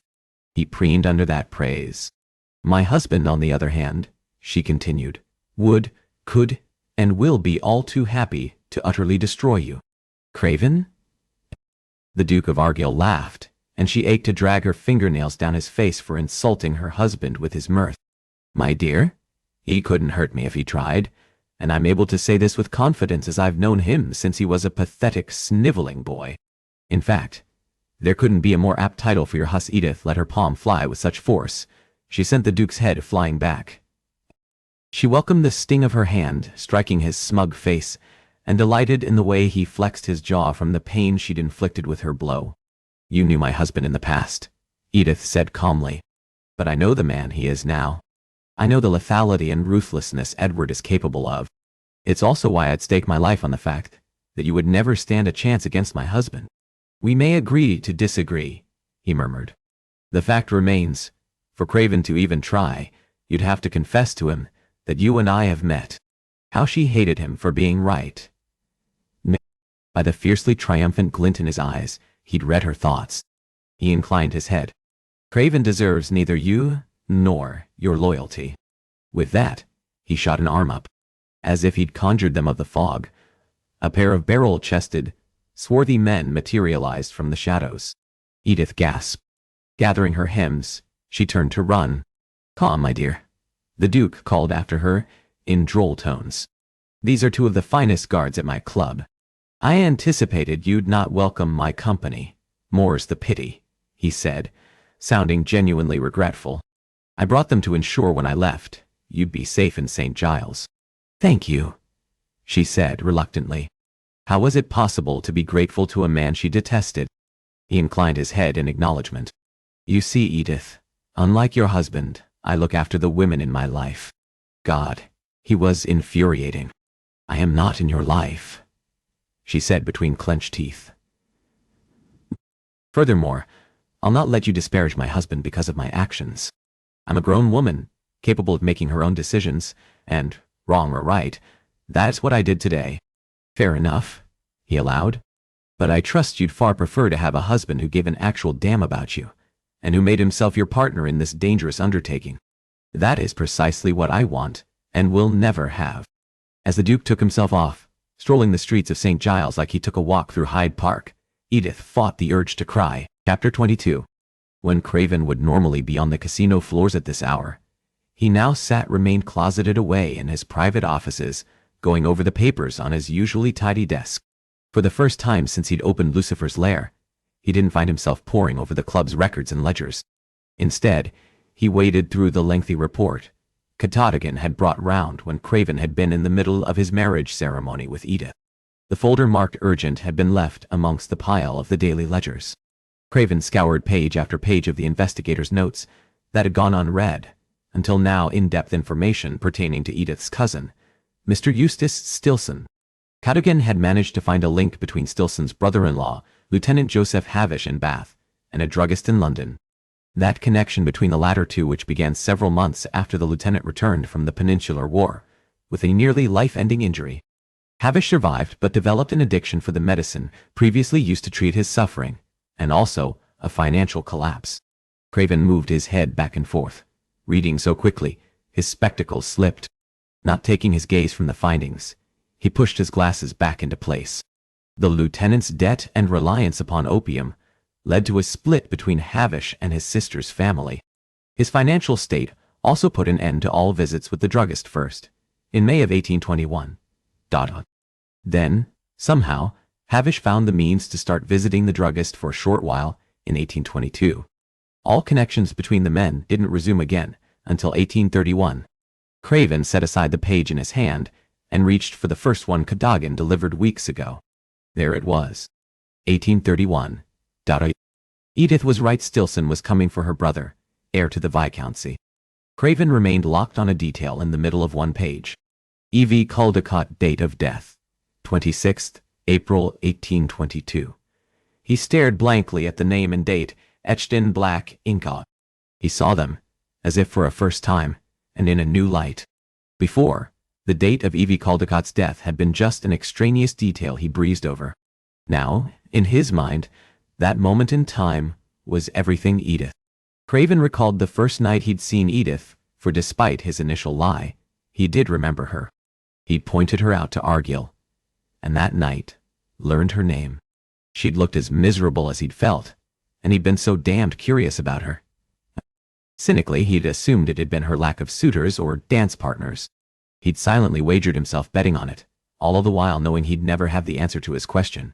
But now he did. The misery etched in her features wasn't because of something as inconsequential as a longing to dance, as would have been the case with nearly every other woman. This very date on the page signified absolutely everything. It marked the moment Edith's beloved young, healthy sister was cut down. It signified the exact day Edith surrendered herself to sadness and threw herself into finding answers and justice for her eldest sister. It had been what brought Edith into Craven's life. If it hadn't been for Evie Caldicott's death, would Edith and Craven ever have known one another? But Craven knew the answer. They wouldn't have even breathed the same air. Most certainly she would have been happier, and with a chap who gave her sweet words and tender caresses, that man would be the partner and friend Edith yearned for in a husband. In short, that faceless stranger would give Edith things Craven would never be able to. And Craven, selfish bastard as ever, wanted her too much to even care about anything other than the fact she belonged to him. Giving his head a clearing shake, Craven picked up the previously discarded document and got to work rereading Cadogan's notes. There'd been a stretch of years where the lieutenant had ceased visiting the druggist. Craven's eyes homed in on the date. Havish started seeing the druggist again. He worked his gaze over the page, searching for how long those particular payments continued, and Craven froze. 29th, April, 1822. Grabbing the sheet with the details pertaining to Evie Caldicott's death, he held the two documents side by side, his head spinning. Craven continued, looking back and forth between the pages, studying them. 3 days after Evie Caldicott's death. Stunned, Craven tossed aside the notes and frantically sifted through the piles that had previously been neglected, until now he landed on a sealed envelope. This one also marked urgent, and in Cadogan's hand. Craven tore into the seal, opened the letter, and hurriedly read the investigator's lengthy note. Knowing the significance of my findings, I've done my best to meet you in person with these important discoveries, to no success. As such, I leave this here. Based on the information I provided you with earlier in the week, I paid a visit to the lieutenant. The gentleman proved more than forthcoming, and was all too happy to share every detail in Mr. Stilson's role in securing laudanum and opium, among others, from his former druggist, in the months leading up to Miss Caldicott's death. Stilson was all too happy to fund Havish's opium habit, as long as he had need of his brother-in-law's man. Though the lieutenant could not personally confirm his brother-in-law purchased poison to kill the future Viscount Drayton, he did establish a link between the timing of Caldicott's death and Stilson's visits. Following my appointment with the lieutenant, I met the druggist who, though not initially cooperative, under some duress, confirmed his relationship with Stilson. Even more important to note, Stilson recently began purchasing from the druggist again. When he'd finished reading, Craven, unblinking, stared sightlessly at the page. Edith had been right all along. Not that he was surprised. His wife was as clever as she was courageous and fearless. And Craven? He'd gone about getting the information he now held in his hands with the same indifference he did anything that didn't pertain to his club. He scraped an unsteady hand through his hair. Along the way, however, Edith had turned him upside down as no one, not his father, not Dumond, Argyll, or Latimer, or anyone else, had ever managed to do. From the moment she'd set her innocent feet inside his club and office, the truth was there, all along. She'd be his queen, and he, her king. Except, Craven had fought it for so long, he'd failed to care for and guard over her. Never again. Before they'd ever even met, she'd been destined for him, and him, for her. And Edith, knowing that indefatigable truth, was long overdue. The moment he stormed from his office, Craven collided with Cadogan. The steely investigator's harsh features set in their usual menacing mask. "I've got information, and it won't do to leave in a note," Cadogan said, in cunningly bland tones. "Craven would have taken exception with if the apathetic bastard hadn't been right." Craven motioned the other man inside, and made to follow him. A harsh shout sounded from down the hall. "Your Grace," Grufton bellowed. Craven looked at the panicked guard. "I'm not dealing with club business at the moment. See to it." And out of breath, Grufton stopped quick at the door. Never once, not even when their relationship with Argyll, Dumond, and Latimer unraveled, had he witnessed the man anything but a model of calm. "Her Grace is gone," he said, his chest heaving. Craven stared blankly at the older man. What had he said? Antonsen believed she was visiting her family, but the moment her carriage deviated, There was a vicious humming in Craven's ears that left everything jumbled and distorted. Cadogan's calm, matter-of-fact statement knocked Craven back to the moment. All his senses and nerve endings went on sharp alert. Grufton, red in the face from the investigator's interruption, glared angrily at the investigator. Craven, however, cared as little about the old guard's wounded pride as Cadogan appeared to. Her Grace is attending a meeting at Carrier Street, the investigator quietly informed Craven. While the investigator quickly rattled off Edith's whereabouts in the meeting, he suspected she sought this day. Craven stared at the other man's mouth as it moved. His wife had gone to Carrier Street in St. Giles. Every revelation of the lady's incautiousness this day should fill Craven with an unholy fury. But an old emotion he recognized all too well from his younger years, one he believed himself incapable of feeling ever again, formed low in his gut fear. Sweat slicked Craven's palms.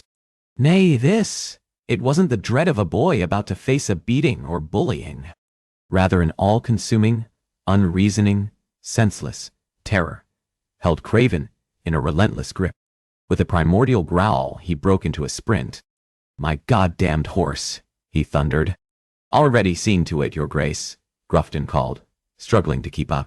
Not so much as slowing the furious pace he'd set. Craven skewered the old guard with a glare. "Do you expect some kind of fucking praise for getting my bloody horse when you lost my Duchess?" he hissed. Mottled splotches filled Grufton's heavily wrinkled cheeks. When they'd reached the courtyard, Craven and Cadogan each took the reins of his respective mount from a pair of waiting stable-boys. Grufton yanked his cap off. "I can serve ye better if I join ye." The servant spoke so quick, his words slipped deeper into the harsh Cockney that had become less distinct over the years. From astride his horse, Cadogan peered sharply at the all but groveling servant. The last thing Craven gave two shites about, however, was Grufton, or anyone else. "You are to stay and attend the club. And if anything goes wrong, by God, you'd better flee, because I will hunt you down for all the mistakes you've made this day."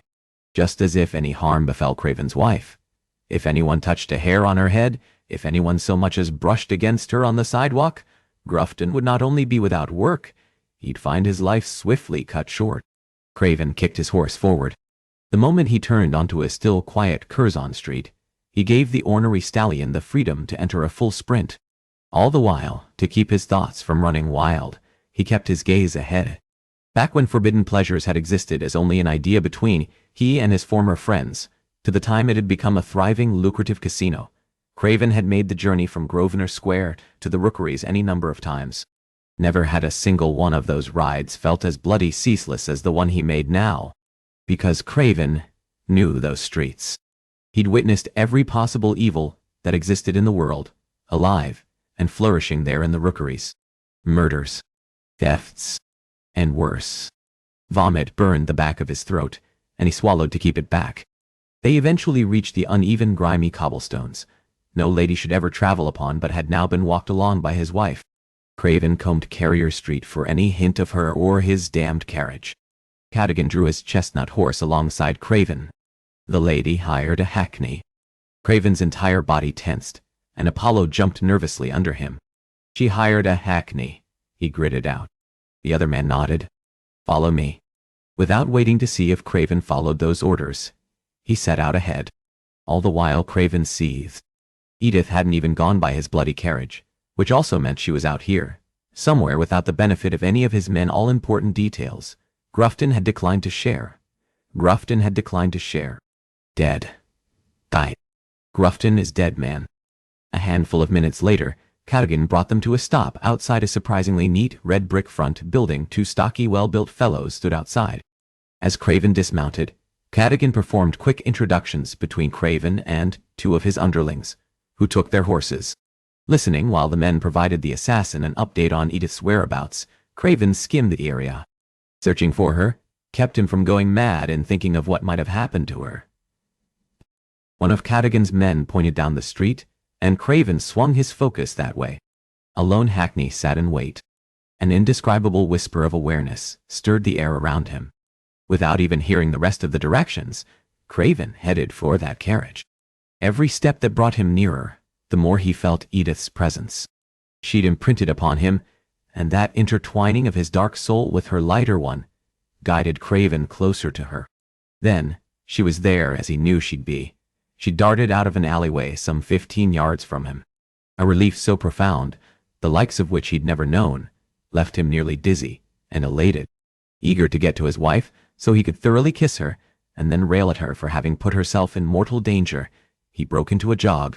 Craven knew the moment she sensed his presence the way he did hers. Halfway across the street, she stopped in her tracks. Except, instead of facing him, she angled left. A figure bolted from the same alley she'd slipped out of. His wife, sensing the threat bearing down on her the same time Craven noted it, snapped erect. Time existed in a peculiar state where the world continued in its usual quick blur, while Craven found himself trapped in slow motion. Edith! Even as he thundered his wife's name and barreled towards her, the tall, wiry, bald street tough was closer. That managed to give her pursuer pause. Except, the sound of Craven's voice also froze his wife. Even with the now 10 yards separating them, he caught the way her eyes widened in shock and relief. Only he wasn't deserving of her confidence. The street thug grabbed Edith by the shoulders and dragged her on with him.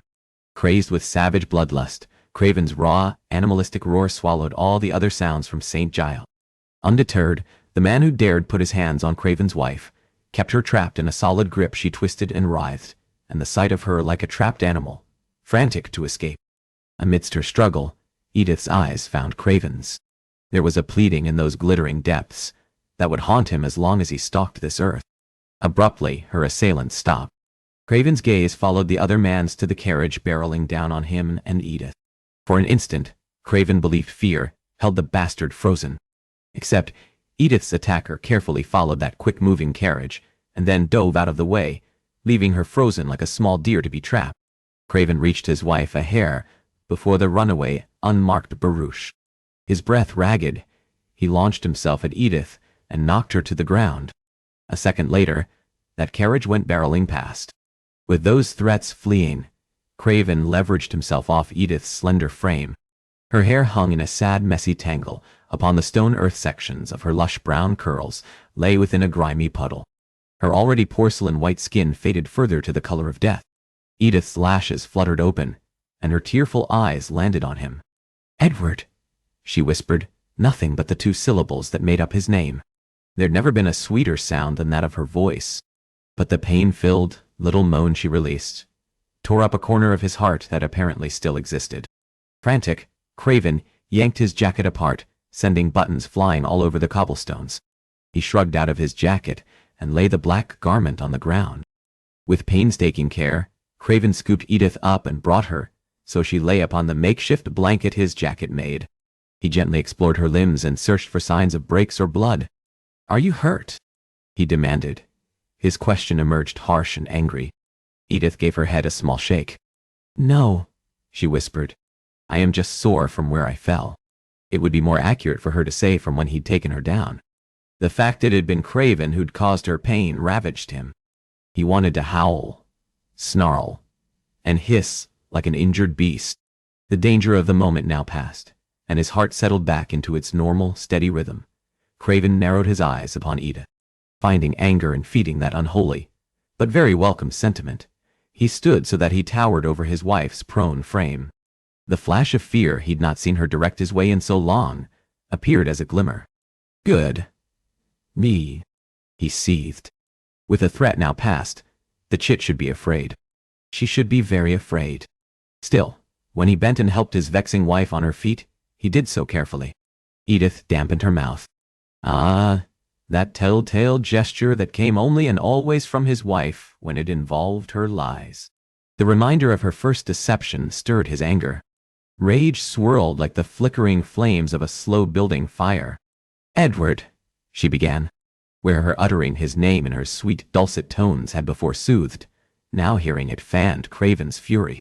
"I know I've Craven," glared the rest of that thought into silence. "Not a word, wife," he bit out. "Not a single, bloody word." At an opportune moment, the carriage bearing his gold-painted ducal seal drew to a stop near them. The guard riding upon the back of the conveyance jumped down and opened the door for them.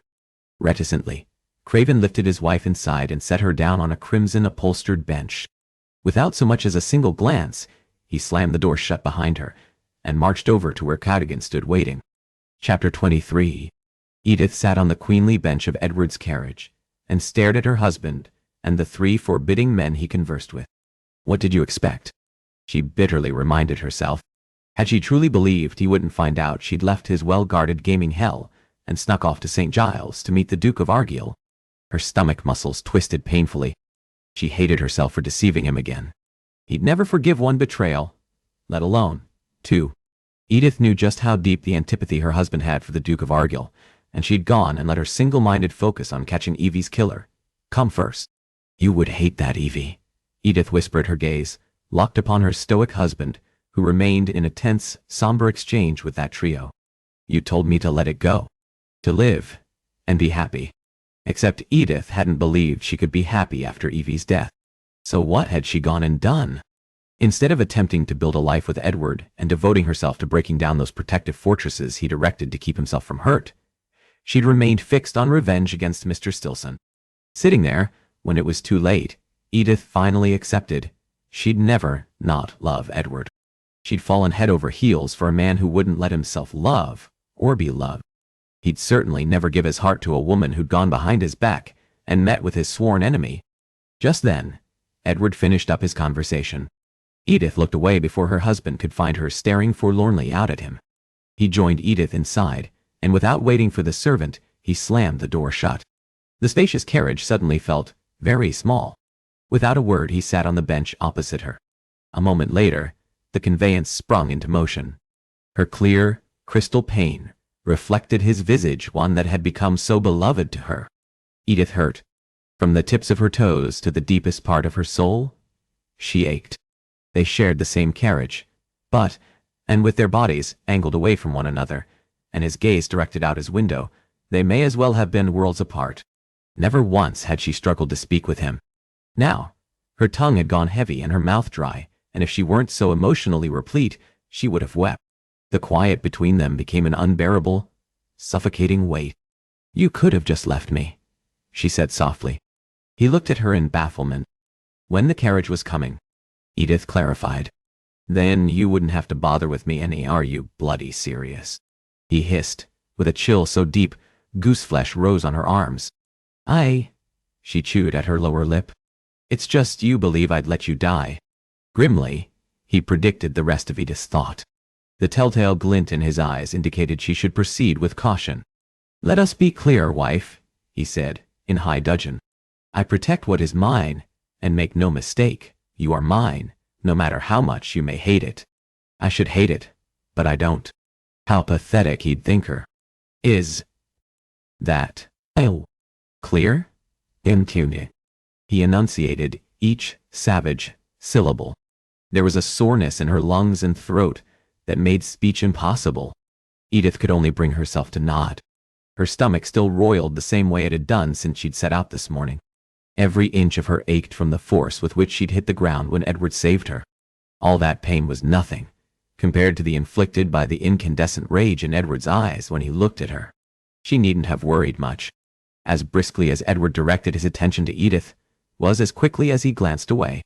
Tears filled her eyes, and knowing he despised them, Edith turned her focus out her window, lest he happened to see them. What did you expect? He saved you because he cares about you? He'd made it clear time and time again. He'd no feelings for Edith that were anything other than annoyance, disgust, and, at best, indifference. When it became clear her husband had no intention of saying anything further, Edith again spoke. I know what you are thinking, Edward. His laugh, as grating as broken glass, filled the carriage. He gave Edith his flat, implacable gaze. You have no idea, wife. Oh, she did. Because whether he believed it or not, she understood him. From the personal moments in his life he'd shared with Edith, she knew why he'd become the man he had. Just as she knew, somewhere deep inside, that young man who'd visited old bookshops and loved to read still lived within him. From the tender way, time and time again, he'd given her pleasure, without ever taking any for himself, to the dinner he'd had prepared for her on their wedding night, did not fit with a ruthless man, incapable of caring for anyone.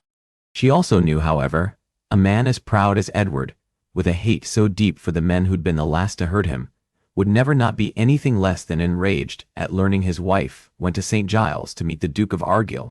I deserve your anger, Edward, she said quietly. He passed a heated, hooded gaze over her. Yes, you do, he said, his deep baritone a blend of desire and rage. I'd spank you, except you would enjoy it, and you don't deserve any pleasure, not this day. Edith bit the inside of her cheek. What did you expect? The only reason I went to meet him was to warn him to stay away from Emmy, but I now know I should have come to you, and the penetrating glint in his eyes stopped the rest of her words. Who did you meet? He asked on an incisive whisper. Oh, God. He doesn't know. Her already ill stomach churned like she rode a small boat on the choppy North Seas. Edith, her husband said it in warning tones. I asked you who you met this morning. He didn't know. But he needed to. She was tired of lying to him and keeping secrets, and even knowing the aftermath to follow. She just wanted to finally be open with him and have a relationship where they talk. Today's meeting, however, was all tangled up with past ones, back when Edward turned her away, and she'd gone to the Duke of Argyll. Edith tried to sort out where to begin, but the pain in her head made the task a chore. She dug her fingertips against her temples to dull the ache there. It didn't help. Edith let her hands fall back to her lap. Only she didn't want to refer to it as the day he'd rejected her. Even if that's what it had been. Before we were married, she amended. The night I saw the Duke of Argyll. Having dispensed with his jacket, Edith caught the way Edward's biceps tensed at her mention of his nemesis. This conversation had been inevitable, and was just as destined to never have been easy. Determined to get through the telling as quickly as possible, Edith found her voice. He offered to look into the details about my sister's death. At the night of the ball, the one where I know the ball you're speaking of, Edward snapped. She cleared her throat. Yes, well, he'd asked to speak with me alone. Of course he did. He narrowed his eyes. Did you at any point? No, Edith exclaimed. And she took a breath. I've never been alone with him aside from that night. I paid a visit to his townhouse. Angry color filled the harsh planes of Edward's cheeks. Why do I suspect that isn't entirely true? She grimaced. Because it wasn't. He, of course, knew the end of her current story before she even told it. Still, he sought to make her suffer by telling him anyway. Well, little did he know. She both intended to and wanted to. No, you are right. But that evening, and all the outings with him prior, whenever I was with his grace, I was never without a companion or my sister as chaperone. His face remained blank, like he hardly cared either way. Edith may have believed him too. That is, if it hadn't been for the night, she'd found Edward in her rented carriage outside Argyll's residence and witnessed the rage her husband had flown into. I received a letter from my sister, Emmy, last evening, she said, hushedly. It was left on the dinner table in my rooms. She let me know his grace met with her, privately. The faintest frown lines appeared at the corners of Edward's mouth. So, he didn't like the idea Argyll approached Emmy any more than Edith did. There was something fortifying in knowing she and Edward shared something, even if it was something as simple as their rage for a common enemy. He wished to meet with me in St. Giles to discuss something he'd discovered about a druggist there. The reason I went was to warn him to stay away from Emmy. Edward looked at her so long she wondered if he'd even been listening. Eventually, he spoke. You know, Edith, you said that so convincingly. I think you actually believe it. You, a woman who'd encountered so many obstacles in avenging your sister, that you came to me in Argyll, suddenly thought yourself capable of meeting one of London's most ruthless men and having success at warning him off? Just as she'd prided herself on knowing him, he knew Edith. Just as well, maybe, even more. No, you are right, she granted. There was a part of me that knew were you to discover. He'd approached my sister, which I would have. Which you would have. That it would further escalate the enmity between you and the Duke, and possibly led to a physical altercation, even a duel between you and Argyll.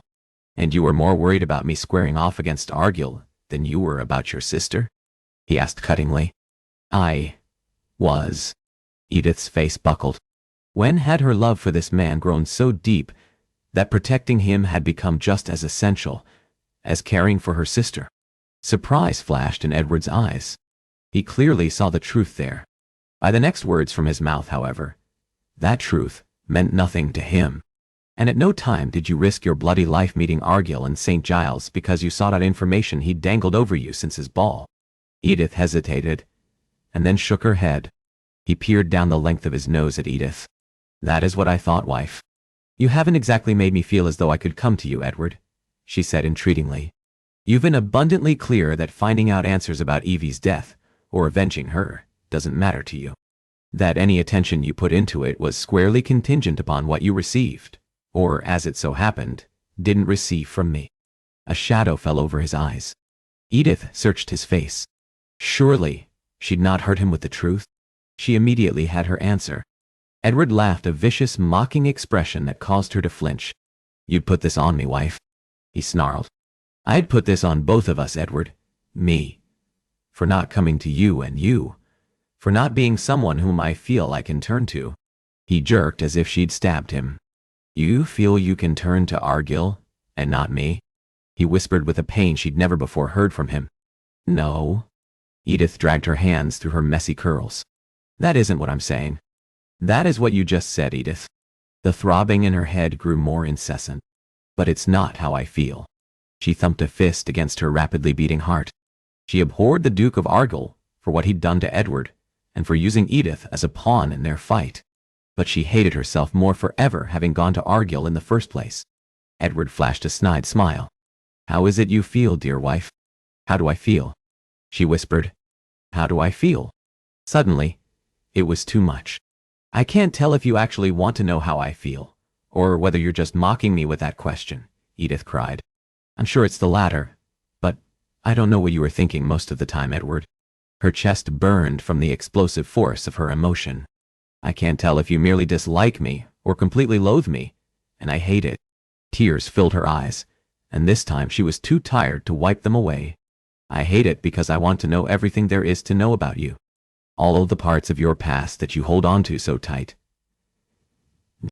What you like to eat. What truly brings you happiness, other than your club. And do you know what agony it is to love you? A man who looks at me with so much disdain. Edward's brows lifted. He shook his head and opened and closed his mouth, but no words came out. Her shoulders shook with the force of her tears. I didn't even care you publicly ruined me. Because I'm so pathetic I yearned to be yours as long as you wanted to marry Lady Violet, she cried. The color washed from Edward's cheeks. She'd managed the impossible. She'd silenced Edward de Vesey, the Duke of Craven. How that must repulse you. Edith sobbed so hard, her chest heaved hard enough and painful enough to rip her open. To be stuck with a wife who has no pride when it comes to loving you. Edward scraped a hand through his hair. I could never. Love me? Love me? She asked with an embittered laugh. I know. God, how I know. Does it bring you some kind of perverse pleasure? He cursed. That wasn't what I was saying, Edith. How could you possibly believe I'm repulsed by you? From the start, I have not been able to keep my hands off you. Ah. But that is just fucking, she said, her voice faded to a watery whisper. His face reddened. Do you truly believe I'd have as my Duchess a woman I don't admire? He demanded. I don't know, Edward. She glanced down at her empty hands. You were willing to take Lady Violet, a woman you'd never met, as your wife, to get revenge on Lord Rutherford. As such, I didn't really think it mattered one way or another how you felt about your Duchess. At last, her body didn't have another tear to shed. She stared wistfully at an ashen-faced Edward. Edward, do you know what's the saddest part of all? He hesitated, and then shook his head. Edith flashed him a sad smile. If I died today, I couldn't say either way if you would be glad I'd gotten my comeuppance, or whether a small part of you might somehow miss me. Edith, he said gruffly and faintly chastising. Edward tugged a handkerchief from his jacket pocket. Ever so gently, he wiped away from Edith's cheeks the remnants of her grief.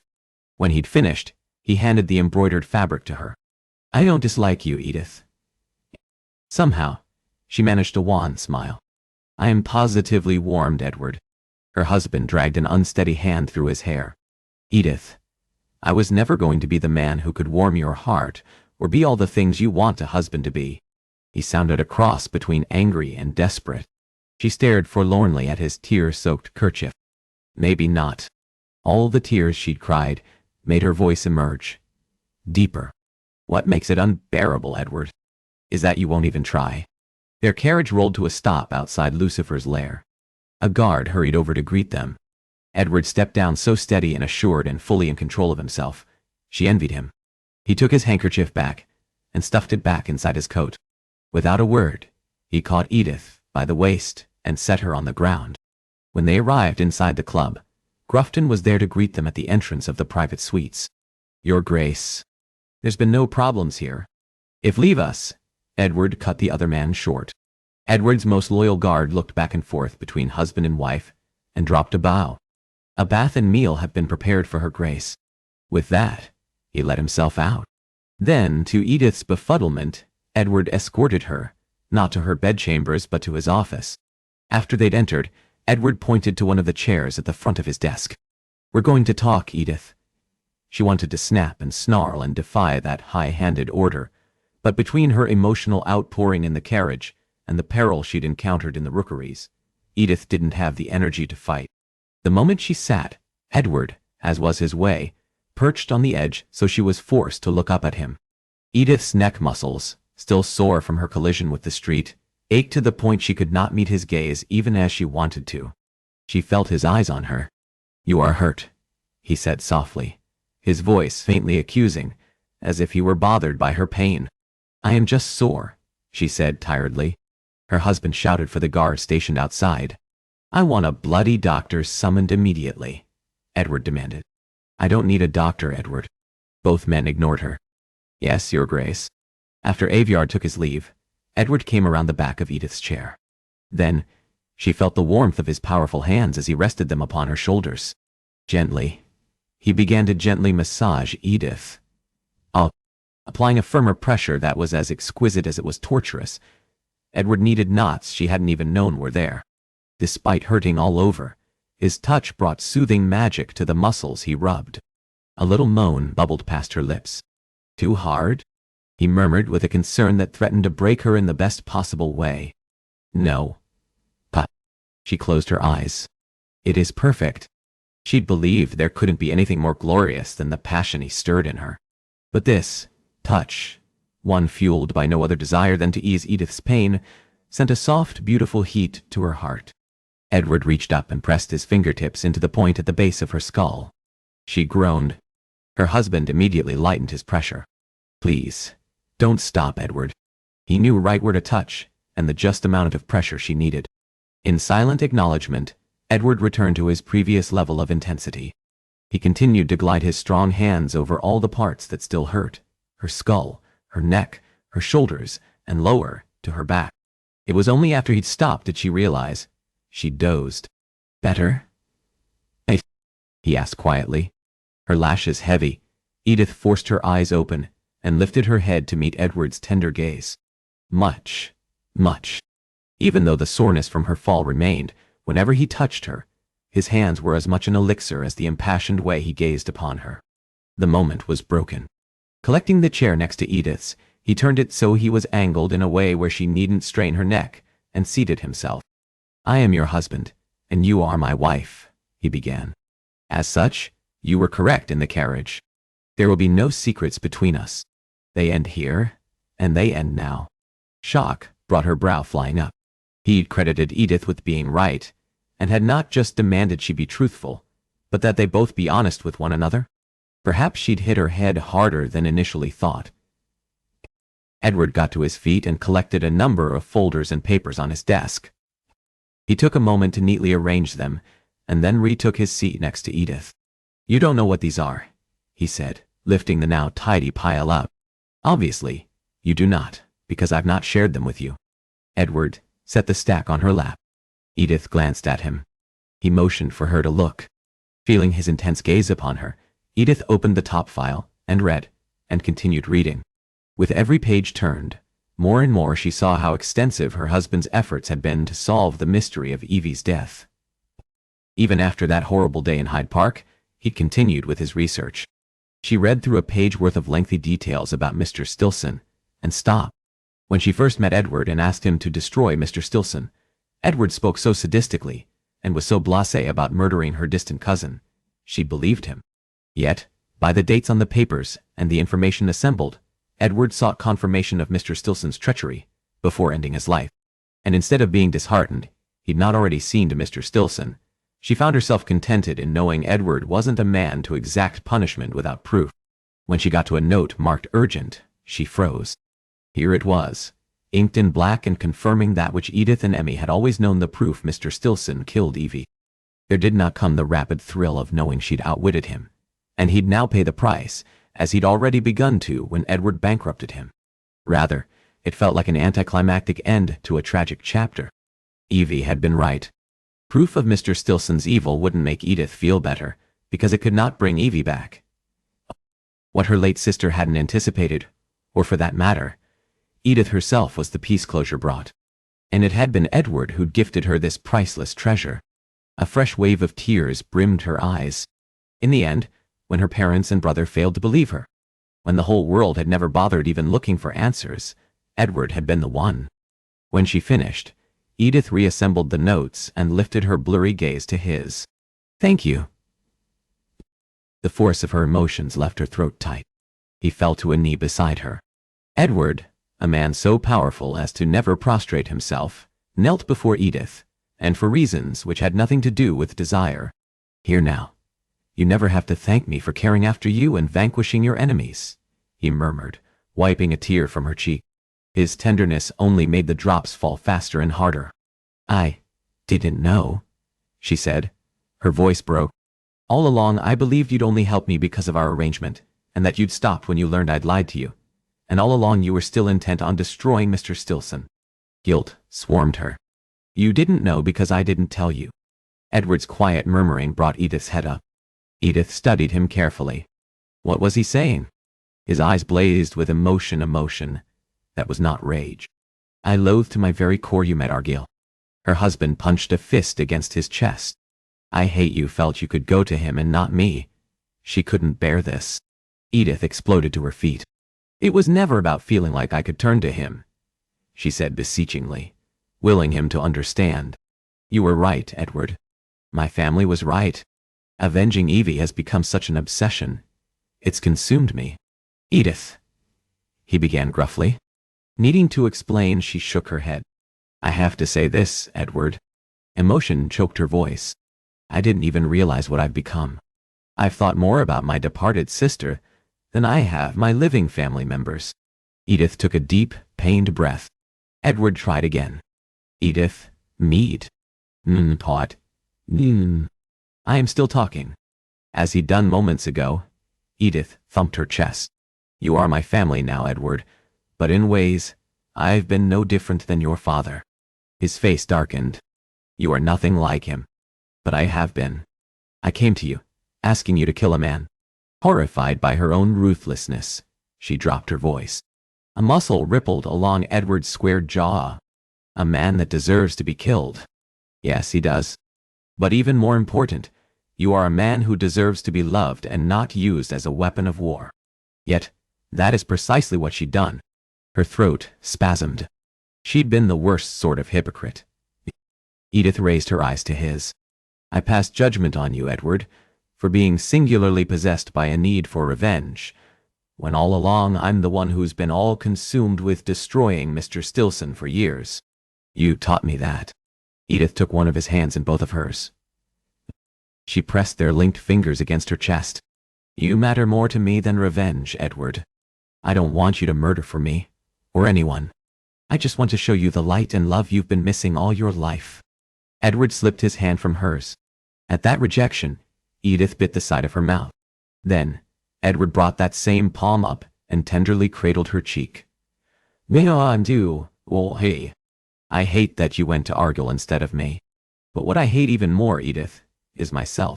I made you believe I wouldn't stand at your side and take down your foes." He flexed his jaw. "In fact, I haven't given you any reason to trust in me." He flexed his jaw. "That stops now." What was he saying? "I can't give you love, Edith," he said, regretful sounding. She hated, with everything she'd discovered about Edward today, and this new, sweet side of him he'd revealed, that all she could feel was a crippling grief. "I cannot give you the tender words you want and deserve. I can give you children. His lashes swept low. And I will, Edith, will find divine pleasure in my efforts. His was a husky promise that sent heat rushing to her center. Edward's expression grew resolute. But I can and will ensure that as my queen, you and our children will always be safe from harm. I vow to you, going forward, I will be honest with you. I'll not keep anything from you. And he held her gaze with his piercing one. I pledge to be faithful to you. Edith's heart missed a beat. What? She whispered, desperately afraid he was mocking her with that improbable vow. When I saw that carriage bearing down on you, Edith. Edward squeezed his eyes shut and sucked a shuddery breath in through his teeth. When he opened his eyes, his tumult showed within. I thought I'd lose you, Edith, he confessed. In an instant, I realized my ruining you, my marrying you, my obsession with you has nothing to do with Argyll or revenge. All of it was because I wanted you. Edith hugged herself to hold tight the euphoric joy brought by each declaration. His features softened in a way that, until now, she'd not believed they could. It took me some time to figure it all out, Edith, but I now know. My desire for you is unwavering. Edward held Edith gently at her shoulders. I cannot even think about having another woman in my bed or in my life, because you are the sun, and everyone else just lives in your shadow. A sob caught in her throat, and Edith caught it in her fist. Please, love, he implored, dusting the tears from her cheeks. That this proud, dauntless man who declared himself too strong to beg, now did so, because of Edith made her cry even harder. He groaned. Your tears cut me up inside, love. Yeah. And with that humbling admission from her always proud husband, Edith knew Edward did not love her now. But, someday, he might. Given his upbringing, she just needed to be patient. Edward drew her into his arms, and she all too happily went. Welcoming the weight of his arms he wrapped about her, Edith cuddled against his chest and breathed deep of the sandalwood cologne he must have dabbed on sometime this morning. Now, she knew. Sandalwood art. A soft smile played with the corners of her lips. The fragrance he favored was a blend of woody and sweet. She'd learned just one of many details to come about the man she'd married. Light in ways she'd never been since her family fell apart, Edith drifted in a place between dream state and reality. You aren't to leave the club, Edith. With her mind still dazed, it took a moment to register what Edward said. Edith turned a watery smile up at him. After the day's events, she said softly, you have my assurance the last thing I intend to do is go on any jaunts about London. His expression remained grave. Not just today, love. An unpleasant thought formed. How long? Edward remained beneficently calm. That made one of them. Edith, you have all the information at your fingertips which shows Stilson not only murdered before, but that he's begun visiting the same druggist he did at the time of your sister's death. Now, after this morning, we also know, he continued, in more of his newfound equable manner. You were lured to St. Giles by Argyll, grabbed by a stranger who held you, and waited until a carriage came barreling at you, and then shoved you at the conveyance. Given we cannot say at this time whether it was Argyll or Stilson who attempted to end your life this day, the only way to ensure your safety is by you staying here. His continued use of we, in reference to her and Edward, should warm her. It should, and she suspected it would have, but for those last 3 words, you staying here. She pushed herself away from his arms. And what if you don't ever have the answers to that question, Edward? Edith? He gave her a faintly amused look. Do you truly believe I will not have answers to that question, and end either one or both of those men? She glanced down at all he'd managed to gather in a short time about Evie's murder. No. Nib Sabin is a vitra, gun, band, error. When driven, her husband, if he wished it, could reverse the course of the earth's spinning. I've sent a team of guards to your family's residence, as well as to your older sister, Lady Alice, her husband, Lord Burgess, and their new babe. I've already hired an investigator who is in the process of verifying your brother's whereabouts and finding him in his location so he could be warned of the threat. Edith started. He'd provided protection to Elise's young family? Which meant, a smile teased her husband's mouth. You didn't believe I was aware of your sister's name and family? Or, for that matter, your entire family? A blush stole up her already warm neck. He was trying to make it impossible for her to stay angry. I. She shook her head. No, she managed to say, because they'd established there would be honesty between them. I wasn't aware. Edward trailed a palm over her hot cheek, and she closed her eyes, and leaned into the feel of his touch and the soothing words he spoke. I know everything about you, Edith, he said in hushed tones. Even more than you know. There'd been a time when that admission would have emerged as a threat, and not the gentle explanation it was. Edward, she framed his face with her palms. I know you want to see me safe, but locking me indoors will not guarantee that. He scoffed. Of course, it will. She'd have laughed if the urge to scream hadn't been that much greater. I might choke on my meal. Stop it! He cut her off before she completed the last syllable of that word. Needing him to see, Edith didn't relent. I might fall down the stairs and break my neck. His face darkened. You're too graceful and too strong to let a stare get you. Her lips twitched. There can be an enemy within as flames blazed from his eyes. She'd gone too far. I'm not saying you were the enemy, Edward. Restored to full menace. He leaned so close their noses nearly brushed.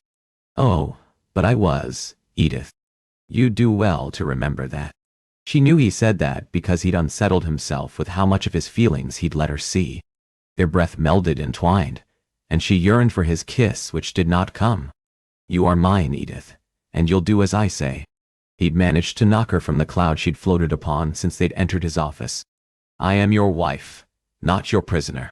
Squaring her chin, Edith stood, marched for the door, and yanked it open. Edward followed her out into the hall. Where the hell are you going? He demanded. Edith didn't break stride, just carried on her march to her rooms. What? Need I account for my every action too, my master? She said, without looking back. The guards, 6 more than usual, and who flanked the length of the hallway, each looked down at the floor at the same time. Edward didn't speak another word until he'd followed her inside his bedchambers. She gritted her teeth. It was all his. Even I belonged to him. Edward pushed the door shut behind him. As much as I love hearing you refer to me so. Sweet, if you do so in that tone and in front of anyone again, you'll regret it. His whisper contained a warning. What will you do, husband? She asked, tired all over again. Beat me? He'd never. Nor did he attempt to lie. No, love. He narrowed his eyes. I'd take you against the wall and make love to you until you were crying out, begging for me, so the witnesses can see for themselves who is really in charge. The image he painted was so deviant, so wicked, that instead of repulsion, wetness flooded her center. She squeezed her sore legs together and prayed. He did not see that rustle of her skirts. That pressure did little to ease her suffering. He narrowed his eyes. Have I made myself clear, Edith? She nodded shakily. Yes, your grace. Say my name, he ordered.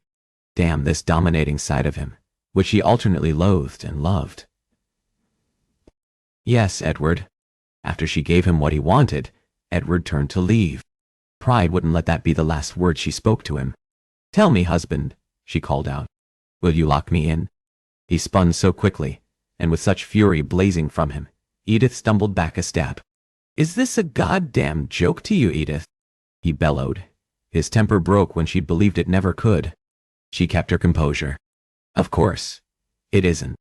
I do not, however, like the idea of being a prisoner in my own home. How long? He growled. Until I say? She loved him. She trusted him to care for her in every way. But she would not let him believe he could restrict her movements and order her about. Edith shook her head. Hey, that isn't good enough, Edward. Chapter 24. That isn't good enough, Edward. After everything that had and almost had happened to Edith this day, she'd still fight him. God, he hated how her courage in the face of his fury inflamed him. What did you say to me? He whispered. Her chest rose and fell fast like she'd run a race. I said it isn't good enough, Edward. She took several long and slow breaths. You have my assurance. I will not behave recklessly, that I will take 2, nay 3, guards with me whenever I go out, but I cannot be made to remain here indefinitely. Is that a fate worse than death to you? He asked coolly. Of course not. she murmured, in what he'd come to think of as her governess tones. His self-control broke. God damn it, Edith. You were almost killed today, he thundered. I meant it earlier when I asked you, Edward, she said. And had there been an accusation rather than confusion in the look she gave him, it would have been easier to take. Would it truly matter if I die? Of course it would. Then tell her, you fool. Telling her will make me a bloody fool. Craven dragged a hand through his hair, and as he did, he realized his hands shook. Unnerved and off balance, he sought to get himself to rights. Edith mistook his silent tumult as his indifference towards her. In fact, as I see it, my death would be quite convenient. Given no amount of money will ever be enough, you'll have my dowry. You'll have triumphed over the Duke of Argyll by having me, and then be immediately freed from having a woman you never wanted as your wife. He drew back. Is that really what she thought? What else would she be thinking? Except, that is precisely how he'd viewed the lady who was now his wife. At first. Somewhere along the way, something had changed, and she'd come to be a woman whom he not only wanted to possess, and, God help him, care about. All Craven knew was when he'd seen that carriage barreling down on her, and he'd been too far away to reach her. Time had stood still, and terror the likes of which he'd never known held him in its grip, and hadn't let go of him since. Edith smiled sadly. I thought so, Edward. He stared vacantly at her proudly retreating form as she wandered over to the porcelain bathtub, still emitting steam. The words exploded from him. I was afraid, he said sharply, just as she reached the tub. I was terrified out of my bloody mind you'd be hurt. Or worse. Edith spun to face him. Her eyes formed big circles, and a little more surprise rounded out her beautiful lips. He'd managed to stun his bride. Well, that made the two of them. There. Are you happy, Edith? A harsh, acerbic laugh scorched his tongue. I, the ruthless, unfeeling Duke of Craven, nearly went stark, raving, mad when I saw you. Edith stalked over, and twining her arms about his neck, leaned up and kissed him, cutting short the rest of Craven's humiliating admission. Cut short. He froze, and before she had time to think about the pledge he'd made her, Craven gripped Edith by her nape and plundered her lips with his tongue. He made sweeping, swirling motions around hers. Edith swiftly caught the rhythm of the savage dance and circled and tangled her flesh with his. Hungry for this woman as he never had, and never would any other, Craven struggled with the tiny rows of buttons down the back of her gown. Too many bloody buttons, he rasped out, between a long kiss that drugged and sent his lust spiraling. Edith laughed softly against his mouth, a sweet, merry sound of her innocence. Instead of being repulsed by his bride's wholesomeness, Craven found his grip on cold impassivity, slipping further and further out of his reach. In this moment he couldn't care. He needed to be inside her. He needed to hear her screaming his name in surrender, and then spend himself within her hot, welcoming heat. With a guttural growl, Craven wrenched the back of Edith's dress apart. The pearl fastenings came loose with a satisfying pop. Even as the fabric rent, tiny pearls hit the floor like 1,000 little pings, and then rolled about her rooms. Shoving her tattered bodice low, he drew back enough so he could, this time, without the threat of discovery, look his full upon her. Worshipfully, Craven filled his palms with her beautifully formed breasts. He gently kneaded and stroked her. The already pebbled tips grew tighter. So perfect, he extolled. Craven caught her nipples between his thumb and forefinger, and lightly pinched her. Moaning, she undulated her hips against his. Shall I kiss them, Edith? He tempted. With a whimper, she dropped her head back, in silent surrender. I do not think I shall make you say it this time, he mused, maddening the both of them, with the slow game of torture he played. Do you know why, my love? Keening softly, she arched and writhed against him. It's because I want to taste them so badly, my wife. Instead of taking that bud quickly into his mouth and suckling as he wanted, Craven, wanting to drive Edith insane, took his time kneading and massaging the delicate mounds. Edward, she moaned his name. This time, he gave her a taste of what she craved. He teasingly licked that sensitive peak, then drew another moan from Edith. He flicked his tongue back and forth over the tip until she began to pump her hips. Edward, she whispered, her voice breaking. I cannot. No. His muscles bunched.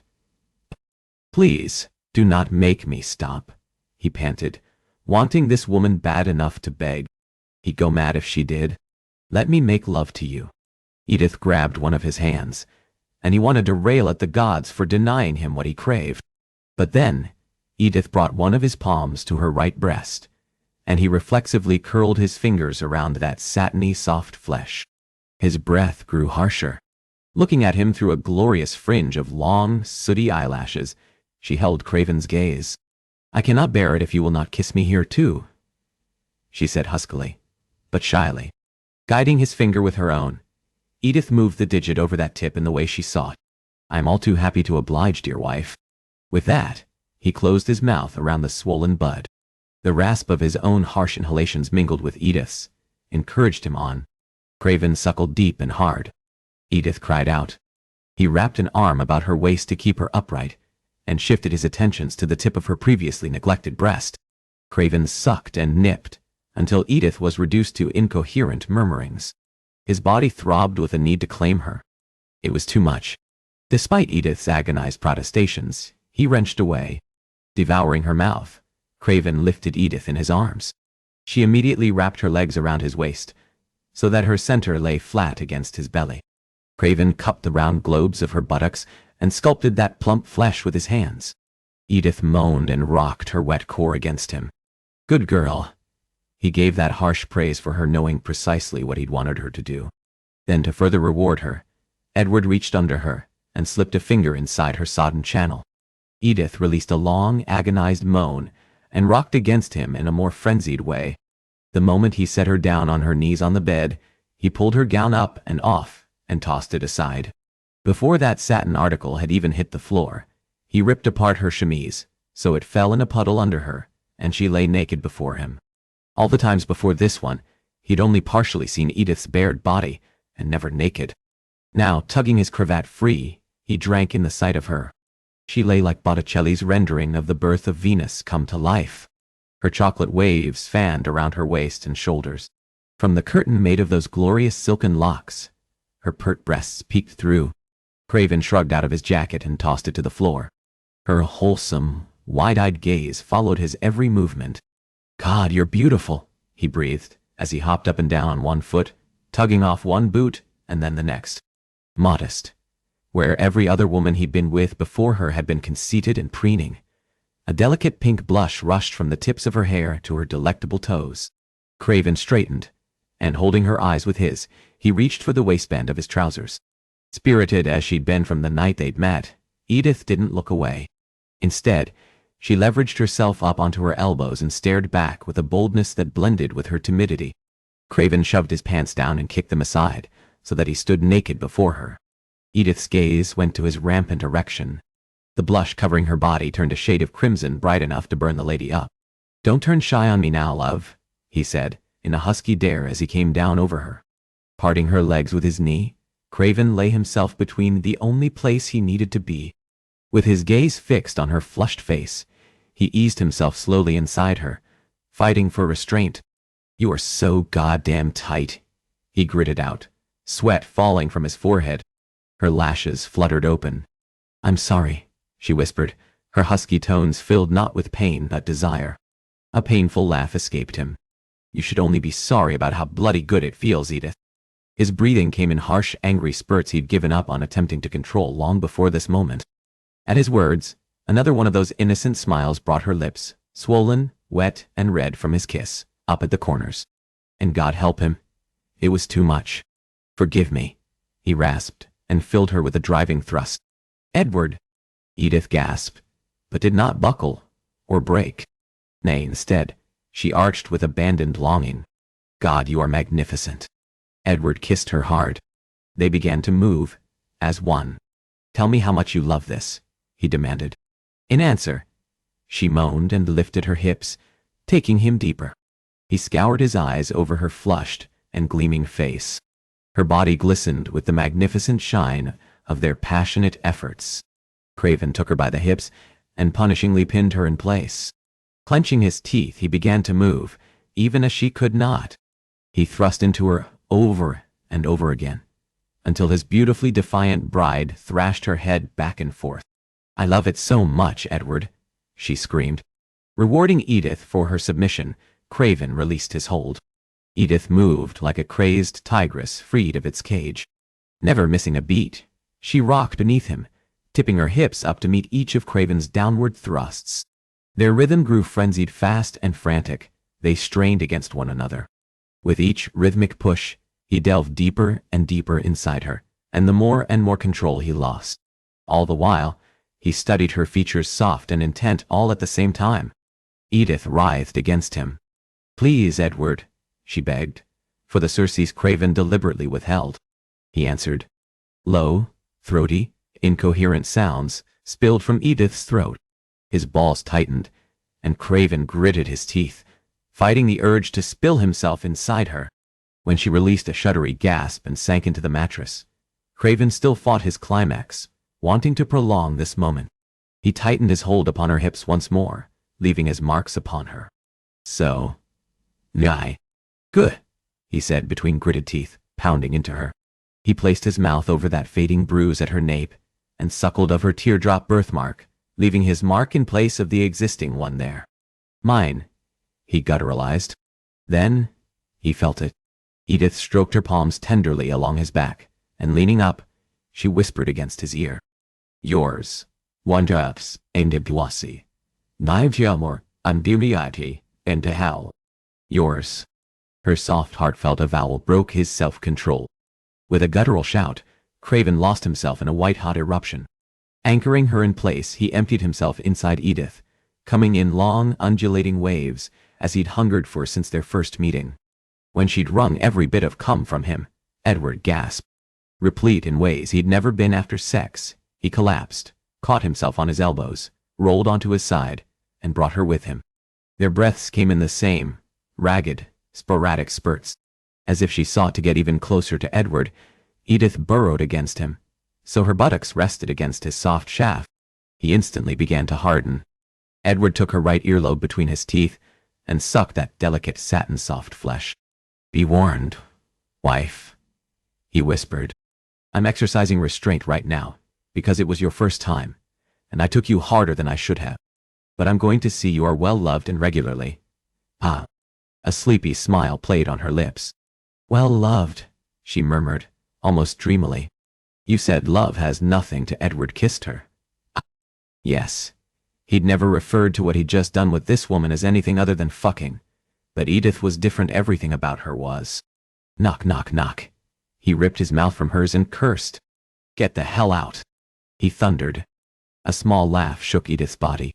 "Your Grace, the doctor is here." "Her Grace is fine," he shouted. "Better than fine." His guard on the other side of the panel relented. Frowning, Edward glanced at Edith. A healthy color filled her cheeks.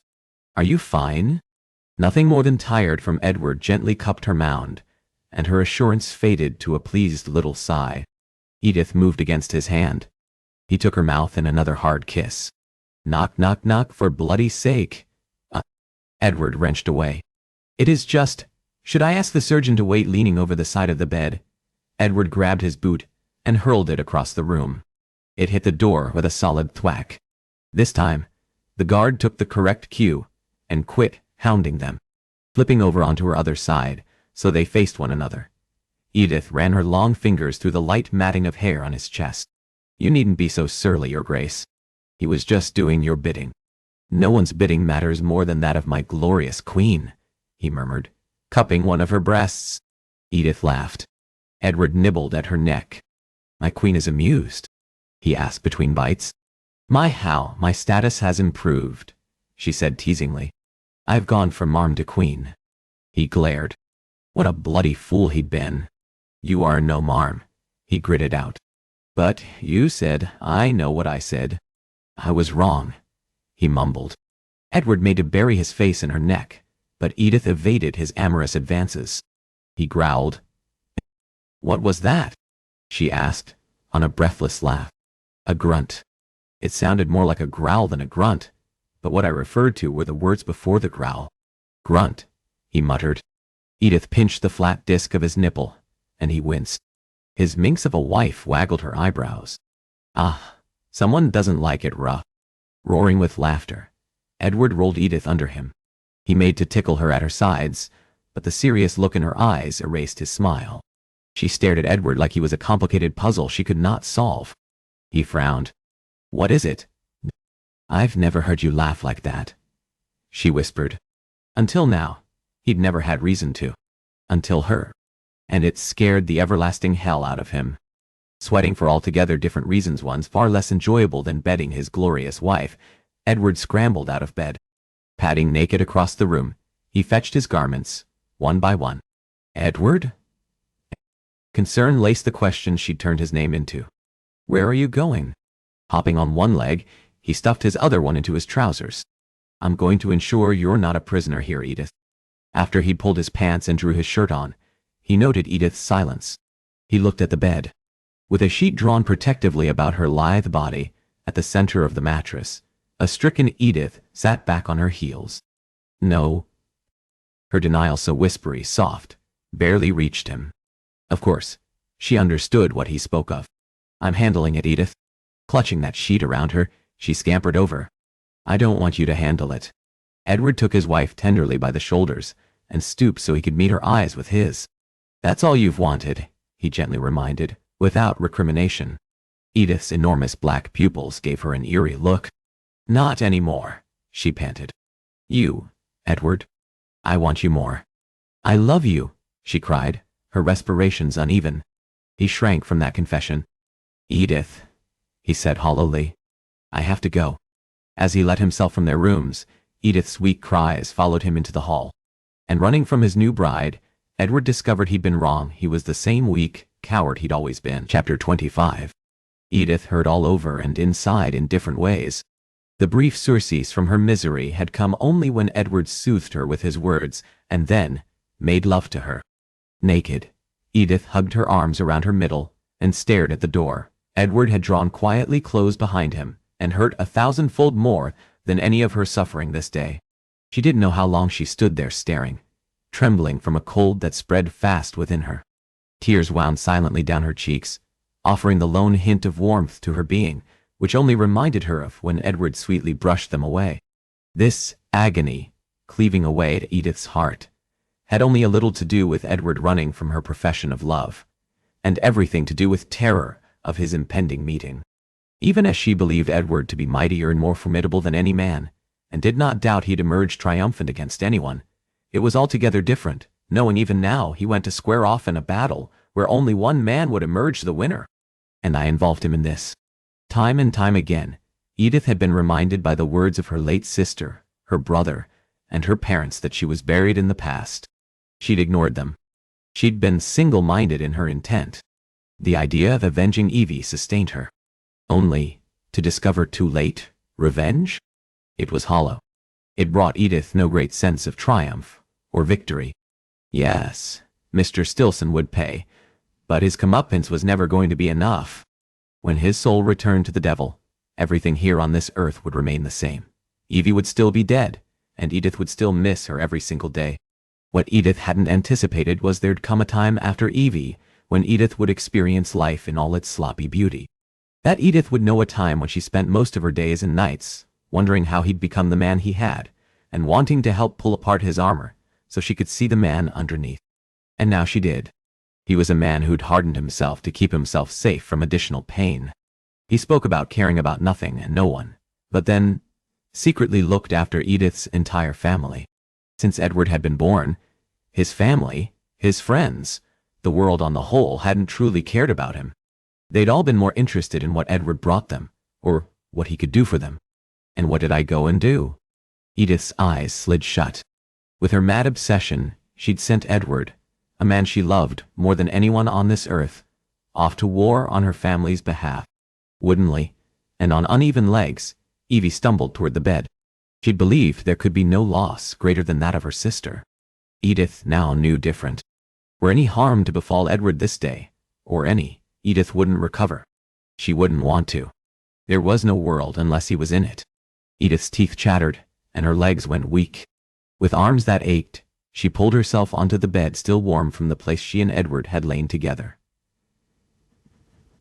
On hands and knees, she crawled, struggling to get herself toward the imprint his body had left.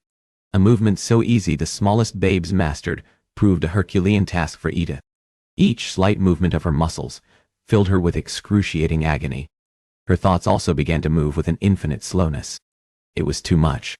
With a ragged gasp, Edith pitched forward, and with her reflexes dulled, she collapsed face first upon the feather-tick mattress. A spasm racked her sore body, and wanting to lessen the agony sluicing through her, Edith attempted to pull her knees into her chest, but failed. Something is wrong. Whimpering, Edith used the little strength she had remaining to roll onto her side, and she faced the door. "Edward, come back, please. Edward. I love you. I need you." Except, with her throat raw and tight, she couldn't speak all the slow-moving thoughts in her head aloud.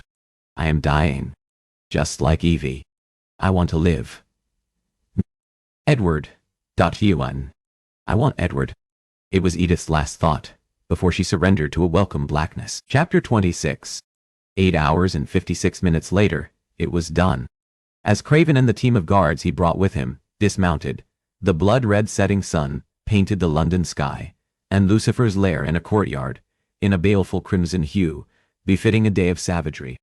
Except, the fight hadn't ended with the excruciating end his men brought to Stilson, nor the brutal beating they doled out to the man's druggist, and all the other thugs whose names Stilson spilled under extreme duress. Craven tossed his reins over to a waiting guard. With newly promoted guards, Mollison and Turnbull keeping close at his side, Edward strode to his club.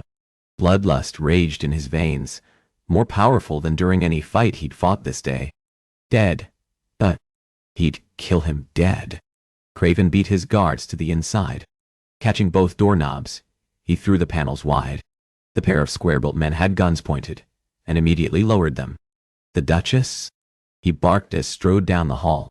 Ensconced in her rooms, Bullock said, holstering his weapon. "Reports have filtered down every 30 minutes. Aside from..." The two guards exchanged a look. Craven grabbed Bullock by the front of his shirt and drove him against the wall. "Aside from what?" he seethed. The man's thick neck moved wildly. "Aside from..." Bullock dropped his voice to a whisper. "Some crying when you left the lady this morning, Your Grace. She's been sleeping quiet."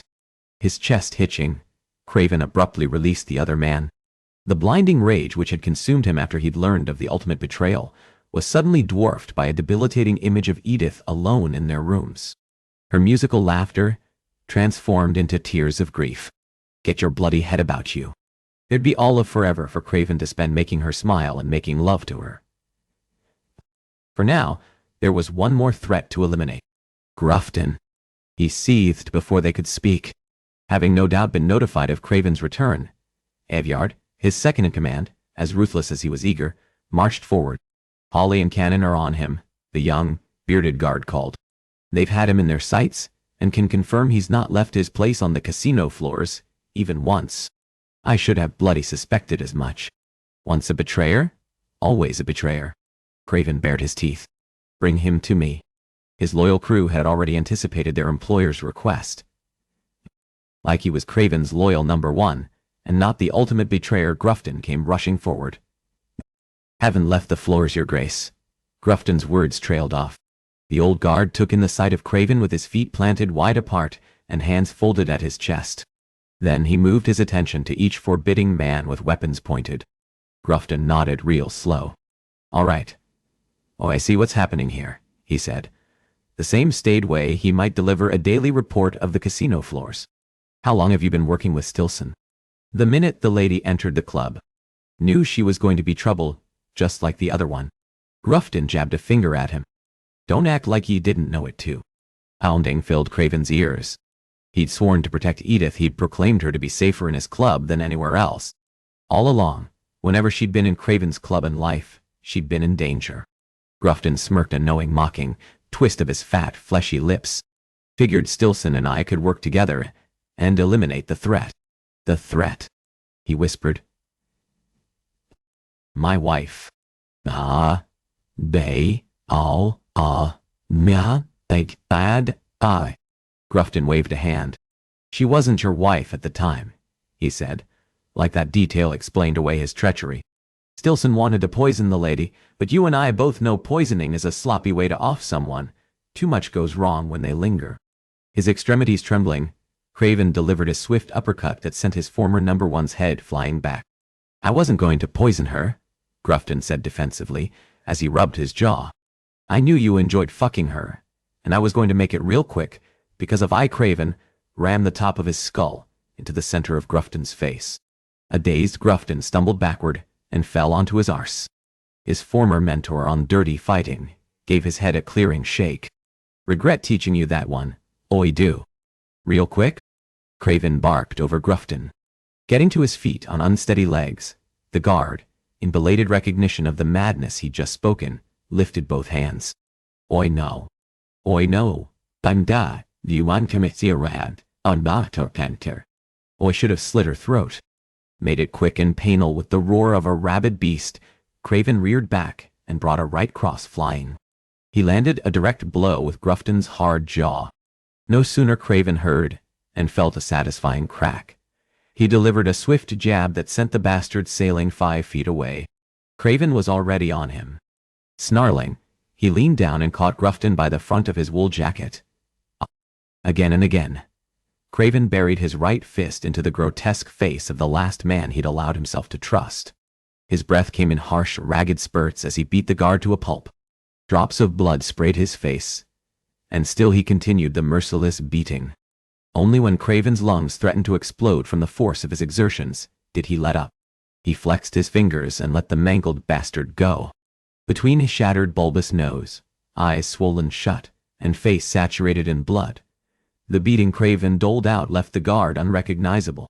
From where he lay in a supine position, an odd gurgling formed in Grufton's throat.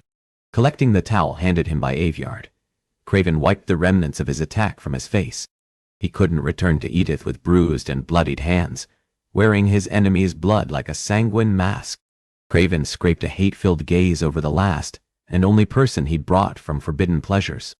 "Lock him up below until I decide his fate, Aveyard." Grufton's fate had been decided long before this moment. All that remained was determining which ruthless way he'd go. In a changing of the guard, with Craven's last connection to forbidden pleasures severed, Hawley and Cannon caught the beaten man under his arms and dragged him to his feet. "Waddle, woe. Edith, die."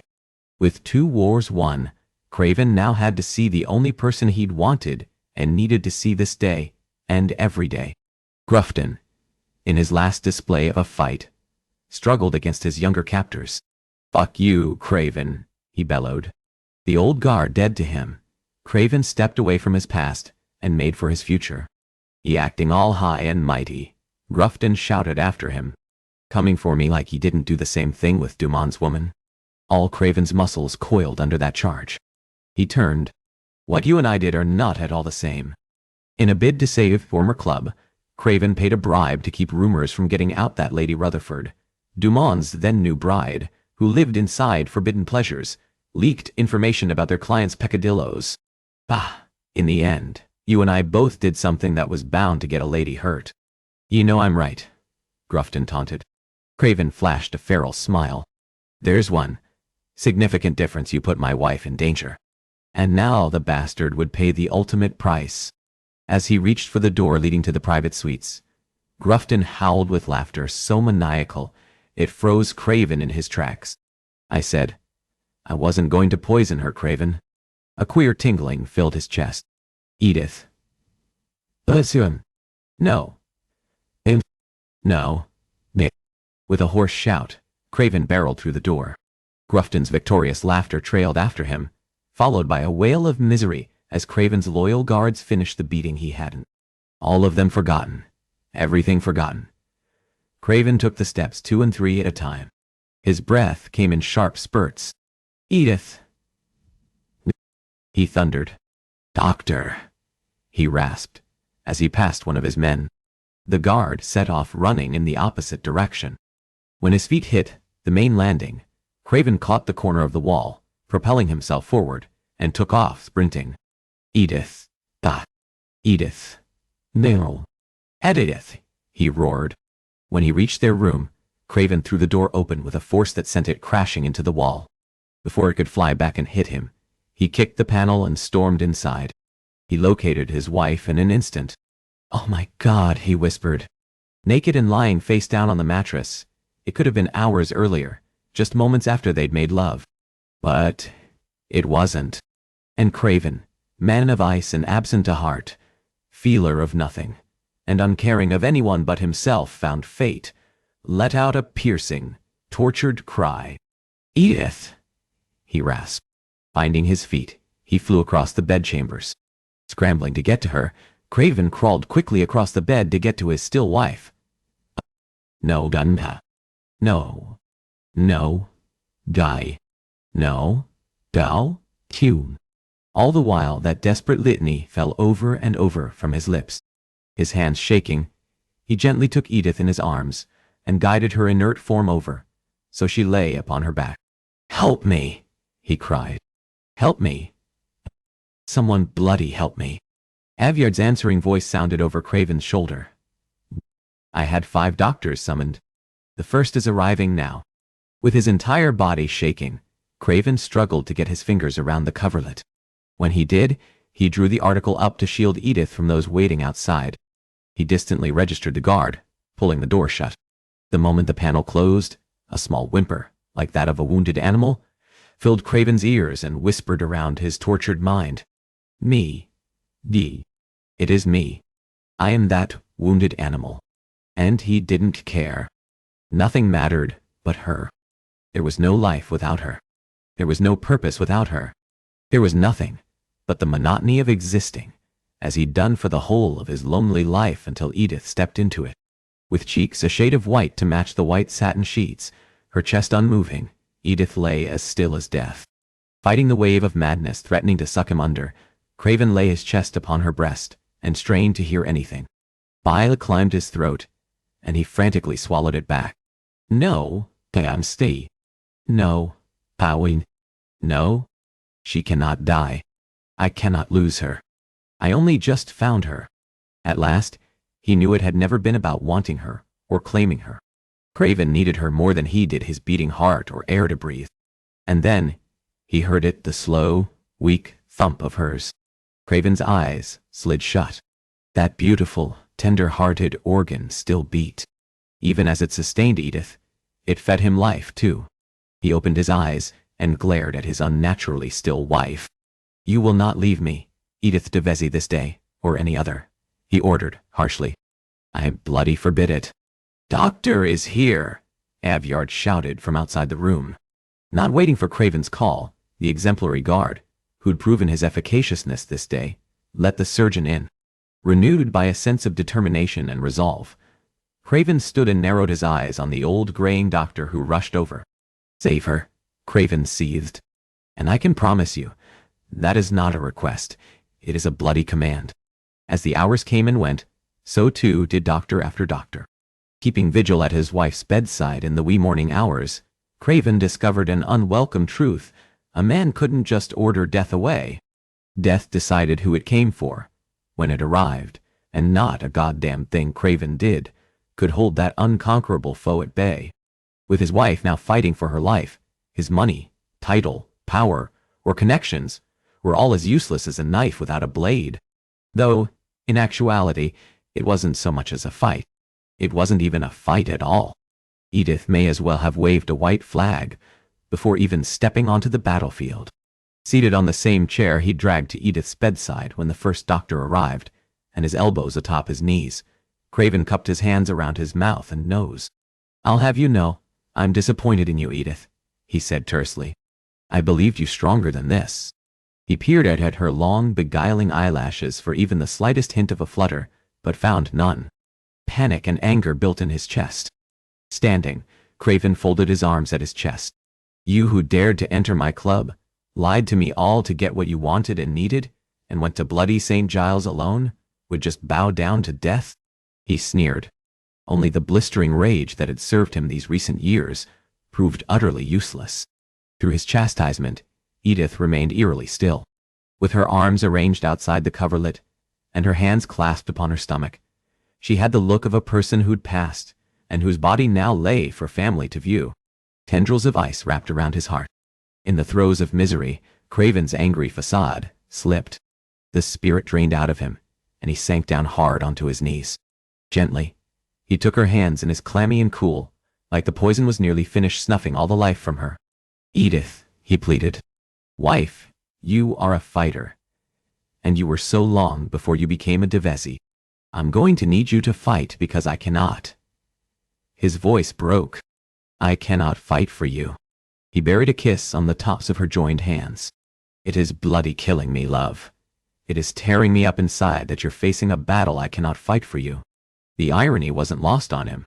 He, who'd prided himself on his might, found himself powerless to fix the only thing that mattered.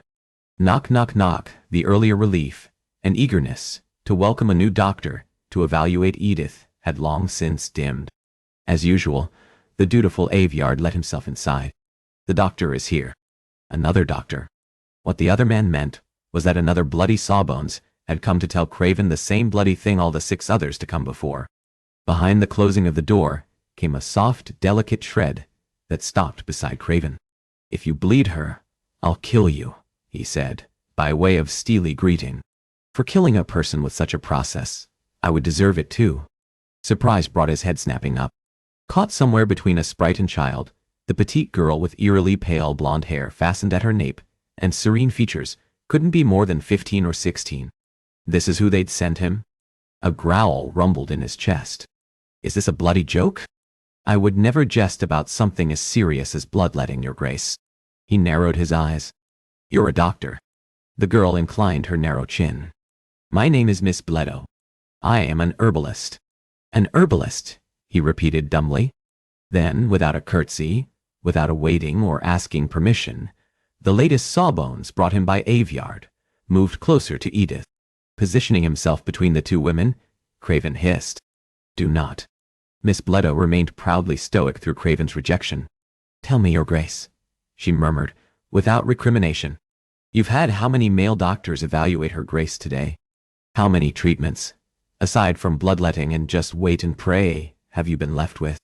Frantic, Craven looked from the somber herbalist to his deadly still wife and dragged a hand through his hair. He gave a reluctant nod and stepped aside. Miss Bledo immediately took Edith's left wrist and pressed her middle and index fingers. Through the herbalist's examination, Craven, besieged by a profound hopelessness, stood sentry over Edith. After Miss Bledo concluded, she faced Craven. The somber set to her features threatened to push him to the point of madness. The rate of her heart and slow cadence of her breathing tell me Her Grace is very ill. Based on that, and the tightness in her intestines and rapid decline, it's clear she's been given arsenic. Her mouth moved steadily, and yet, through the loud humming in his ears, her words came as if she and Craven were corridors apart. "You do not need me to tell you the usual outcome of that particular poison, Your Grace." His mind balked and bucked away from the outcome. Craven knew she'd predict. Rage and fear contorted his features. "If you say she will not survive, I will. I am not saying she will succumb to the arsenic, Your Grace." The first spark of hope kindled in his heart.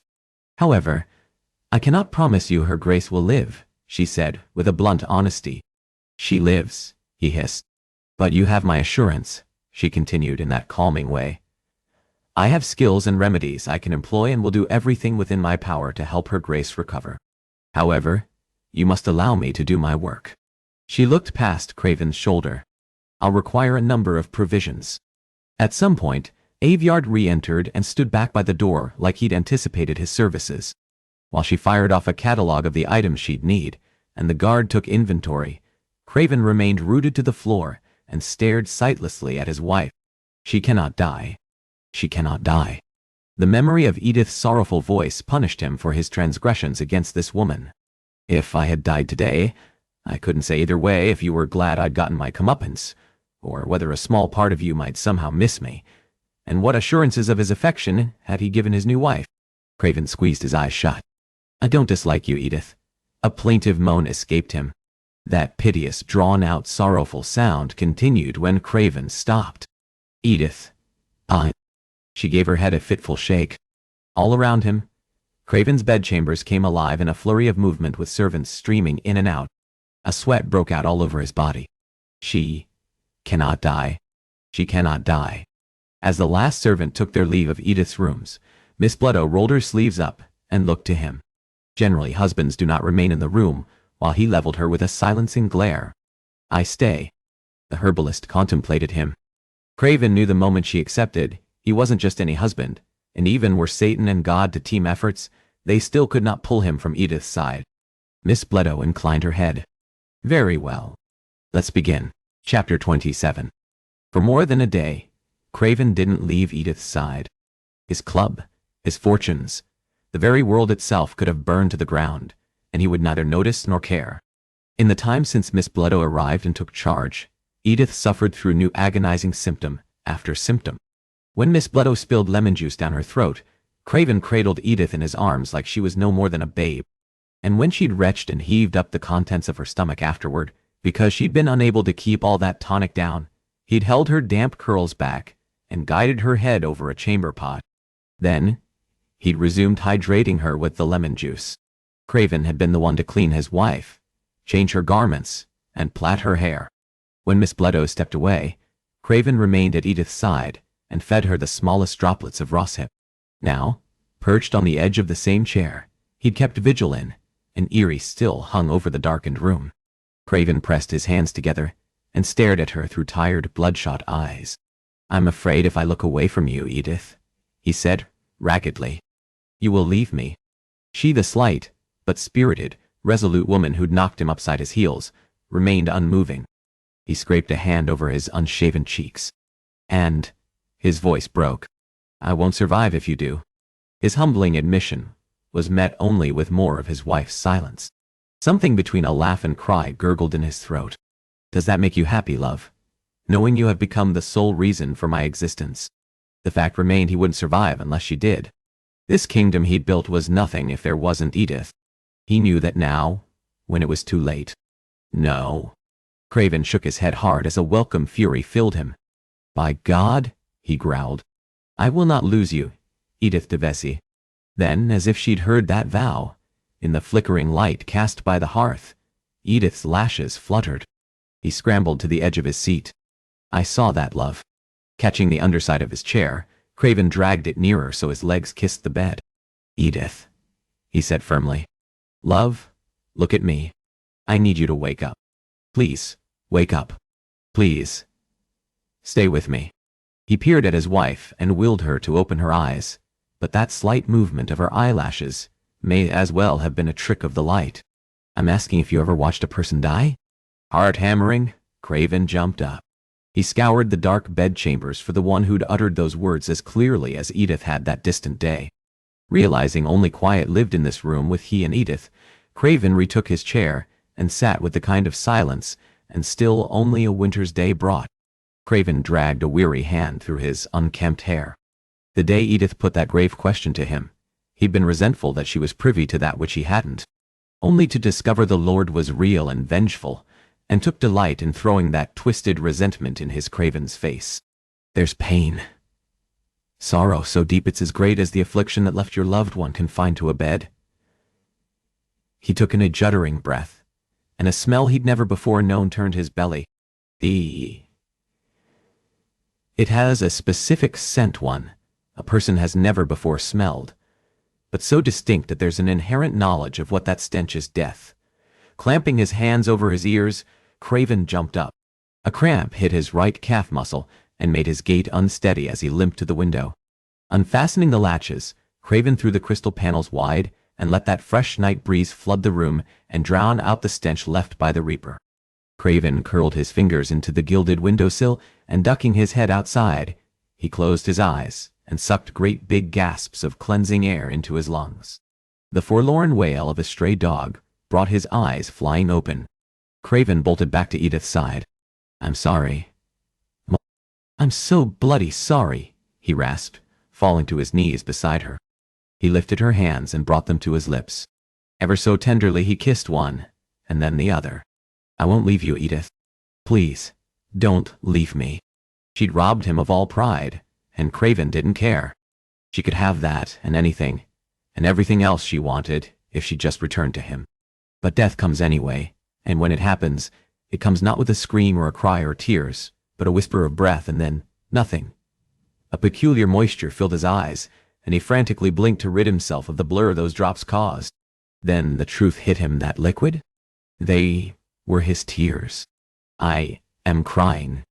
Craven did not bother to fight. Burying his head next to Edith's thigh, he broke down.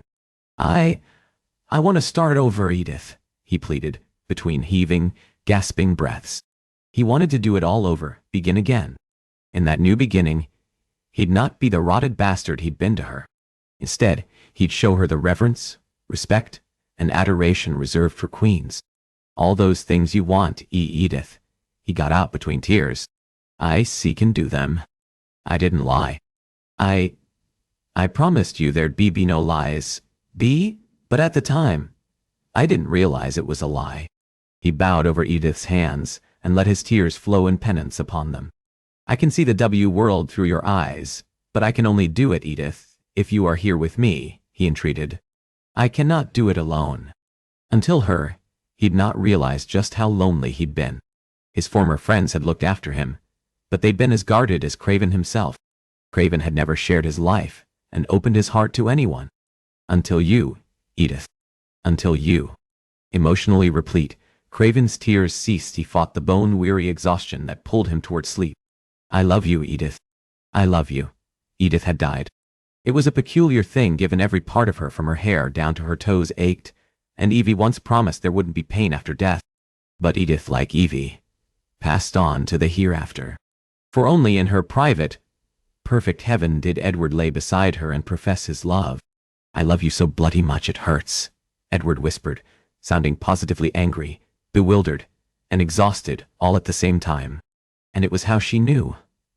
I am alive. If every muscle in her body, including her face and mouth, didn't hurt, she would have smiled.